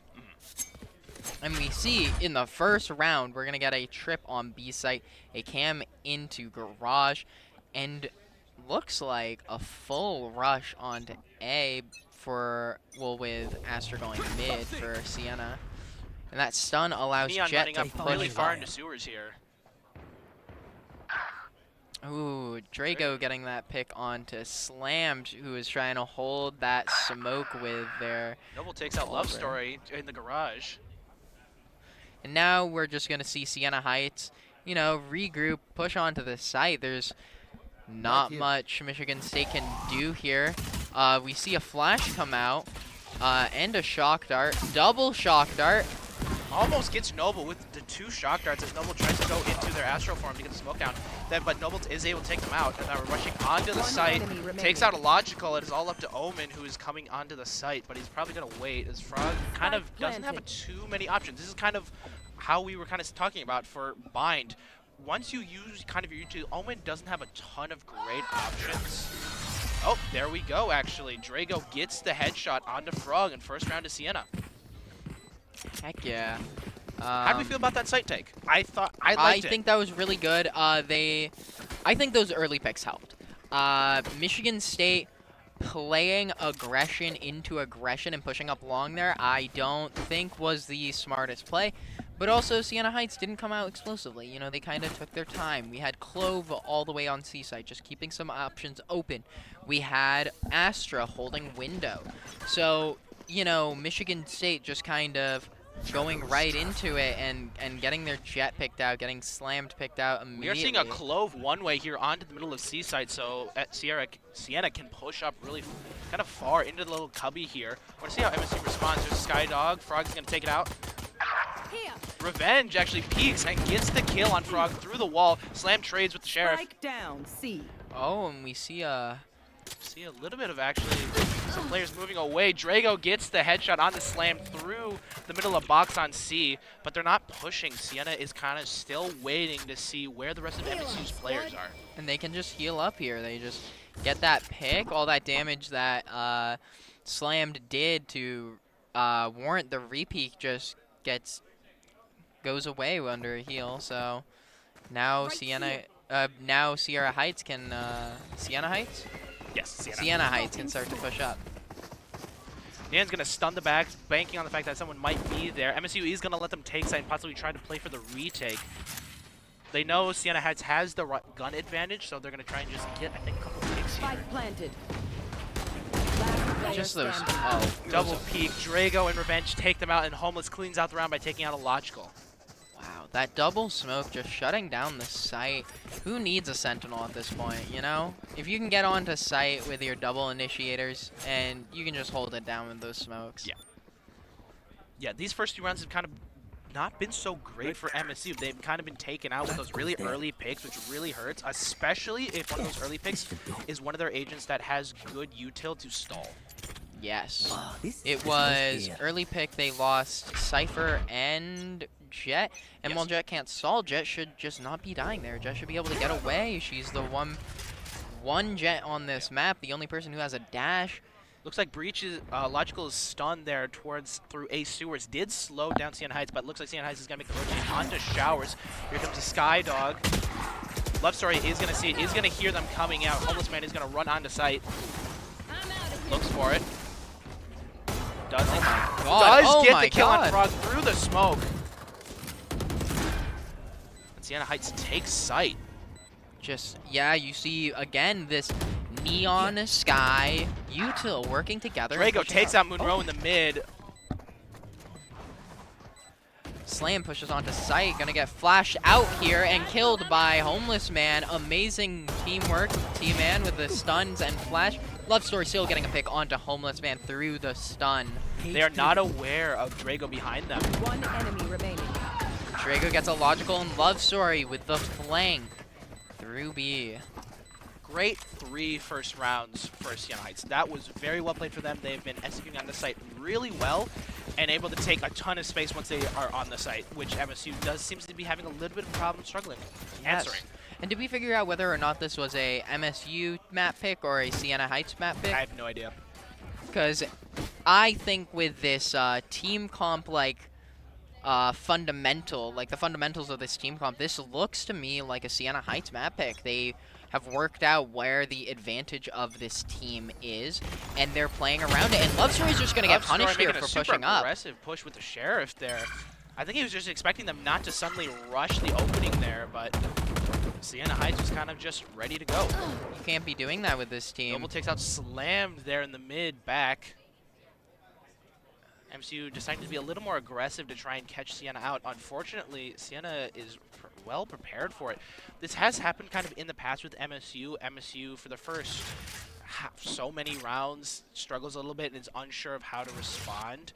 It takes them quite a few rounds to get into the swing of it, and then they're able to kind of respond.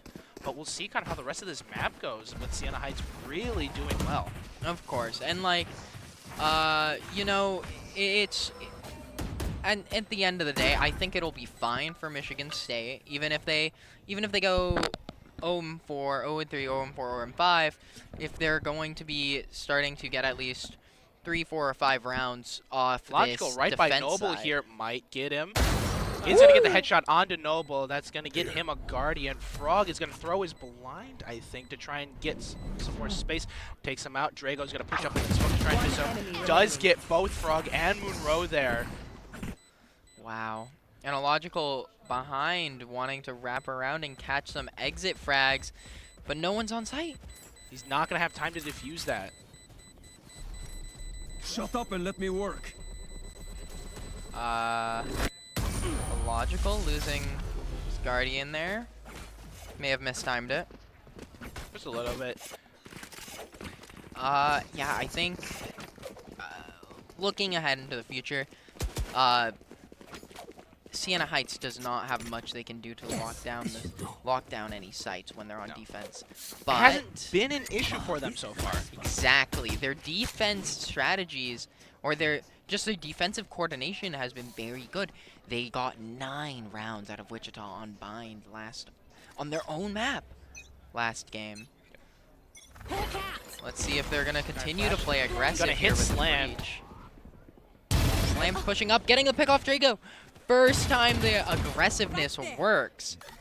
Noble pushing up through mid. I think it was a big factor, the fact that Sienna Heights didn't have more of its players push onto an area where someone else was pushing. Sienna Heights seems to do really well with their teamwork and playing off of how each other. Love Story takes out Noble, takes out T-Man and Homeless Man for the 3K, all to the head. Love Story, the anchor holding it all together. So now up to Revenge in a 1v5 situation with MSU having control of the spike. Does get spotted by the Cypher Cam. And you know what? Love Story's going to say, I saw you. I will continue to see the rest of your team. I cannot believe he just, you know. And that is a 4K? 4K from Love Story, who, if any of you who are a little confused as to who Love Story is, Love Story was Ice Bear. They changed their IGL, and they are now Love Story. Ice Bear? Yeah. Okay, that makes way more sense. Yes. Yeah, we kind of had that same reaction. We're like, wait, who's Love Story? Oh, it's Ice Bear. Okay. Well, I mean, like, hey, I don't, like, know them all personally, and I only see them every once in a while, so I was just like, I just imagine Love Story's a sub for the day. Love Story's playing amazing. Shots fired into the mid-round, spraying through the door, trying to get some tags. MSU does get a pretty good tag onto Astra, which is going to cause Sky to burn her heal. That's very good, but they're seeming to all group up and have just given up A, allowing Sova to stay in heaven and solo hold it, but it doesn't look like Sienna Heights even has the info Revenge to pushed do up that. far enough just to break the first Cypher chip to try and possibly draw MSU away and to prepare for Sienna Heights to make a push. Slam peeking through the mid, gets one pick on Drago with a headshot. Seekers coming out. Still have 2 more Seekers on the way, but it's not going to be able to spot. Slammed close, so he's going to get the pick onto Noble and onto... Just survives that, but then gets taken out. T-Man and Homeless are able to trade with taking out Illogical. Love Story takes out Homeless Man to hold down the site. And Love Story clutches the round for MSU by taking out T-Man. That was a bit of a scary situation there from Slam to kind of with some of the shots there really close. I know he's going to think that is hilarious when we tell him we caught that all on camera. No, that's not even the whiff. Just think about getting out of that in the smoke next to Clove, picking off the Astra and then dashing away through the site. Oh my lord! I think we our MSU's used a flash, which was in response to Sienna trying to push on the site, which allowed Slam to dash away and not get spotted. Because we kind of saw that Sienna's Neon was blinded as Slam dashed through. Yeah. Now we're going to see Noble slowly pushing up mid. Does see glance Illogical, but Illogical gets the better of the trade by taking Noble down to 66. Skydog is going to go on to A. He's not going to see Jet there on top of the box. But it looks like Sienna is kind of spread out a little more, trying to just see where the rest of MSU is. And Noble not spotting the Cypher Cam until it's turned on and gets spotted. Pushing Cypher and Omen back to C, but Breach slowly but surely rotating and hovering between A site here. Sienna pinging where they know most people kind of generally do a nice... Ooh, here comes the Neon ult rushing onto site. Gets taken out by Slam though, so that is an ult gone for Sienna Heights. I think that was a team stun, or no. It was our boy T-Man hitting a stun on Moonrow and Slam, but peeks into Slammed and gets headshot by Moonrow. Logical. We are seeing Astra all the way on the flank. Does get spotted by Love Story. It's all up to Noble on 26. Gets taken out by Love Story, and that is another round to MSU. Nice. They're bringing it back. They took 3 rounds off Sienna Height in a strategy that is incredibly aggressive. Very happy to see this. I mean, I'm always rooting for MSU as it's my own college, but I'm just happy to see both teams playing incredibly well, taking rounds away from each other, because as much as I would love to say my team's the best and have them go out there and always win every round, every game, it's much better when... It's a lot more entertaining when the teams are playing well. Yes. And I think that is a testament to why Breach is used at this high level. Breach is not the best on solo if you're not doing great communication. Breach does really well before you communicate with your team. Slam taking out shots, dismisses away, gets away. Here comes the Breach ult onto A site, which is going to allow Sienna Heights to rush onto site. MSU is going to fall back and try to play for the retake. Does spot Illogical. Now we're going to see the concealment here from Noble. Almost takes out Slammed. Drago takes out Moonrow. Revenge takes out Illogical. Frog trades right back for Drago. Love Story takes out Revenge. Here comes the Clove ult. Clove is going to make an aggressive push onto MSU to try and get their life back. Takes out Love Story, but Frog is able to trade right back. Now it's just all up to Frog between Astra, Homeless Man, and T-Man. There comes the Neon Slide, taking out Frog through the wall there, with 2 of Sienna players really low there. Is there anyone behind in production who can just put up the scoreboard for us real quick? Tab. There we go, and we're going to be able to see here that the economy on both teams is now settled to a pretty, stable point. We're on a bye for Sienna Heights. If Drago or Revenge die here, even if they win the round, they're going to lose a lot of money. And very good amount Here of comes kills. Slam, making also an aggressive push and trying to answer. Gets blinded, almost taken out. Does take on Homeless Man, but Noble is able to trade right back. More importantly, they got the info that 3 more people were there behind Homeless Man. So we're going to see large rotates coming out of even Cypher all towards A site, and Omen just anchoring with the Cypher utility. Sienna Heights sends out the Skydog through the mid just to clear it to see if they have an option here. So they're going to go slowly through the mid. Love Story is checking the mid and the garage. Oh no, but Frog is moving away. Looks like Sky's going to go into the garage. Does spot the Sky. Noble is still towards A. Sova Drone is going to spot them. Love Story and Sky here might see a bit of a 1v1. Does get Drago there. Here comes the Cypher ult. That's going to tell MC exactly where Sienna Heights is and where they're going. With 30 seconds left in the round, Sienna Heights has to make a decision here. Looks like they're going to execute onto B site. There goes the Omen blind. 30 seconds left. And here comes a breach ult from MSU. And the breach stunning from Logical and Frog take out Noble. Is able to take out Frog, and a Logical finishes the round for MSU by taking out Noble. I think that was a double breach ult there. No, Sienna Heights used their breach ult the round before. You're right. To execute on the site. I bet the MSU team that they could intentionally drop the first 4 games before coming back to win 13 straight. Let's see if that happens. I don't think we're going to see a 13 flawless rounds in a row. That would be a very, very insane run.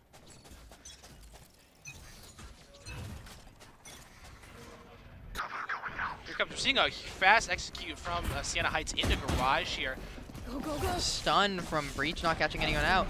Are going to get blinded by the Omen. Gets stopped a little bit by the Skydog. Skydog is going to take out the Drift, which is going to allow Sienna to push onto site without needing too much. Here comes the Breach util. Gets flashed. Left right takes out one Drago, trades right back. And that's going to allow Sienna Heights to pick up a rifle. Quick trade from Slam. Noble. Slam with the 3K, but T-Man saves the round for Sienna Heights by taking out Slammed. Wow. Really fast bit of gunplay there. How'd you feel about Sienna Heights' kind of execution on there, using the Skydog to kind of take care of any trips, and then using the rest of the team to get onto the site, knowing they don't have to worry about the Cypher util? I think the execution went pretty well, but then the execute from Michigan State back onto site with their own breach. The flash got about 3 of the people on site. The stuns and aftershock allowed Slam to come back, but inevitably they lost too many people. Push here really early on, and they're gonna just make the plant sound and move away, try and draw MSU towards B site, and possibly make a rotation. Stun garage, take out the cam. And T-Man pushes even deeper into garage, taking out even the wire, and no one's gonna be on A. But Sova's gonna hear the bird and call to his team. Cosmic Divide comes down, but it's a little too late for Michigan State to rotate back. They're all stuck behind the wall. There's a Sky is judge holding there. this wall. Oh, almost misses the shot there on Monroe.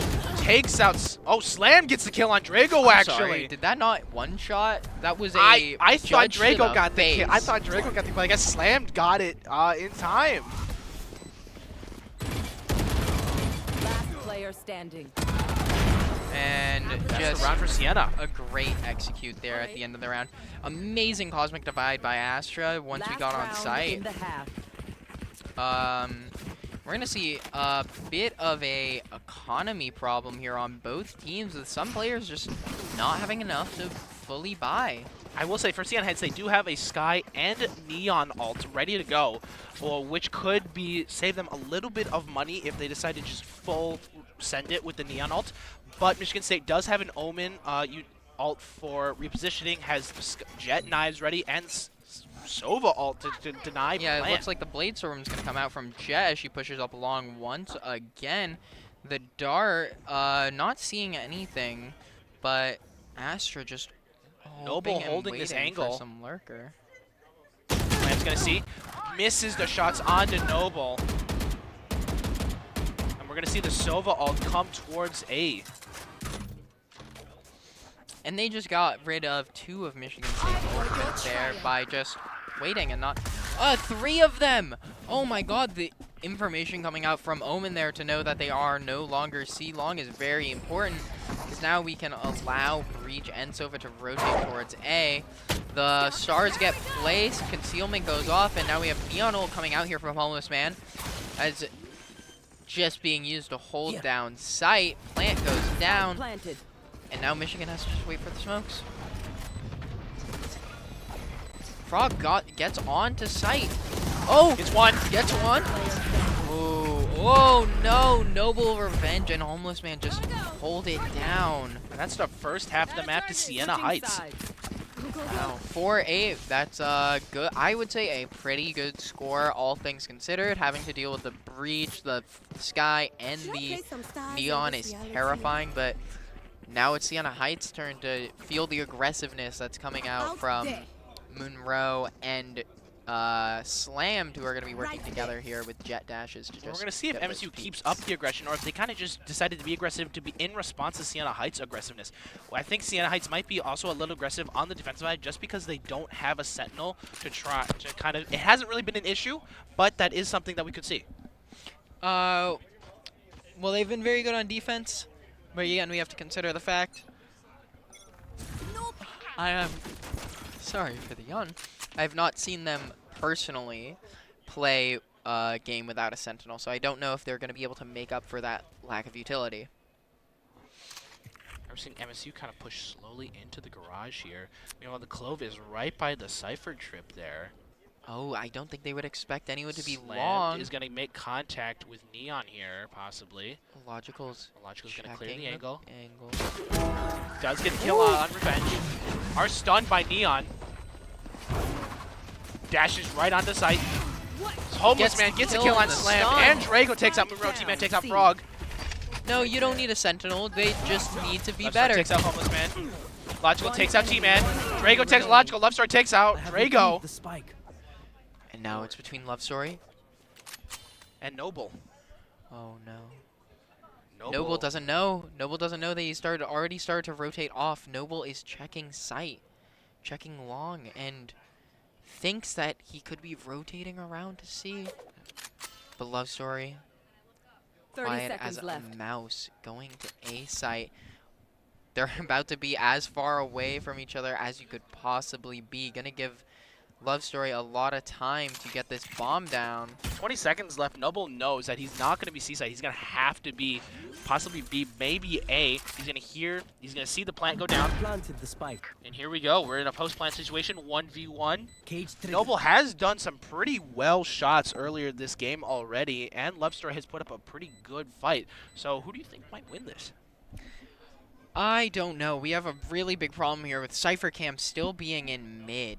When he was rotating, I think he could have picked it up to take it away, but now he has to play this post plant with no info.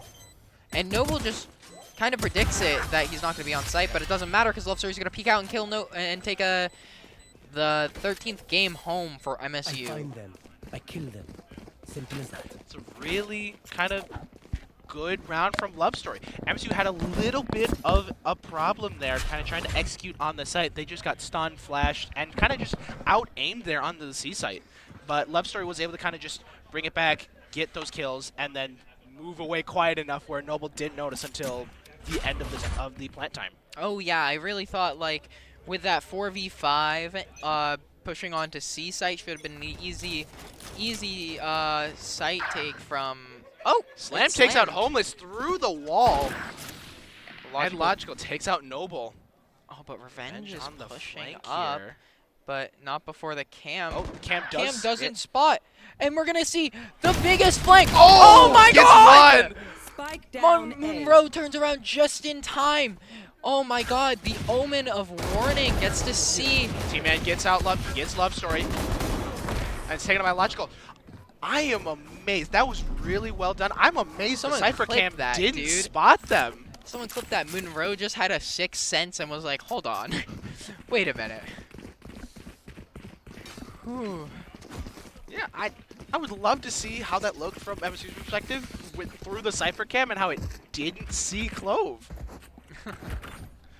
I think Cypher probably obviously didn't turn the cam around, but also like didn't open it until right after she passed. All right, what's this opening smoke from Clove gonna be? Is this gonna be opening smoke and Clove pushing, or Clove smokes a window from C site? I see. Love Clove, they're a great character. For those unaware, kind of one of Clove's big things as their smokes recharge. And so even when they die, they can still place their smokes, so which is really helpful. Mm-hmm. We are seeing a little bit of a slower play here. Noble in A long, trying to see if he can get a peek on anyone. We're going to see a Skydog from Sienna go through B into the mid. Noble gets full flash there. Noble spots the muzzle out of Sova and then gets flashed, has to back off. That does cause several of Sienna players to rotate towards A, throwing a Sky Flash actually to see if they can get anyone. Unfortunately, no one, MSU is not there anymore. Looks like Love Story is going to push into Garage. I love this interesting thing they're doing with the Neon. No, not interesting. Obviously, how you should be playing on Neon on defense. But they're trying to make up for their anti-Sentinel by hovering her between A and C site. If you notice, she pings between those two. So Drone is not going to see anyone onto B, and MSU is going to get onto B site and get the plant down. Alrighty. Spike planted. Love Story right here in Garage, ready to answer, is on the cam. And Draco gets Frog. Love Story picking off Revenge after she peeks out and gets Monroe. Homeless Man getting Love Story, and a Logical sitting alone at the bottom of mid, having to fight Draco, having to fight T-Man, and he can't look in both ways, and Noble ends the game with a kill on Slammed. Wow, just very coordinated retake. I love that they're using their aggressive team to retake sites, and while you don't really want these bombs to be going down because that's bad for your economy, it is a much better way for them to figure it around. Yeah, something that Sienna Heights seems to have very good team play. When they are playing together, they pretty much seem unstoppable. They're able to play off each other really well, use their util and hit really well. But in the 1v1s, they're kind of struggling a little bit. And MSU is kind of giving Sienna Heights kind of potential like 1v2, 1v3 situations where it puts MSU at the disadvantage. Yes, they're weak in these neutral portions of the game. They are seeing super aggressive early push here from Sienna Heights with Neon running up A long. Flash, Slam takes out Homeless Man. Logical takes out Revenge with a headshot there. Now all that's left on A site is T-Man alone. T-Man is going to try and hold the site here. Here comes the Breach ult. Onto site is going to hide in the smoke. Takes out Drago. They still don't know Breach is there. Sees Breach, turns around to take out. Takes out T-Man. Noble trades right back, but then Frog takes out Noble, and that is a round to MSU. Really well done there from Slam. Able to turn around there and get the kill. They do get traded, but that was a really nice 3K. Yeah, absolutely. Pushes through long, gets a kill, pushes onto site, and gets a double. Fantastic use of Jet. I love the aggressiveness here. I love Collegiate Valor. I love seeing aggressive. I'm tired of CS and VCT waiting. Go. You know. Yeah. We use all. Looks like Sienna might make an aggressive push here from Garage, possibly. Oh, they're gonna hold. Homeless Man with a Bucky. I love it when players actually use the shotguns. They're so much fun to use. Yeah, we use the Bucky, call that the Crackers 2146 special. Looks like MSU is playing back a little bit, playing a little slower. They're expecting Siena Heights to be super aggressive, but Siena Heights isn't being as aggressive as they usually are, as it hasn't worked out for them here and there. All right, Trailblazer in mid, just clearing everything. Wow, getting so far into spawn. I didn't even know you could do that from there. Just straight in B main, able to clear all of mid with Trailblazer. So this man holding right next to box there. Frog takes out Revenge through the stuff. Homeless Man is going to get stunned. Drago takes out Slam with a headshot with the Sheriff. Munro takes out T-Man. Munro turns around to take out Homeless Man after Homeless Man just unfortunately misses that Bucky shot. Frog takes out Drago and is all up to Noble. Oh, Homeless Man. What a 180 from Munro. I can understand missing the first shot, but then Homeless Man got scared, and he missed the second shot. Sova Drone does see Noble there. Does get tagged by the Sova Dart. And is going to try and play for post after bomb explodes. Going to try and catch out someone. Oh, does see that they're there. Frog and Love Story just making sure they can't peek. Noble's trying to bait them, trying to make them push them in garage. Unfortunately, MSU's just not going to let it happen. MSU's all going to go in the corner here. And Noble's going to let himself die, so Siena Heights gets a little bit of that money back. Yes. You don't want to be surviving if the only thing you are saving is that shorty. So we're going to see, I mean, just 8-9, what a great comeback. We were 4-8 at the half, so 5 rounds into the second half, and we already have 4 in favor of Michigan State. Now we're starting to see the cracks in this team form on Siena Heights, where they don't really have many good defensive options. Yeah, and actually we're seeing a really aggressive push this time from Siena Heights, as they do have their Sky and Neon ult online, ready to kind of take an answer. However, MSU does have their Sky, their Cypher, and their Silva all ready to go as well. T-Man takes out the Cypher cam. She's going to tell MSU kind of like, hey, they pushed up through sewers, we got to be careful. But then Siena Heights is going to push back towards A. There comes the Sky Flash into the mid. It is going to get the info that there are people there, and it's going to hold this spot in garage. Takes out the Silva drone. They all push. Drago takes out Slam, and Logical is able to trade right back. And there's the op from Noble. I know exactly where you are. All right, gonna get spotted by the Cypher ult. Checking 2 angles at once. Gets the kill on Love Story, and he's gonna put down a smoke to hide themselves. Here comes the Neon ult. Is taken out by Munro with the headshot. Noble's sitting right here, waiting for someone to either push a smoke, but Revenge gets the kill on Munro and Frog, and that's a round to Siena Heights. Good job, Siena Heights. That op pick onto Noble. Fantastic buy. I don't think there's not many good options for an op on this team, especially because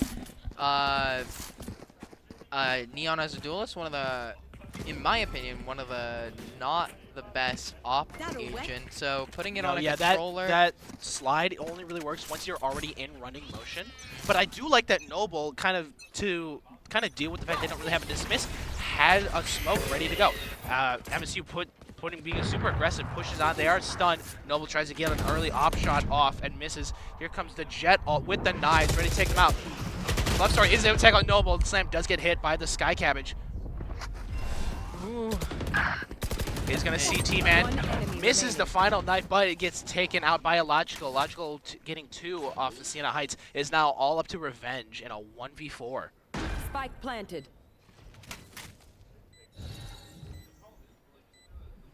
Drop in a smoke. Honestly, it does seem like Revenge is going to save kind of their gun here. They kind of don't want to fall too far behind in their econ, even though they are a couple rounds up. I wonder if we're going to see...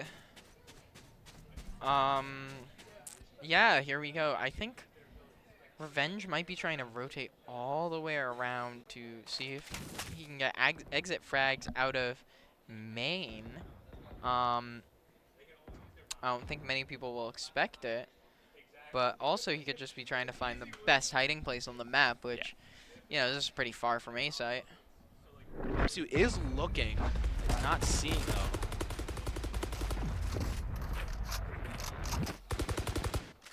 We're seeing some of our players with the newest Arcane bundle skins, with Arcane Season 2 finally coming out.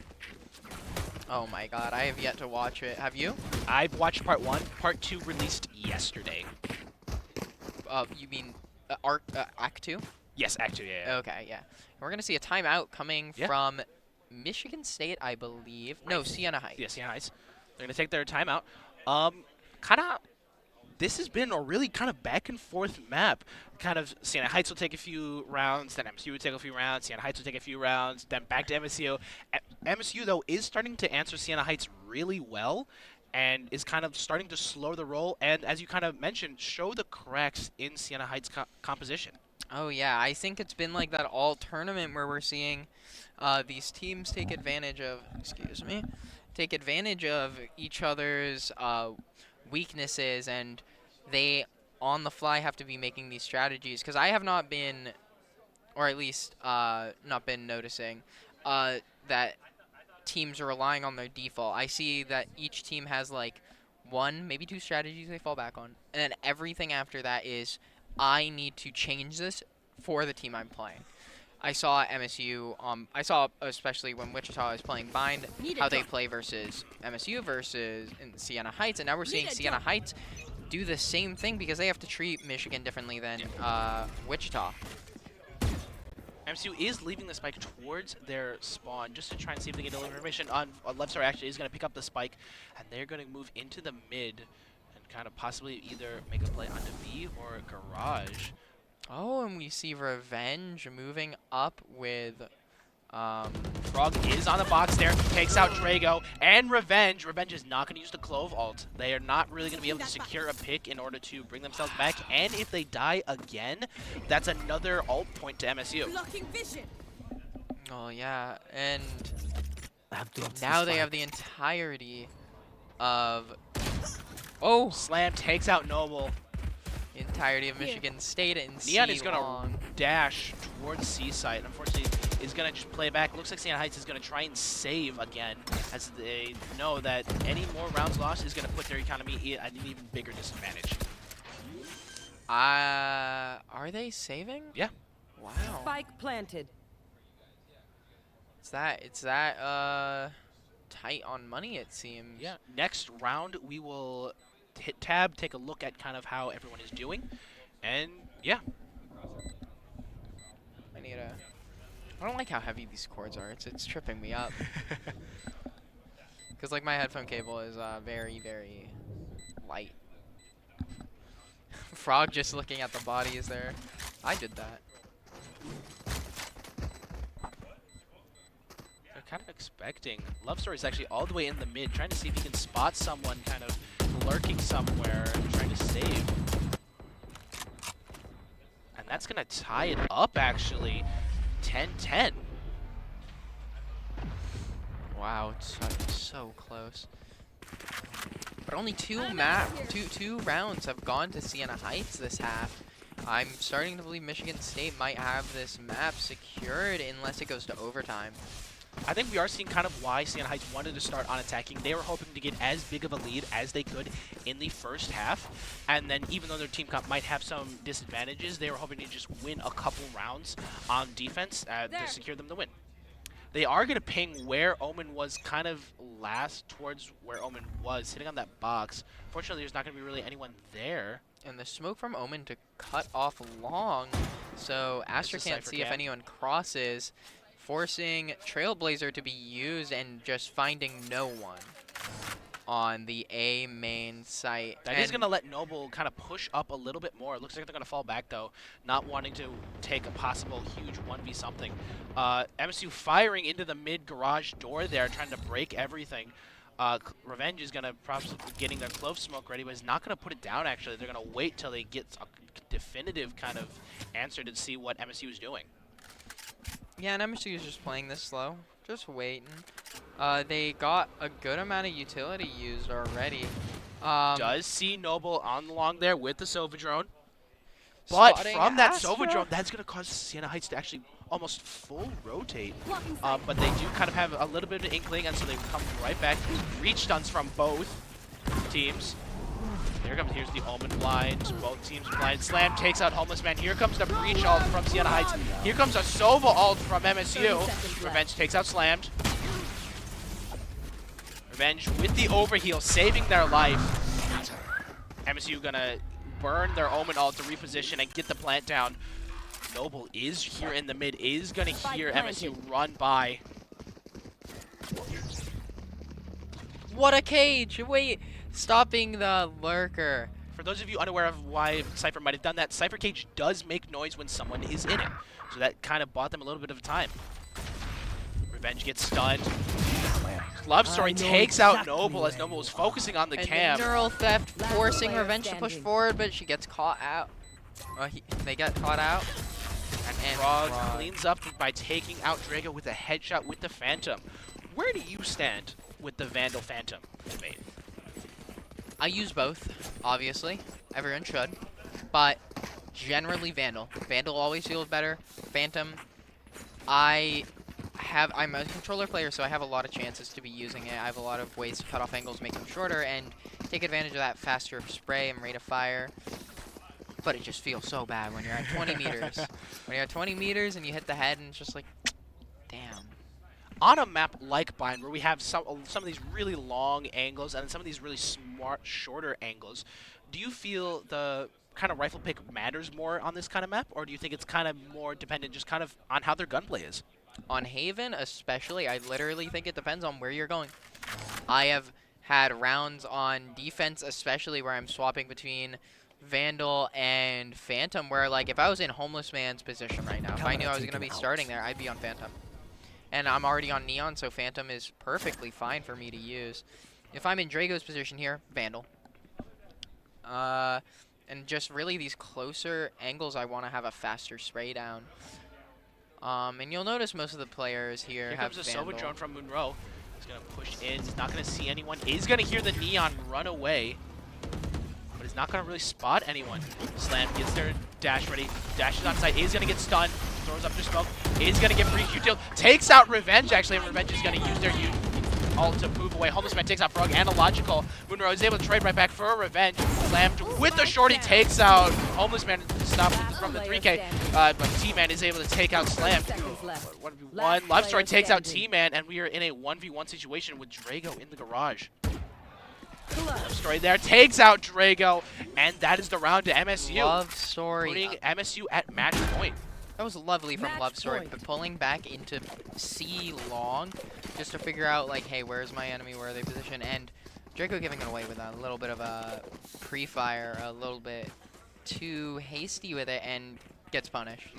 I will say that did have a lot of we have had a lot of ults come out through the round. Sienna Heights does have their Astra kind of wall up and ready for a possible pulse plant situation to try and kind of stop or slow roll MSU from possibly stopping them from defusing.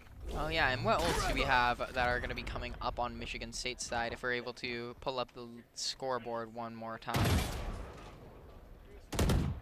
Obscuring vision. We're going to see that soon we'll be getting a Breach ult. Homeless Man is actually one kill off from their ult being online. They take out the Skydog. Noble and Drago are actually going to pull back a little bit, with Drago doing a little bit of a jiggle peek. Is spotted by Love Story and is tagged just a little bit. I'm just kind of spraying through the wall, expecting someone to possibly be at a really close angle. Going to push up through the sewer. And the rest of MSU is going to take a long. Drago doing a little bit more jiggle peeks. And as soon as MSU executes onto this site, I don't see Munro there. Both Breach Stuns coming up, both Breach Stuns. Left Story takes out Drago, flicks onto Noble there. T-Man is able to trade, but the Cypher ult is able to go off. T-Man swiftly turns to take out Slam, but Munro is able to trade right back. Absolutely disgusting and amazing job there by Munro, who's the Cypher? Yes. And getting rid of the... Munro is Sova. Love Story is Cypher. Love Story, the Cypher, getting rid of both the Sky, but also being able to take out Aster, who had a dodge. I do have to give it to T-Man, though. That was a great flick. Unfortunately, it was not enough. Analogical takes out Homeless Man, and it is all up to Revenge in a 1v2. Right there. Hell, and Frog takes out Revenge, and first map goes to MSU. Amazing job by MSU here. We had a very, very loud shout from our friend players, Slammed. Yes. Slammed kind of throughout this whole tournament has been very vocal whenever they win or get around to them. He's been very, very happy and competitive. How do we feel about that first map? First map, I'm very happy with. You can see here, Slammed with 8 first bloods. We're seeing the Jet pick is so much safer than the Neon pick, allowing you to get those free picks and get out, whereas Neon you can get on site, but really what are you doing after that? And that has to be a follow-up by your team. And while that worked out in attack, defensively, you don't have the same opportunities. You aren't going to be grouped up with your team. You are not going to be able to capitalize off that. And we're going to be seeing Jet getting those free picks. But also, I'd love to talk about Love Story's performance today in this game. Now, Love Story has been doing very well throughout the tournament, but being one of the top frag, being the 25-kill, 7-kill lead on top of everyone, unprecedented, especially on Cypher. Come on, you're on a Sentinel. You're getting out-fragged by a Sentinel. I sound like a solo queue rager right now. Well, but he is doing a great job of getting these picks, getting these kills, and I love to see it. I've never seen a better Cypher. Actually, that's a lie. I've seen one better Cypher. But his name is Crackers2146, and he is a Bucky player. Yes. Yeah, Love Story put on a great performance that map, getting multiple kill, like 3Ks, a couple rounds and everything. Especially that last round kind of against Astra. Actually, against Astra and Sky kind of multiple times. Sorry. Does kind of know kind of how to properly kind of evacuate the site and get away from the a possible 1v1 situation that they might not be able to win and play in a more position for their advantage. Against Noble kind of earlier in that map, Noble didn't realize that Cypher had left and went all the way to the site on the other side of the map, and that allowed them to get into a post-plant situation and put Noble kind of on a bit of a time crunch to try and clear angles quickly or to get on the site and to try and get into a kind of defuse. Then against Sky there, as you kind of noted out, Love Story kind of went back towards C Long just to see what Sky was going to kind of do, and Sky unfortunately made some noise that told Love Story exactly where they were. Meanwhile, Sky had no idea where they were, and that gave them the advantage. Yeah, I just love to see how well they're doing. I wish I could have a better memory so I can remember every single round, you know, talking about round 1, 2, 3, 4. But I really only remember these last few rounds. I can barely remember how well they were doing on defense side, but on defense side, but I can imagine that Cypher pick was very vital to their 4 rounds, which they took away. Yes, the Cypher pick definitely stalled out kind of any aggressive push onto C-Site from Sienna Heights. Cypher kind of basically pretty much did do what you said, where they're kind of C-locked and did set up a lot of their util for C-Site and Garage. And then if they needed to, they would leave the site and leave Omen or someone else on C-Site who could play a little bit better off their util by throwing either a blind or a flash and kind of going from there. I'd like to bring up the message in the chat. Yes, Frodo, FRQdo, not Ice Bear is in fact Love Story, for everyone in the chat who has not been caught up on the MSU esports lore, which I also apparently hadn't been caught up on. Ice Bear and Love Story are the same. Yes. We do have some, obviously, from kind of welcome in all the families of our players. It is all great to have you here. It is always wonderful to see everyone interested and supporting the esports scene. It is always a great time here. How do we feel kind of after the match? I know we kind of talked about beforehand and during the match about how these team comps were kind of going to play out and kind of possibly what some of the faults might be with these kind of team comps. How do we feel how these teams kind of adapted and played around those possible faults? I think both of them did it. I think both of them played very, very well. I think the advantage given in the attack round using that double initiator, double smokes team was fantastic. I think the smokes did nothing on defense, and there's nothing you can change about that. You can't warp your strategy around it. You're not able to stop Sova, to stop I believe it was Sova and Breach on MSU's team. You're not going to be able to stop them from piercing through those smokes. And really, the only one who could do that job was a Sentinel. So I think you had to just take a few rounds, take them as they go. I wish we were focused more on getting an Astra Orb every round, because I think Astra, I mean, that's why Astra was position A long. I think the Astra Wall was one of their best round-winning abilities on defense, and they got it once. Yeah. They need more rounds with that Astra Wall. The Breach Ultimates did not secure them the games like they did on attack. And Breach Ultimate is a very big investment. It's 9 points. It's the strongest ultimate. When you're using it, you're either making them use all their util and surviving, or you are winning that round, and there should be no in-between. And we had very, very low performance from those utility options. But those utility options had to be used in place of a Sentinel. I would say, even though we are kind of saying these critiques, that is not to say that Siena Heights played badly. They played actually incredibly well, especially T-Man with some of those really beautiful flicks onto some of our players, and kind of having a response to when MSU tried to push onto a site. Obviously, their Neon had incredible control over how Neon slides worked, how far they were going to go, and where they needed to look once they slid onto site in order to kind of take site. They did very well. They took 8 rounds the first half of the map. Unfortunately, their kind of strategy, because as you pointed out, for defense was kind of having Neon kind of straddle between A and C site, kind of dashing back and forth. The problem is Neon really is dependent on their kind of dash juice. I think I'm not sure actually what it's actually called, but basically their dash juice, and once they run out of their dash juice, they can't utilize their dash. They can't utilize their slide at all. It kind of, and when they're ulting, if they run out of their ult, and if they aren't able to quickly run and everything, they are at a severe disadvantage for getting to where they need to be.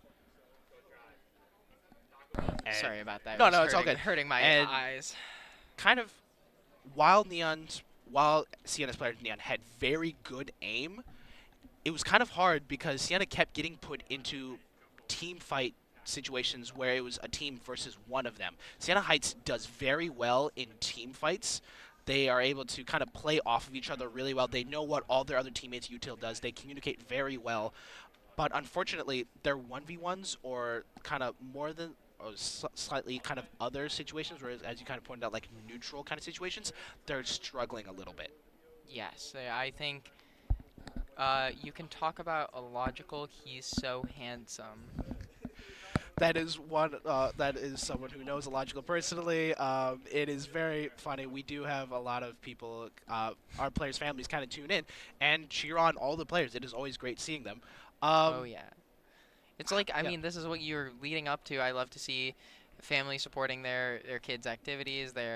I mean, this is about to be really, really nerdy, but one of my favorite activities for like performance-wise, I don't get to go to LANs and perform at video games, but I'll be performing in music, and seeing people's parents come to see their kid at a concert, or see their not kid technically. We're adults.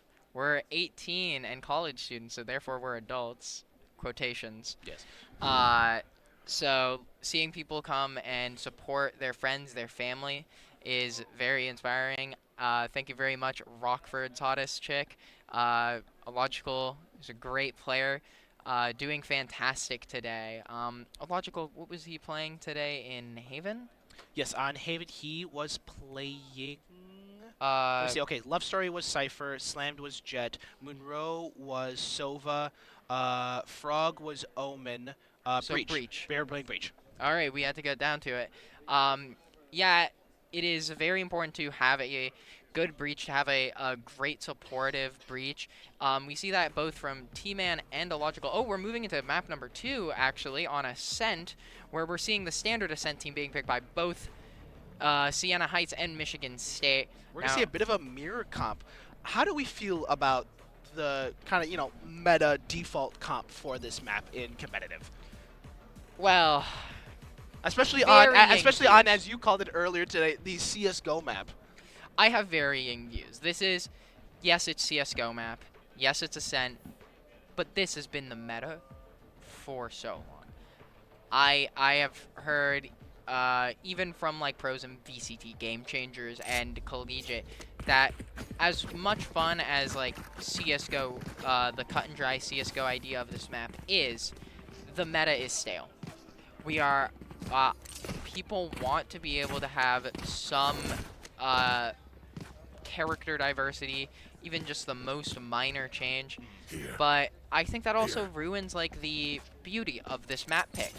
I think having a map in your pool that you can just pick and you're like, all right, I know what everyone else is playing, I know what we're playing. It's kind of like it can sometimes be an ego pick. It's like, I know I know we play better than you when it comes to just not picks, but when it just comes to the game. See, really aggressive here, push in here. Slam does get tagged. He's going to dash on the site, goes right behind Sova. Drago's going to push on towards the smoke, but Slam is already on site. Let's see what's happening with Drago. Drago is able to take out Slam. Slammed with the frenzy. But put really low. What an aggressive push from Michigan State. I would have never expected the pistol round to go so fast. Two of MSU's players do get tagged by the Sova dart. T-Man almost getting taken out through the spam through the smoke there. They're gonna push back. KJ on Sienna Heights team is holding down A. You know, if anyone who could break the meta in a collegiate tournament, I would hope it would be Sienna Heights with a. I was hoping for a Breach pick, I'm not gonna lie. I have seen from other collegiate teams Deadlock and Breach on this map. Because Deadlock I've seen played pretty much almost exclusively on B, just because their trips have a nice kind of stun quality for it on B side. And Postman is going to get spotted by the KO's knife. He's going to play back. Love Story and KO are going to push onto the site. They're going to close the door. They're going to get control of site. And then Sienna Heights is going to have to play for retake. Looks like Frog is going to hide right below the boxes here. Meanwhile, Sienna Heights is looking and spamming kind of right there. There comes the Shova dart to try and get maybe a little bit of a tag. Oh, and I think is flash there. There's we come from Frog. There is the beautiful KO flash that we love to see there that pops. There's the pick. Noble is able to take out Frog. Left Story trades right back. T-Man tries to get a pick, but Moonrow is able to take him out. Love Story then takes him out. Trade right back from Revenge. We're in a bit of a 1v1 situation here with Moonrow versus Revenge. Both really low. Push on Moonrow takes out Revenge with the classic, and that is a second round to MSU. Really well played there for MSU. I personally am a pretty much a KO main. I play a ton of KO, and I love seeing the ways, especially on Ascent, where you can throw the KO flashes to where the enemy team is going to have pretty much no time to react and turn away from the KO flash. Especially there on A site, kind of bridged heaven there, you can throw the flash so it pops just as it crests onto heaven there. Which is really nice flash to have in your pocket. What's the name of that KO person who's like Toto. 3? Already knew. Yes. Yes. I didn't even finish my sentence. No, I knew it exactly. I was like, it's Toto. Toto Slam dashing onto the site here with a judge.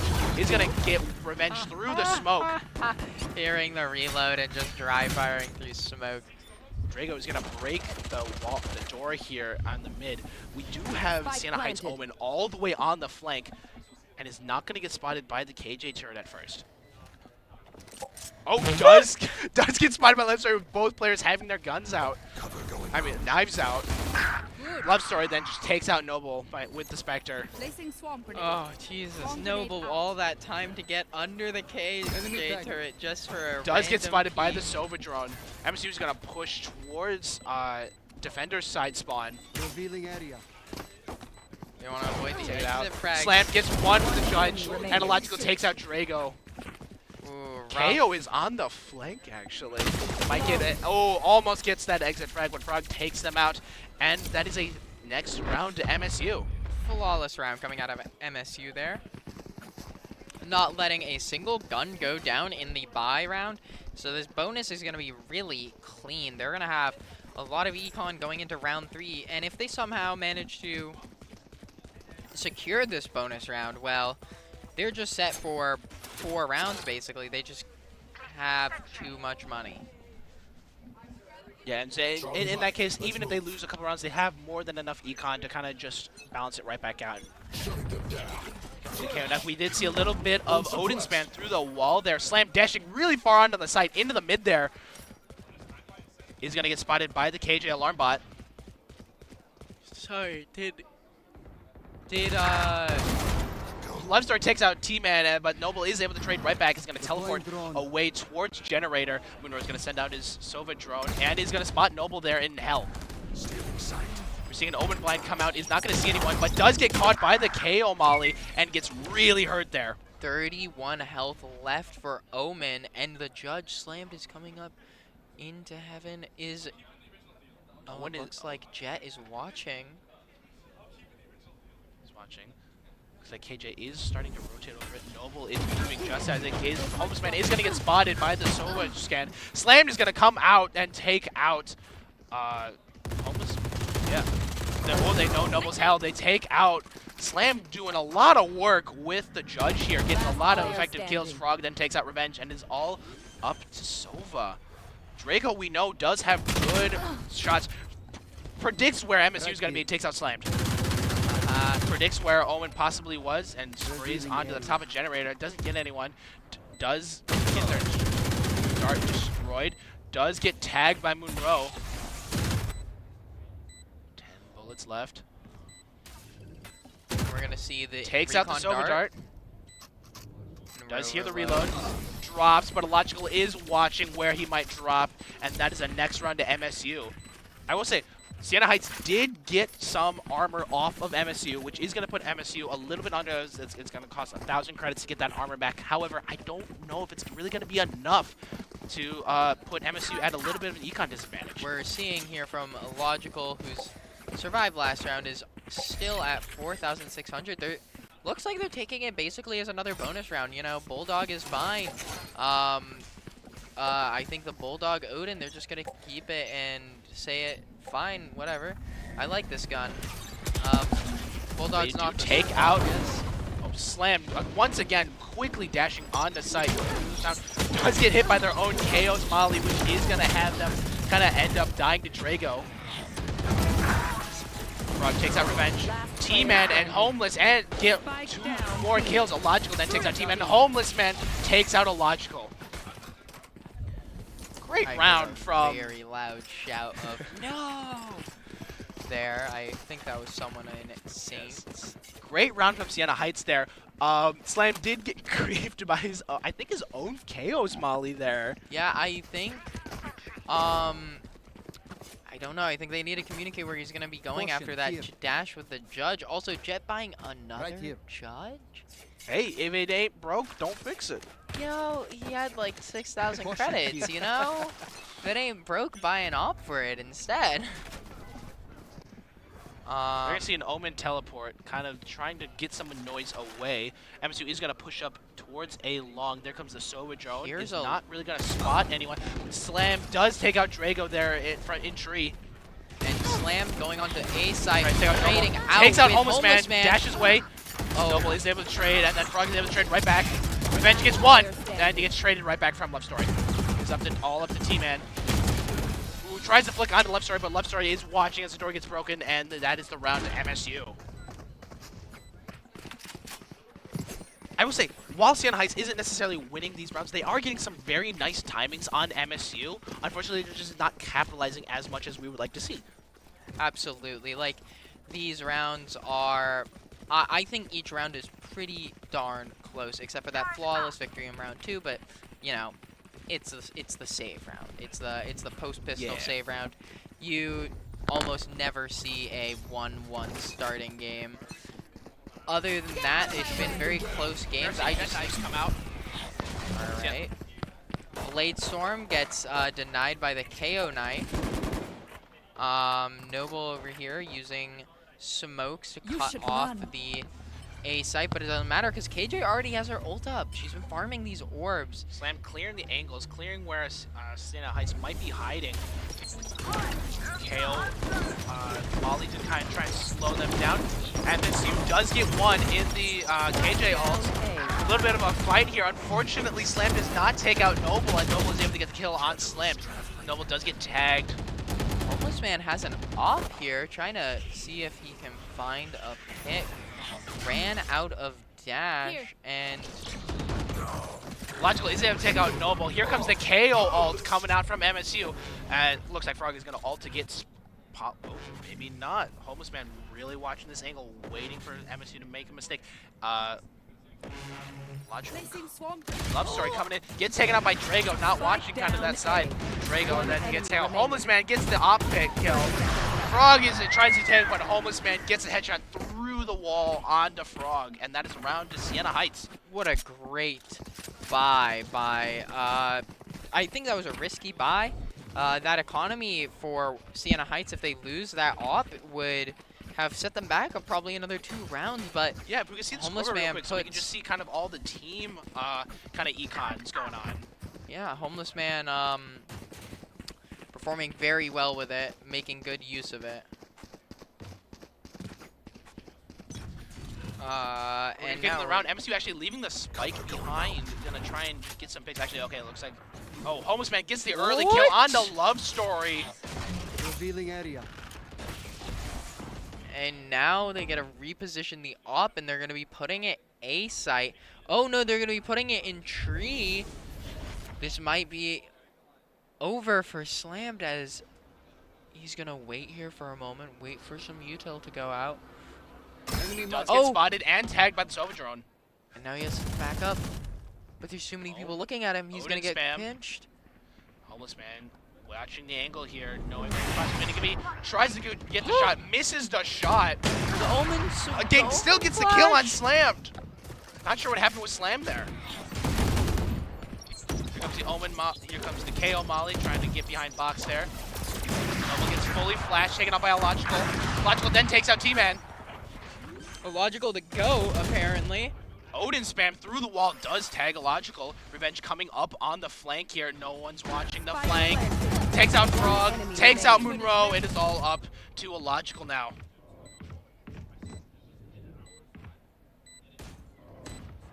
Number 1 is, and Revenge gets the headshot on the Logical.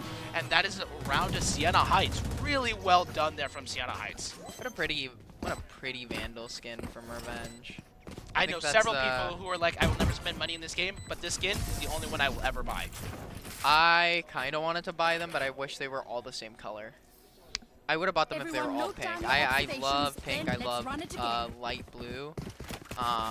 Well, you just have to spend not Valorant points, but the other kind of point system, because it's just an alternate, you know.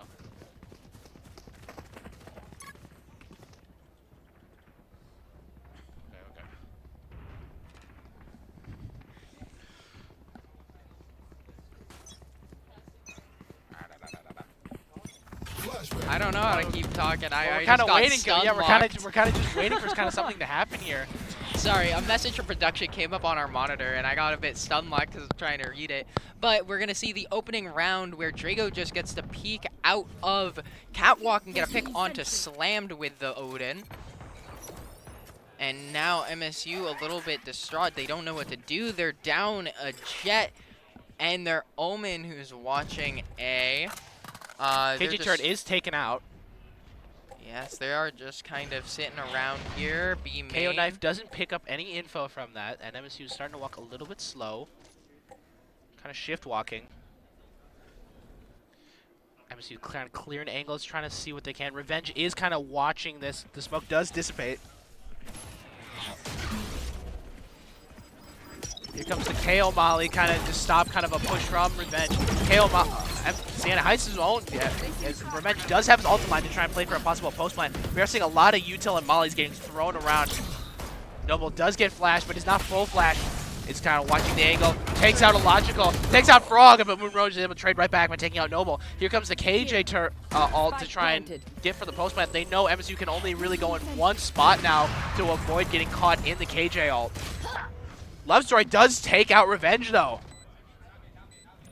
We're now in a post-plant situation. Drago kind of pushing. Here comes the recon dart. Gets taken up by Moonrow, though. One enemy remaining. T-Man, though, takes out Love Story. Moonrow takes out T-Man. And Homeless Man pops the ult to try and clutch it around, but Munro is able to get the headshot onto Homeless Man, winning the round for MSU. What a fantastic comeback by Munro there, getting a 4K and carrying us to round number 9, getting 5-3 in favor of Michigan State versus Siena Heights here at Pantheon at MSU. Hopefully, Michigan State can pull ahead here and get a solid lead before we go to the second half, because all right, looks like we're going to go into a quick pause here. We had a little bit of a tech issue come up, so we will be right back with the gameplay in a moment once we get that figured out. Fun little tech issue. Yeah. Now, I also have a tech issue. I have never ordered from Jimmy John's. That is completely fine. How are we feeling about how these rounds have been going, especially from MSU and Siena Heights? Siena Heights have been answering kind of nicely here and there, but it kind of seems like they're having a little bit of trouble keeping that momentum going after they win a round. I think realistically, Siena Heights just needed a longer break between their finals and this. There's so much player fatigue going on where I'm seeing the coordination start to fall apart with Siena Heights. They have been letting a few singular members take advantage of openings, where we see like Munro get that pick, get those picks and get that 4K onto the team, and just dismantle their coordination. And I don't know, maybe this tech break will give them a little bit of time to recuperate. Maybe they should take just another break to relax and, you know, kind of mentally reset. Stretch, just wait, because frankly they need that coordination back. Yeah. That coordination is what holds that team together. That coordination is what gets them those wins. And also I think T-Man performance on KO, I would have rather seen the breach. The knives are good, the util is good, but the flashes specifically have been a little bit of a hindrance where we're seeing much more reliance on the sky flashes from Saints. Yeah, unfortunately, unlike breach, it's a little harder to direct how the KO flashes pop. KO's flashes pop are dependent on distance and how you throw it. Okay, distance, we are actually seeing not time? No, it's distance. Yeah.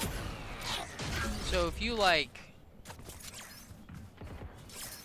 if it like bounces into a wall, that counts as part of it. So you have different distances based on the action you do. So underhand has a shorter distance, standing throw has longer distance, and then jump throw has an even longer distance. That's why on particularly so on A site, that heaven there, that's why the KO flash is really nice, because you can kind of time it really well. So at the end of that distance throw, it'll pop right as it gets to the top heaven there. Slam kind of dashing up there and just kind of firing. Munro gets taken out by Drago. Drago gets 2 and is up to Love Story. And you know where Love Story is, so now it's just, is he going to be able to fight this? Oh, and get the Nano Swarm, but it gets shot out by T-Man. No, both these players know exactly where each other are. Love Story does take out T-Man. Does try to see him heaven. Unfortunately, Revenge does clutch out the round by getting revenge for his teammates. Oh, look, a Munro mom in the chat shouting, Munro. That's awesome. And here we are. We're in the 10th round of this half. Very, very close to finishing up this half of the map. I like these KJ utils. I think that using the I forget the name of that little bot, the Roomba, to hold your mid and hold your flank, something that can be. Oh, Homeless Man getting the wall bang onto Slam there. Oh no! Another round in which Slam gets taken out really early by a kind of marksman. And now it's just, now we just gotta hope Munro can get another 4K. Revenge pushing with the Sova drone. Notice there are a couple MSU players there from the Sova drone. Take out Love Story. Take out a Logical. But Frog is able to kind of get a little bit of concentration checking the Homeless Man. Noble then takes out Frogman. Munro takes out T-Man, and then Noble takes out Munro. I mean, that was a pretty good save round we're seeing from MSU if they're just on Sheriffs there, getting 2 picks. Now we're back to a full buy on both teams. We're going to be seeing... Oh, Noble has a full buy plus a Sheriff, you know, just in case. If we could see the scoreboard real quick so we can see kind of how econs are going to look kind of coming before the last round. Hold our ground. Oh, and we see pings from Sienna Heights. It looks like they're going to be pushing forward and trying to catch out. Oh my god, they're Homeless Man takes out Slammed. Love Story then traced back by taking out Homeless Man. T-Man takes out Monroe. Frog and Love Story. Love Story gets a 2K with the Odin and it keeps spamming. The Odin's too strong, being able to stop both the push from A main and mid. Now it's all up to Revenge, who's alone and getting smoked off. Gets but one. Pick. Ah. And a Logical knocks him out. We're going into the this is the last round before we swap sides. How are we kind of expecting this to go? Kind of this game has been really back and forth, the score being 5-6 right before the second half of the round. What do we think?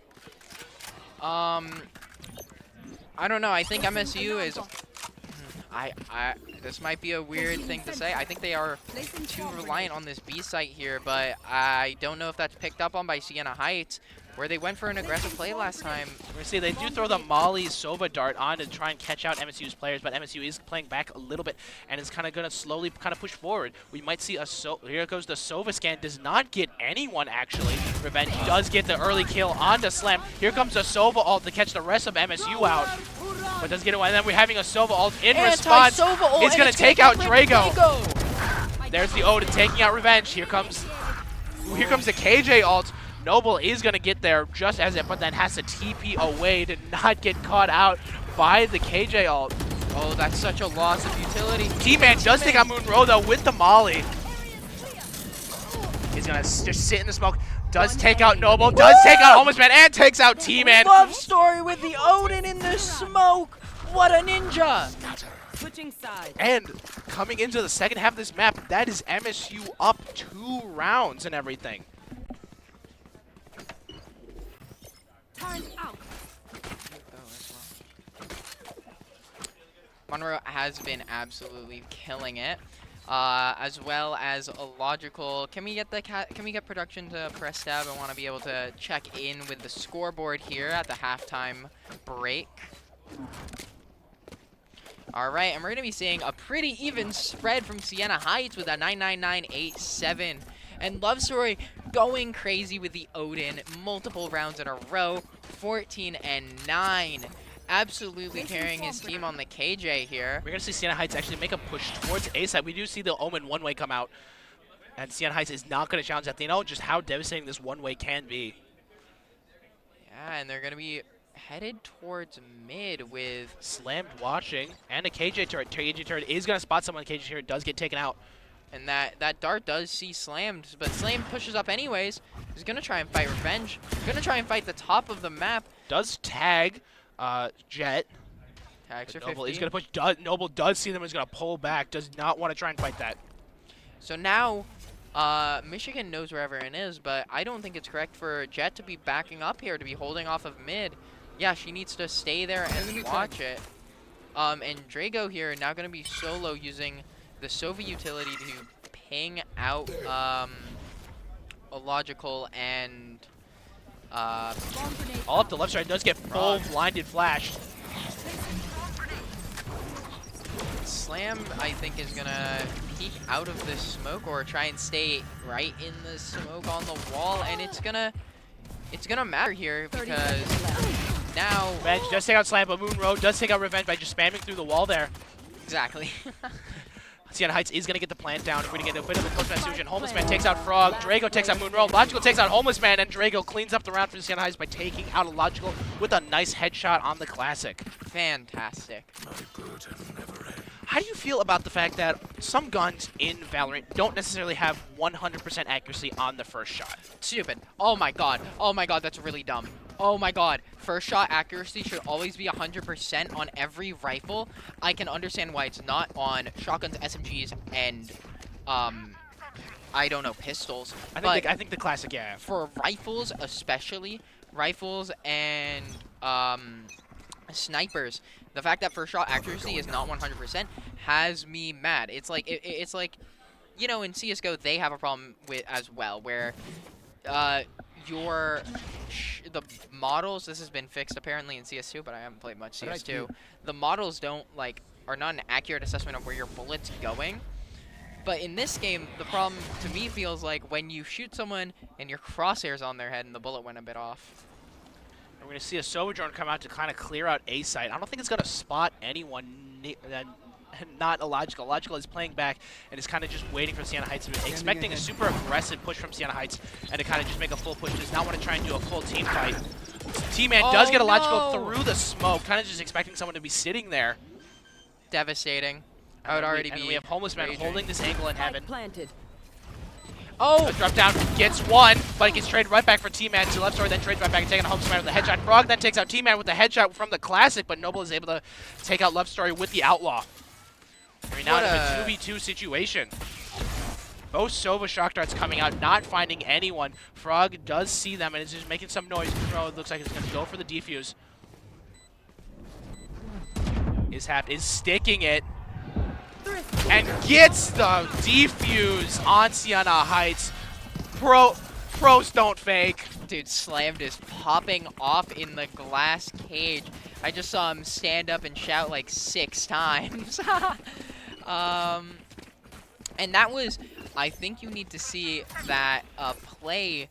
I wish we could get a playback, but if you saw Frog and Slammed work together there with a smoke that dropped off heaven because it was placed in the middle of the air, allowing Slammed to not get seen on the drop and push site and get a pick onto site. I do think that's an advantage of Omen that maybe not everyone is always fully aware of, is the fact that Omen smokes have weight. And if you place them in the middle of the air, they will slowly drop down. We do see an early fight here in the mid. Noble takes out Slammed. Frog is not going to try and push, is going to kind of wait to see if Sienna Heights pushes them further. They're not going to. Sienna Heights is going to rotate towards the B entrance. There. KO kind of pinging like, hey, I think they're here, but unfortunately, they're way off as to where Sienna Heights is. Yeah, and they're looking Love Story holding this super close angle here. Unfortunately, the flash is thrown a little too long as Love Story is able to get one, but T-Man is able to trade right back. Meanwhile, the rest of MSU is going to rush back on the site. Revenge does get the molly kill on Monroe, actually. Yeah, Nano Swarm is a very fast damaging Nano, and when you're standing in the smoke or on the edge of the smoke there, like Monroe, you might get caught out by that. Planted. All right. Monroe just kind of got caught out there. Here comes the KO knife. He's going to scan. Gets 2 agents, actually, so they know just kind of they're kind of at least nearby. There comes the KO molly to try and possibly get a little bit of kill. Here comes the KO. Oh, unfortunately does get spotted by Leon Bot and is expecting someone to possibly be B main. Unfortunately, there is no one B main, and in fact, it is 4 people on B site that they're gonna have to push through, and if they don't take a little flash bit more there. time. Oh, it looks like they're just gonna Gets be out going for exit frags. Unfortunately, MSU is gonna save. They did get 1 exit frag there, but that's gonna be the round to Sienna Heights. Ooh. Very, very close game. Sienna Heights pulling it back from the small lead that Michigan State had last half. Now we're at 7-8. Again, these games are always within 1 or 2 rounds of each other. Yet to see a game here at Pantheon in which we have like a 13-2 match, you know? Yeah, I think the biggest difference that we had in a possible round difference was during the Swiss stage, which are kind of just is based kind of on seeding how the teams kind of came into this tournament. But since then, into the bracket stage, we've had some really just back and forth games. Oh, and the dart immediately gets shot out. They see 2 people. Slammed and Frog gets 1. Homeless Man is able to trade right back, and Monroe is able to get the headshot on that Homeless Man with the Sheriff, but Revenge is able to trade back for Slammed. It is now a 3v2 situation. Revenge does take out a Logical after being partially flashed from KO. But look at this flank from Love Story. He's going to be pushing up Catwalk and catching out Revenge. Gets a headshot. Does see Omen and is going to pull back. Doesn't want to try and take a long fight with a Sheriff against a rifle. I think Love Story just full rotates the long way, all the way back to A. Just turtling all the way onto heaven, actually.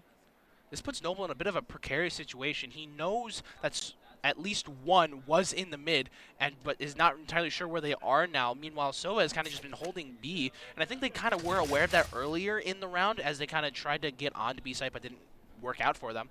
So now Noble is kind of having to kind of adjust a strategy on the fly. Both of his smokes are up and ready to use. Looks like he's going to smoke onto B side to try and kind of make a bit of a distraction, trying to pull the best way. He does get spotted, unfortunately, by the KJ turret, which is going to let MSU know exactly where they are. Here's a bit of a timing thing. Does hear the window break, is not going to get spotted by Love Story. Oh, no. He didn't shut the door. He's probably not expecting anyone to be coming out. He's going to get covered in the smoke. He's going to get the plant down. Spike planted. He's going to TP away to the behind of Generator. Does get taken out by Left Story, though, with a nice headshot. Beautifully well done from MSU. And that is that round to MSU. How do we feel? Whoa. Cut the cameras, cut the cameras. How do we feel about that kind of turnaround from MSU? Love Story was able to get a nice angle onto Sienna Heights with that Sheriff and take out the KJ, putting it into a 2v1 situation. Yes, that flank was amazing to see that. Hey, I got the intel that I've seen 5 with my mid players. I know where most of them are. I'm going to start sneaking through A main and come behind them onto Cat. Get that pick and immediately fall back. Do not take any more angles. You already got it down to a 2v1 and you know where he is. I think that was very well played by Love Story. Very calm, collected, and you get them into sight. Sure, you lose the plant, but you get the free round. Sienna Heights playing a little bit more of a default kind of move here, having 2 towards A and 3 towards B, trying to just get as much info as they can. Kind of with the downfall has kind of been in this half is just not having enough info about where MSU's players are. Yeah, so now we're going to see Noble pushing into A main, no util, no You see Frog kind of jump peeking. This is a nice kind of advantage on kind of Ascent. In Hell, you can kind of just spam jump just because having Heaven so low, your model kind of just bounces right off of it. Yeah, as well as he's sitting there in smoke form. He's not actually looking at his monitor. He's looking to see on the mini-map if anyone lights up when he jumps. Well, actually, in your smoke form, you can still see the enemy highlighted, but... So, yeah, I know, but... makes it so much harder. Yeah. Unless, of course, you're zoomed in, like you're ready to put your smoke there, in which case, but that is a little disorienting. Oh, yeah. Or actually, Omen, KO coming out to try and slow down. Unfortunately, is not enough as Slammed and Drago take them out. And Noble getting the pick onto Frog, who's staying on site, hidden behind Dice. Just what a lovely little just push onto site there with the KO ult and the Omen blind. A little bit of a spike shuffle around there just to get it onto the kind of KJ so she can plant while the rest of the team kind of looks around and set everything up. MSU looks like it's going to save far away from where Sienna Heights is, as they don't really want to try and kind of contest 5v2 possibly when Sienna Heights has full control of the site. Standing ahead. Absolutely, and now I think they know that intrinsically they're going to be MSU is going to be saving who, but are they going to know where? And Sienna Heights is saving. No, MSU is saving. MSU is saving. All right, just had to make sure. Moonrow there almost getting caught out by Love Story. Wait, no, that wasn't Moonrow. What's the other Sova? Who? Which Sova? Sienna Heights Sova. Oh, Sova 2 is Moonrow, Sova 1 is... I'm forgetting off the top of my head. We'll know. Revenge. We'll know in a moment. Homeless Man. Drago is Sova. I gotta remember their team names. This is very difficult. Right here. Looks like Sienna Heights is going to go more towards a execution, kind of getting ready. They are going to run into the Omen one-way here, so I'm not sure how they're going to respond to this, or if they're just going to try and barrel right through it. I think with the jet dash and the rifles here, they're going to try and barrel right through it. We even had the Omen TP onto Hype. They forced a logical back, and look, they already have A main control. Knife does get at least one. Unfortunately, does not pick up Noble, so Noble is just going to kind of sit here and kind of possibly get a pick. Does throw the smoke on the tree, which is going to allow Sienna Heights to kind of push through into mid. We do have the Sova drone also clearing through mid. Isn't going to spot anyone, and Slam is kind of just sitting here in tree with a judge, no less. Oh, and now they have full control of mid, full control of A main. Sure, they have a little bit of control of B main, but they're kind of just giving it up, using that turret to take advantage. And look at just how much map control Sienna Heights is showing here. The only thing I could see that might make them lose this advantage is getting caught, getting scared, and falling into that Jet Judge on Catwalk, which it looks like they're going to do. They got spotted by the KJ, and now this Judge is going to catch them out as it gets 1, 2. That gets 3. Almost No! 3. And Revenge is able to take out but Drago and is able to take out Illogical with the Sova ult. And now we have Revenge at 16 health. I don't even think they know. Noble does take out Frog there into the smoke. Munro throwing does get the kill on Revenge with the shock dart. Here comes the KJ ult from MSU. Spike planted. They're going to try and push, wanting to take out this KJ ult. Love Story gets one, and Munro takes out the other. I mean, they're just forced to push there. They can't fall off a site, or else they just instantly lose that control. They have that bomb. Spike just Spike defused by Love Story. And just, I want to talk about that amazing play by Slammed with the judge.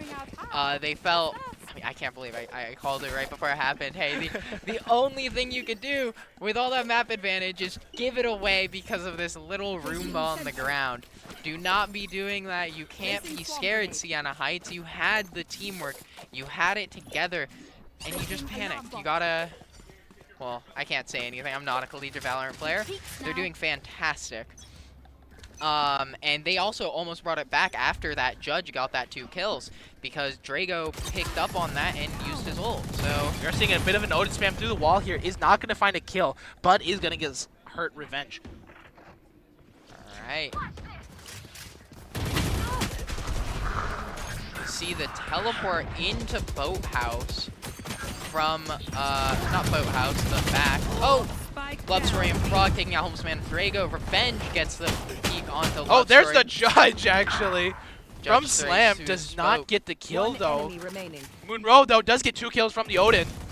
And gets the final kill on the team and for the 3K, putting MSU at 11, up 3 rounds. Thank you, Munro, for showing us what you can do with the Guardian, with the Odin. I'm pouring honey on you, GOAT. You're doing fantastic. And now we're pulling here 8-11, 1 game away from match point for Michigan State on the second map. Michigan State also 1-0 for match point for the entire series. So I don't know. There's a lot of pressure on Sienna Heights. However, they are up in ultimate. More importantly, it's the KJ ultimate. If they use this efficiently, they should be able to secure a free round. Unfortunately, Revenge, though, is far away from the rest of the team, so not really going to be able to use it as effectively as they probably could playing with the team. They know where one is. Love Story does spot the Revenge. We're seeing a bit of a KJ 1v1. Does get the kill through the wall onto Revenge, and Love Story is actually going to sit here and possibly wait to see the rest of Sienna Heights pushes, but Sienna Heights is taking control of mid. Oh, and Noble getting a free A site, pushing onto A site. Tries to take out, but Illogical gets the kill. All right, it's not the worst. You know, we got Love Story very low. Illogical sitting here lit for 40. And Omen in a disgusting, Noble in a disgusting flank, except they know! And they trade out for Noble. There goes Illogical, but Slammed right there to back him up. And man, they're gonna be watching T-Man here, but Homeless Man getting the We're pick. seeing a Sova ult come out actually from MSU to try and delay Sienna Heights from possibly getting onto A site and planting. Oh, Love Story catches out T-Man and Homeless Man for the 3K.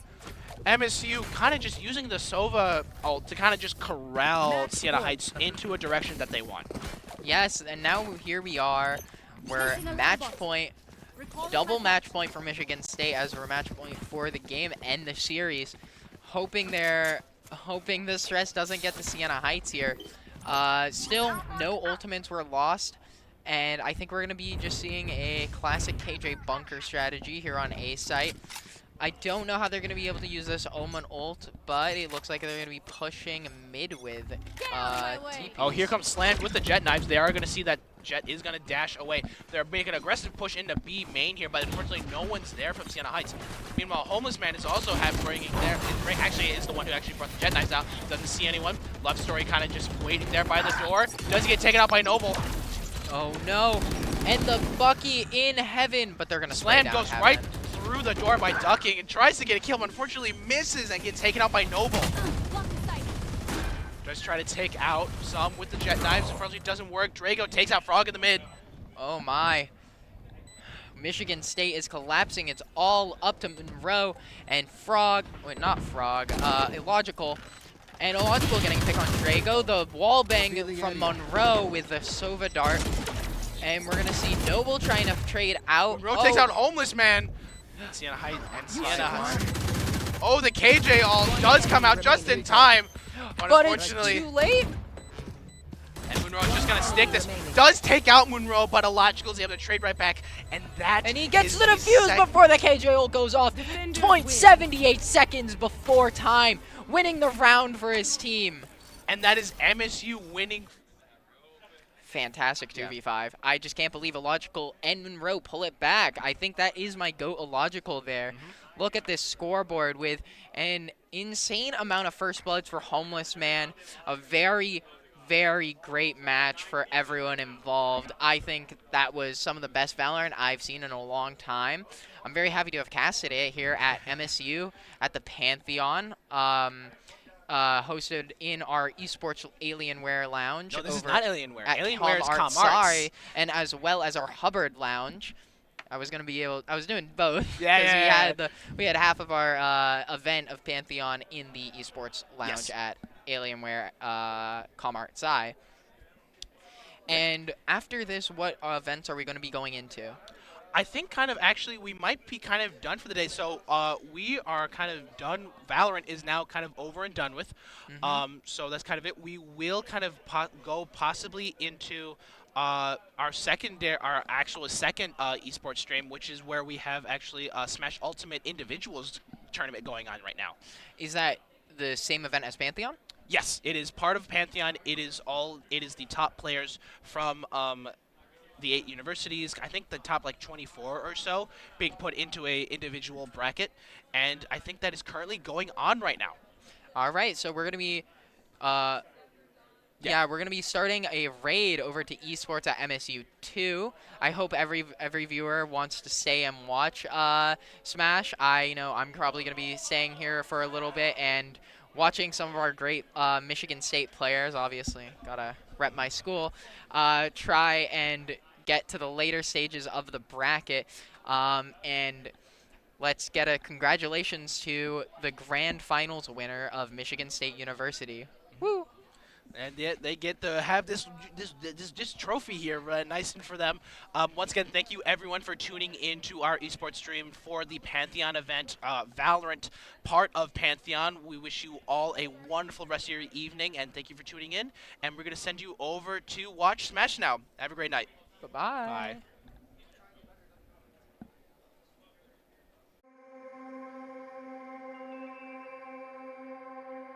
When do we give up? When do we just close our eyes and say, that's it? This water's too polluted. This disease too far along. To a Spartan, the answer is simple. Never. Because Michigan State was founded on the belief that our purpose is to make the world a better place. And when you're open to unconventional thinking, you value people's differences and are willing to work harder, push farther, and forge true partnerships. Then and only then can you solve the world's toughest problems. Better, faster. Like renewable energy, clean water, Parkinson's disease, and fighting malaria. Things Spartans work on every single day, all without fanfare. Because we know our true triumph lies in the impact we make on the world around us.